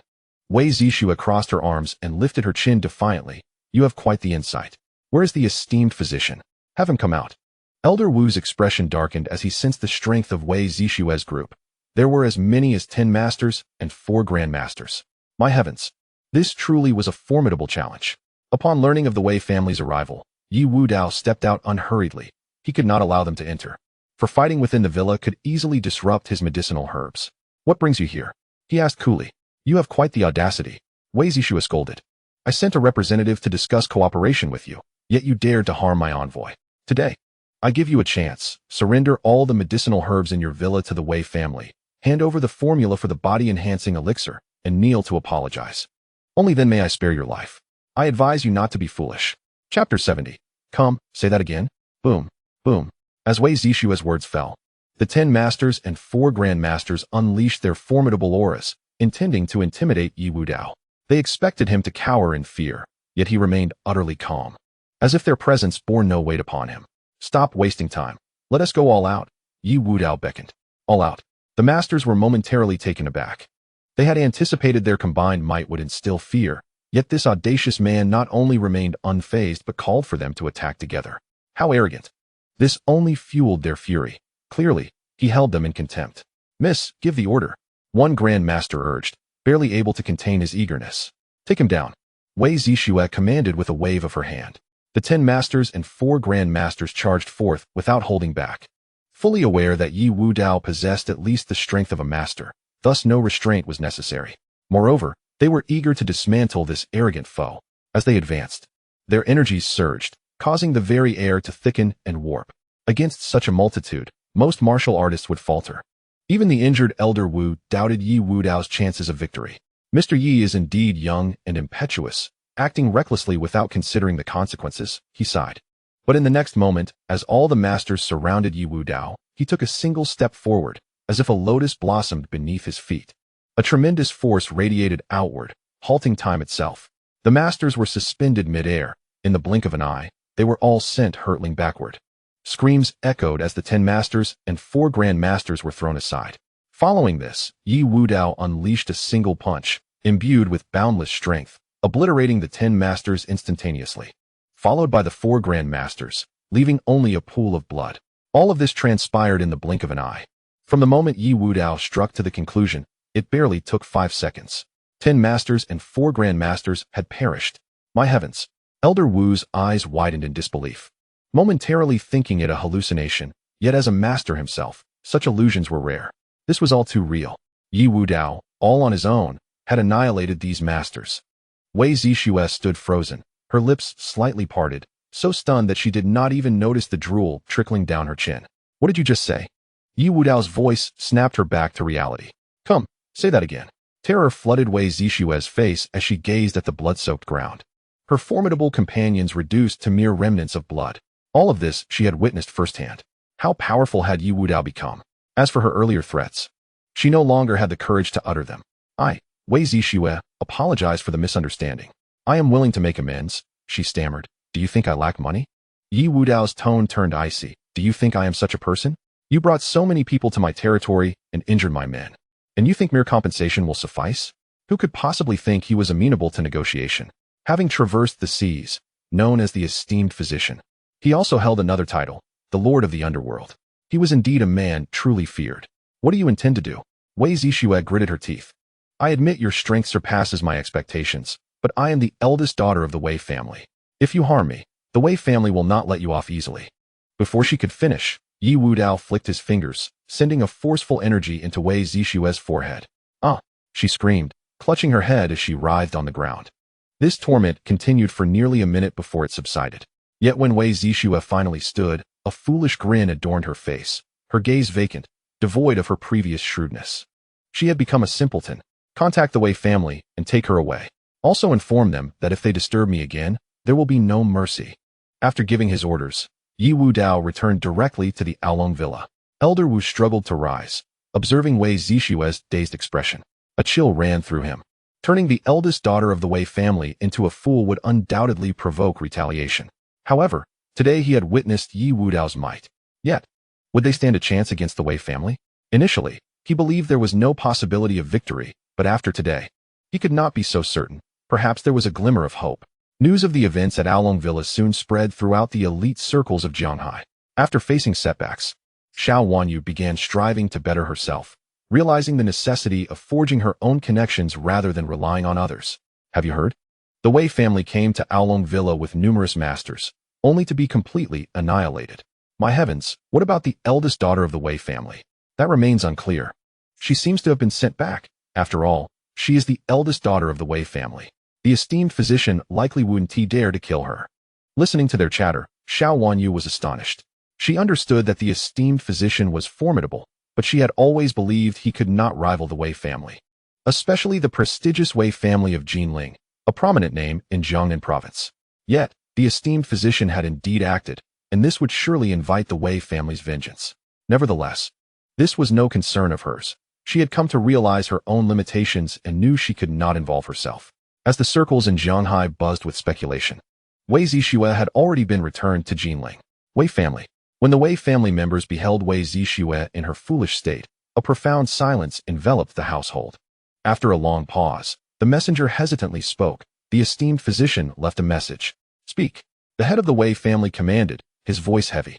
Feeling the oppressive aura emanating from the family head, the messenger trembled, yet he relayed the message faithfully. Should the Wei family venture to Jianghai again, there will be no mercy. Boom. The head of the Wei family's aura soared to the heavens, a killing intent sweeping through the entire clan. It had been ages since he had faced such provocation.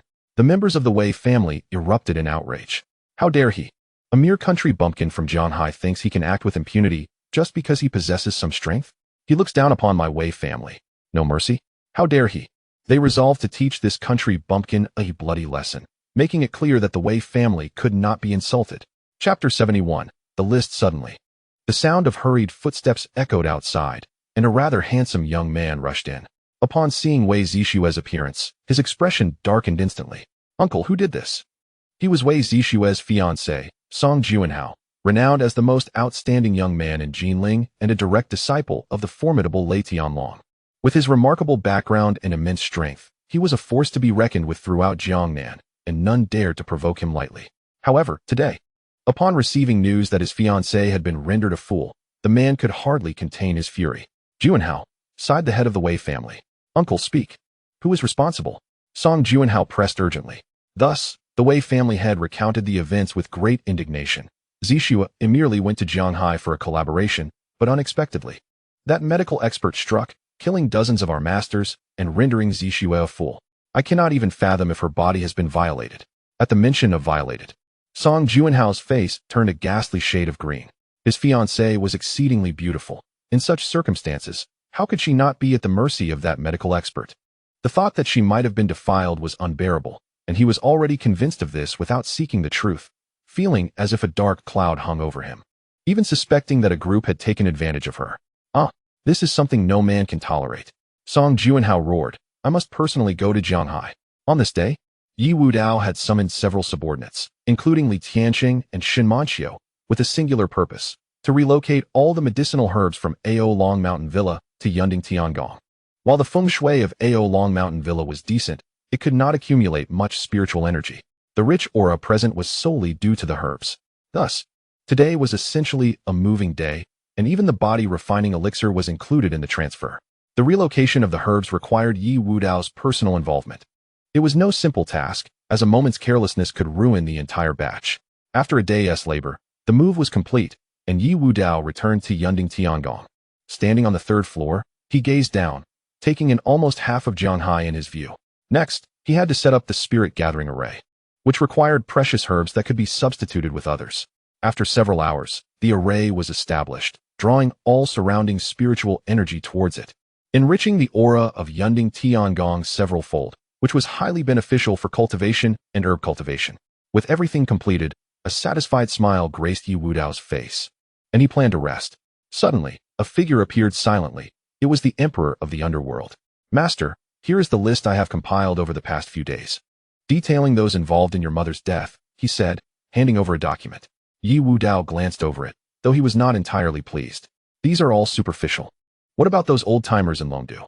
The emperor of the underworld shook his head. They mostly operate from the shadows, never directly involved. To uncover them, we must start with those on this list. Ye Wudao nodded. It seemed the only way to learn of the masterminds was through this list. Suddenly, he recalled something and instructed, additionally, investigate who assisted my mother back then. Understood. The emperor responded before vanishing once more, holding the list. Ye Wudao's gaze sharpened as he peered into the distance, an intangible killing intent radiating around him. Crack. Some furniture could not withstand this overwhelming aura, cracking under the pressure. To put it bluntly, this list would become a death warrant. As Ye Wudao settled into Yunding Tiangong, many in Shanghai took notice, especially after the emergence of the body-refining elixir, prompting more wealthy individuals to seek his acquaintance. Furthermore, having single-handedly slain dozens of Wei family masters added to his notoriety. Thus, on the day of Ye Wudao's move, many prominent figures in Shanghai organized themselves to present gifts and congratulations. The Xiao family also received word. Should we go? Xiao Jinshan hesitated. After all, they had previously been driven out. It was a dilemma to attend or not. After contemplating, Feng Min suggested, perhaps we should refrain from going. Xiao Wanyu shook her head. I believe it is necessary to attend. Why? Xiao Jinshan questioned, puzzled. Xiao Wanyu explained, the medical expert has undeniably supported our Xiao family, and with so many others attending, our absence would be inappropriate. Moreover, the last incident may have been due to our disturbance of the medical expert, leading to his displeasure. This time, with so many coming to pay respects, we cannot afford to miss out. Perhaps we might even meet the medical expert. A glimmer of hope lingered in her heart. What if they could be introduced to the medical expert? Very well. The Xiao family now largely followed Xiao Wanyu's lead, and Xiao Jinshan quickly nodded in agreement. The family of three prepared lavish gifts and headed for Yunding Tiangong. Today, Yunding Tiangong was exceptionally lively. The villa atop the mountain was surrounded by a throng of individuals, all of whom were worth over 100 billion. Even officials from Shanghai and the 5 beauties of Longdu were present. Xiao Xiaoyan scanned the crowd, then gazed at the villa atop the mountain. Filled with emotion, the medical expert's power exceeds my expectations. Truly, he is the master of the underworld. If the Wei family dares to cause trouble, they will meet a grim fate. They understood Ye Wudao's identity. The underworld was a formidable force overseas, instilling fear in various nations, and was regarded as a nation's military might. How could a mere Wei family hope to challenge that? Jiang Nanfeng, secretly the leader of a mercenary organization, was acutely aware of the underworld's terror. She could not help but remark, if the Wei family continues to pursue the body-refining elixir, they might very well face annihilation. While many gathered to celebrate at Yunding Tiangong, at the airport, Song Juanhao had made his appearance. Young Master Song, with his esteemed status. His arrival in Shanghai necessitated an entourage, yet only a handful of minor officials awaited him. Upon seeing the airport was not secured and that only a few minor leaders had come to greet him, his expression soured. As the most outstanding young man in Jinling and a direct disciple of Lei Tianlong, he expected a grand reception, perhaps even a sealed-off airport. Instead, he was met by a few insignificant leaders. The feeling of being undervalued enraged Song Juanhao. Is this all who has come to greet me?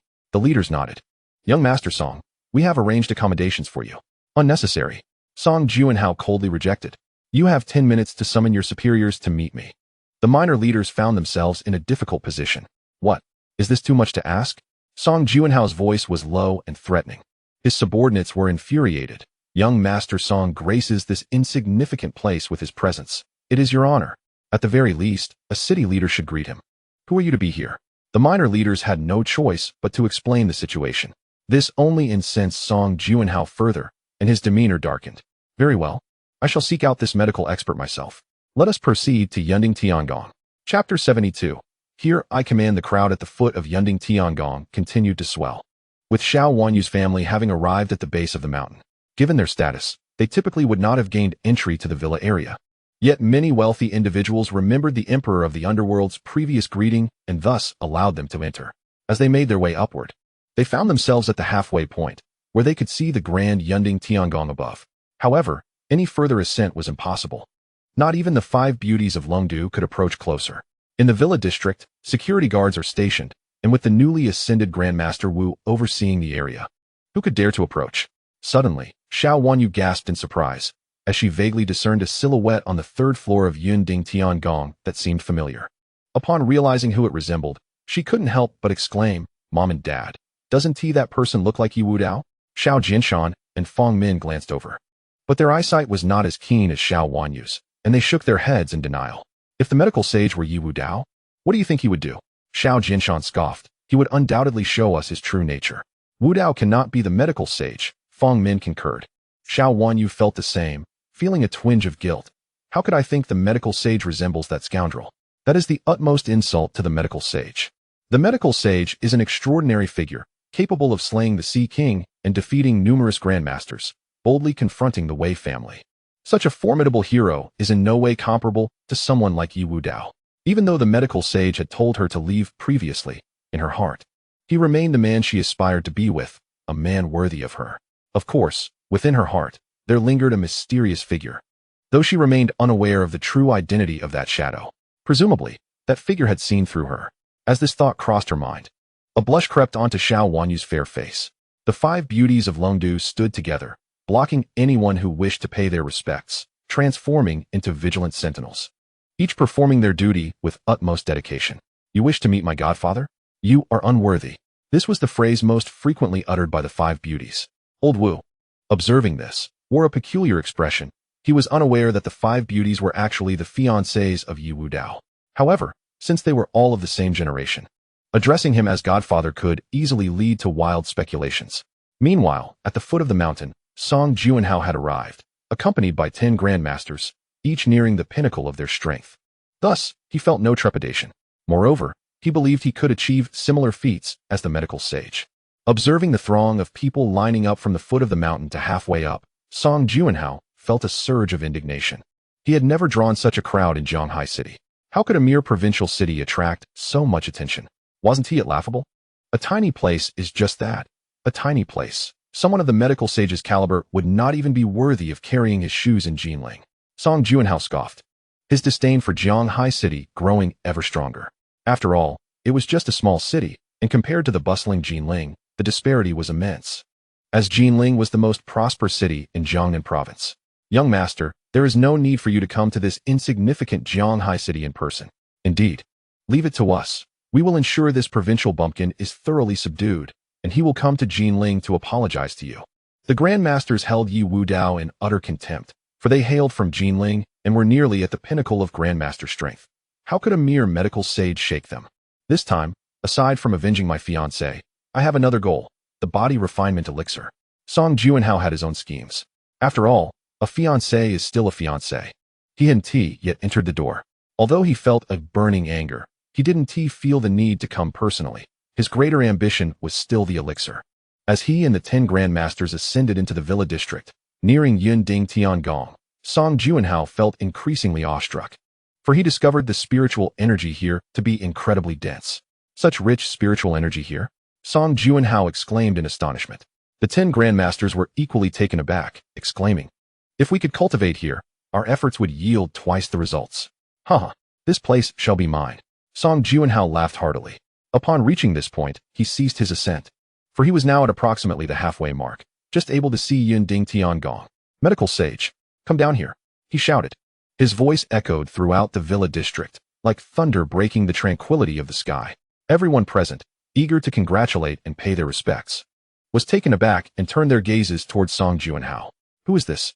How arrogantly audacious to demand the medical sage come down. Who gave him such courage? Many began to murmur amongst themselves. One self-important individual stepped forward, intending to confront Song Juanhao. "Get lost," Song Juanhao barked, his voice imbued with an invisible force that sent the man tumbling backward. A collective gasp of astonishment arose from the crowd. The martial artists among them immediately recognized him as a formidable opponent. "Who dares to act so recklessly here?" Old Wu asked coldly. The 5 beauties of Longdu furrowed their brows, realizing Song Juanhao was no ordinary individual, especially with the 10 formidable figures by his side, radiating an intimidating aura.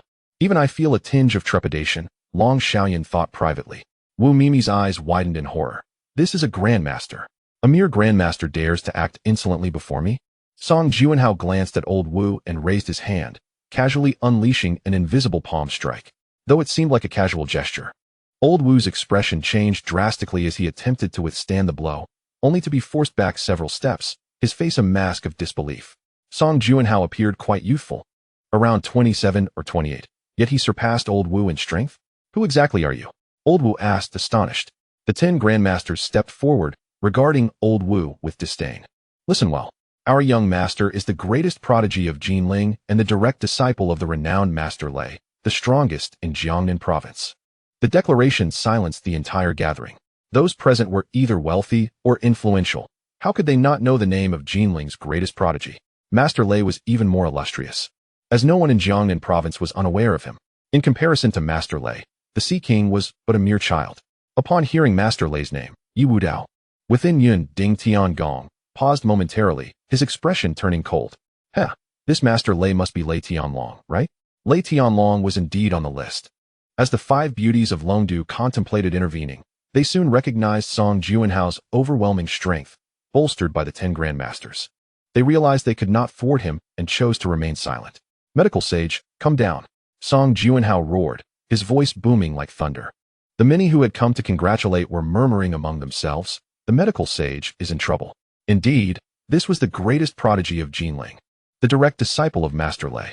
With so many strong allies, the medical sage was in peril. To those gathered, the clash between Ye Wudao and Jinling's greatest prodigy promised to be a spectacle worth witnessing. After a brief waiting period, Song Juanhao noted the medical sage's lack of response and sneered, is he afraid? If so, I shall ascend. With that, he led the 10 grandmasters toward the summit, unchallenged. They faced no obstacles, and upon entering Yun Ding Tiangong, Song Juanhao was utterly astonished. The dense spiritual energy made him feel as though he had stepped into a realm of immortals. What shocked him most was a pool before him, filled with the body refinement elixir. Such an abundance. It was unbelievable. Song Juanhao's lips curled into a crooked smile.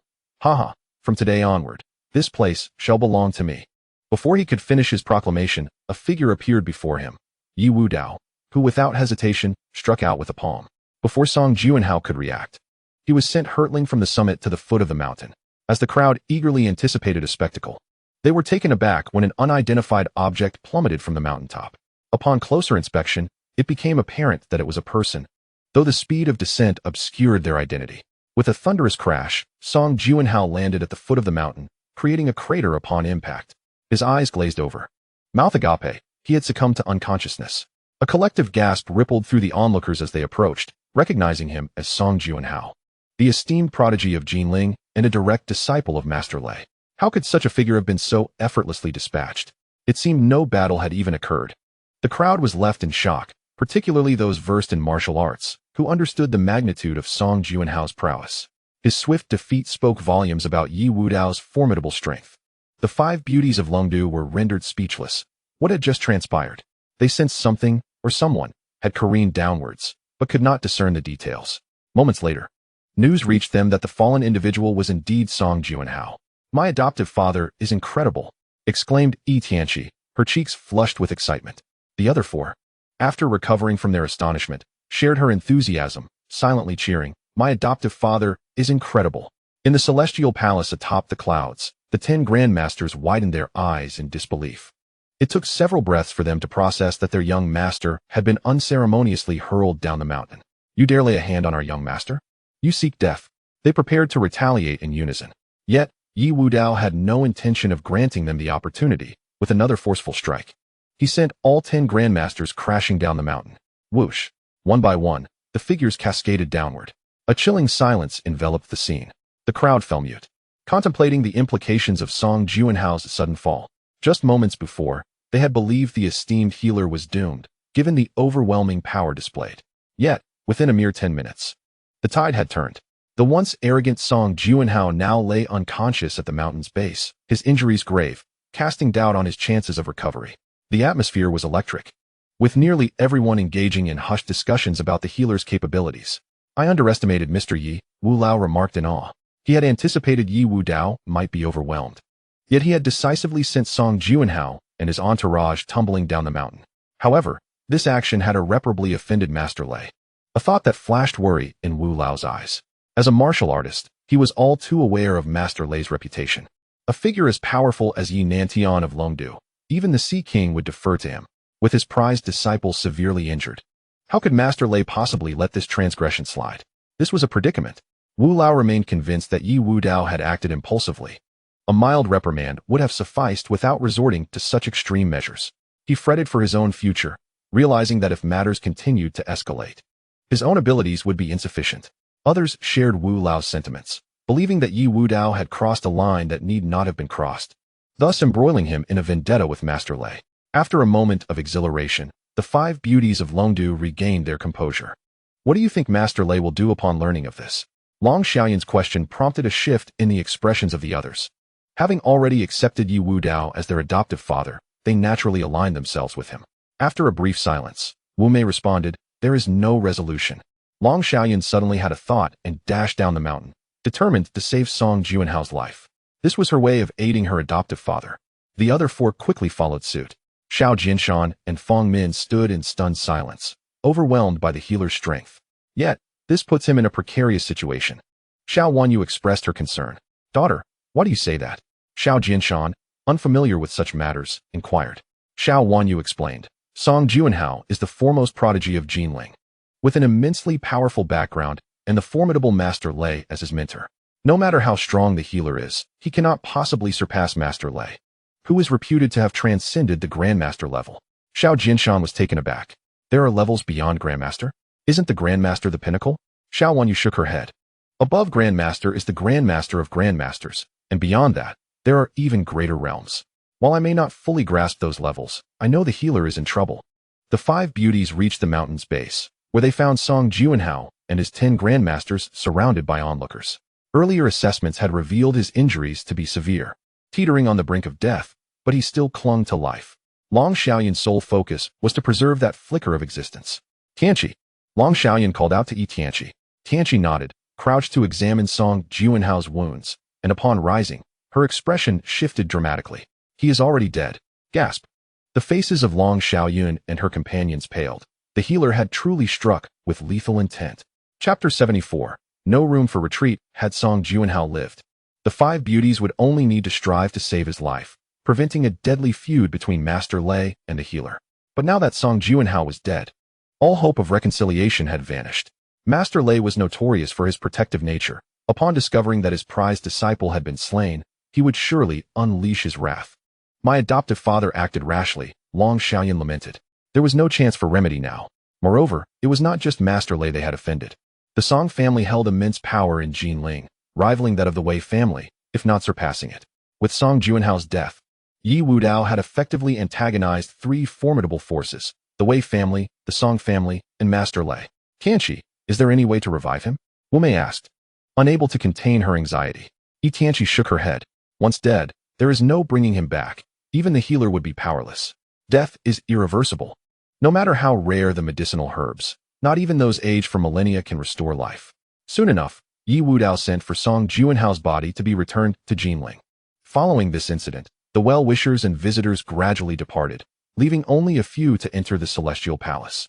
"Master Healer, Song Juanhao is dead," the city leader informed, mistakenly believing Ye Wudao was unaware of the situation. "I am aware," Ye Wudao replied. "I dispatched the body to be sent back." Surprised gasps arose from the city leader and his companions. He had voluntarily returned it? Did he not fear retribution from Jinling? Yet, even had he not sent it back, the news would have spread swiftly. The city leader chose not to press further, feeling resigned. To offend the Wei family, the Song family, and Master Lei, did Ye Wudao truly harbor no fear?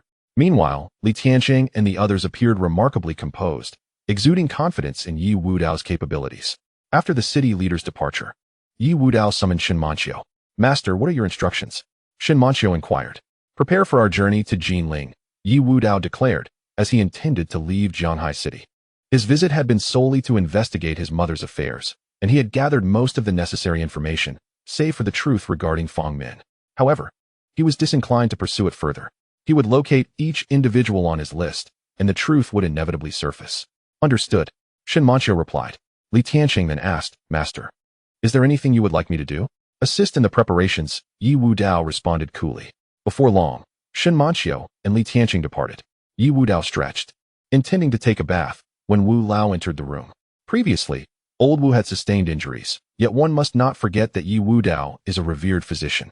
To heal such wounds is but a simple and joyous task for him, especially with the aid of body-enhancing elixirs, resulting in almost instantaneous recovery. Mr. Yi, a girl named Zhao Donger wishes to see you, old Wu announced. The image of that exceptionally pure girl surfaced in Ye Wudao's mind, prompting him to nod. Allow her to enter. Yes, old Wu complied and withdrew. Upon entering the heavenly palace, Zhao Donger was astounded by the medicinal herbs adorning the courtyard, and the dense spiritual energy enveloped her, evoking a sense of being in a realm of immortals. Modern girls often indulge in selfies, and she was no exception. Standing before a herb she particularly admired, she snapped a photo and shared it on her social media. Old Wu observed her actions with a smile, not intervening. What brings you here? Ye Wudao inquired upon seeing Zhao Donger. I heard from Wan Yu about your situation, so I came to check on you. Zhao Donger playfully stuck out her tongue. I hope I'm not disturbing you. Not at all, Ye Wudao replied, shaking his head. He held a genuine fondness for this girl, akin to a brother's affection for a sister. By the way, my birthday is in a couple of days. Will you come to celebrate? Zhao Donger looked at him with eager anticipation. Ye Wudao hesitated, as he planned to depart for Jinling soon, making it difficult to attend her birthday celebration. Is it that you cannot come?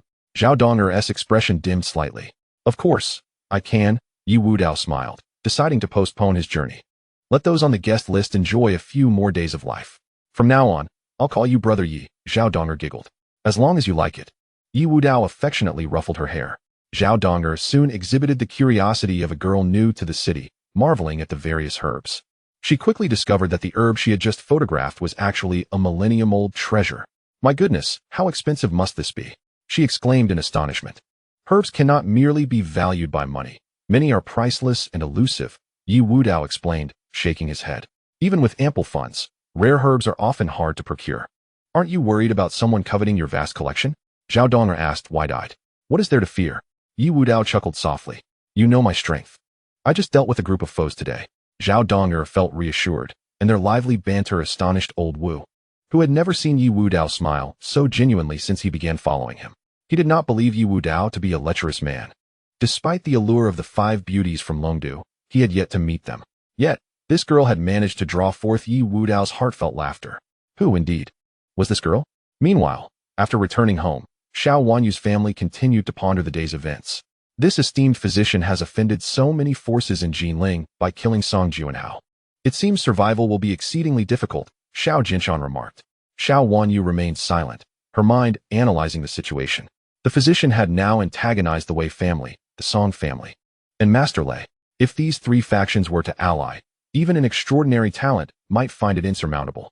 As I said, the physician should not have killed Song Juanhao. Had he refrained, there would have been room for negotiation. Deep down, she hoped for the physician's triumph, regardless of whether he held feelings for her. She found herself genuinely enchanted by him. Seated on the sofa, Xiao Wanyu began fiddling with her phone, checking for updates on social media. Much of her information came through her social circle, which was quite prestigious. She would often learn of significant events promptly. Suddenly, she gasped in surprise upon spotting a photo in her feed, Zhao Donger's selfie. Zhao Donger is at the Heavenly Palace? What? Xiao Jinshan and Fong Min exclaimed in disbelief. How is that possible? That place is inaccessible even to the 5 beauties from Longdu. What merit does Zhao Donger possess? Wanyu, are you sure you're not mistaken? Xiao Jinshan queried skeptically. She handed her phone to her parents, displaying Zhao Donger's photo, which vividly resembled the setting of the Heavenly Palace. Is she truly there? Fong Min asked, astonished. In the eyes of the Xiao family, Zhao Donger came from a modest background, being part of a single-parent household, essentially someone without connections or power. How could she have accessed the Heavenly Palace? Xiao Wanyu felt a pang of jealousy. She had worked tirelessly and possessed considerable talent, yet could not even reach the mountaintop, let alone enter the villa. Why was it that Zhao Donger had such privilege? Wanyu, are you certain this is the Heavenly Palace? Xiao Jinshan suddenly inquired. Xiao Wanyu, uncertain herself, deduced it based on the environment and Zhao Donger's caption. But was Zhao Donger truly there? A phone call will clarify, Fong Min suggested. Nodding in agreement, Xiao Wanyu dialed Zhao Donger. Donger, where are you? I'm at the Heavenly Palace, Xiao Donger replied candidly. For her, it was not a boast. She merely stated the truth. Xiao Wanyu inhaled sharply, knowing Zhao Donger seldom lied, confirming her presence at the Heavenly Palace.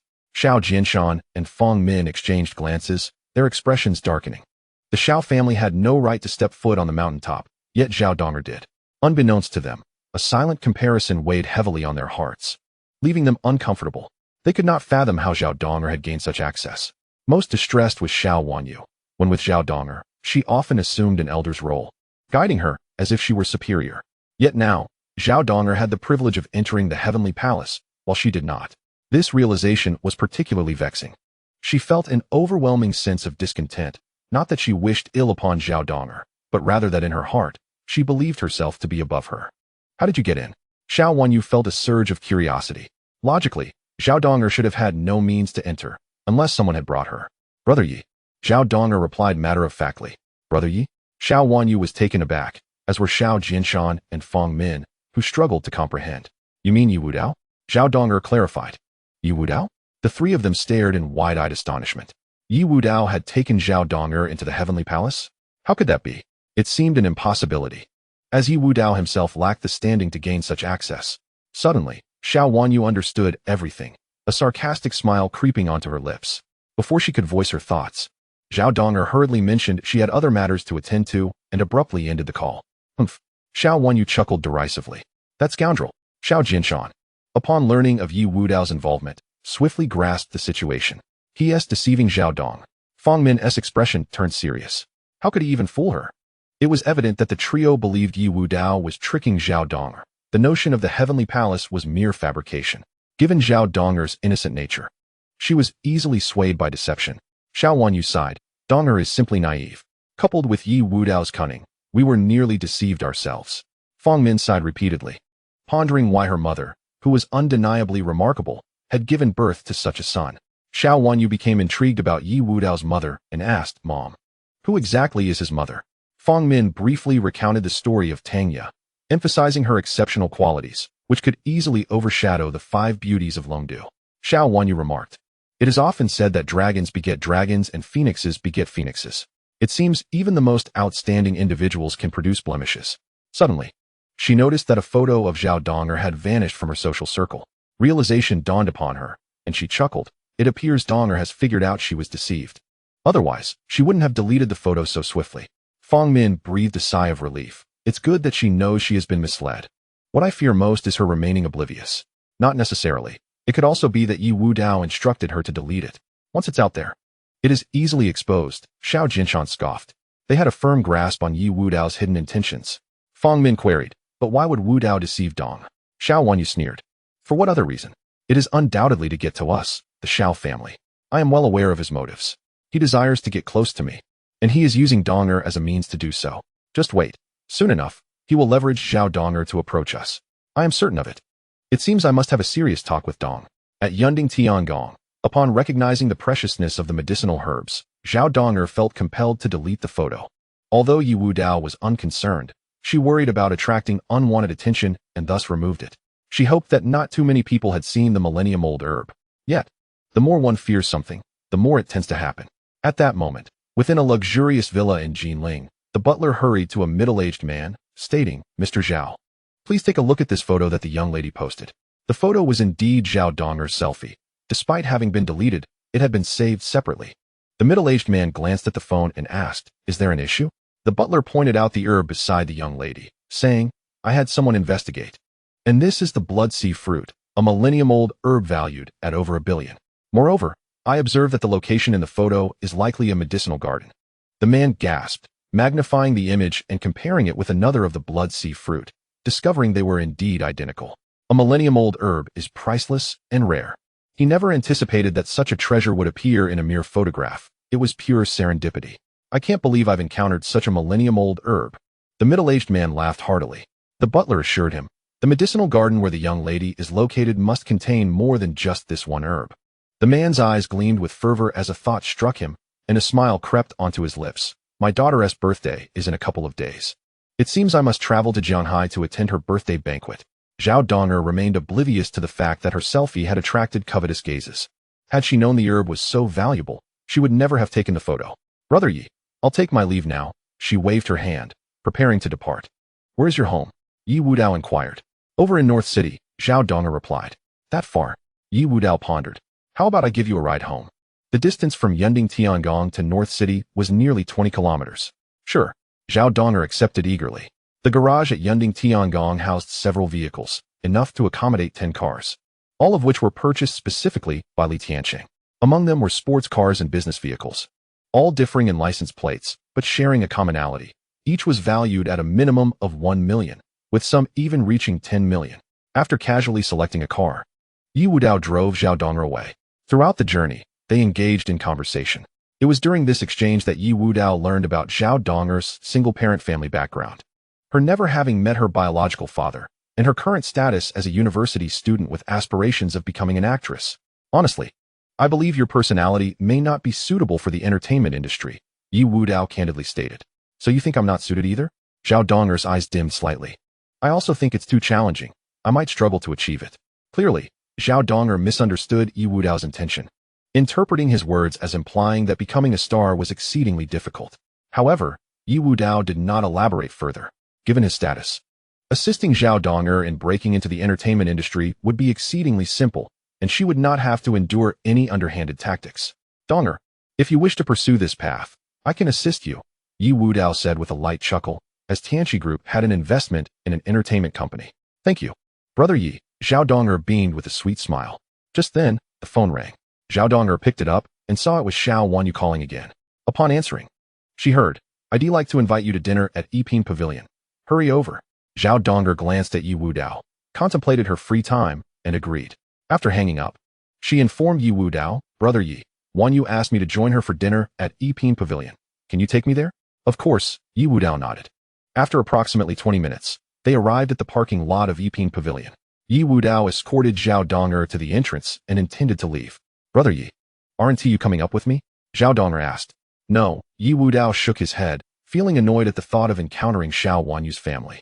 Zhao Dong'er was about to insist, but just then, Xiao Wanyu's family arrived. Dong'er, you really are with him. Upon seeing Ye Wudao, Xiao Wanyu's expression darkened. Xiao Jinshan raised an eyebrow, stating, Indeed, my daughter was right. This fellow is attempting to use Dong'er to get closer to us. He clearly aims to return to our Xiao family. Fang Min felt somewhat awkward. Ye Wudao considered himself clever, yet all his intentions had been seen through, eliciting her sympathy.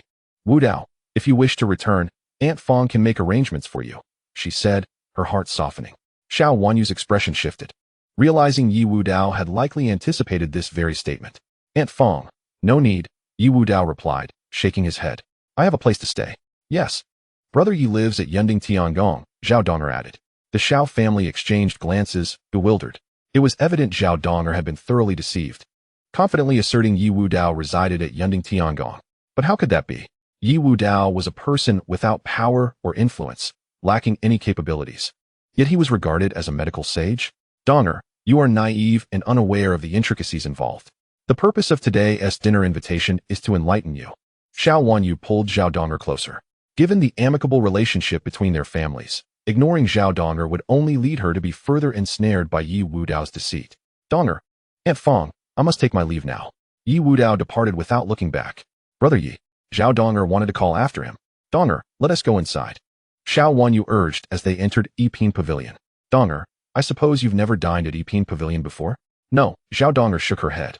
Dining at Yiping Pavilion was quite expensive, often requiring reservations. One needed a certain status and wealth to even consider eating there. After confirming that Zhao Dong'er had not arrived, Xiao Wanyu felt an unspoken sense of superiority. Upon entering the booked private room, she began to impart her wisdom. Dong'er, I understand that you are still a university student with little worldly experience, making you vulnerable to deceit. That Ye Wudao is a fraud. He does not reside in the Cloud Top Palace. He is deceiving you. Zhao Dong'er immediately retorted, No, Brother Ye truly lives in the Cloud Top Palace. It appeared she had been ensnared in deception, perhaps even brainwashed. Xiao Wanyu asserted seriously, the one who resides in the Cloud Top Palace is the medical sovereign. Not Ye Wudao. Do you truly believe he is the medical sovereign? He is the medical sovereign, Zhao Dong'er replied with conviction. This is hopeless, Xiao Wanyu thought. Glancing at her mother, Fang Min earnestly implored, Dong'er, I know Wudao. he is not the medical sovereign. The place you just visited was not the Cloud Top Palace. If he were indeed the medical sovereign, why would he need you to approach our Xiao family? His true intention is to return to the Xiao family. Do you understand? No. Zhao Dong'er protested, her urgency causing her words to falter. He truly is not. It would be best for you to keep your distance from him. Xiao Wanyu cautioned. But he just refused to return to the Xiao family, Zhao Dong'er countered. Xiao Wanyu scoffed. You do not understand him as I do. His refusal was merely to avoid having the truth exposed before you. He left pretending to be carefree, but I suspect he is regretting it now. No, brother Yi.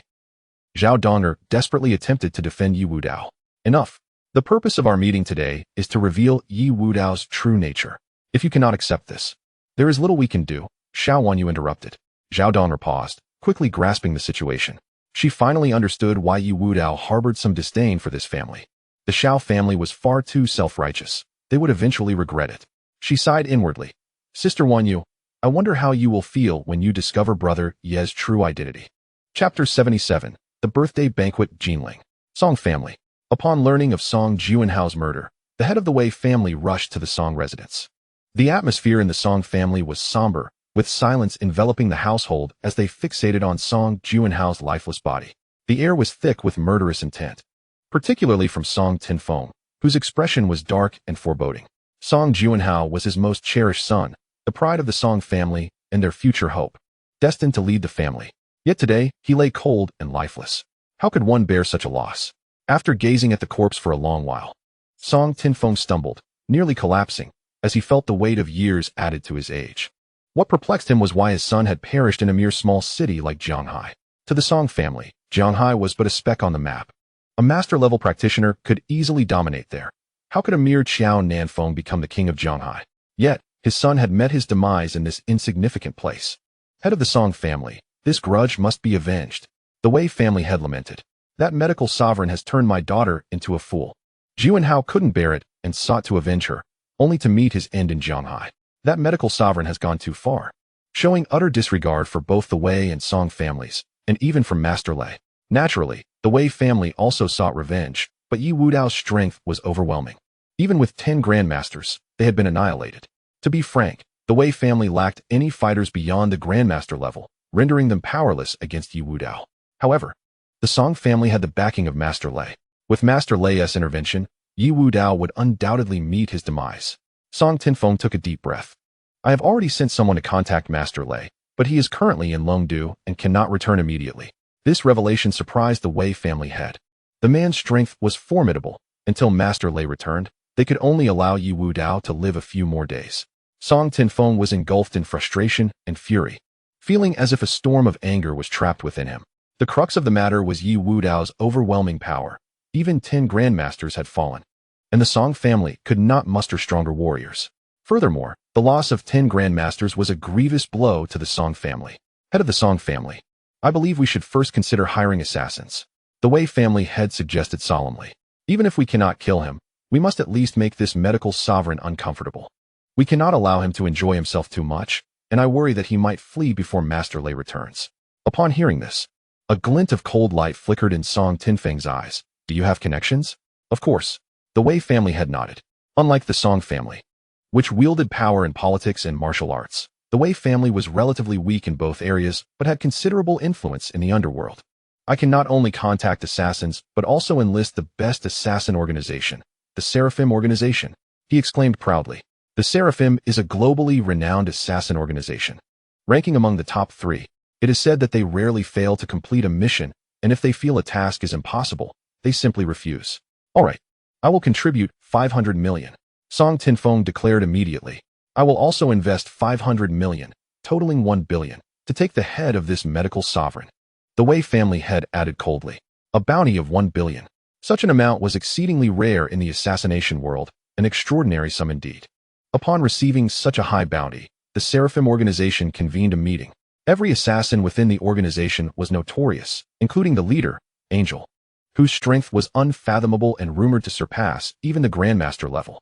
Other renowned figures like Blade and King of Guns were also present, each of whom was formidable, with strength exceeding that of peak Grandmasters. Reliable sources indicated that at least 3 assassins within the Seraphim surpassed the Grandmaster realm. The assassination world was abuzz with the news of a 1 billion bounty, leaving many assassins intrigued, but alas, the task was specifically designated for the Seraphim, leaving others envious. The Seraphim also investigated Ye Wudao's profile, which, of course, lacked a photograph but was based on his recent achievements, slaying Sun Wuji, the Sea King, dozens of masters, and over 10 grandmasters. His record was impressive, explaining the massive bounty. Yet, the Seraphim did not take it too seriously. Their leader, Angel, promptly responded, "We accept this mission." Time swiftly passed until the day of Zhao Donger's birthday. Ye Wudao issued a command. "My sister Donger is celebrating her birthday. Everyone should come to lend their support." Upon this proclamation, the entirety of Zhanghai erupted in excitement, with various dignitaries preparing gifts. The venue for the birthday banquet was a hotel, an ordinary establishment, not particularly luxurious. Most attendees were Zhao Donger's classmates and friends. Although she came from a single-parent household, her circumstances were not dire, allowing her to host such a birthday soiree. Xiao Wanyu smiled. "Donger, I will ensure your event is grand.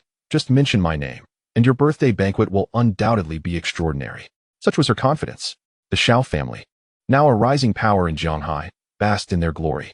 "No need," Zhao Donger replied, wishing to keep things modest. Upon arriving at the birthday banquet, Zhao Donger scanned the room, recognizing most of the attendees, allowing her to greet them all. Yet, her gaze remained fixed on the entrance, seemingly awaiting someone. Just then, a plump man in a suit stepped through the door. It was the president of Tiandi Bank. Xiao Wanyu immediately recognized him, a sense of disbelief washing over her. This individual possessed a fortune exceeding 100 billion, and his status was exceptionally prestigious. Xiao Jinshan pondered, perplexed by the presence of such a heavyweight at Wanyu's birthday celebration. Zhao Donger was merely an ordinary university student, even though her family was well off. It seemed nearly impossible for such a titan to attend her birthday banquet. Soon after, one prominent figure after another arrived. The wealthiest man, Li Tianqing, the mayor, the police chief. Xiao Wanyu gasped in astonishment. Not only her, but everyone present was utterly shocked. They had expected a typical birthday gathering, yet so many influential figures appeared. How could this be? Could it be that Zhao Donger was a concealed magnate? I understand now. Xiao Wanyu suddenly realized. Everyone turned their gaze toward her, curious as to her revelation. "Daughter, what do you know?" Fang Min inquired, bewildered. With a triumphant smile, Xiao Wanyu declared, "I previously mentioned that I would elevate Donger's occasion. These individuals are here because of my influence." Indeed, the connections of Xiao Wanyu were truly formidable. Chapter 78. The wealthiest in Jinling gasped. The crowd collectively inhaled sharply upon hearing her words. There was no doubt that only Xiao Wanyu, representing the Xiao family, could summon such a multitude of dignitaries to this birthday celebration. Many of these prominent figures had collaborated with the Xiao family, including the wealthy Li Tianqing, who had openly supported them in the past. The presence of these titans confirmed Xiao Wanyu's assertion. It was indeed due to her. Xiao Jinshan and Fang Min found their breaths quickening. Was the Xiao family's influence truly this vast? They could not fathom how an ordinary Zhao Donger could attract such illustrious guests to commemorate her birthday, realizing only the Xiao family and their daughter could accomplish this. "My daughter is truly remarkable," Xiao Jinshan marveled. Xiao Wanyu felt as if she were being adored by a constellation of stars, lifting her chin in pride, her face radiating with an air of superiority. Power. This was true power. In that moment, she perceived Zhao Donger and her companions as mere juniors. Attending such a birthday celebration felt akin to high-level magnates visiting a novice village. A subsequent scene unfolded, further solidifying the belief that these dignitaries had come due to Xiao Wanyu. Li Tianqing and others approached her to greet her warmly. Though unaware of what transpired between the Xiao family and the host, Li Tianqing understood that the host held the Xiao family in high regard. Many recognized her as the individual with whom the enigmatic emperor of the underworld had previously interacted, prompting them to approach her as well. Consequently, nearly all the attending dignitaries exchanged pleasantries with Xiao Wanyu. My heavens! The crowd was astounded, their gazes toward Xiao Wanyu transformed. Despite being a youth herself, she had already ascended to the status of a true top-tier magnate. Xiao Wanyu, embodying humility, responded, "You are all too kind. It is my honor that you have graced Donger's birthday celebration at my behest." Her words momentarily stunned Li Tianqing and the others, who thought, "What does this have to do with you?" However, they refrained from contradicting her, primarily due to Ye Wudao's regard for the Xiao family. The dignitaries' silence indirectly affirmed that they had come because of Xiao Wanyu. "Oh, Wanyu is becoming increasingly formidable. We can hardly keep pace," exclaimed her acquaintances, eager to curry favor. If they could establish connections, their futures would surely soar. Observing the flattery directed her way, Xiao Wanyu reflected, unaware that she had reached such heights. Yet she felt it insufficient, for there remained a significant gap when facing true magnates, such as Wei Zixue of Jinling. Achieving that level still felt distant. However, the thought that Wei Zixue had become a fool brought a subtle comfort to Xiao Wanyu. Then, she approached Zhao Donger, gently patting her shoulder. Dong, these are the true magnates. Ye Wudao is merely deceiving you. Do not be taken in. Zhao Donger continued to defend Ye Wudao, insisting, brother Yi would never deceive me. Xiao Wanyu felt a twinge of frustration. This girl had fallen too deeply into deception, rendering her words futile. Happy birthday, Donger. At that moment, a voice resonated. Upon hearing it, Zhao Donger hurriedly trotted towards its source, excitement evident in her demeanor. Brother Yi, you finally arrived. Ye Wudao affectionately ruffled her hair. It's your birthday. Of course, I had to come. The onlookers were taken aback. Is this Zhao Donger's boyfriend? Those familiar with her, whether friends or classmates, knew she had never been this affectionate with any man. Upon witnessing Ye Wudao, the expressions of Xiao Wanyu's family darkened. Ye Wudao, Xiao Wanyu said coldly. I advise you to keep your distance from Donger. Initially, Li Tianqing and others intended to respectfully greet Ye Wudao, but upon hearing her words, their expressions shifted. What was Xiao Wanyu thinking, daring to speak to the host in such a manner? Did she wish to court disaster? Even if she enjoyed the host's favor, such an attitude was unacceptable. They were incensed, yet Ye Wudao remained silent, making it difficult for them to interject. Only he could decide how to address the Xiao family. Feigning ignorance, Ye Wudao chose not to respond. He had anticipated encountering the Xiao family at this birthday celebration, finding it utterly tiresome. After being disregarded, Xiao Wanyu felt anger rising within her, but with so many witnesses present, she could not openly express her fury and was forced to suppress her rage. Dear, do you still wish to support him? Xiao Jinshan scoffed. I never expected him to deceive Donger, Fong Min lamented. How could we still offer support? Continuing to do so would only lead Zhao Donger further astray. They all recognized that despite knowing Ye Wudao was misleading Zhao Donger, they felt powerless, as it was clear how much she valued him. Despite the numerous dignitaries attending the banquet, Zhao Donger exhibited no particular enthusiasm, save for her exuberance upon Ye Wudao's arrival. Her smile betraying her delight. Oh, Donger, you are still too young, Xiao Wanyu thought, noticing Zhao Donger's change in demeanor. I have brought so many influential guests to support you. This is your opportunity. Even if you do not wish to showcase yourself, you should not treat them so differently. This will only undermine your future. Ignoring the dignitaries while treating Ye Wudao with such fervor was blatant favoritism. Such behavior would surely displease the prominent figures. Xiao Wanyu glanced at Li Tianqing and the others, and indeed, their expressions seemed somewhat displeased. She sighed internally, having done all she could, yet Zhao Donger remained ungrateful. Observing those eager to climb the social ladder, they were diligently ingratiating themselves with a certain dignitary. Little did they know that the reason Li Tianqing and the others were upset was entirely due to Zhao Donger's attitude towards Ye Wudao. Had he spoken, they would have already erupted in anger. The rhythmic sound of footsteps echoed, the sound of polished shoes striking the ground. Everyone turned their gaze toward the entrance. It was Zhao Hu, the wealthiest man in Jinling. A gasp escaped someone's lips. Upon hearing this, all eyes fell upon the middle-aged man who had just entered. Incredulity etched on their faces. Mr. Zhao? Mr. Zhao? As the richest man in Jinling arrived, many dignitaries rushed to greet him, their minds racing in astonishment. Why had he come? Zhao Hu merely waved his hand, striding directly toward Zhao Donger. My dear daughter, I have come to celebrate your birthday. Chapter 79, The Significance of Birth. Thunderous.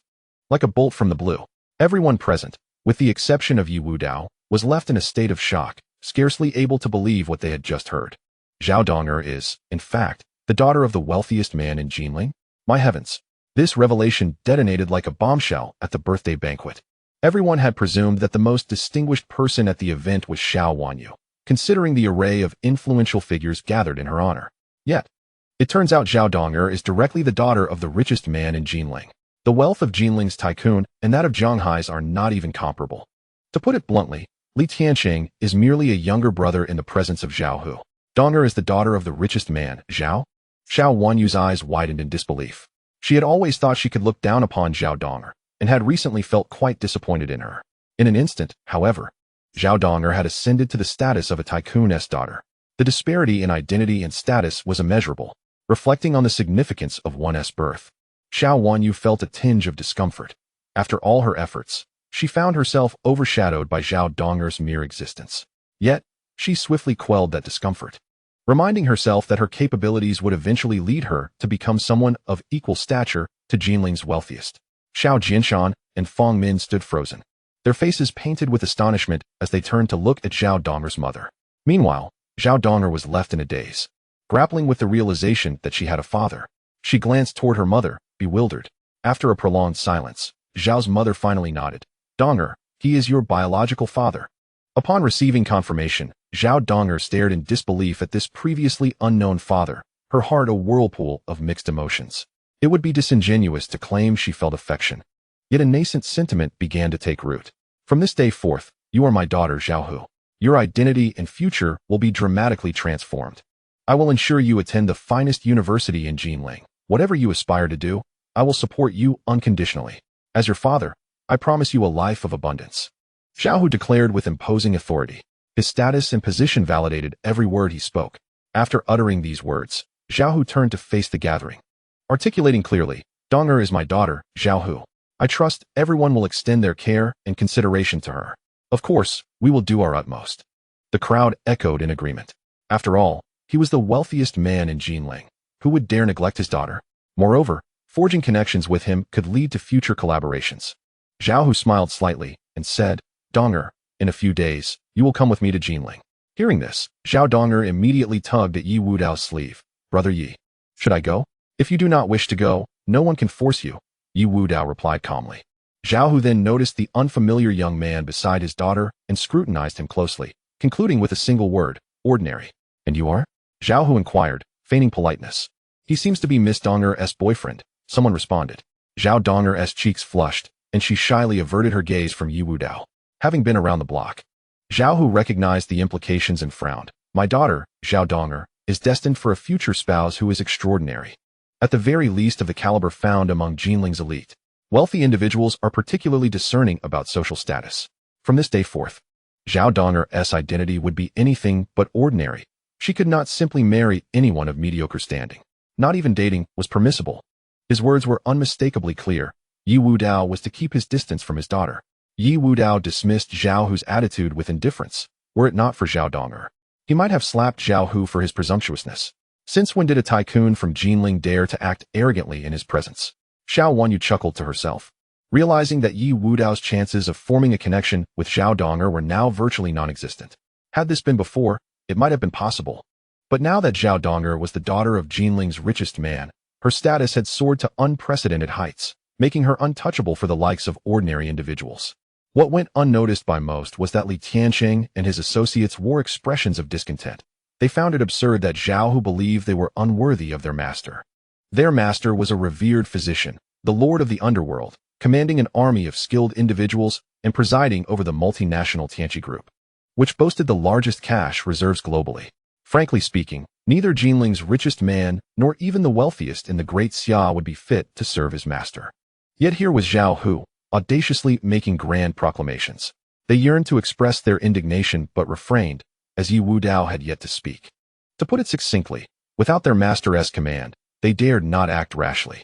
Zhaohu ignored Ye Wudao entirely and instead took Zhao Donger by the hand, moving into the crowd, at which point he noticed the considerable number of influential figures from Jianhai gathered at the birthday banquet. Oh, I didn't expect my daughter's birthday celebration would attract so many dignitaries from Jianhai, Zhaohu remarked, puzzled. Had everyone known that Zhao Donger was his daughter prior to the event, he would not have been surprised by their attendance. However, at that time, they were unaware of her identity. Logically, such a turnout was unexpected.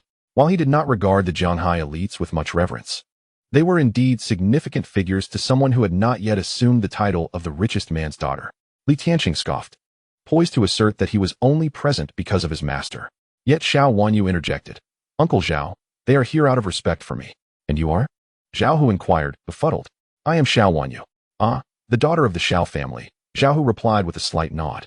He had conducted his research on those surrounding his daughter and could not help but express admiration. You are impressive, demonstrating such capability at a young age. And your composure in my presence is commendable. I have high hopes for you. Should you ever find yourself in Jinling, do not hesitate to seek my assistance. Thank you, Uncle Zhao, Xiao Wanyu said, her face lighting up with joy. Indeed, Xiao Wanyu's calm demeanor stemmed from her experiences, having dealt with clients far mightier than Zhao Hu through the Tianqi Group. In her moment of triumph, she cast a glance at Ye Wudao, her disdain for him growing more pronounced. Ye Wudao, do you see? This is the chasm that separates us. In the face of Jinling's wealthiest, I remain unflustered, while you cannot even muster a word. This was the reality of their disparity. She only hoped that after today, Ye Wudao would relinquish any lingering thoughts of her.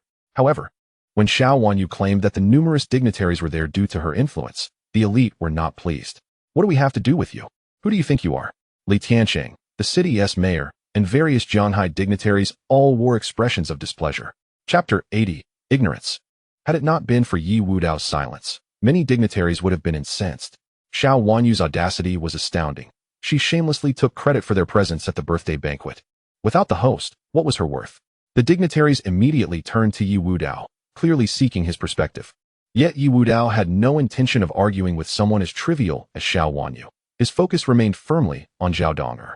Zhao Donger's beautiful eyes were fixed on Ye Wudao, as she was reluctant to go to Jinling, primarily due to her unwillingness to part from him.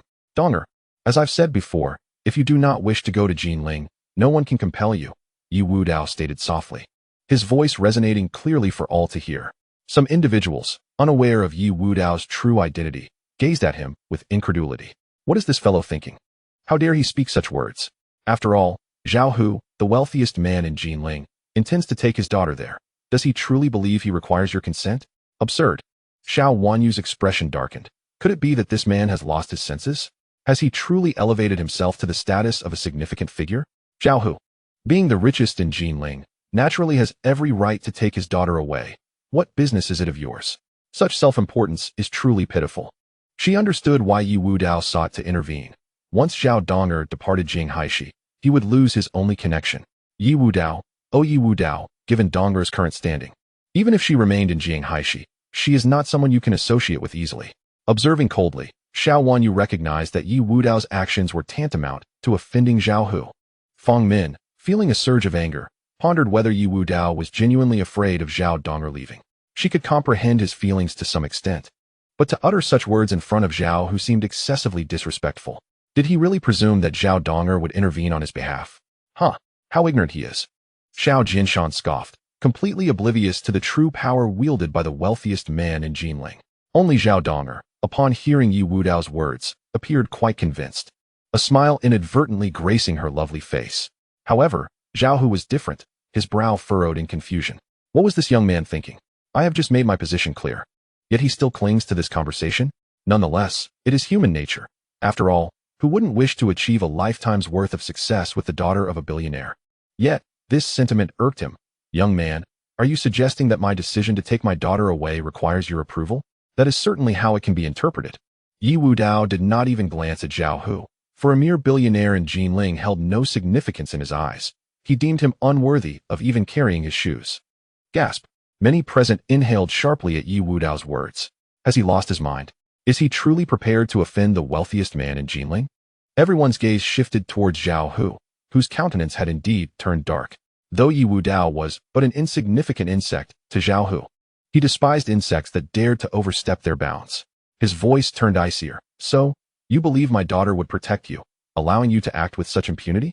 Ye Wudao ignored Zhao Hu's retort, instead fixing his gaze on Zhao Donger, as he was more concerned with her thoughts. Dad, that's not true, Zhao Donger attempted to explain. Zhao Hu waved his hand, snorting coldly. Young man, I am offering you a chance.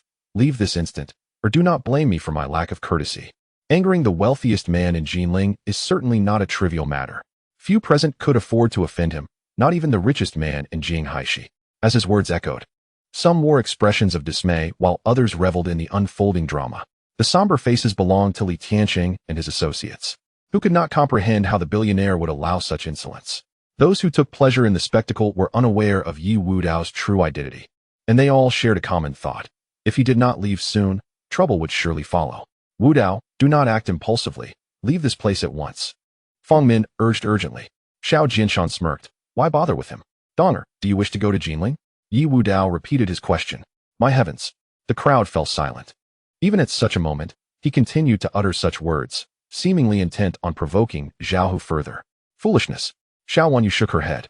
If the wealthiest man in Jinling were to become enraged, not even Zhao Donger would be able to shield you. Ye Wudao was indeed somewhat ignorant. perhaps due to encountering the billionaire for the first time, mistakenly believing he was on the same level as Li Tianqing. In reality, the disparity was vast. Being the wealthiest man in Jinling meant he was the richest in Jiangnan province. How could one compare him to the mere richest man in Jinghaishi? Zhao Hu's expression had grown increasingly grim. As someone in a position of power, he would not tolerate an insect daring to provoke him. Very well. I have already extended my hand. If I do not teach you a lesson, you may think I, Zhao, possess no strength. He retrieved his phone, directly dialing a number. I need you to investigate a certain individual as thoroughly as possible. I want this young man to be unable to rise again. This was a complete and utter annihilation. The gazes directed at Ye Wudao were now tinged with pity. Even a regional tycoon could not withstand Zhao Hu's single phone call, let alone an ordinary person. Dad, please don't do this, Zhao Donger urged urgently. I have already given him a chance, Zhao Hu replied coldly. Dad. Zhao Donger was still anxious. Zhao Hu sighed resignedly. For the sake of my daughter, you may leave now, and I shall pretend none of this ever happened. This is your second chance. Wudao, please leave. Fang Min implored anxiously. Ye Wudao chuckled. Just a billionaire from Jinling. Is he truly that formidable? The crowd's lips twitched in disbelief. It was evident he had no comprehension of the power held by the richest man in Jinling, or he would not dare to speak so boldly. Xiao Wanyu observed Ye Wudao's unwavering gaze on Zhao Donger, nearly losing her temper. At such a moment, did he truly believe Zhao Donger could protect him? Receiving a second chance was already miraculous. Still fixated on Zhao Donger, he was utterly oblivious. Fool. Zhao Hu was now thoroughly enraged. Then allow me to show you the might of the wealthiest man in Jinling. There will be no room for redemption. That phone call would irrevocably determine Ye Wudao's fate. At least, that was the consensus among those present. Fang Min gasped, urgently turning to her daughter, Wanyu. Please step in and protect Wudao. Mom, you. Xiao Wanyu was reluctant, but ultimately sighed. Very well. It seems I must clean up after you once more. Chapter 81. My influence is substantial, Dad. Zhao Donger wanted to say something, concerned that a conflict might arise between Zhao Hu and Ye Wudao. She was well aware of Ye Wudao's capabilities. Although her feelings for Zhao Hu had not fully developed, he was still her father, and she did not wish to see him harmed. Both were significant figures in her life. However, before she could voice her concerns, Zhao's mother approached, speaking softly. Daughter, your current status is no longer the same as before. If it were in the past, I would not have obstructed your relationship with him. But now, things have changed. For you are Zhao Hu's biological daughter. Mom, he is. Zhao Donger attempted to reveal Ye Wudao's identity. I know what you wish to say, but you are well aware of your father's position, Zhao's mother interrupted, exasperated. He thinks that with you by his side, he can act with impunity. But he has no idea of the terror that accompanies your father's status as the wealthiest man in Jinling. The dignity of the wealthiest man in Jinling must not be insulted. She spoke earnestly, emphasizing each word. Remove this young man from my sight. I do not wish to see him again. Zhao Hu waved his hand. That phone call had already sealed Ye Wudao's fate, and now he wished to expel him to avoid further irritation. Mr. Zhao, at that moment, Xiao Wanyu stepped forward. What is it? Zhao Hu asked, eyeing her. Mr. Zhao, grant me a favor. Let today's incident pass. He is the son of my mother's close friend, Xiao Wanyu explained, uncertain whether Zhao Hu would grant her this favor. Yet, her mother had requested it, so she felt compelled to try. After all, Zhao Hu had the power to render Ye Wudao's future non-existent. Zhao Hu frowned, unwilling to grant Xiao Wanyu any leniency. Although the Xiao family was flourishing recently, he did not regard them as significant. Just then, Li Tianqing and others from the city stood up, their words laced with subtle warnings. Mr. Zhao, this is Jianghai, not Jinling. Some matters should not be taken too seriously. Otherwise, it may harm both parties. Their words carried not merely a hint of warning, but were laced with veiled threats. Zhao Hu's brow furrowed deeper. It was not just the wealthy elite of Jianghai who posed such menace, but even the officials of Jianghai, which sent a chill through him. Who was Xiao Wanyu, that she could command the attention of so many? Even Xiao Wanyu herself was somewhat astonished. She had not harbored great expectations. If Zhao Hu were willing to extend his goodwill, that would be splendid. If not, there was little she could do. However, she did not anticipate that upon her appearance, the powerful figures of Jianghai would rally in support of her. This was clearly a testament to her own influence. My heavens! She felt a surge of exhilaration, realizing just how substantial her standing had become. Father, I shall accompany you to Jinling, Zhao Donger interjected, providing Zhao Hu with a convenient excuse. After all, the threats from Jianghai's elite had left Zhao Hu quite displeased, yet he had to weigh the pros and cons. To simply dismiss the matter would mean losing face. Fortunately, his daughter's words afforded him a rationale to let it go. Well, if my daughter insists, then let today's events be forgotten. Zhao Hu nodded slightly, then solemnly addressed Xiao Wanyu. Miss Xiao, I acknowledge your influence. Thank you, Mr. Zhao. Xiao Wanyu smiled, almost overwhelmed with excitement. To have the wealthiest man in Jinling extend such courtesy was a clear indication of her newfound power. Haha, I, Xiao Wanyu, am destined to ascend to greatness. In this moment, she felt she could stand shoulder to shoulder with Wei Zixue. The powerful of Jiang Hai would bend to her will. As Zhao Dong spoke, Ye Wudao refrained from further comment, unaware of the internal turmoil stirring within Xiao Wanyu. Had he known, he might have been tempted to strike her. The notion that Jiang Hai's elite would rally behind her was absurd. It was evident that the Xiao family possessed a remarkable audacity. Fortunately, he did not know this. As for a mere tycoon from Jinling, to be candid, had it not been for Zhao Donger, he would have dismissed him outright. Nevertheless, this was Zhao Donger's father, making it rather unseemly to act against him. The birthday banquet concluded, and Zhao Hu promptly departed with Zhao Donger and her mother. The elite of Zhanghai also began to leave in succession. Wudao. Fang Min called out to Ye Wudao. Aunt Fang, what is it? Ye Wudao inquired. Fang Min, her expression stern, replied, do you comprehend how precarious the situation was just now? That was the wealthiest man in Jinling, equivalent to the foremost figure in Jiangnan province. Should you offend him, your future would be bleak. Do you understand? By him. Ye Wudao scoffed, shaking his head in amusement. When did a tycoon from Jinling become a harbinger of doom for my future? Rest assured, Aunt Fang.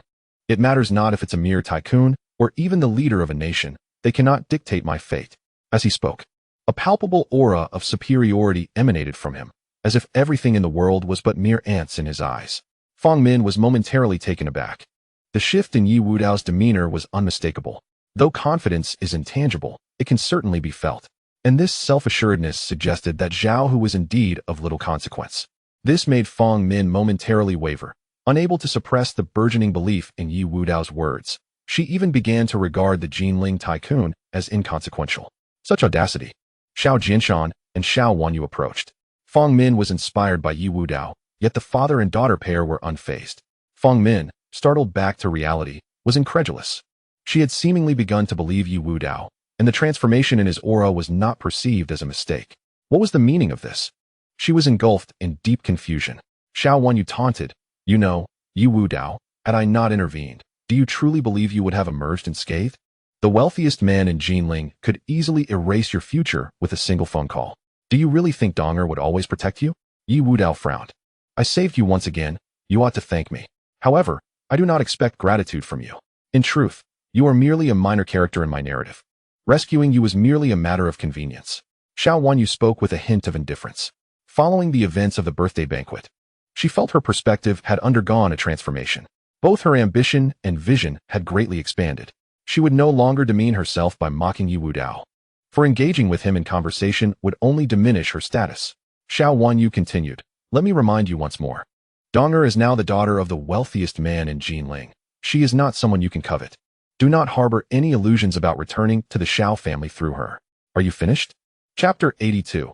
You are unworthy. Ye Wudao's expression remained as placid as a still pond. If you have said all you wish to say, kindly step aside. I have matters to attend to.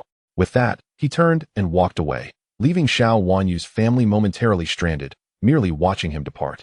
After a brief interval, Xiao Wanyu exclaimed in indignation, Mother, did you see his attitude? Had I not intervened, he would have had no future to speak of, not even a word of thanks. And he carries himself as if he were above us. Truly, it is said that the lesser the strength, the greater the arrogance. To lose one's temper over a few words. Does he truly believe he can leave unscathed due to his own influence? Xiao Jinshan scoffed. However, this was merely a jest.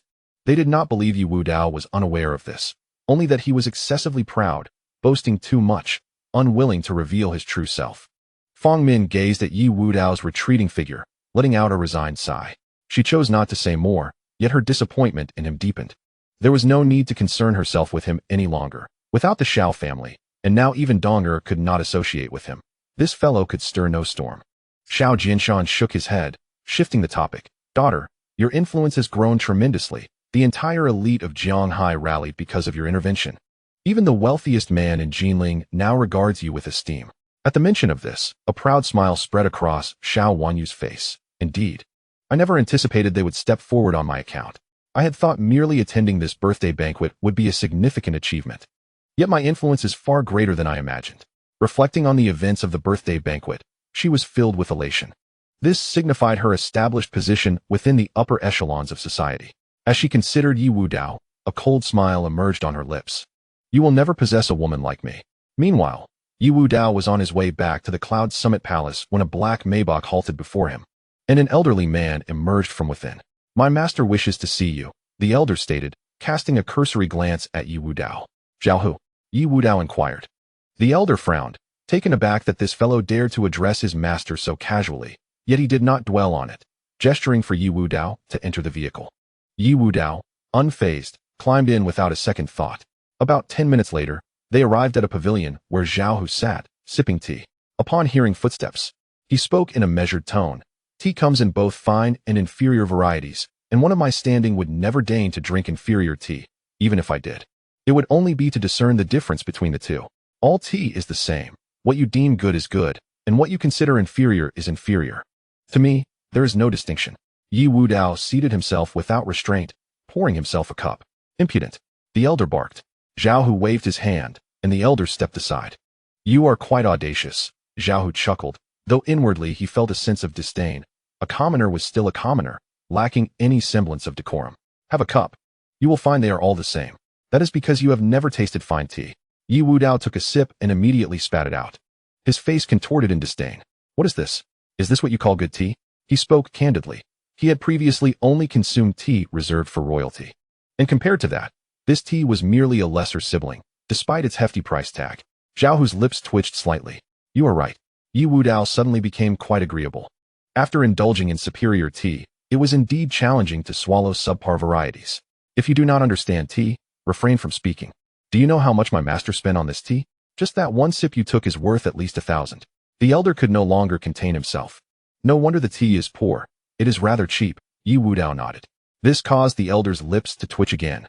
Incredulous at how adept Ye Wudao was at feigning ignorance, Zhao and the elder felt increasingly contemptuous of him, as he pretended to be knowledgeable in their presence.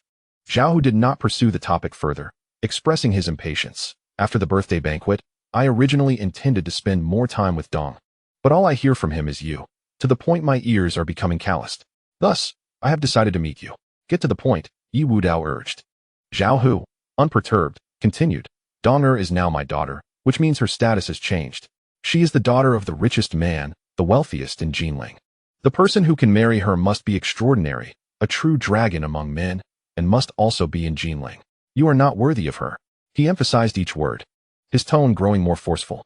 However, for my daughter's sake, I can be magnanimous. If you are willing to distance yourself from her, I can arrange your future and prospects. Zhao believed that under his enticing offer, no one could refuse. After all, who would not want to save decades of hard work? With his promise of being the richest in Jinling, a future without prestige would be challenging. Thus, he did not think Ye Wudao would decline. After all, compatibility was out of the question, so why not offer tangible benefits? Ye Wudao shook his head. Not very interested. What? Do you think I will not make a promise? Zhao frowned but quickly relaxed, lifting his teacup for a sip. It is natural for you to have such concerns.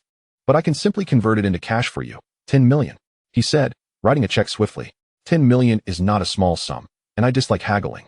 Take the money and leave. Ye Wudao picked up the check and stood to depart. Haha. Zhao laughed, a flicker of disdain in his eyes.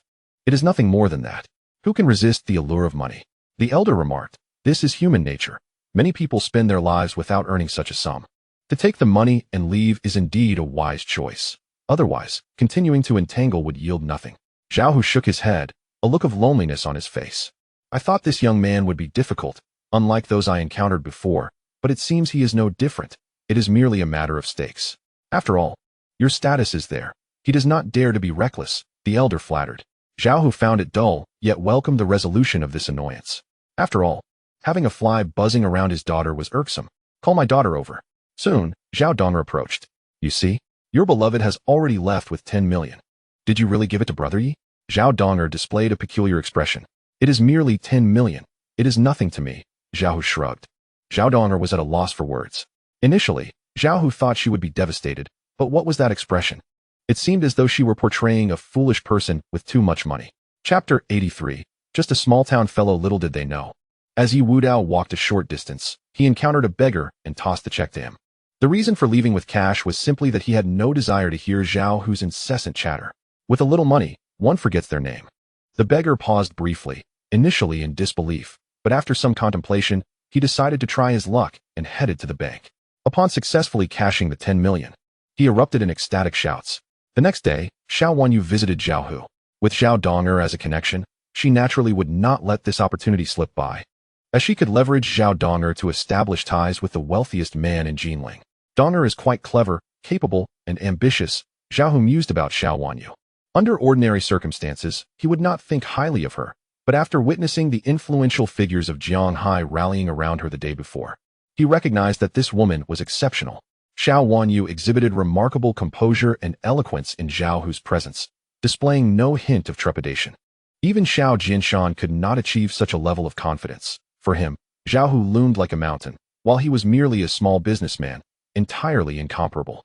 Not to mention, even Li Tianqing appeared as a formidable giant before him. You are quite remarkable, Zhao Hu commended Xiao Wanyu again, sincerely believing that his daughter's friend had great potential. Thank you for your kind words, Uncle Zhao, Xiao Wanyu replied.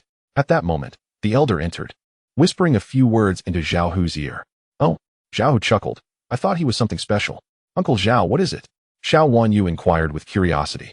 Zhao Hu did not hide the details, recounting yesterday's events, and added, I had given him the check for less than an hour, and it has already been cashed. Hearing this, Xiao Wanyu's family wore expressions of gloom. To willingly leave Zhao Donger for 10 million was something only Ye Wudao could do. However, to them, the 10 million was hardly significant. Uncle Zhao, that Ye Wudao is just a small-town fellow, Xiao Wanyu scoffed, having seen through him long ago. It was merely unfortunate for him to have unexpectedly gained 10 million. Fang Min remained silent, feeling a sense of shame for Ye Wudao's actions. Even if he could not be with Zhao Donger, her feelings were genuine, and to act in such a manner for 10 million was undeniably hurtful. Brother Yi does not lack that 10 million. Zhao Dong happened to emerge and spoke up for him. Donger, why are you still defending him? Xiao Wanyu was taken aback. He has already taken the 10 million and cashed it. Why does this foolish girl still wish to believe in Ye Wudao? Zhao Hu frowned. Donger, you should learn from Wanyu. My daughter seems a bit too foolish. Initially, he did not take it seriously, but now his daughter was defending Ye Wudao, which displeased him. How could his daughter, Zhao Hu's child, be so naive? Compared to Xiao Wanyu, she fell woefully short. Zhao Donger pouted, knowing that no matter what she said, they would not believe her. However, she was well aware of Ye Wudao's true identity. It was impossible for him to lack 10 million. The reason for his actions was simply to avoid hearing her father's incessant nagging. Unfortunately, no one was willing to believe her. Donger, stay by my side more often. After gaining some experience, you will realize just how naive and childish you are now. Xiao Wanyu spoke to Zhao Donger as if she were an elder addressing a younger one. Although their ages were not vastly different, in terms of temperament, experience, and capability, Xiao Wanyu felt she far surpassed Zhao Donger. It doesn't matter. Today I still have to visit Yunding Tiangong. Zhao Hu waved his hand. No longer wishing to discuss, Zhao Donger. Uncle Zhao, are you going to Yunding Tiangong? Xiao Wanyu's eyes lit up. Yes. Zhao nodded, stating that he had come to Jianghai, both to celebrate his daughter's birthday and to seek out the legendary Yunding Tiangong. He had heard of the precious body-tempering elixirs and rare medicinal materials there, and he hoped to forge a partnership with the renowned physician. Previous attempts by the Wei family had ended in failure. Xiao Wanyu harbored doubts about Zhao Hu's prospects for success. Zhao Hu chuckled and remarked that the Wei family focused solely on martial arts and conflict, oblivious to the fact that the world of martial arts is steeped in human relationships and social intricacies. Xiao Wanyu felt enlightened by his words and asked, Uncle Zhao, may I accompany you? Certainly. Zhao Hu readily agreed. Zhao Donger, standing nearby, wore a peculiar expression but chose to remain silent this time. At Yunding Tiangong, Ye Wudao had finally completed a magical artifact intended as a gift for Zhao Donger. He had spent days gathering the materials, and although he could only deliver it today, it mattered not. After finishing the artifact, he contacted Zhao Donger and departed from Yunding Tiangong. Coincidentally, as he reached the mountainside, he encountered Zhao Hu and Xiao Wanyu's family. Ye Wudao. Xiao Wanyu's teeth clenched at the sight of him. What is he doing here? Zhao Hu was taken aback. I live here. Should I not be here? Ye Wudao raised an eyebrow. Zhao Hu was astonished. Are you the esteemed physician? It appeared Ye Wudao had just descended from the mountainside. Impossible, Xiao Wanyu quickly interjected. Uncle Zhao, he has been lurking around, trying to impersonate the physician. Those who are unaware of his true identity could easily be deceived. Indeed, Zhao. We nearly fell for it several times, Xiao Jinshan added. Feng Min chuckled bitterly. Zhao, please excuse our naivety. Zhao, whose disdain deepened. How could such a character aspire to be his son-in-law? It was an absurdity he would not entertain. Ye Wudao, I advise you. Some individuals are not meant to be impersonated. Otherwise, there will be consequences. Xiao Wanyu warned. Ye Wudao dismissed them and continued down the mountain. For Zhao Hu and the others, it was merely a trivial episode, and they proceeded upward. With Zhao Hu standing, he easily reached the summit and expressed his intention to visit the esteemed physician. Old Wu, upon hearing this, was surprised. You wish to meet the physician? He just descended. Did you not encounter him? This revelation startled Zhao Hu and Xiao Wanyu. The only one who had just come down was Ye Wudao. Zhao Hu's expression shifted slightly, as throughout their ascent, he had only seen Ye Wudao descend, leading him to suspect Ye Wudao's true identity as the esteemed physician. It cannot be. Xiao Wanyu shook her head, somewhat regretful. The esteemed physician is elusive. It is not unusual not to encounter him. What a pity. It would have been wonderful to meet him. This opportunity, facilitated by Zhao Hu's identity, had allowed them to visit Yunding Tiangong, a place they could usually only reach halfway up the mountain. Alas, the physician was absent. As the villa's gate stood open, Xiao Wanyu beheld the garden filled with precious medicinal herbs. For some reason, this scene felt vaguely familiar, as if she had seen it somewhere before. Yet she was certain it was her first time witnessing the garden of Yunding Tiangong, though an inexplicable sense of familiarity lingered. In a fleeting moment, she could not recall why, but she chose not to dwell on it. Perhaps a distant place she had encountered resembled this one. Meanwhile, Zhao Hu gazed at the villa's garden with avarice. Indeed, Yunding Tiangong possessed more than just a single millennium-old herb. This was undeniably a genuine medicinal garden.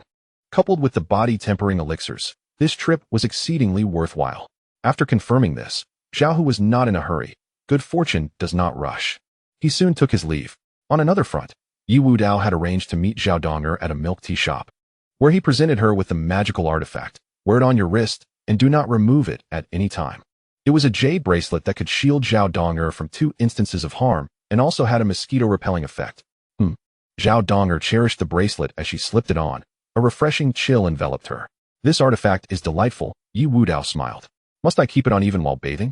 Zhao Donger blushed suddenly. Ye Wudao paused before replying. Yes, it must remain on at all times. All right, I will listen to you, Zhao Donger nodded. She had intended to linger longer, but upon receiving a phone call, she regretfully said to Ye Wudao, my sister has arrived. I must return. Go ahead, he replied. The two parted ways, and Ye Wudao returned to Yunding Tiangong. Mr. Yi, Zhao Hu just visited. Old Wu recounted the recent events. Zhao Hu. Ye Wudao's expression turned cold with realization. So, he had come seeking me. After Zhao Donger returned home, she heard a girl's voice call out, You, come here. The girl appeared to be around 18, strikingly beautiful, and fashionably dressed. Upon seeing Zhao Donger, she beckoned with an imperious tone. This girl was Zhao Donger's half-sister. Zhao Yaoyao, is there something you need? Zhao Donger approached, puzzled. Look at your pitiful appearance. A commoner remains a commoner, no matter the change in circumstances, Zhao Yaoyao sneered, pinching her nose in disdain. You reek of poverty. Zhao Donger sniffed herself and detected no odor. Keep your distance. Zhao Yaoyao waved her hand dismissively. Zhao Donger retreated a few steps, feeling wronged. Yaoyao, do not act unruly.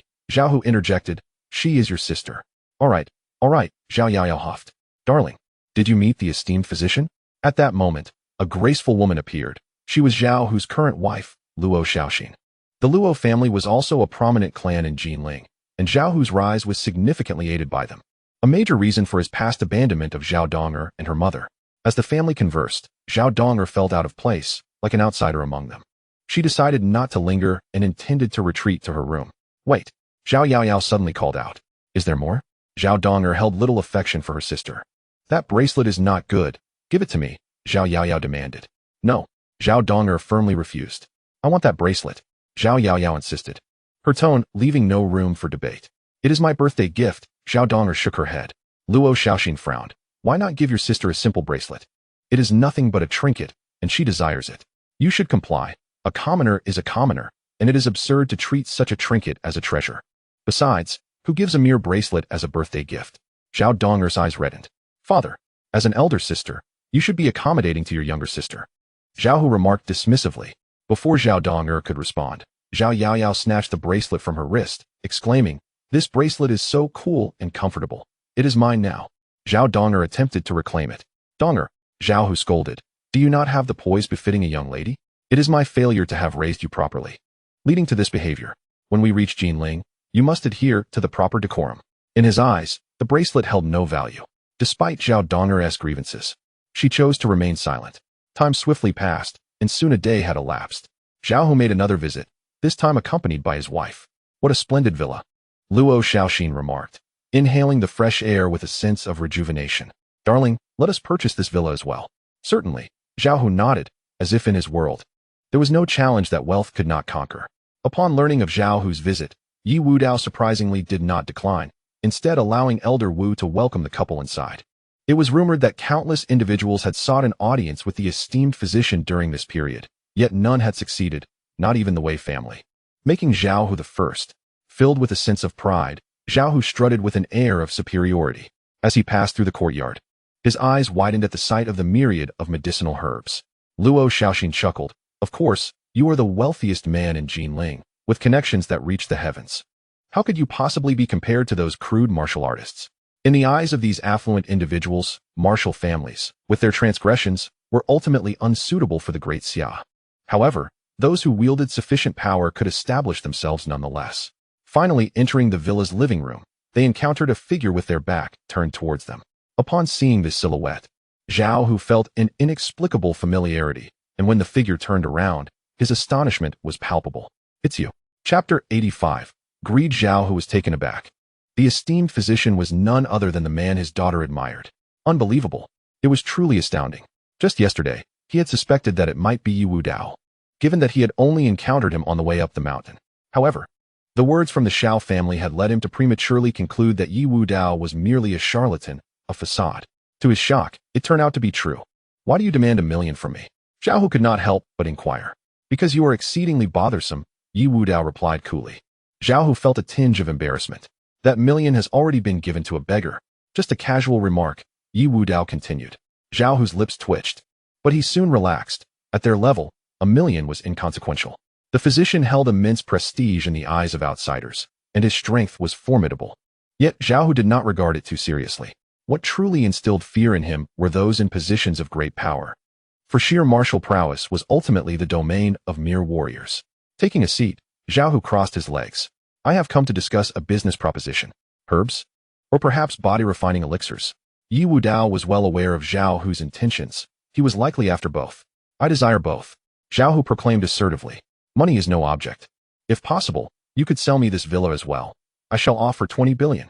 20 billion. For many, that amount would seem astronomical. Ye Wudao found it laughable. You are quite the businessman. This is quite the audacious request. The body-refining elixir is worth far more than this estate. Not to mention the numerous invaluable millennial herbs in the courtyard. Esteemed physician, let us discuss something else. Zhao Hu suddenly shifted the topic. Years ago, I ventured alone to Jinling, abandoning my wife and daughter, all for a chance. In just 15 years, I transformed from someone with nothing into the wealthiest man in Jiangnan province. Do you know what this is based upon? Indeed, it is connections. He answered himself. To progress, one must have connections. Regardless of the circumstances, relationships are the most practical and effective, even surpassing wealth, for some connections cannot be bought with money. Do you understand my meaning? Are you attempting to convey your connections to me? Ye Wudao's eyes flickered with disdain. You could say that. Zhao Hu nodded slightly. I have never regarded families like the Wei or the Song as significant. They are merely a group of warriors who defy the law and will not go far. I am different, for I neither lack wealth nor connections. Ye Wudao replied slowly. I shall give you one word. What? Zhao Hu inquired, eyeing him. Get lost. Zhao Hu's expression darkened. Luo Xiaoxin interjected sharply. How dare you ask us to leave? Do you know who my father is? He is the governor of Jinling. Do you understand what that implies? See them out. Ye Wudao stated indifferently. Elder Wu stepped in, and as the couple lingered, the overwhelming aura of a master compelled them to depart reluctantly. Wait. Ye Wudao called out to them. Zhao Hu turned back to face him. If Donger suffers any grievances, I will hold you accountable. Ye Wudao said coldly. They felt threatened. Zhao Hu and Luo Xiaoxin's expressions soured significantly. Accustomed to positions of power, they had never endured such treatment, and now they had been treated in this manner. A seed of hatred was planted deep within them. You, esteemed physician, shall remember this. Zhao Hu seethed internally. The couple quickly departed. Ye Wudao smirked in disdain. The sole purpose of allowing them entry was to issue a warning. They would do well not to mistreat Zhao Dong, for he would not be merciful if they did. Upon returning home, Zhao Hu furiously smashed a cup onto the floor. What an esteemed physician, daring to disregard me. Luo Xiaoxin was equally incensed. Darling, this matter cannot be left unresolved. We must teach him a severe lesson. I approached him for cooperation, and if he refuses, so be it. How dare he humiliate me like this? Zhao Hu's face darkened. Since he underestimates me, I shall demonstrate the terrifying extent of my connections. Dad, that esteemed physician is being ungrateful? Zhao Yaoyao chimed in. Not merely ungrateful. Such a person has never faced the harsh realities of society. Luo Xiaoxin scoffed. Zhao Yaoyao exclaimed excitedly. Then let us teach him a lesson. I have heard people talk about this esteemed physician incessantly while in Jinling. It's been utterly tiresome. Just a bumpkin from Jianghai, thinking himself important. Ultimately, they hailed from Jinling and shared a common trait with the Wei family. They held Jianghai in disdain. Zhao Donger, overhearing their conversation, grew anxious. Dad, you cannot take action against Brother Yi. This is not something you should meddle in. Zhao Hu was displeased. Additionally, prepare yourself. We will be heading to Jinling in a couple of days. I have arranged a marriage for you. What? Zhao Donger's face turned pale. This is a union that will bring significant benefits to the Zhao family. You best comply. Zhao Hu was speaking out of anger, and his words were harsh. I will not marry. Zhao Donger declared defiantly before running out. Zhao Hu immediately commanded, confine her to her room. She is not to leave. Yes. The butler promptly complied. Zhao Yaoyao relished in their misfortune. That young master from the Lin family is nothing but a playboy, rumored to have contracted an STD. Thank goodness Zhao Donger is here. Otherwise, I would have to marry him. Daughter, rest assured. How could I bear to marry you off to that playboy? Zhao Hu smiled gently. Luo Xiaoxin mocked. Zhao Donger thinks she has returned to the aristocracy, unaware that we brought her back solely for the purpose of this marriage. We shall discuss this further in Jinling. I must ensure this esteemed physician understands my power. Zhao Hu said coldly. As night fell, the moon shone particularly bright. Several figures had already infiltrated the villa area of Yunding Tiangong, remaining below the mid-mountain. Are you feeling compelled? One figure spoke fluent English. Everyone turned to another Western man. A blonde who was none other than the leader of the Seraphim, the angel. Patience. The angel waved his hand. We are newcomers and should not rush into action. This mission allows for no failures, so we must observe and wait for the opportune moment to strike. The news of Seraphim's infiltration into Jianghai had already spread, shocking many. The Seraphim ranks among the top 3 assassin organizations overseas. Their arrival in Jianghai has left the local elite and underground forces trembling with apprehension. In a luxurious hotel, the 5 beauties of Longdu gathered, exchanging glances filled with concern. Long Xiaoyan's expression was grave. You must have heard. The Seraphim has infiltrated Jianghai. Who could their target be? Wu Mei could not contain her curiosity. What do you think? I'm uncertain, Long Xiaoyan replied, shaking her head. According to the latest intelligence, the Seraphim is mobilizing all its forces. A collective gasp echoed among them. Normally, a targeted assassination of a powerful individual would not necessitate such a full-scale mobilization. The involvement of the entire organization could only imply one thing. The intended victim must possess significant status or formidable strength. Could it be the city mayor? Or someone else? Zhang Nanfeng speculated. Unlikely, Wu Mei asserted. Given the power of the Seraphim, if they truly aimed for the mayor, they wouldn't need to make such a grand show.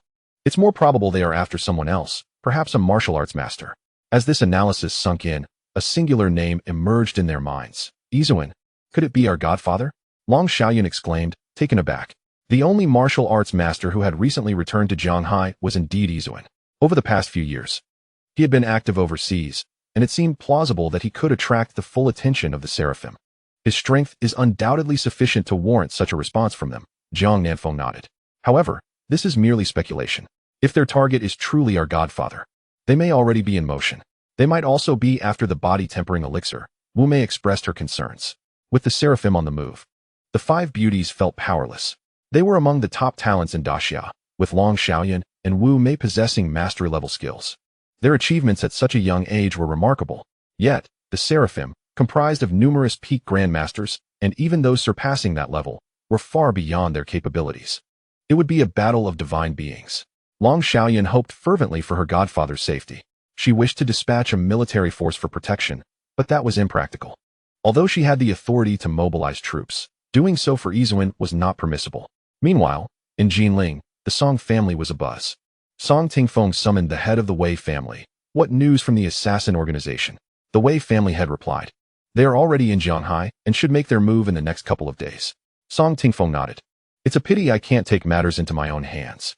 The Wei family head continued. If the Seraphim cannot eliminate Izuan, we may need to call upon Master Lei. Naturally, Song Tingfeng remarked coldly. Master Lei is aware of my son's death and, upon hearing the news, was furious. He is currently occupied, but it will only be a matter of days. The Wei family head's eyes gleamed with anticipation. Izuan, even if the Seraphim fails to vanquish you, Master Lei will be waiting. In the Xiao family, Xiao Wanyu had been keeping a close eye on the happenings in elite circles. The Seraphim's presence in Shanghai had set the powerful on edge. Seraphim? Upon learning more, Xiao Wanyu was momentarily taken aback, then delved deeper, gasping, my goodness. They are one of the top 3 assassin organizations overseas. Daughter, what is the matter with the assassin organization? Xiao Jinshan asked, puzzled. Xiao Wanyu recounted the events unfolding in Shanghai. Xiao Jinshan's expression shifted to one of fear.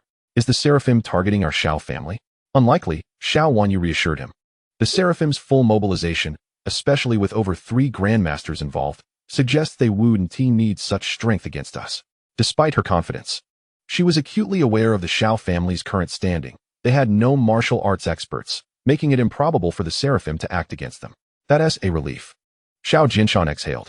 The Xiao family was flourishing, and he feared being targeted by rival families seeking assassins. Feng Min questioned, what could possibly compel the Seraphim to mobilize? I don't know. Xiao Wanyu began to shake her head, but her expression changed as realization dawned on her. Could it be Izuan? Once this thought crossed her mind, it seemed highly plausible. Izuan possessed considerable strength and had likely made enemies, making it entirely reasonable for the Seraphim to be sent after him. Who wants to kill Izuan? Xiao Jinshan inquired hastily. Xiao Wanyu continued speculating. It's likely the Wei and Song families in Jinling. Izuan previously incapacitated Wei Zixue and eliminated a direct descendant of the Song family. Yet, in the past few days, neither family has made a peep. They may have contracted the assassins. That makes sense. Xiao Jinshan agreed with the deduction. Izuan is in peril. Even if he manages to fend off the Seraphim, Master Lei will be on his heels. He is surely in grave danger. I must inform Izuan of this possibility. Xiao Wanyu hastily donned her coat and rushed out, heading toward Yunding Tiangong. But unfortunately, she was halted midway. Old Wu, please inform Izuan that the Seraphim may be after him. I understand, Old Wu acknowledged. Unable to reach the mountaintop, Xiao Wanyu left with regret. However, Old Wu conveyed the message to Ye Wudao. Mr. Yi, I believe we should take precautions. Old Wu said gravely. The Seraphim's mobilization seems excessive for merely targeting the influential in Shanghai. They are likely after you. The Seraphim?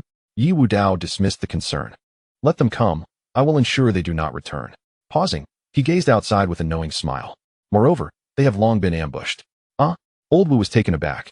Scanning the surroundings, which were eerily quiet, he sensed nothing. Previously, he felt nothing amiss, but for some reason, Ye Wudao's words made him feel as though they were surrounded by hidden foes, with countless eyes watching them. This unsettling thought made Old Wu's expression grow serious as he prepared for battle. The Seraphim could strike at any moment, and their full mobilization indicated a formidable threat. Chapter 87. Zhao Hu takes action. Meanwhile, Zhao Hu was surprised to learn of the Seraphim's arrival in Shanghai. Could they be after me?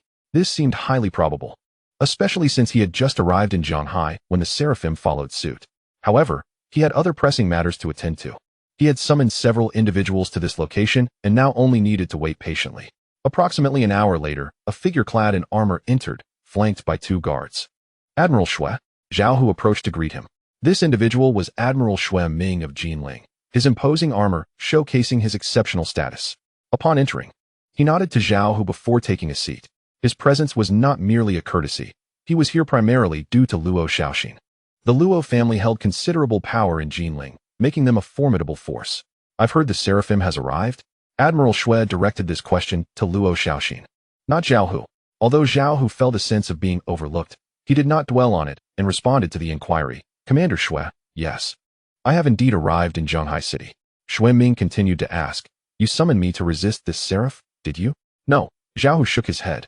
At that moment, footsteps approached, and a gentleman with an air of refinement entered. Upon seeing this cultured man, both Zhao Hu and Luo Shaoxin promptly rose to greet him. Director Chun, they respectfully exclaimed. The gentleman was Chun Yuan, the head of the Jinling Dragon Protection Court. whose primary duty was to safeguard Jinling officials, wielding significant authority himself. Chen Yulin entered with his hands clasped behind his back, exuding confidence, yet he appeared somewhat taken aback upon seeing Xue Ming. I did not expect you to have summoned Commander Xue as well. Director Chen, please take a seat. Zhao Hu gestured courteously, just as Chen Yulin settled down. More footsteps were heard. This time, it was Ma Tao, the head of the Jinling security department. Upon seeing the assembled company, he was momentarily startled, but quickly regained his composure. Can we discuss the matter at hand? Xue Ming inquired. Zhao Hu shook his head. Commander Xue, please wait a moment. There are still others coming. Xue Ming was slightly taken aback, wondering what significant affair warranted the presence of so many high-ranking officials, regardless of his or Ma Tao's status. They were all influential figures in Jinling, capable of commanding great power, and the gathering of all these individuals must signal a momentous occasion. Moreover, they shared a common trait. Not only did they hold high offices, but they also possessed formidable strength.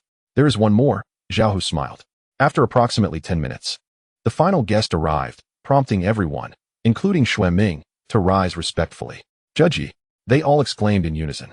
This individual was Ye Gaojia, an officer of the Jinling Law Enforcement Hall.